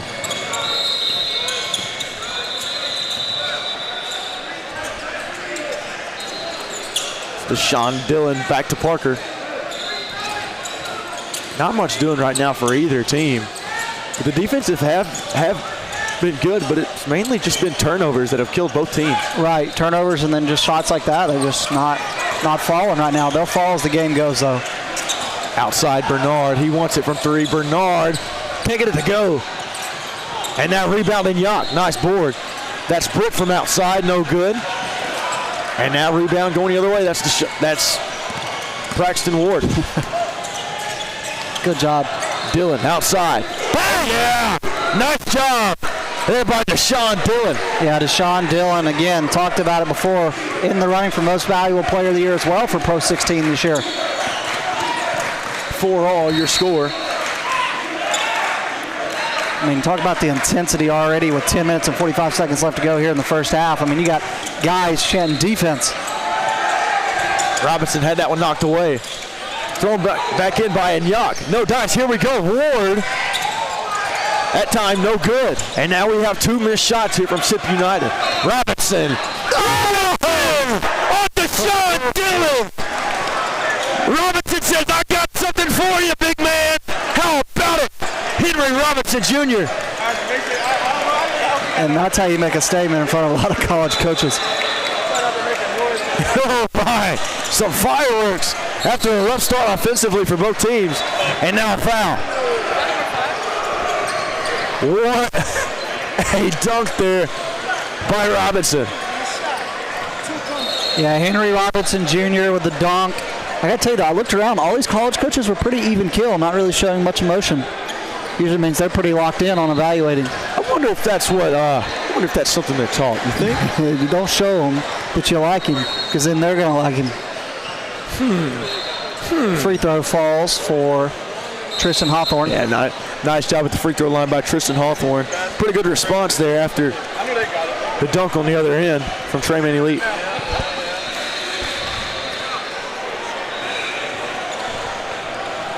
I mean, this is the game that last night, Hayden, we were sitting in the hotel room talking about. I mean, for you guys watching on YouTube, I mean, these two teams are unbelievably talented. 10 minutes and 4 seconds left in the first half. We're tied at 6. 6 all-year score, and like you said, Namath, as soon as I saw this game on the schedule, you got happy. You got excited. I did. I got excited. I couldn't sleep. I'm not going to say it was one of the reasons I couldn't sleep. I just couldn't shut my eyes. But rebound to Colin Yock. He puts it up, and he's fouled. Colin Yock will now go to the free throw line. Colin Yock, I mean, look, let's talk about his advantage height-wise. This is a guy that is really good rebounding the basketball. You've seen it right there, finding a way to get to the free throw line. And he's another guy that's, everybody talks about that, but his defense. He's in the running for Defensive Player of the Year for PRO16 because of how good he is on the defensive side of the ball. Phenomenal players on both sides of the basketball. And some players on the court up for some PRO16 Player of the Year awards. Like you mentioned a little bit earlier. That shot up and no good. And here's the rebound by Dylan. It'll go the other way, Raphael Cohen. This might be a low-scoring defensive game. There's a chance. That shot up, no good. Rebound, though, by David Verdell, and he gets it to go. Nice job. Just right place, right time there for David Verdell. Britt for 3 now, and he gets it to fall. And now we're starting to see the scoring pick up a little bit. Yeah, I see. Whatever I say, they do the opposite, so. It happens like that sometimes. I still think you're a good analyst, don't worry. Oh, I appreciate it. Of course. Inside, Raphael. Nice pass! David Verdell! Oh, yeah! Phenomenal court vision that time by Raphael Cohen. Phenomenal pass! Oh, and yards! Oh, my God. Fireworks, baby, fireworks! And here we go. That guy's putting it on right now. Back and forth we go. And a foul called. There's going to be some reels this one, buddy. College coaches, fireworks, electricity. America, what more could you ask for? America 250. What it's all about. America 250. America 250. I'll tell you what, some of these guys are on their way to the promised land. Possibly the NBA, we say. Can I say that? Oh, shh. They're going to miss a free throw. It's going to be an 11-10 lead. Oh, here we go. For SIP. Really good job so far, though. We'll see what happens. Shot up, shot no good. And now here we go. That's number 44, A.J. Tennell with the rebound. How many more postures is Nicole and Yock going to give them? We shall see. Tennell to Britt. And now whistles on the floor. What did I say? Posters? You said postures. That makes no sense. You said postures. I meant posters. Well, you said posture. I was thinking, is he standing? I don't. Anything I say, just take away. There's a reason I don't teach English and grammar. Knocked out of bounds by Braxton Ward. I told somebody, people asked me if I ever took Spanish classes or anything. I said I can't even speak English, so. Here comes Tennell. And now foul called. They're going to call that on Peyton Parker. A little too handsy with the defense outside the three-point line. Look at all the people surrounding this court. I can't get over it. This might be more than it was whenever Cousy, Elite, and Southern Ties played. I mean, in a way, you feel bad for the other courts because, I mean, everybody's flocked over here, but it just tells you the magnitude of this game. Britt inside tried to lob to Colin Yock. Nice board. Nice job by Britt to finish. 13-10 your score now. Trayman Elite leads. Right now, Colin Yock's putting on a show. He is doing a nice job down low. Good with cleanup duty. Outside shot. Verdell can't get it to fall. And a loose ball and a reset for Sip United. Outside. Free ball, no good. And now we've still got a loose ball. Can't anybody grab it. I think it might have some Vaseline on it. And now here we go the other way. Britt wants a long three. Ah! And a long three from Britt, and he looks at the Sip United bench. And all of a sudden that lead is up to 6. 16-10 your score here. They're going to make the paper go flying. TME turning up. Raphael inside, denied! Inyok! What a block by Inyok! He is just all over the place. Fireworks on the court right now. And one side is a little more sparkly than the other right now. Right. Raphael Cohen now to Deshaun Dillon. Inside. Nice! Euro! What a move there on the fake by Braxton Ward.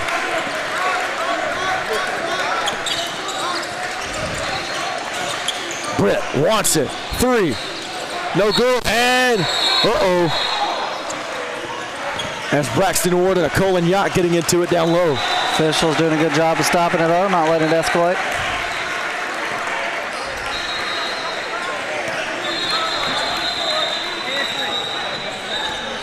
That is one tall kid. I think a Colin Yacht might see over everybody in this gym, just standing. Possibly. He's tall. Nah, if Theo Adema was here, probably not. But I know Charlie Cohn of 444 Athletics is here. He's 7 He foot. reminds me of Taco Fall. Ain't Taco Fall? Taco Fall was tall. Yeah. And he could ball. Do you think he could crawl? I don't know. It's 16-12 Trey Mantle lead. I know that. Raphael with a nice pass, but it's misread there by Tristan Hawthorne. He'll go out of bounds. He had the right idea, just the wrong place. So Cole Inyok is going to the bench. It'll be Zach Dawson running point now for TME. This is basically their small ball lineup, and there's not really anything small about it. Dawson wants to drive. Dawson drives a foul. It'll be Tristan Hawthorne, who's a guilty verdict. 16-12 lead currently for Trey Man Elite with 6 minutes and 17 seconds left here in the first half in Richmond, Virginia. How you like Richmond so far? Richmond's nice. It's not bad. My hotel was nice. That's all I'm saying. Yeah, my hotel's really nice. And the Mexican restaurant last night. That was good. Whatever that place is, we need to shout it. I know we don't do free advertisements. Nice shot at the free throw line there from Zach Dawson. I told you earlier, I told Tyler, if there's queso on the burrito, I know I'm at a good Mexican restaurant. It's a good restaurant. Second shot from Dawson. Can't get that one to go. Rebound by Hawthorne. Now here comes Cohen. Screened by Wise. And now we got a loose ball. Loose ball picked up going the other way. Up and denied by Hawthorne. Phenomenal glass cleaning there by Hawthorne.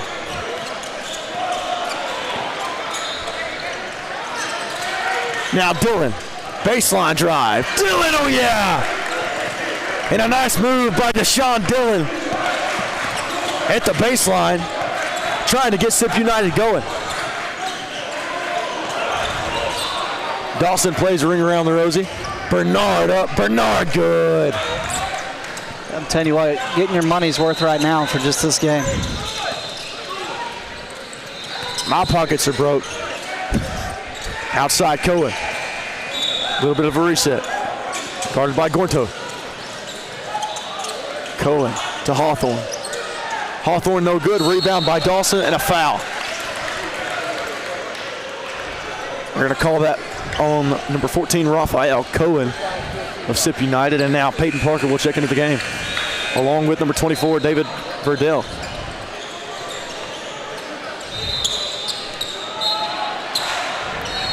Now a half-court zone press here for Sip United. Better get the ball up, I was going to say. Here we go. That's Gornto at the 10. Outside shot. Dawson, no good. Rebound by Tennell. No, knocked out of bounds. And it will stay with TME.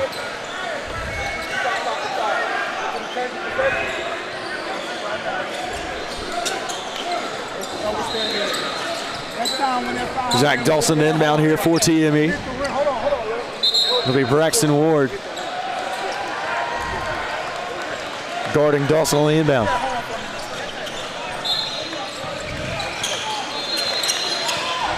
Now Gornto in the corner, and they're going to try and find Bernard, but the foul's called.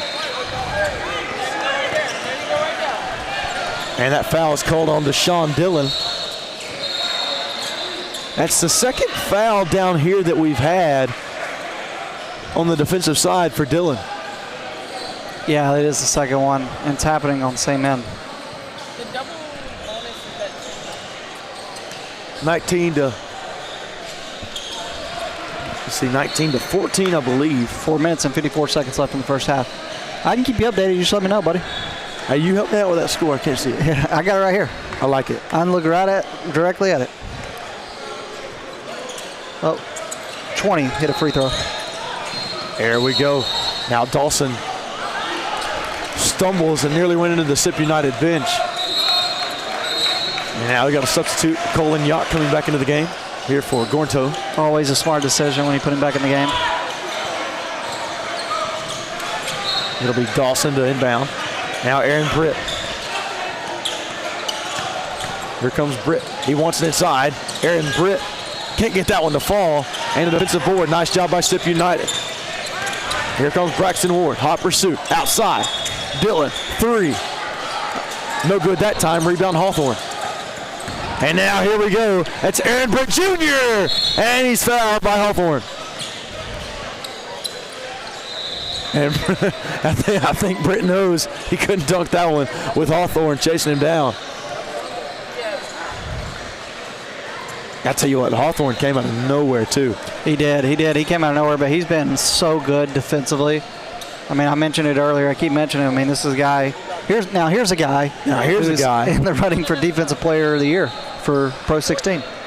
Phenomenal player, man. Phenomenal player. And you don't just get that on accident. I'm Hayden Coker alongside Namath Pitts here in Richmond, Virginia.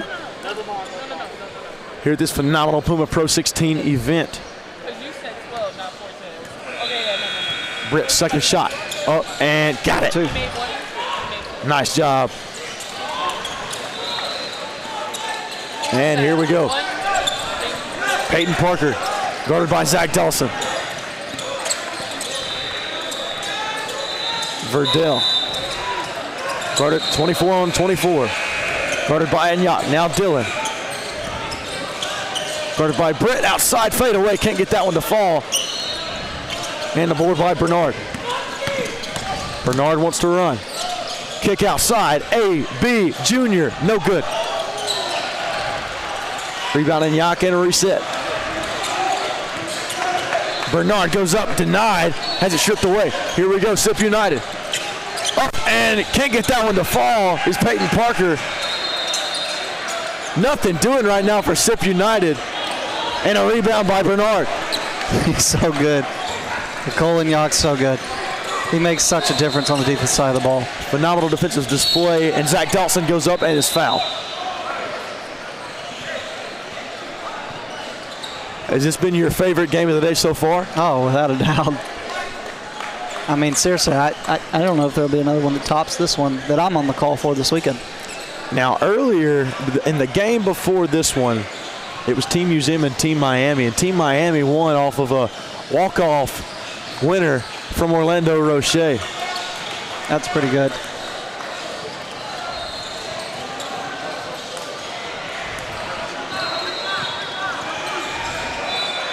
And Dawson now going to the line here for TME. Dawson shot up. Dawson shot good. That increases their lead to 9, the largest of the day. And here we go. It'll be Parker, guarded by Dawson. Parker wants it. Baseline. Parker. No good. Rebound in Yacht. Knocked away. Here's Bernard. Robinson He wanted to hoop for Aaron Britt Jr. I wonder if he realized he was on the opposite side. No, he was just trying to get an assist. Dawson. And now going the other way. Turnover committed. It'll be SIP United ball. And now Raphael Cohen back into the game for SIP.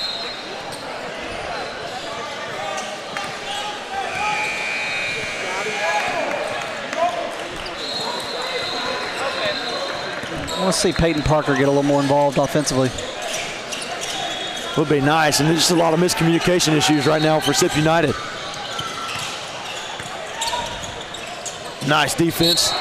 Both teams. That's Deshaun Dillon and Raphael Cohen with the good defense on the double team by Bernard, or on Bernard, and it'll be SIP United ball. Definitely been some ball handling issues so far in this game, just mishandling. You mentioned the nerves earlier, and you wonder if that is the cause. I mean, every coach in this gym, I think, is watching this court right now. For good reason. I'm nervous. Heart pounding right now. Like I drank 3 cups of coffee. Inside, nice job, DJ Verdell. I'm pretty sure you did do that, didn't you? No, I would never. No, John did. He had 3 cups of coffee. Jeez. Here comes Britt. Inside, that pass off the mark. Now Dawson inside. Dawson with a floater. No good, and a rebound for SIP United.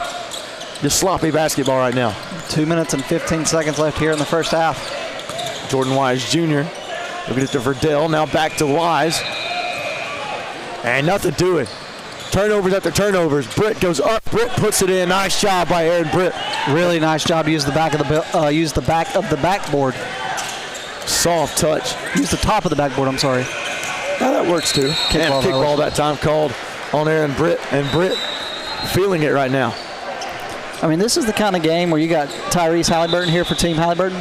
It's the type of game that would make him come over from his game and say, what's going on over here? Must be some real talent. I wonder if that happens. I don't know. Nah, probably not. But one of these guys could be one of his teammates one day, man. You got to think about that. You got to think about that. That's crazy to think about, isn't it? He's in the same age range. Right. Isn't that crazy to think about? It is a little crazy to think about. Verdell in the corner. 24 on the 24. Verdell wants it. Turn around. No good. Here comes Aaron Britt Jr. Gorto, 3. In and out. Nothing doing right now. Both sides sort of going cold. Ward wants it. Outside. 3. Verdell. No good. Still loose ball. Thought it went out of bounds. We still got a loose ball. Jump ball. That'll be Zach Dawson alongside DJ Verdell. Excuse me, that's Jordan Wise who was tangled up. Now just over a minute remaining here. We have 1 minute and 18 seconds. 1:18, and it's currently a 25-16 lead for Trey Man Elite. TME done a nice job of jumping out on this one early. SIP United looks out of sorts as they go back to that half-court zone press. Coaches all around looking on for their next prospect. Hayden Coker's name might have floated out there. That'd be a pretty bad walk-on. Hey, shout out to Caroline for putting us on the schedule for 5:20 this afternoon. She gave us a heck of a game. I'm about to say, I appreciate that. Caroline, thank you. If word gets back to you, we appreciate you. Bernard with the jump shot, no good. And now Jordan Wise with the rebound going the other way for SIP United. Dillon wants it. Dillon up. Dillon. No good. And here we go. TME wants it. Let's see who can finish this half strong. Dawson up. Dawson, no good. And now another rebound going the other way. Defensive boards are the story today. Up and good. Gets that one to go. Peyton Parker, nice job. And a timeout on the floor. 37 seconds left. 25-18, 7-point lead for Trey Man Elite. Let's see if SIP United can close this gap a little bit more before half, or if Trey Man Elite can get it to double digits. You talk about two of the best teams on the circuit right now. Absolutely. Going at it head to head. Now, coming into the weekend, I kind of wondered, what games are we going to have? What games are we going to have? Last night, and I know we talked about this a little bit earlier, last night when we found out that Trayman Elite and SIP United were going to be playing and we were going to have the game, we were pumped. I jumped out of my socks, man. Man, really? I didn't have socks on, but, I was excited. I jumped out of my Puma socks. There you go. I did. Like a kangaroo.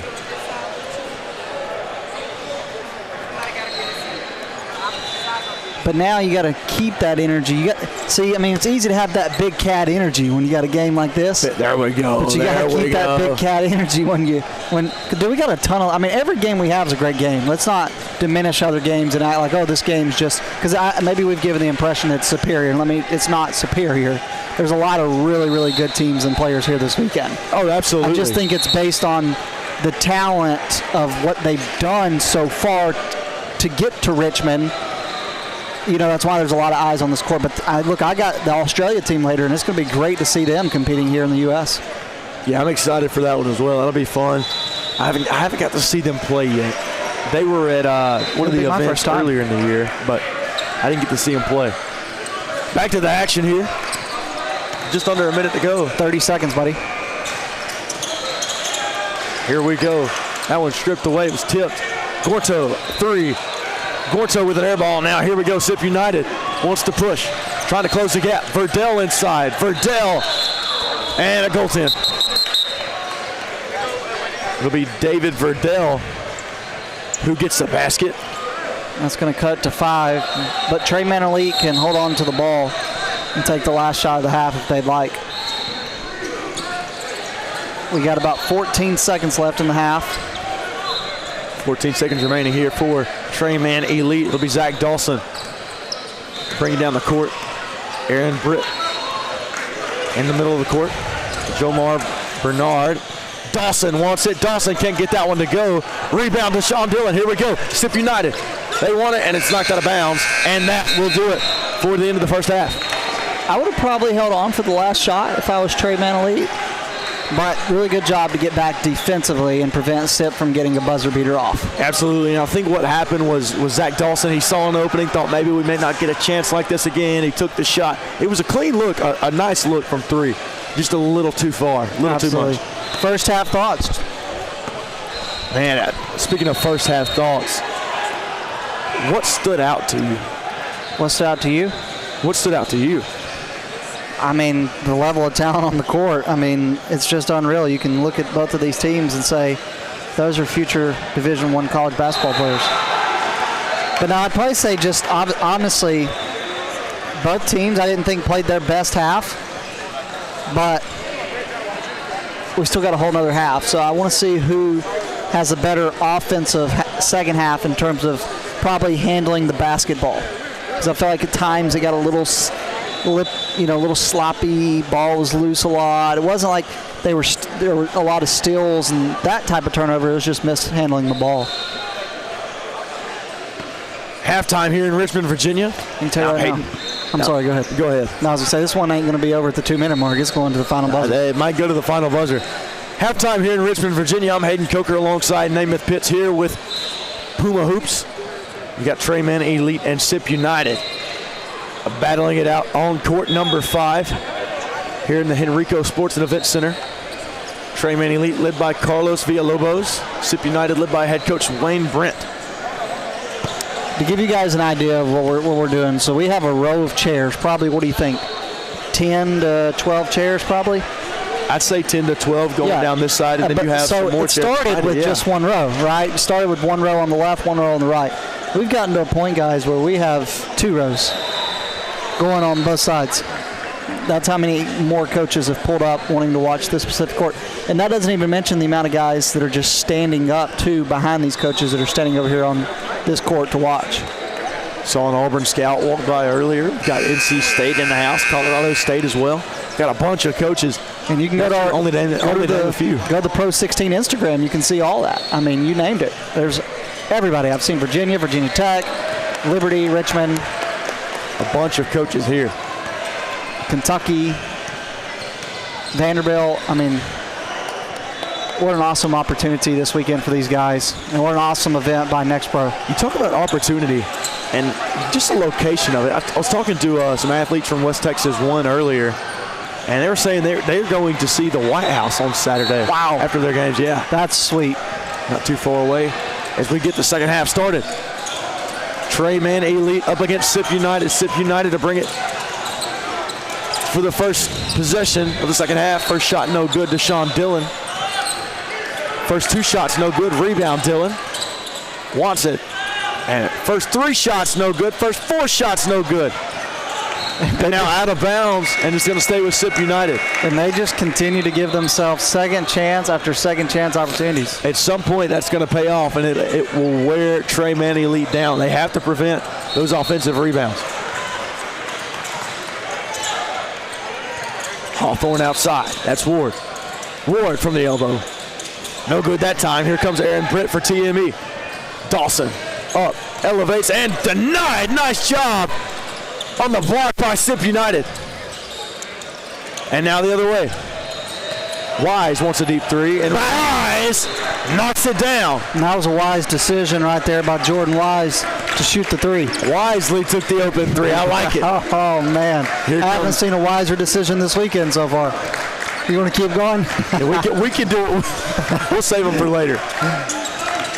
Here comes Inyok down low. Guarded by Hawthorne. Inyok, no good. Nice job defensively by Sip. And here we go, out of bounds. It looked like it went off of Ward, but I believe they're going to call it out on TME. And the lead is now down to only 2 for Trey Man Elite. We're already a minute and a half in the second half. Here we go for Hawthorne. And now here's Ward. Here we go. Parker to Wise. Shot clock winding down. With Sean Dillon. 3 ball. Dillon no good, off the mark. Rebound Jamal Bernard. Here we go. Robinson. Nice 2-pointer. There from Robinson on the fast break. Yeah, good job by Robinson extending the lead to 4. And now Parker.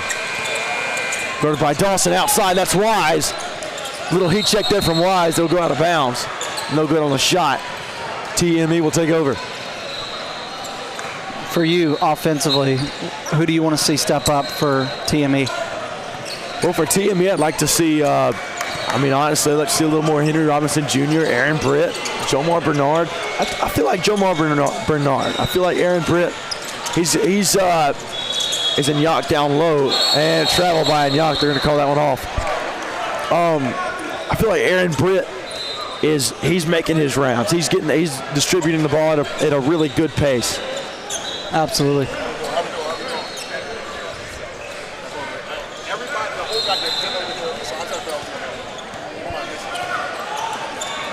We'll see how it winds up here in the second half. All right, here we go. That's Wise outside. Baseline drive, step back. 3-pointer no good from Ward, and knocked out of bounds by Wise. Wow, they're going to call it. So they're going to say it was knocked away by Wise, but went off of Zach Dawson's leg. So now it'll be Sip United ball. Now you got officials coming over from other courts saying, hey, I want to see what's going on over here. Everybody in the gym's watching this one. Wisely so. Outside. Sean Dillon can't get it to fall. Now here we go. Dawson runs the court. Dawson up. Dawson denied by Hawthorne. Yet another. Definitely blocked by Hawthorne. And now Dillon wants to run the court. Open no good. Rebound Wise outside. No good on the 3. Rebound by Bernard. And here we go. Dawson. Lob.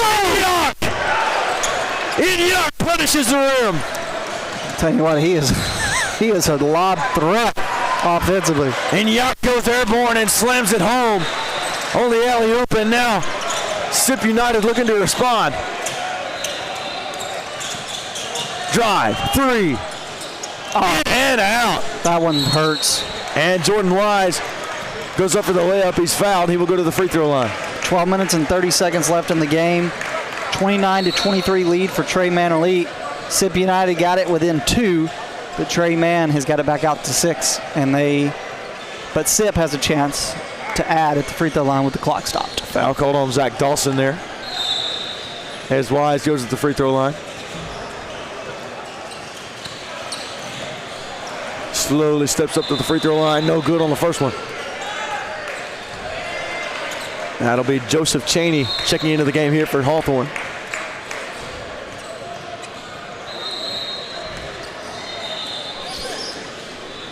And breaking news is France advances to the semifinals after their win over Morocco.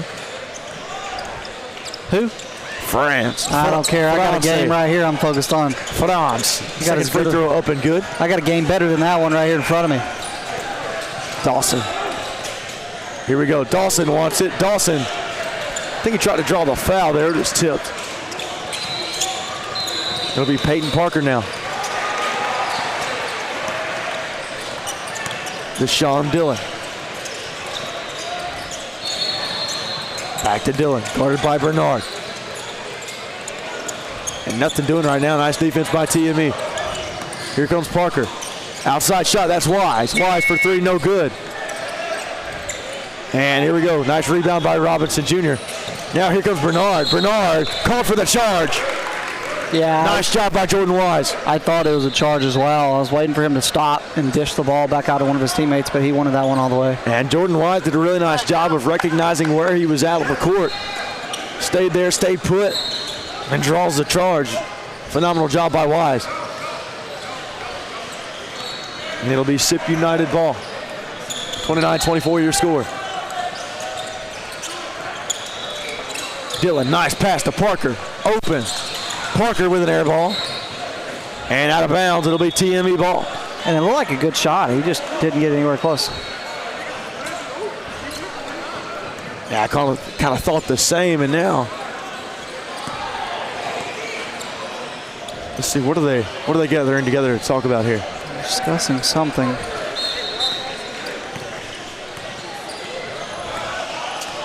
Okay, there we go. We got things straightened out now. Robinson to inbound to Britt.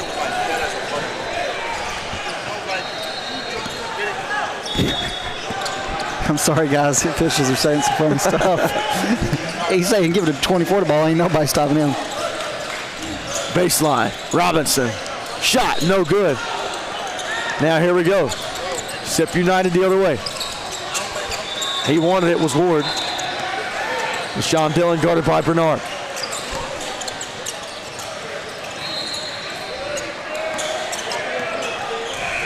Here's Dillon.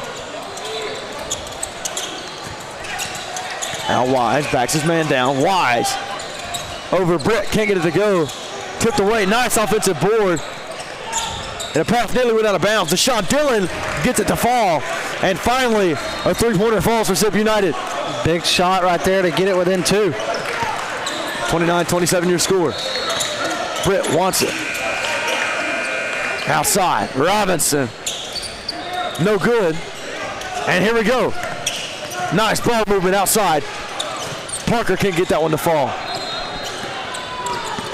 And you had a three there from SIP United. Nothing doing since then. Dawson. Nice ball movement. Britt with a three. A-B 4-3. Yeah, and he wanted it too. He was calling it for it before they even came up the court. Back up to a 5-point game. 32-27 with 10 minutes left to go. Dillon. Up. No good. Air ball, and now here we go. Here comes AB. Robinson drives. Robinson wants it. Robinson fouled. That'll go on number 4, Joseph Cheney of SIP United. And now Robinson slow to get up.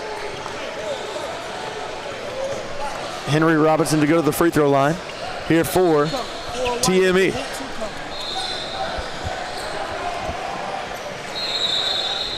It is currently 6:10 Eastern time on this lovely Thursday afternoon.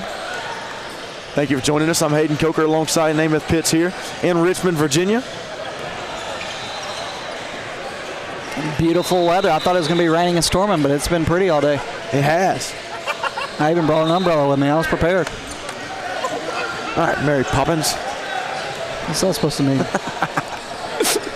I got soaked last time, okay? I was not taking that chance again. You prepared. No shade at all. You prepared. I was getting soaked in Ohio. Dude, it rained like crazy. Cats and dogs, as my grandmother used to say. Shot up and no good from Robinson, over 2 from the line. Here we go for Sip United. Parker. Inside, Verdell. No good that time. Rebound by Britt. Here comes AP. Knocks past to Robinson, and he finishes. Good job at the bucket from Henry Robinson Jr. and a timeout call. As Treyman Elite extends their lead to 7. And Treyman Elite had the lead pretty much all game. Now they take that 7-point lead with about 9 minutes remaining. 9 minutes and 24 seconds. And it doesn't feel like I've been here for 10 hours. It really doesn't. Now, well, technically I don't think we have just yet. First game was at 8. Well, I guess we have, haven't we? Yeah. Well, I'll be dang.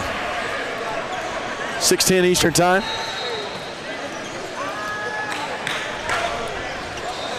I tell you what. So my brother's getting married. Oh, that's awesome. My brother's getting married in September. Yeah. And I'm the best man? I'm a groomsman, yeah. I said I'm the best man. Oh, you are the best man, but I don't know about this certain situation. I got my wedding speech wrote. Oh, there you go. You want to hear a part of it? Let's hear it.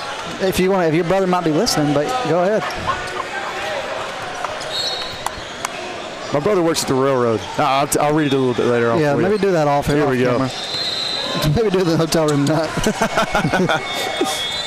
Outside 3. Nice shot there. That time by Braxton Ward. And that'll get you back into striking distance. 4-point game, 9 remaining. Here we go, Aaron Britt Jr. Doing a little surveying. Little hand fighting going on. Screen by Ignac. There's Dawson. Nice defense by Sip. We've got to get it off. No good at Sip United with some nice defense the other way. Here we go. En route. Ward can't get it to go, but Ward is fouled. And Ward comes up limping, and you hate to see that.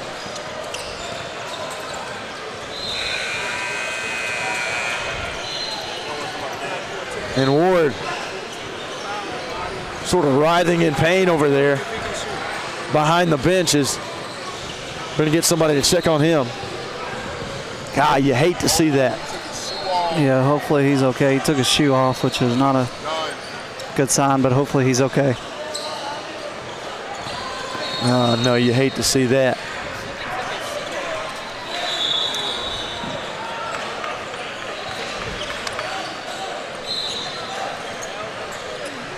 A little pause in action here. Coach is going to check on him. Yeah, they're waving for a trainer. Oh, man, you hate to see that. We don't even know the diagnosis or anything. But just from the reaction of people around him and the reaction of Ward himself, it's just, you hate to see that. Yeah, hopefully he's okay, though. Maybe it's just a really, really, really, really, really, really bad cramp. I hope. Be nice. You can only hope. Or maybe it's just a sprain, you know, and he'll be able to. Hopefully there's nothing there that's damaged. One can only hope. You hate to see any injury of any kind. You certainly don't want to see it. Deshaun Dillon will take the first free throw up and no good from Dillon.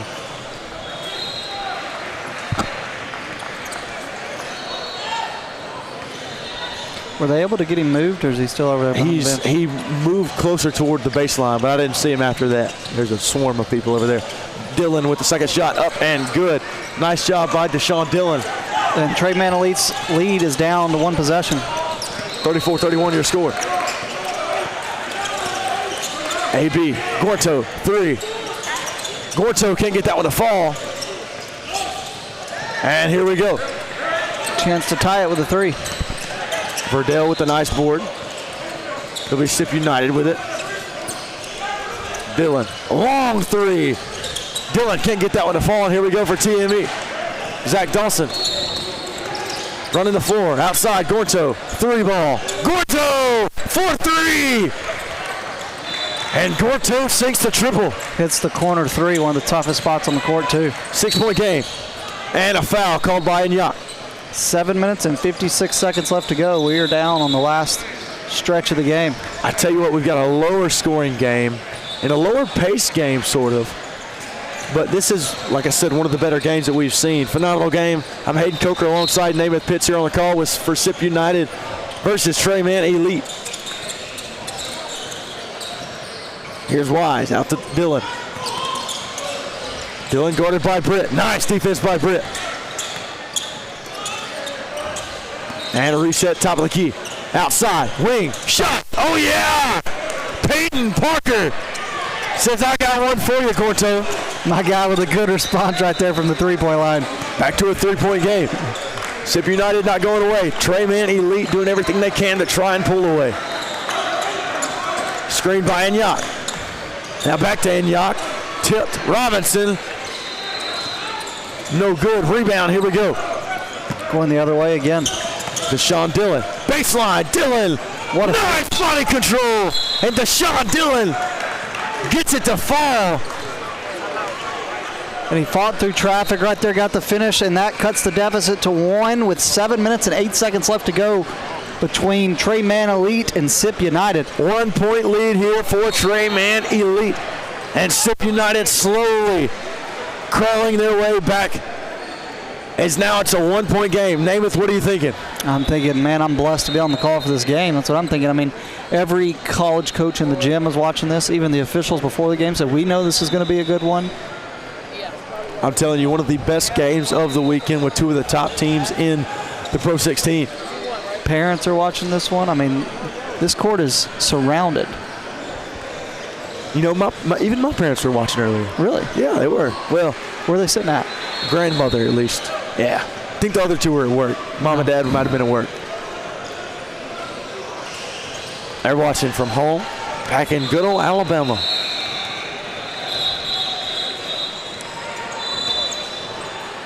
You know, so I figured out, I never understood it, but on the license plate, on some Virginia license plates, it says, Virginia is for lovers. Yes, I've seen that. Have you heard the song by Kenny Chesney? It's called American Kids. He talks about, I'm not sure, I think he's talking about a license plate. It says Virginia is for lovers. That's how I found that out. Yeah, my wife went to college in Virginia. I've been here a lot. She also claims it's the South, right? What's that? She also claims it's the South, right? She also what? Also claims it's the South, right? She does claim it's in the South. Foul on the floor that time by, let's see, they're going to call that on number 44, AJ Tennell. A lot of people we've talked to here in Richmond consider it the South. I don't. That's an unpopular opinion. She made a good point, south of the Mason-Dixon, but I still, technically maybe, but I don't consider it. Here we go, inbound, Gorto, three, bang. And they're going to call it off. Wow. He's asking if it counts.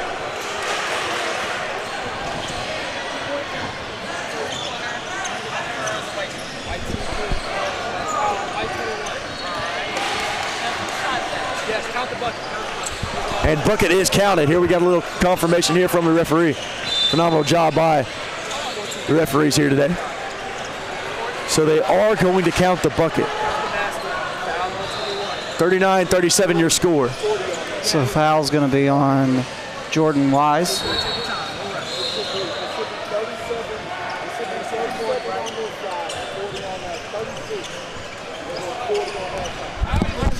Referees still having some conversations.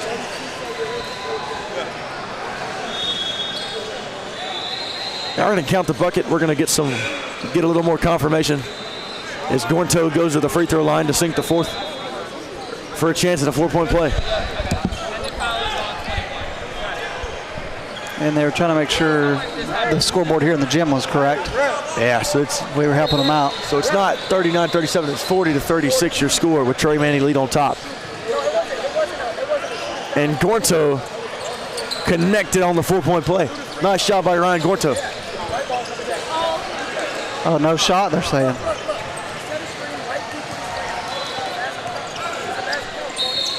Okay, here we go. So the bucket doesn't count? I think getting a little confirmation here from the referees. So we're going to take a stoppage of play.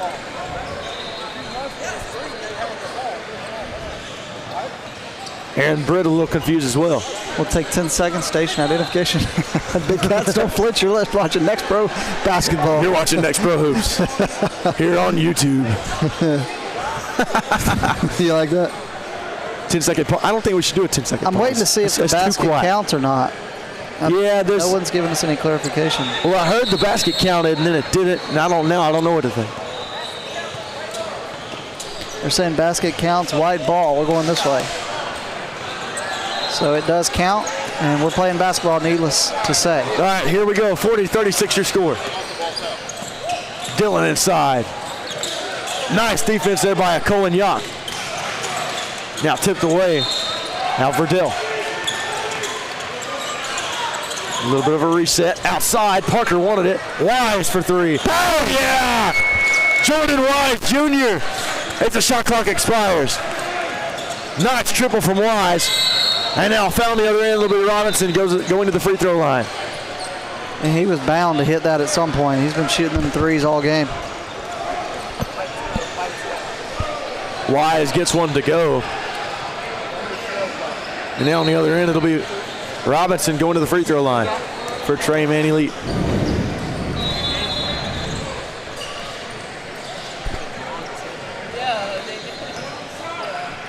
Shot, up shot. Got it.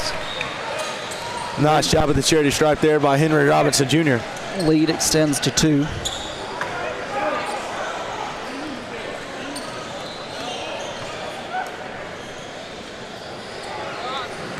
Second shot from Robinson. Can't get that one to fall.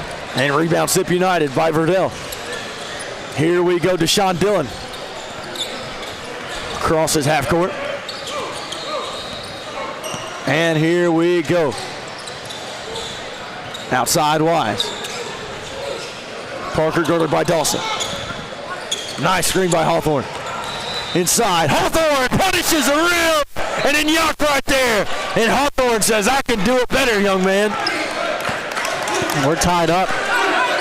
Tie game here. Bullet. Nice pass to Robinson. Robinson denied. And they're going to call a foul. And Hawthorne doesn't agree, and neither does half the gym. I was going to say the gym disagreed with that one. They're going to call that foul on Hawthorne. He wants to know what he did there. I mean, he's been really good on. I mean, he's in the running for Defense Player of the Year for Pro 16 this year. And I want to say he said hand to the face maybe, but I could be wrong on that. That'll be a 5-yard penalty. Replay second down. First shot from Robinson, got it to go. He's joking. 2 for 3 in the last couple minutes.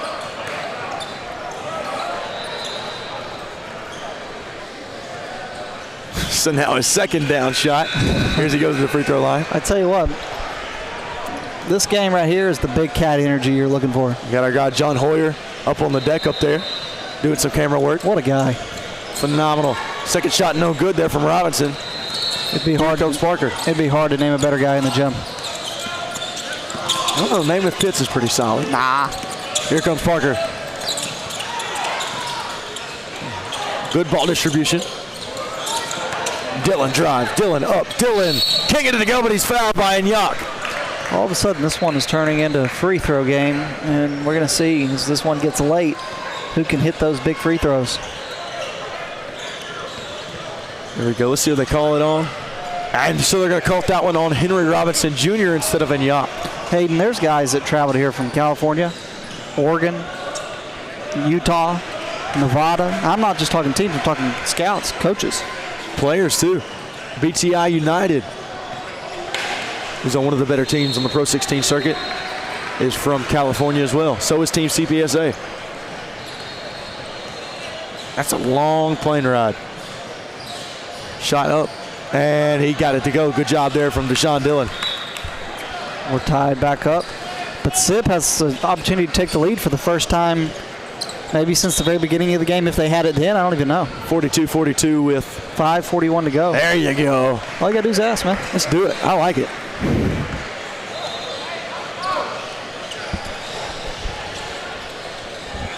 And we approach Deshaun Dillon's second shot. Cheney back into the game here for SIP United. And Aaron Britt into the game as well for TME.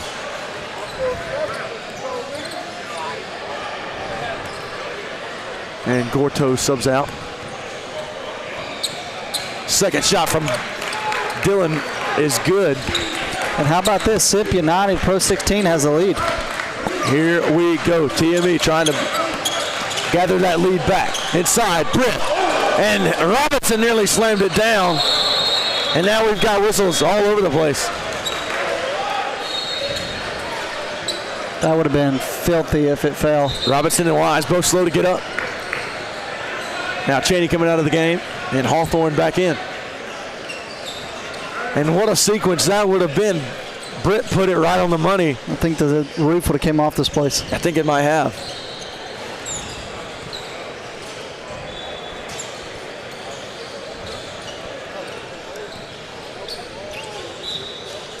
And here we go. Raphael Cohen back into the game as well. He's running point for SIP United. And here we go inside. Nice pass. Wide for three. And Wise trying to catch fire, can't do it. And here we go, Zach Dawson. Nice defense so far this game by SIP United. Nice screen by Enyat. Baseline. Stolen away by Dylan. And here we go. Parker, Dylan, yes sir! Half two for SIP. And now they're up by 3. The tide has turned. And SIP United trying to grow their lead a little bit. TME, Britt for 3. Bang. TMUAB! Oh yeah! Back and forth we go. Dylan inside. Dylan can't get to the fall. Nice rebound by Hawthorne. And now here we go. They're going to say it. They're going to call it the other way. TME ball. 48-45 your score. 4 minutes and 21 seconds left in the game. We've got that perfected, don't we? We do. I like that. We're not on the call together, though, again until the same time tomorrow. I might cry. I know. It's sad. Here comes AB. Guarded by Hawthorne. And stolen away there. Nice job by Cohen. Right place, right time. He's pushing it. Cohen. Can't get it to go. Nice defense by Enyat. And now running the court. Dawson. Up. Dawson. No good. Here we go. It's a missed shot extravaganza here over the last couple minutes. Phenomenal defense.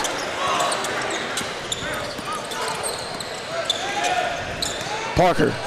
Guarded by Robinson. Hawthorne. Wise. 3. Can't get that one to fall. Rebound Robinson. Here comes TME slowing it down a little bit here. Just under 4 to play.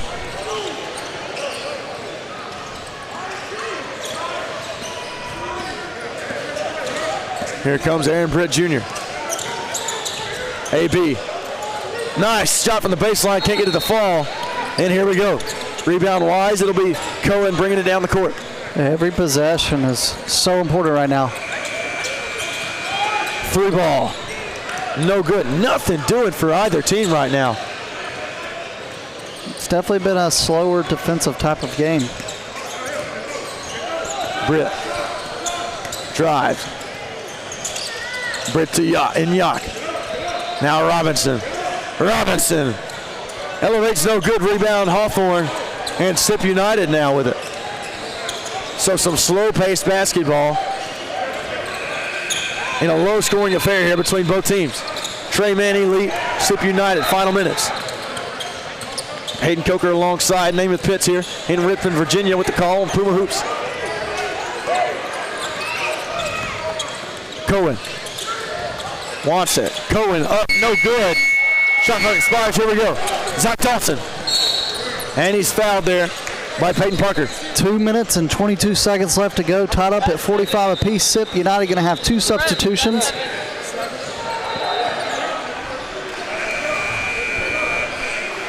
As Joseph Cheney and David Verdel's coming in. Verdell, pardon me. You wonder if the slow pace is going to pick up here over the next couple minutes. You would think so. UNLV here as well. Everybody, you name them. Dawson's shot up and good. He connects on the 1-and-1. And it'll be Dawson going back to the line for his second shot. Raphael Cohen subbing back into the game for Joseph Cheney.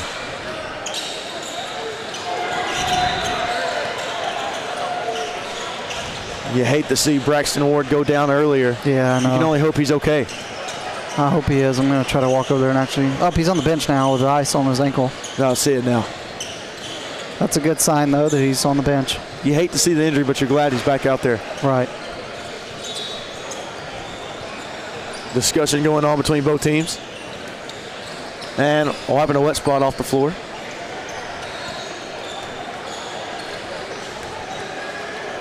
Referee's doing a phenomenal job today.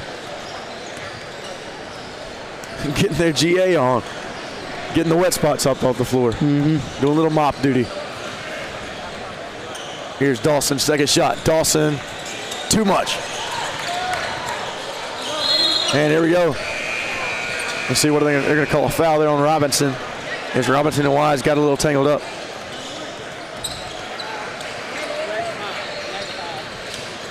Foul's going to be on Henry Robinson Jr., like you said.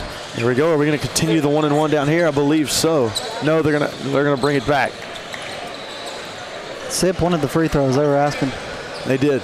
It's a 1-point lead currently for Trey Man Elite with 2 minutes and 18 seconds left to go.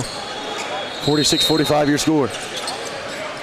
Hayden Coker alongside Namath Pitts here on the call for Sip United versus Trey Man Elite here in Richmond, Virginia. PRO16 action. Who will come away victorious? He saved himself right there. Dillon, three. Dillon. No good rebound. And here we go, Trey Man Elite. Slowing it down a little bit. 1-point lead here for TME. Here we go. AB. Guarded by Dillon. Dawson, 1 into 3. Dawson drives, elevates, knock pass and yuck. It slams it home. 3-point lead for TME. And here we go. Parker, 3. Good look, can't get it to fall.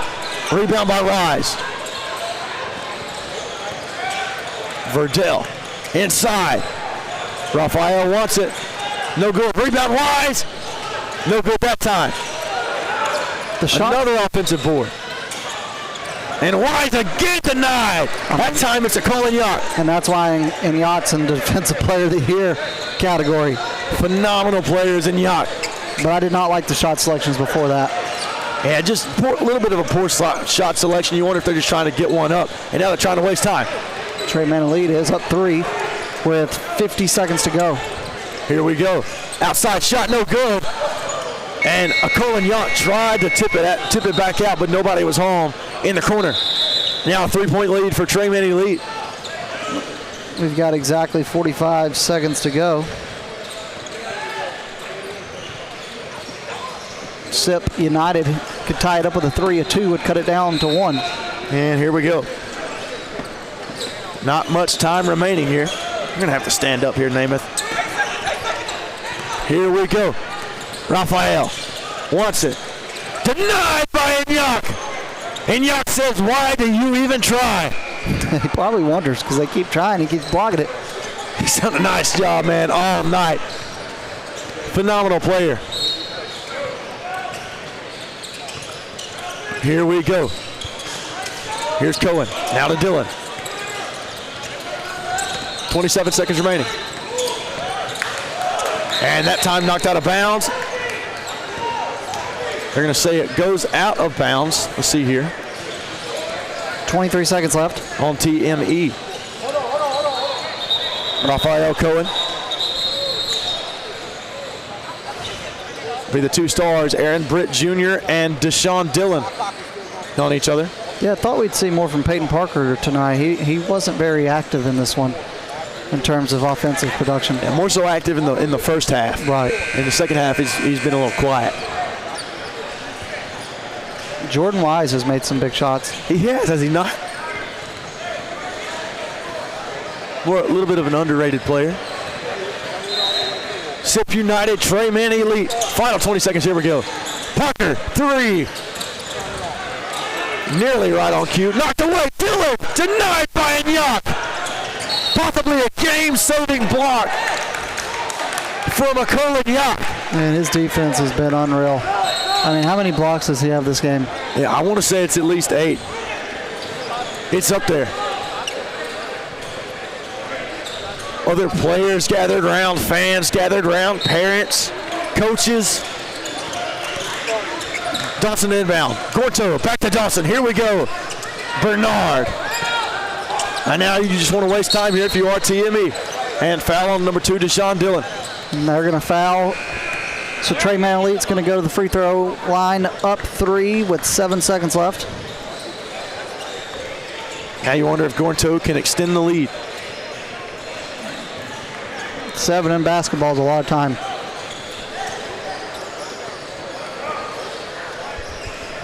Two shots here for Gorto. Okay, so no, it's just going to be 1 and 1. Here we go. And Yacht back into the game now as he subs in for Robinson. He's a guy you want in the game, especially with how good he's been today, Namath. The free throw is going to have you in a really good spot. A miss could give Sip a chance to tie it and send it to overtime potentially. Wouldn't that be something? They're going to have to get a rebound over one tall man if he misses this. Gorto. Shot. Miss. No good. Rebound Hawthorne. Here we go. We're in business. Parker, 3. Parker, no good, off the mark. And that is it, ladies and gentlemen. Trey Man Elite prevails in a big-time win over Sip United. 48-45 your final score. Trey Man Elite with a big-time win over Sip United. Yeah, 2 great teams. Both of them put on a really good show. A little bit mishandling offensively, but really just shows you how good the defense was for both teams. Namath, what's one key takeaway from you? I just got to tell you, I think the difference was the run. I mean, Sip went on a run in the second half, but Trey Man Elite managed to not let that run overtake too much, and then they kind of got the lead back and never lost it then.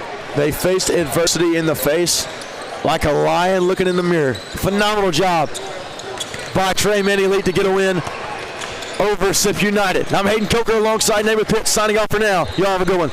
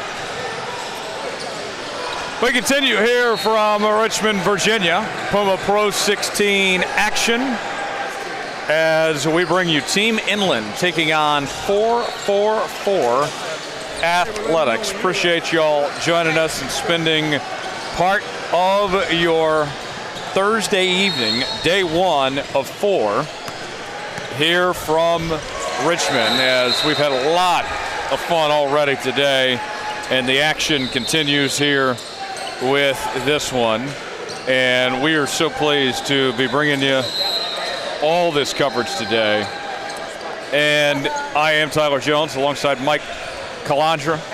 Mike, what's been your thoughts on what we've seen so far today? Man, some amazing high-octane basketball. I've had the privilege of calling a few and being on hands for some amazing moments, and I know that you can attest to that as well, Tyler. No doubt about it, and this should be a fun one. What can you tell us about this game here? I think you're going to see a battle. I think there's a lot of tall, big players right in front of us. I think that's going to be a huge story here. Watch out for a lot of these bigs to make some high-impact plays. We'll just have to wait and see for what unfolds right in front of us. 444 Athletics in green, Team Inland in black, and we are ready to go as the opening tip, and we're underway. And 444 Athletics comes down with it as Ty Shine handles it. Great ball movement early here. Hall feeds it inside to Lee. Lee makes a move, and that one tipped from behind, goes out of bounds. The ball will remain with 444 Athletics. Strong presence to the hoop there by Lee. Just couldn't corral it in time before it was knocked out of bounds. Good inbounds chance here for 444.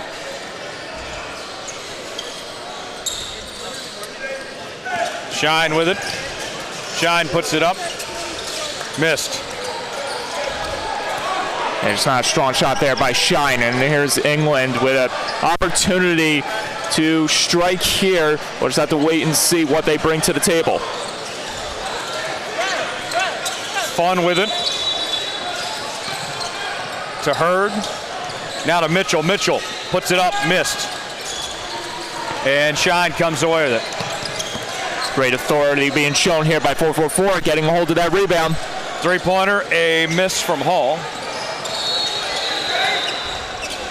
And McGee with the board.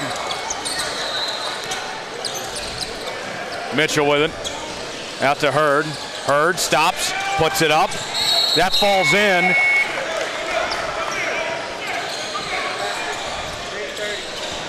And one.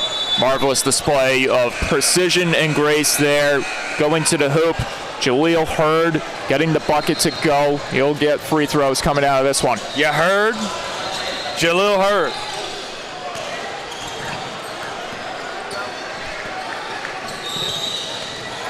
And he completes the three-point play the old-fashioned way. I think you heard him. I think he heard you.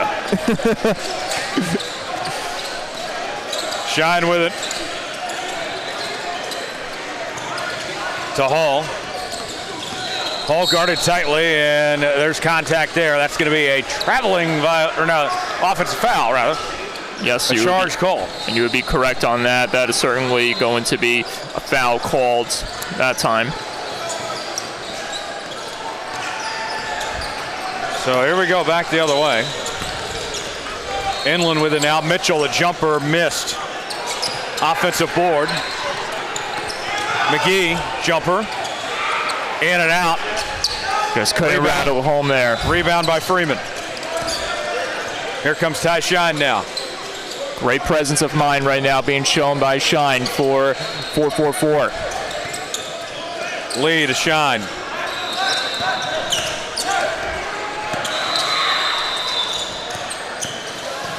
Lost a handle on it, turnover. Hurd comes away with it. Fun. Having all the fun at the rim for two. And he certainly did just that. So Shine brings it up.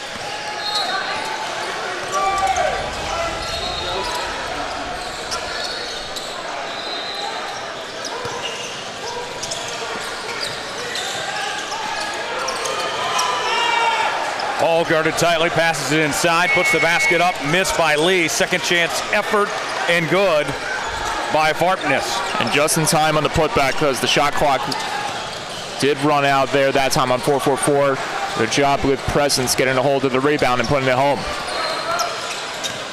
McGee moving around, Hurd for three, missed. Hall comes down with it. Hall on the run. No screen provided there that time. Got a hand on it. Kept alive by Ty Shine. Feeds it inside, and the finish by Freeman. Wonderful distribution that time by Shine. Keeping the play alive, able to dish it down low, getting the assist on that play. Double team, three-pointer, missed. Gotta love the situational awareness right here by 4-4-4, getting a hold of these rebounds. Three-point attempt, off the mark that time by Varpness. Fight for the loose ball. Hurd comes away with it. Trying to go for the alley-oop, couldn't finish. And Freeman will take it the other direction. Here comes Ty Shine now. We've stepped out of bounds right there. Yep. The official not letting him get away with that.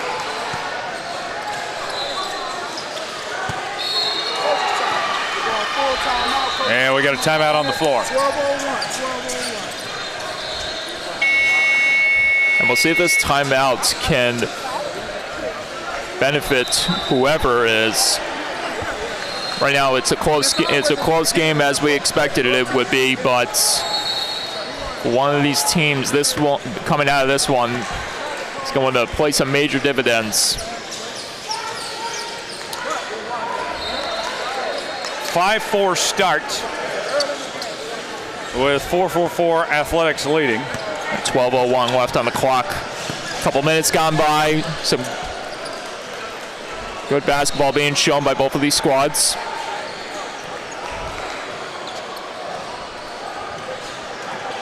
A lot of talent on display here, and we have one right in front of us in Ty Shine. It's been physical early. It certainly has, and I feel like that's only just going to pick up ever so considerably as the game heats up in more ways than one, and here we go, another foul called.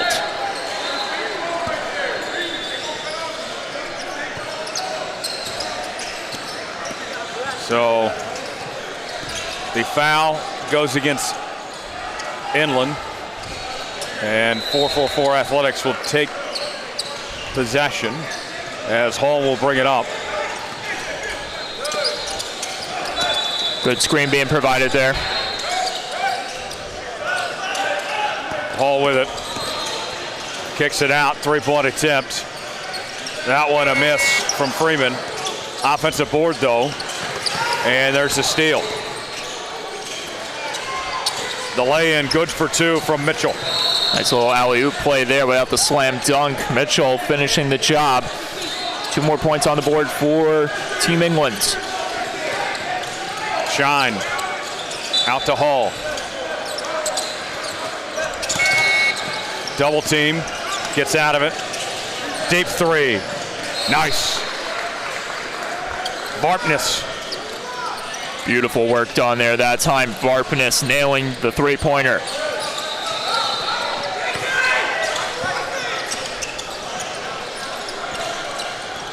Hurd at the top of the key.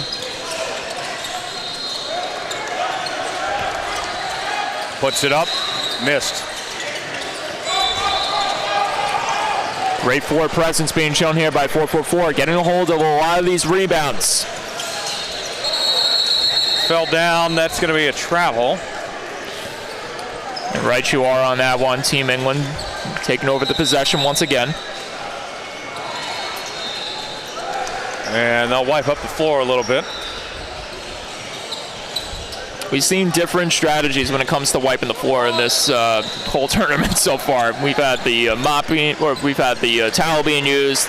We had the ever so cheeky foot scrub. I don't know, what would your method be to get a squeaky clean 4? I'd go with the Swiffer sweeper if that was an option. We saw the basketball get cleaned off with the tablecloth at one point in time. Really? 3-point attempt, and that's good from Mitchell. Shine brings it up. Shine guarded tightly, kicks it out. Thought about the 3, gonna dribble drive inside, and he draws the foul. Hall will go to the line and shoot 2. Big chance here for Hall to convert. Strong presence to the rim, showing that aggressive force that you know by his stature that he can provide for his squad, and now he's got an opportunity to nail some free throws here. First of 2 for Hall, makes the entry.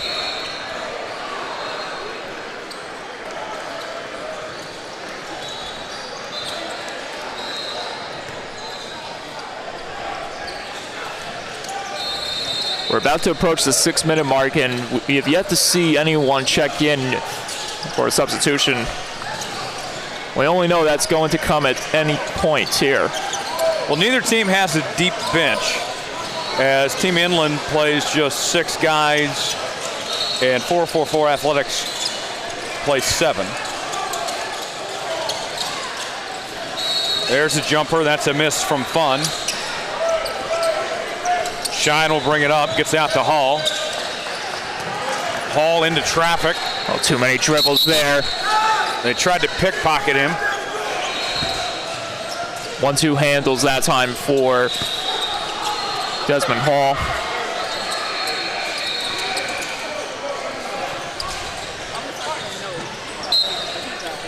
So we do get one substitution at least for 4-4-4. Off the floor came Freeman. Here's Shine with it. That's going to draw a foul. Yeah, that was Varpness trying to hang on.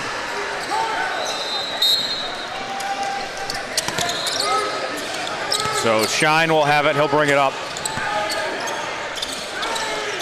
Both these teams trying to still find a rhythm offensively. 3-pointer. Oh, that was a beauty. That was a marvelous shot there. Little fade back jumper, off balance, got it to sink. Varpness went in, slicing and dicing is Mitchell for 2. Came very close to goaltending if that one didn't go down. Here comes Mitchell again, looking for more. And that's 2 straight buckets for Devin Mitchell.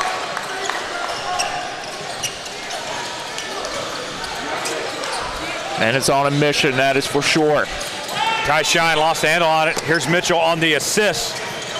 And the finish by Fun. That's 3 straight possessions where Mitchell helped account for a score. Did you not see the way he threw that ball right into the target's hand? Just a marvelous pass. Wonderfully done that time by Mitchell, getting the assist to go. And the lead only continuing to grow for Team England. I think if you're Team Inland, you got to make sure Mitchell touches the ball every possession. That's 100% something very, very right on that. Hall brings it up. Guarded tightly by Fun. Now Mitchell on him. Oh, he's in a whole lot of trouble. They force the steal. Fun puts it up, gets it in for 2. 4 straight possessions with a score for Team Inland. And that one batted away out of bounds. These guys are playing with so much, I don't want to say resiliency, but they are playing relentless right now. That is for sure. Just a lot of in-your-face basketball being shown by Team England. Puts it up, missed, rebound.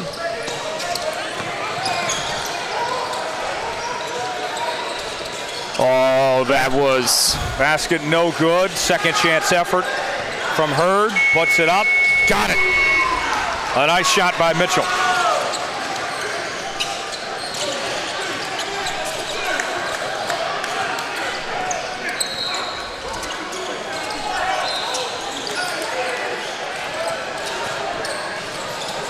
And there's a turnover.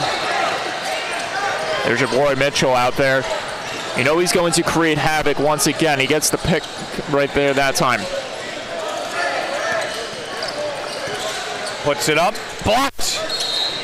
Denied that time by James Lee. Yeah, that was Samuel Fung going hard to the floor there at the expense of the block by Lee. And we get another substitution, this time for Team England. Dylan McGee checking out for the big man, Kevin Ketchashan.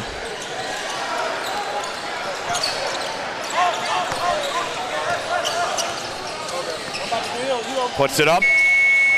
Miss by Mitchell. And that ends an amazing unanswered run of points for Team England. Puts it up. Miss. That time by Shine. Three-pointer. And no dice that time.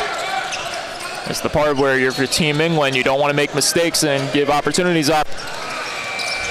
That time a miss by Varpness. There's only so many three-pointers you can take that don't go in where they can bite you back. And there's another basket by who? Devin Mitchell, that's who. You are certainly correct on that one. Your observation just continues to become more truer by the minutes as he is just manning the floor like no tomorrow. Yeah, I know ball.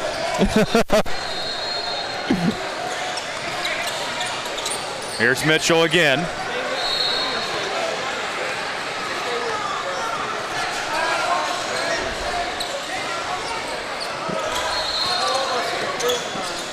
Jacks up a jumper. And that one flies out of bounds. Going to get the lucky bounce there. And Team England's just showing what they're made of. Total non-stop aggression being shown from the get-go. That's 6:40, actually 5.5, I should say, left on the clock here.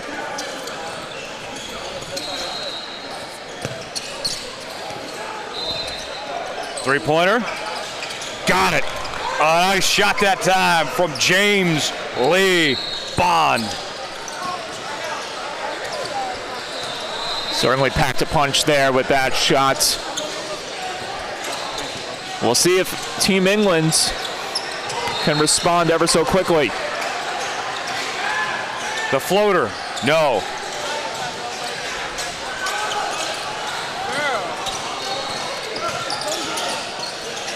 Thought about it. Three-pointer. Missed.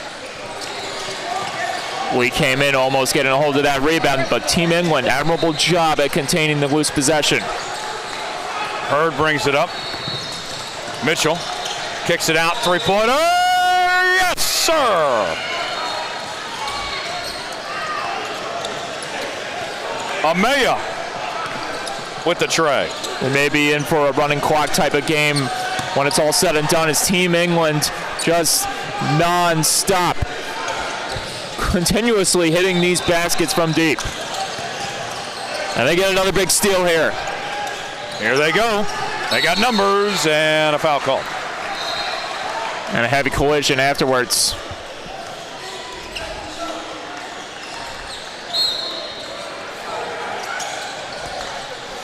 Foul's going to be against Desmond Hall on the contact.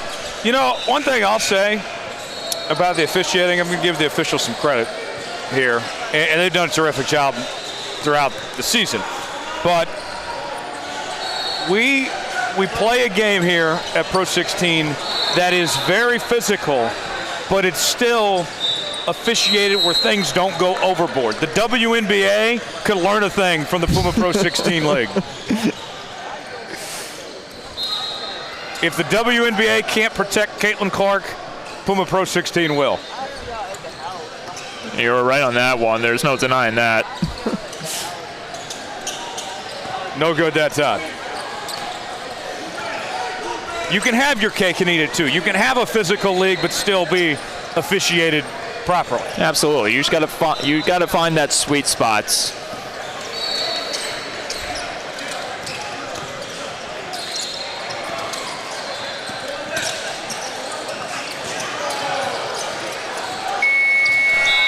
shot clock violation. Oh, And not a good one for 444. no, sir. And this is what you want to avoid. This is where things could just go from bad to worse. You're already down by this a lot, and the last thing you want to be doing is committing human errors on your chances here, and especially against a team like Team England, who is just coming at your throat. 3-point attempt missed. James Lee with the board. Here comes Hall now. Hall passes it out to Freeman. Freeman going into heavy traffic, missed. And McGee comes up with it. 3-pointer, missed. Great recovery down low by 444. Hall's got it.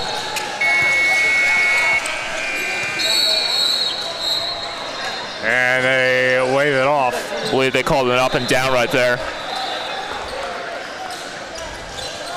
Inbounds coming from 444 here. Up, down. Isn't that a Morgan Wallen song? I don't know. I don't really listen to Morgan Wallen. Oh, you're missing out. I've heard. My music listening these days is almost entirely Morgan Wallen, Luke Combs, Ella Langley, Tate McRae. Tate McRae, huh?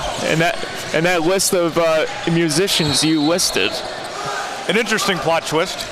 It certainly was. Caught me by surprise, that's for sure. 3-point attempt, missed. If I revealed my music tastes, I can't tell if you would be astonished or scared. I think a little bit of both.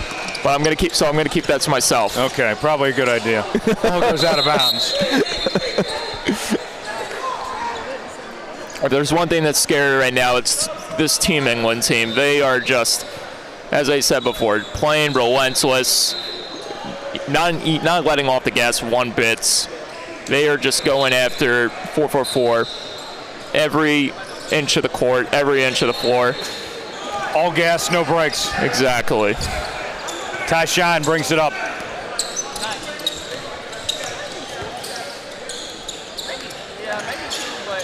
Going in, the floater. Hoo, hoo, hoo. Varpness, how do you do? So we're getting a little saucy, huh?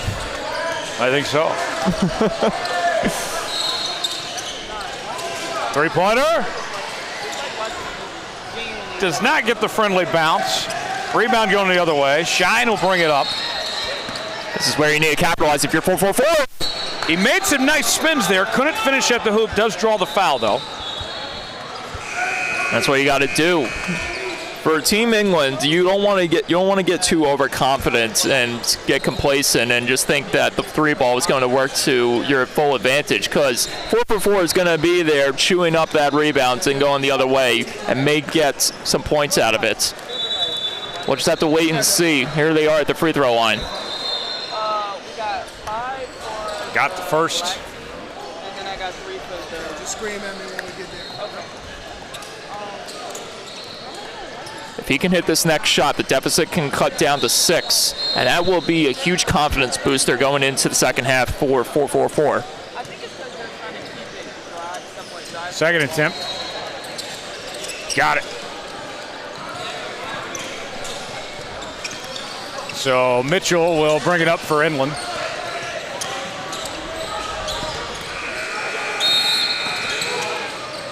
Three-pointer. Again, this is what I mean. You don't want to take too many risks. Not that time. Because this could what potentially could happen.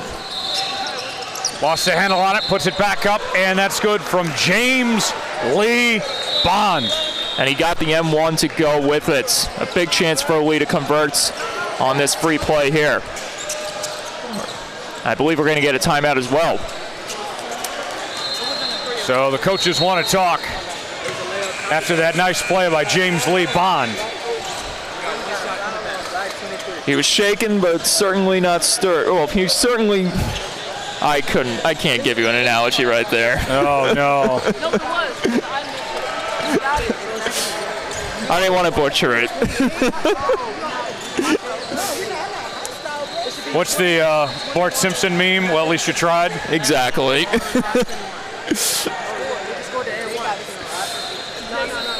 Just throw that cake right in the trash. 1:10 remaining here in half numero uno. 26-21 is our score, with Team Inland leading 444 Athletics. Quietly, 444 Athletics has stayed in this game. They certainly have, and it's the thing I kept on preaching about for the last couple of minutes, where you're a team that's in the lead. You don't want to feel like the lead is too safe, where all of a sudden you're chucking threes and you're playing carelessly, recklessly, because this is what's going to happen. Your opponent may sneak up on you. All they got to do is contain those rebounds and capitalize on those opportunities that they take in front of them. All you're asking for is disaster if you're going to be chucking threes and risking three ball here.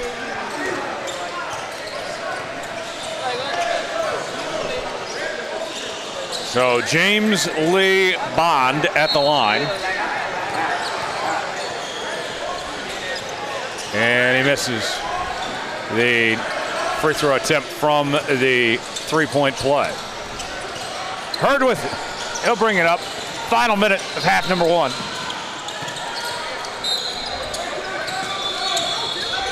Fun, guarded tightly. Passes it. Finds a man open, feeds it in, missed.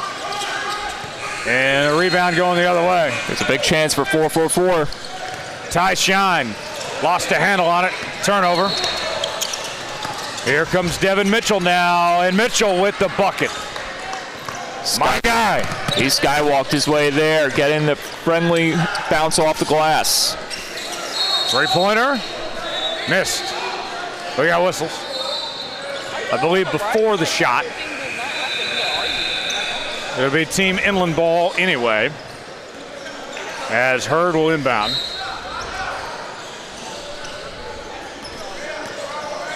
Here comes Fun. Are you talking about the player or the game itself? Both. Agreed.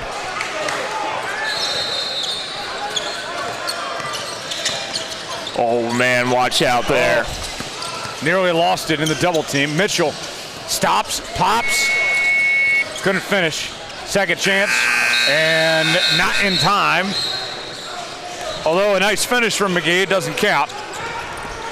And that'll take us to intermission, where we have a 28-21 lead for Team Inland over 444 Athletics. I like what I've seen so far from both of these squads, and we talked about it a lot. The relentlessness being shown from the start by Team England, but the resiliency, the willing to come back from some adversity for 444 and making this game better than what could have gone for them. And I think we're going to be in for a pretty fun finish. That's no pun intended.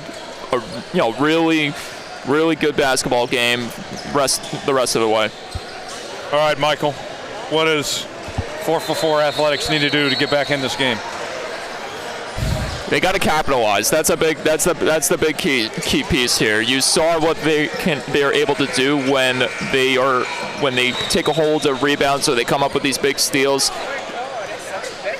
You draw fouls, you get to the line, capitalize. Because if you don't capitalize on those moments, these guys are just going to continue to do what they do best. They're going to come at you like, they're just going to be relentless. And one thing or another, yeah, they may be missing those shots, but they'll get one at some point, and that's all they need. They just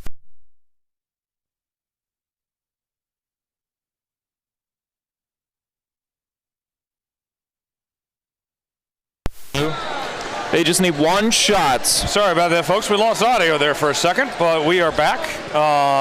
Go ahead, Mike.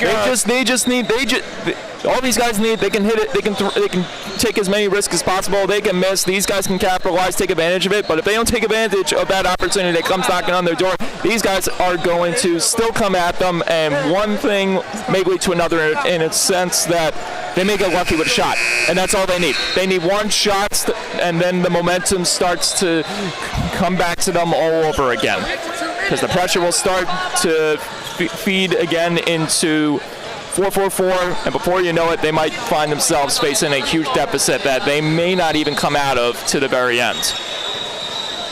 I know, easier said than done with that explanation. So we'll begin the second half here in just a few moments. What have you liked from Team England? Team England, I think you said it best, Devin Mitchell. I liked the tenacity he's shown so far, his willingness to get into the dirty areas, throw caution to the wind, but also make some big plays happen on the assist portion, setting his teammates up with some big moments. We saw one beautiful pass in the middle area of the floor that led to a big break. I've seen more. If I could see more of Mitchell doing just that, Team England should not have a problem with picking up the W by the end of this one. All right. Let's get back to the action now, shall we? Second half underway. Let's do. Double team, gets out of it, puts it up. Got it for two. Kashishan.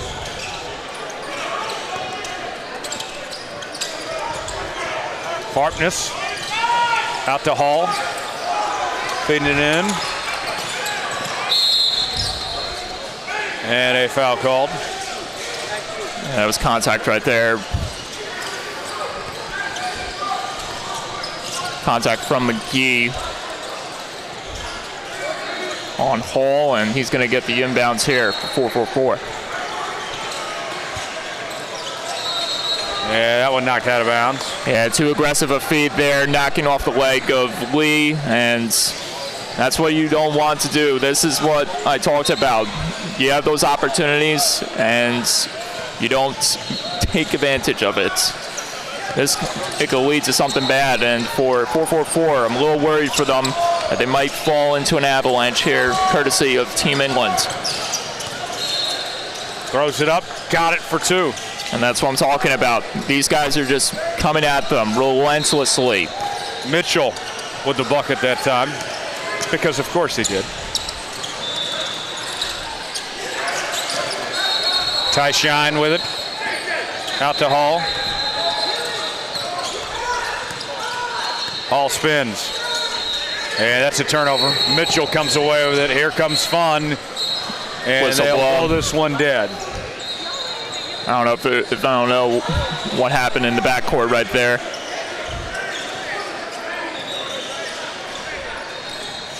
So 4-4-4 will take it.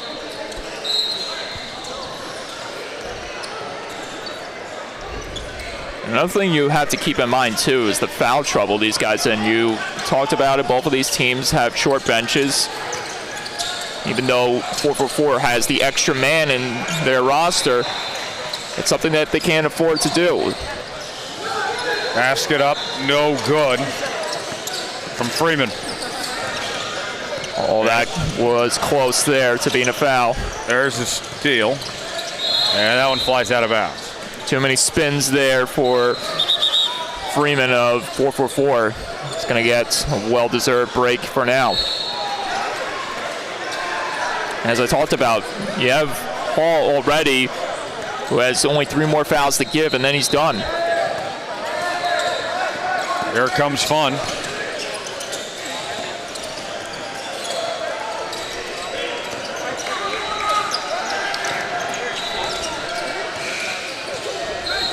Puts it up. Missed. Good recovery down low by Lee. James Lee Bond again. Ty Shine.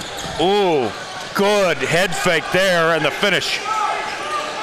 Strong work done. Admirable results for Team England.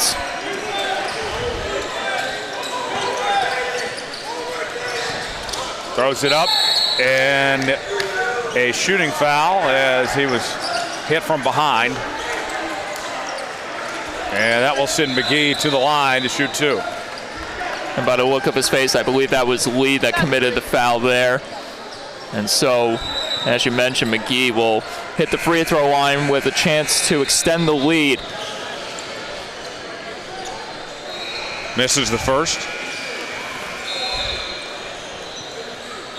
The game is not totally out of reach just yet. We're not even, these guys, I'm talking about Team England, they haven't even hit close to the 20-point threshold where the running clock would start up. And the deficit only, let's see, well, it's still less than 10, that is for sure. Actually, my math was off, it's more than 10. Basket no good. Loose ball. 3-pointer. And that one off the rim. Puts it up and draws the foul. That's I believe they're. Yeah, it looked like it. Yep. Yep. That was against Ty Shine. They are not afraid to call the charges. That is certainly another thing. It is a defensive foul. Oh, okay. Yes. Okay. So Mitchell will head to the line. Couldn't hold his position. And Mitchell may make him pay for it again.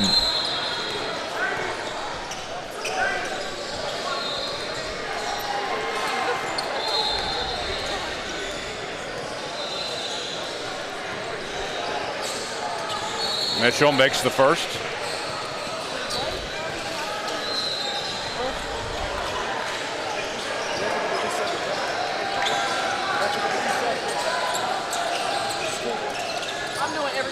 Here's the second attempt. I was going to say Kushishan checking out. Oh, should be a lane violation there. Fortunately, they did not see that. Play will continue. So Shine will bring it up.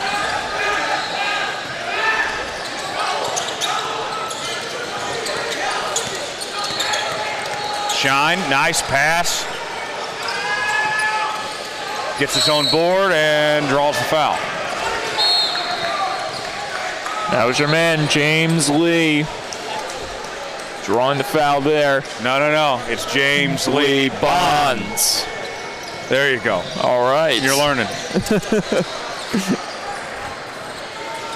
Can I ask, do you have a favorite 007 movie?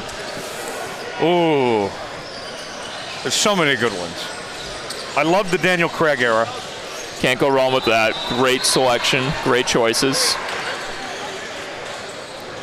And I loved the originals at the very beginning, too. Hey, you can't go wrong with Sean Connery. Sean Connery, yes. Sean Connery. There you go. The original shaken, not stirred.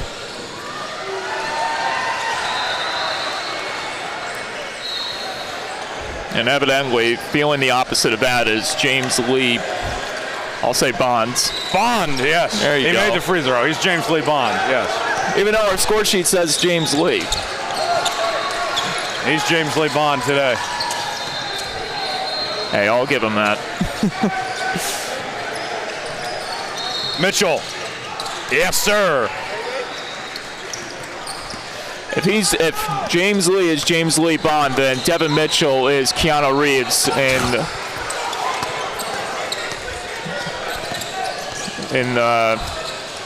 John Wick. Man is an assassin right now. Basket up, missed. Rebound by Freeman.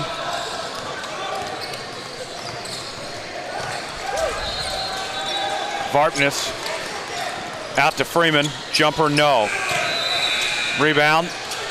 Couldn't finish, was Tillis. I like the chances, but they're just not able to execute, unfortunately. McGee spins, puts it up. Missed. And who was it? James Lee Bond. Dun, dun, dun, dun, dun. And a push there.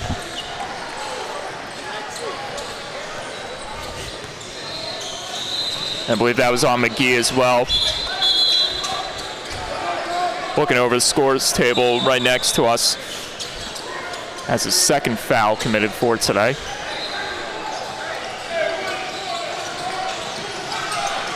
Checking out was fun, and checking back in, warming his sneakers up on the floor is Jaleel Hurd. Or my mistake. I thought he was warming up his shoes for a bit. No, he tried to wipe away some of the liquid that's on the floor right there that needs to be cleaned up. With the towel. Exactly.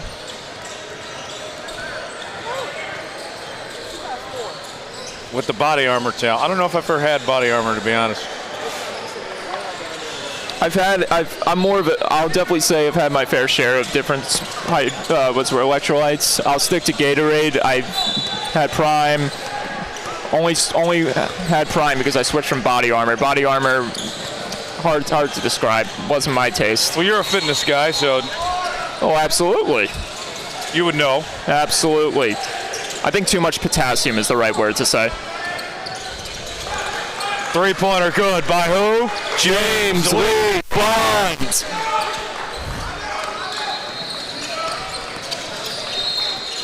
I hope the YouTube chat is loving the James Lee Bond nickname. Please let us know. There's the steal by Hall. Out to Shine. Feeding it inside. Puts it up. Missed by James Lee. Three-pointer. Miss by Hall. Both of these teams trading missed threes. We get another foul called.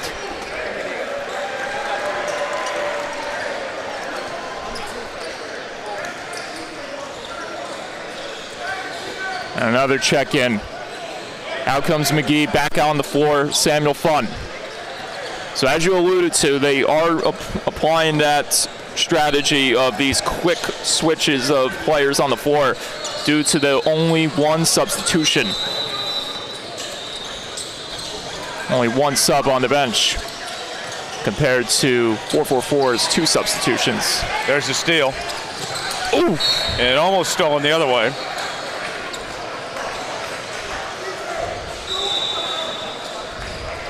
That could have ended ugly there for both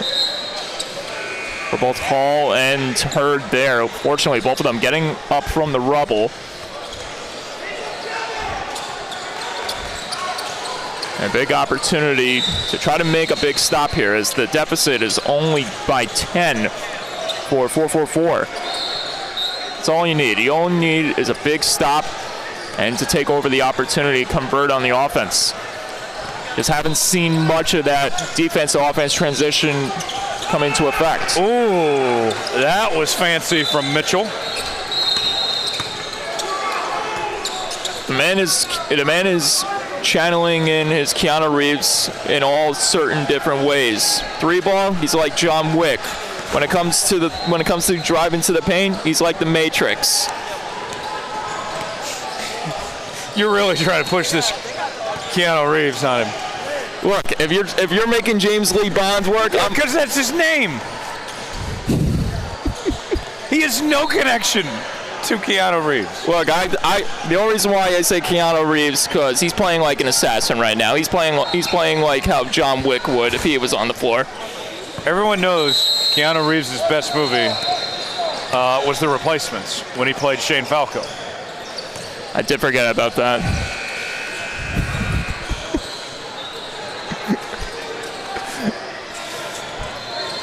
I have to wonder what these coaches right now are thinking with the game still.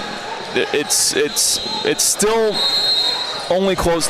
It's still fairly close. If you're 4-4-4, I think it's Ty Shine and James Lee Bond have to be your driving force to get things going. Absolutely, but it's been kind of a quiet night for Ty Shine. It definitely has. And he's a very good player. Fortunately for him, though, he hasn't been in foul trouble. That's one thing you got to give him credit for. Frustration hasn't grown for him. I know for a fact that if I was not playing to my full capabilities, I'd be feeling a little upset. I'd find myself losing my composure, and that's the one thing you got to give credit to Ty Shine. Hasn't lost his composure. He's staying put in this game, keeping his discipline in check, and it's only helping 444 stay in this one. But it's important that you have multiple key contributors other than your top two guys. You need all of your starting five to make some big plays. Yeah, that one flies out of bounds off the hands of James Lee. And we saw Jaden Varpness making some big connections early on back in the first. He had a few three-pointers, so obviously it can happen. There we go. Varpness, you were just talking about him. Case in point. Hurd brings it up.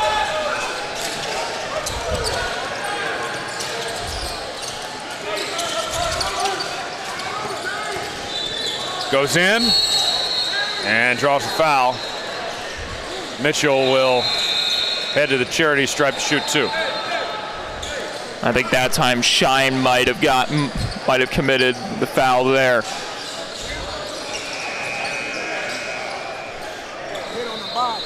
Oh no, trying to think. 39-30. Just over 9 minutes to play.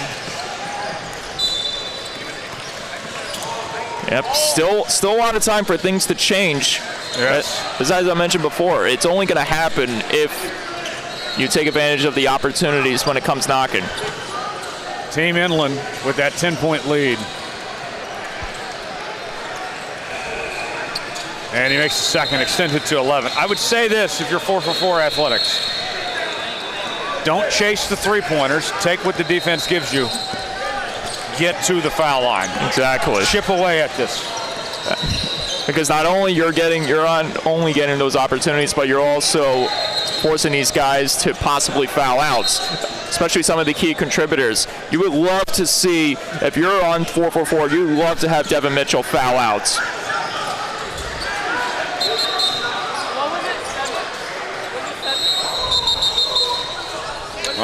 What do we got? They're trying to figure out what number it was that committed the foul.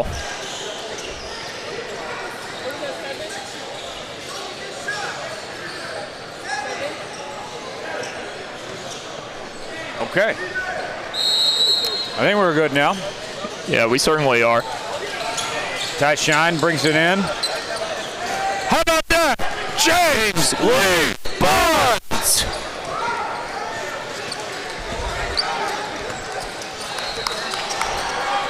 Oh, I love You've been hyping the man up all game long. He finally he delivers a big jam for you. He's been hearing things. Puts up a jumper, that one good. That was Mitchell again. My guys. Devin Mitchell, James Lee Bond, putting on a show. You don't need to go to the movie theater tonight, folks, because this is cinema here in Richmond. Certainly we got an audience tuned in, that is for sure. And we even have popcorn. You can get pretzels, popcorn at the concession stand too. They have it all here, folks. First free throw, no good from Tillis. And this is what I mean. These are the opportunities you can't afford to let go of. You can't afford to escape from your hands. These free throw opportunities you mentioned, getting to the line, that would be a huge part of them hanging in this battle. But if they cannot connect on these shots, man, that's not going to end well for you. Second shot does go down. Mitchell brings it up.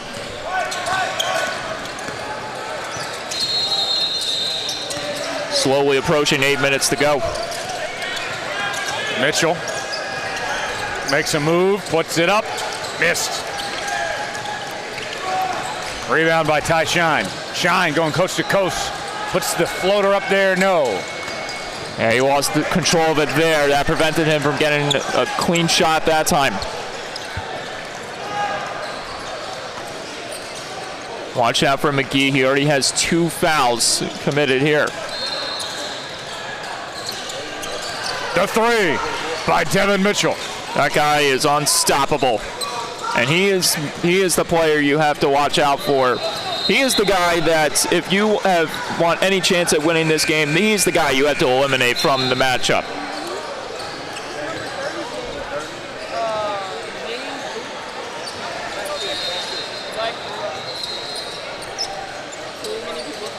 So they're sorting something out here. Yeah, I think a foul was committed by your guy. Unfortunately for 444, James Lee committing the violation. Or actually, no, that was... Actually, no, because the ball is in the hands of Team 444, so no, I stand corrected. Wow, you tried to blame my guy James Lee Bond. I promise, it's not personal. Three-pointer waved off. So now they need a big defensive stop here. Need something huge to go your way. Because they are slowly but steadily creeping into that running clock territory of extending the lead to nearly 20. Hurd with the mid-range jumper, missed. Shine with the board, he'll bring it up. Out to Hall. Freeman, deep three, missed. Mitchell tried to put down the two-hand thunder jam, but couldn't finish. Ball flies out of bounds. Full timeout, coach, timeout. Full timeout. And it's on Team England right there.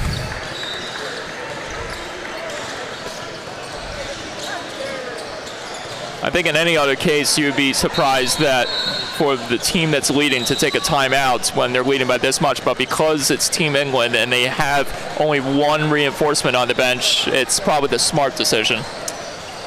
So is this your first time in Richmond? Indeed it is.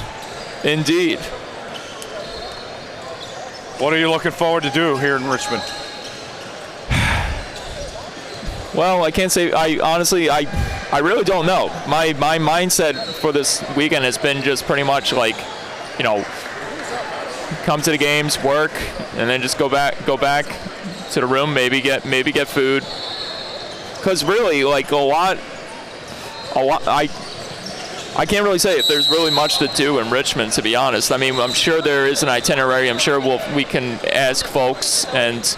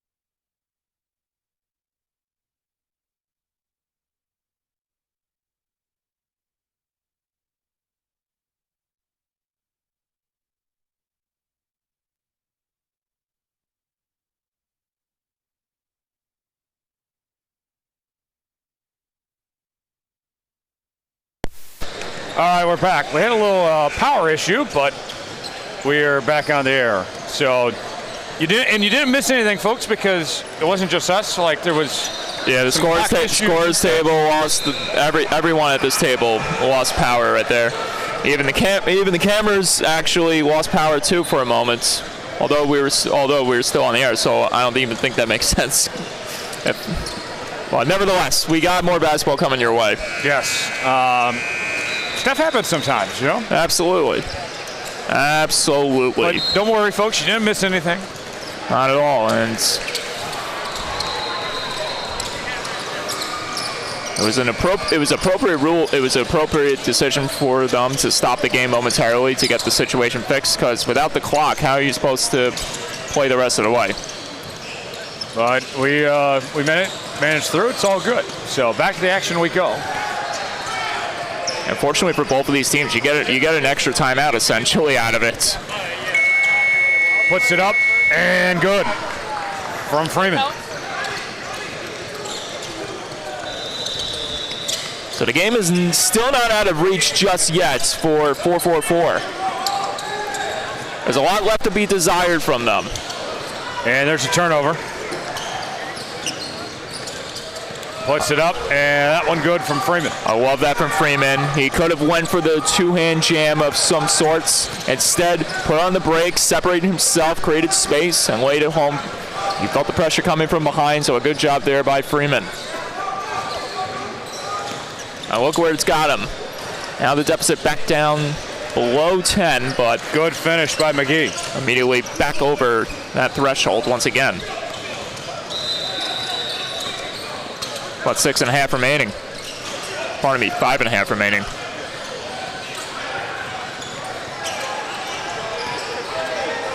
Puts it up, missed. Can't afford to lose that opportunity if you're 444. Got a hand on it. And a foul call.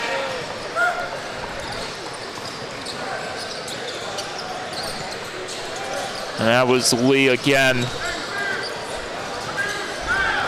Another foul committed for number 30 of 444.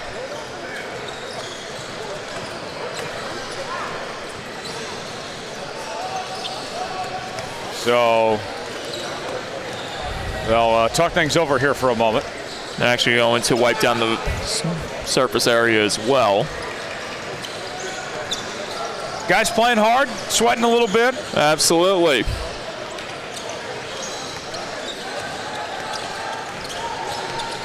Body's producing so much electrolytes from playing all this time, and if specifically Team England, they got to do one man sub after another because of the lack of depth they have on that bench. So we mentioned earlier, you got a background in fitness. Tell me this: the basketball calories, the workout. How intense is this compared to like being in the gym? It's definitely different. It really is different in the sense of this is a lot more cardio, a lot more stamina based. This is pretty much the equivalent of, running a mile, doing battle ropes, or running the treadmill. It's constantly stamina, heart, stuff, cardio, working your hearts. Whereas say weight training stuff, you're building muscle and stuff. Not that you're not building muscle playing this game and stuff, but a lot of it's cardio based. It's a lot of running rather than lifting or anything of some sorts. But you do need I will say, and this is, I never played basketball at a high level of any sorts, but I learned something from The Last Dance with Michael Jordan. He wasn't a big player to begin when he started early in his career. Once he bulked up, then things kind of benefited him hugely. He went up against all these teams like the Pistons, and it was because he needed to give it right back. You're going to have teams coming at you. If you're going to be the star player, you got to bulk up. And that's my big advice, especially in those moments when you're driving in the paints, you're getting in those dirty areas, you're going for those jams. You're not going to fare well if you don't have the muscle for it. That's my big advice. We're looking at you, Chet Holmgren. You wanted me to put all that out there so you can bash Chet Holmgren. I love Chet, but just needs to put on a little muscle, that's all. All right, fair enough. Hey, Second best defensive player in the league. and he's the first-time All-Star and an NBA champion, so I'm not going to discredit him. Yes. Three-pointer from Mitchell. No. Got his own board, though. And there's a turnover.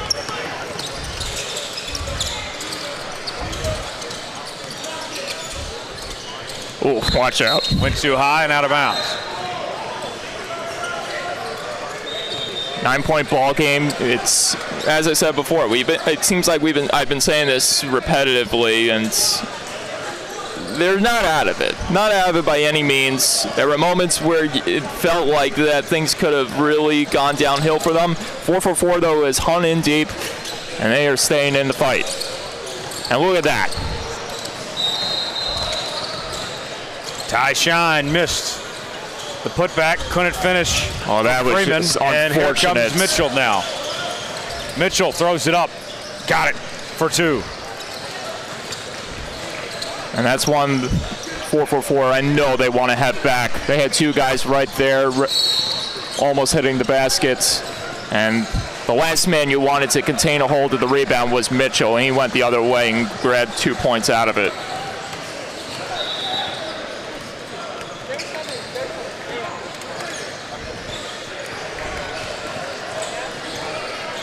Another substitution, this time Keshishian back on the floor.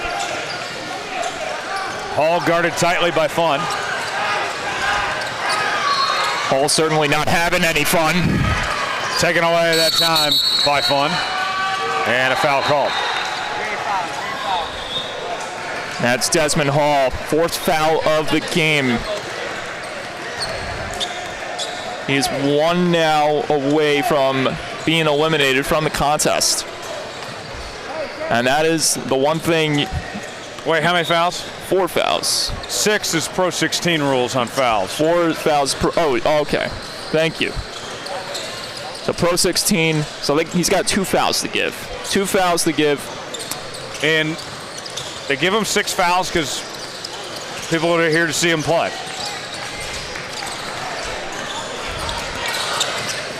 Puts it up. No dice that time from McGee. Here comes Hall now. Hall spins.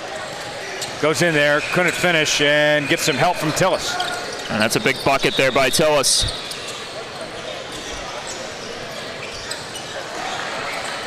So the deficit is at 11, and the time is quickly, slowly simmering away. Got 2:54 left on the clock.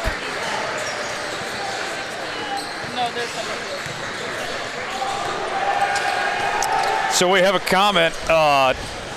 James Lee Bond's mother is watching, and her username, I'll shout her out, CML808, and she put in the chat, James Lee Bond, my son. I love it. So mom approves. I love it. I love it. Shout out to Mrs. James Lee Bond. There you go. Or I guess, no, she wouldn't be Mrs. James Lee Bond. She would be, we'll just call her the mom of James Lee Bond. There you go. Unless dad is James Lee Bond Sr., which I don't know. I mean, he doesn't have a 2 or a junior in his last name, so I'm going to say that it's not the case. We'll just say the mom of James Lee Bond. Thanks for watching. There you go.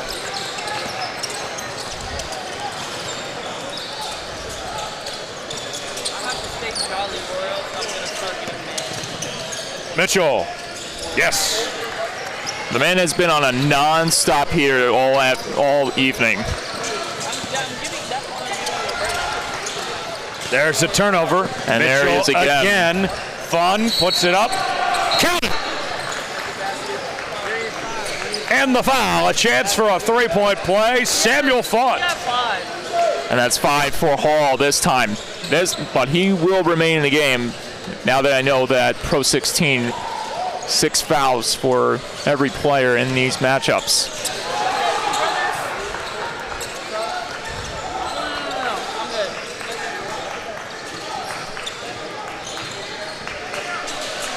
fun, misses it at the line. Rebound by Tillis.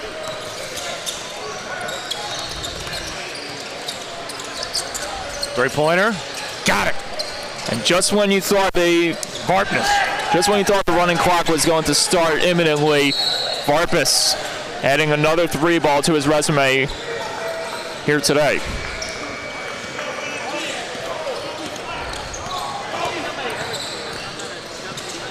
Puts it up, missed. Second chance, couldn't finish. And here comes Inland the other way. McGee gets called for a walk.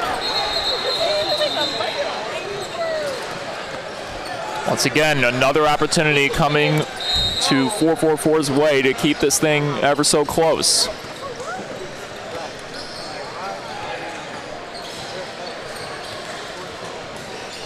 I think timeout was called here.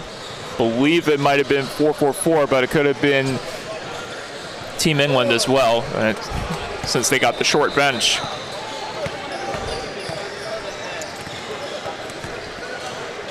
But yeah, going back to the Richmond question, is this your first time here too?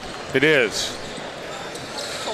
I've been to Virginia a couple times. This is my first time in Richmond, though. Oh, okay. Because I was going to say, if you said Virginia before, then I would say yes, absolutely. I have been to Virginia.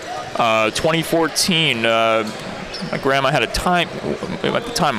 timeshare, and me and pretty much all my family, we went there for like a week. Went over to Busch Gardens for a day, and then the second half of the trip, we relocated over to Washington, D.C. Stayed for the back end of it. Oh yes. So it was definitely fun in terms of getting to explore the city, going to the Smithsonian, just a lot of cool stuff over in D.C. when I was over there. Our nation's capital. Absolutely. Paul brings it up. Going inside. And that one's denied. Goes out of bounds, though. Yeah, that was Samuel Funn trying to rip it out of the arms of Hall. It was going to get the inbounds here. Puts it up. Missed. And that one knocked out of bounds. That time it was against Hall. Just at the wrong place, wrong time for him. Tried to keep it inbounds. Instead, ball bounces off his body. Not a lot of space between him and McGee that time.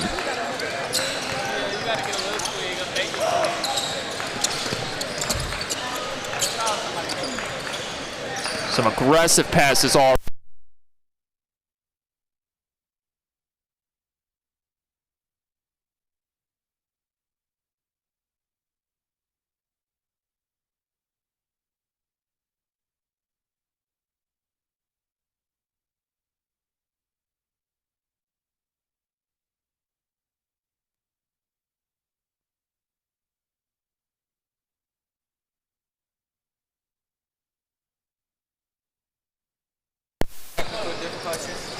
Little technical difficulties there. Lost power for a moment, but we are back.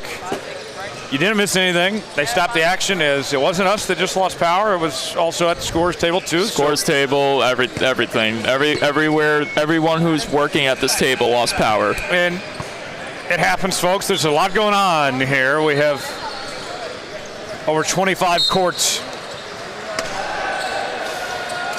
And as you can imagine, we are working on that electric bill. You said it best. Got a hand up there.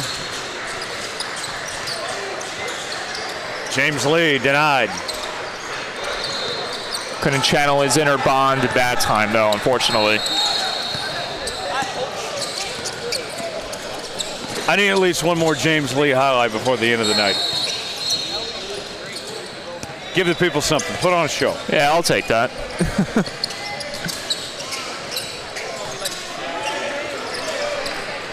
Three-pointer. Missed. Out of bounds. Fortunately, though, with little to no time left on the clock, that may not happen. Yes, about 30 seconds remaining.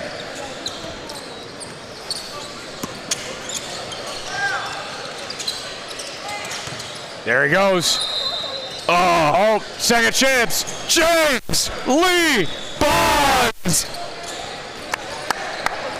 putting on a show. It may not be his team's night, but he is having himself a good one. And a solid win for Team Inland. 56-44 the final. Closing thoughts, Mike. Just a very, very good game played by Team England. They showed what they were made of from the get-go. Devin Mitchell playing out of his mind. He literally generating the floor at all areas, and that fed into the rest of his team. Give credit, though, to 444 for hanging in there. There were numerous moments where I thought the game was going to become out of reach and we were going to head to a running clock territory. That was not the case. They kept it close. Your guy, James Lee Bond, putting up a hell of an effort. And, yeah, I'll let you give the closing remarks, Tyler. Yes, it was a lot of fun, pun intended, from Team Inland and 444 Athletics. That does it for me tonight. I'll be back tomorrow morning, 8 a.m. See you then. Coverage continues here from Richmond, Virginia, right here from the Puma Pro 16 League.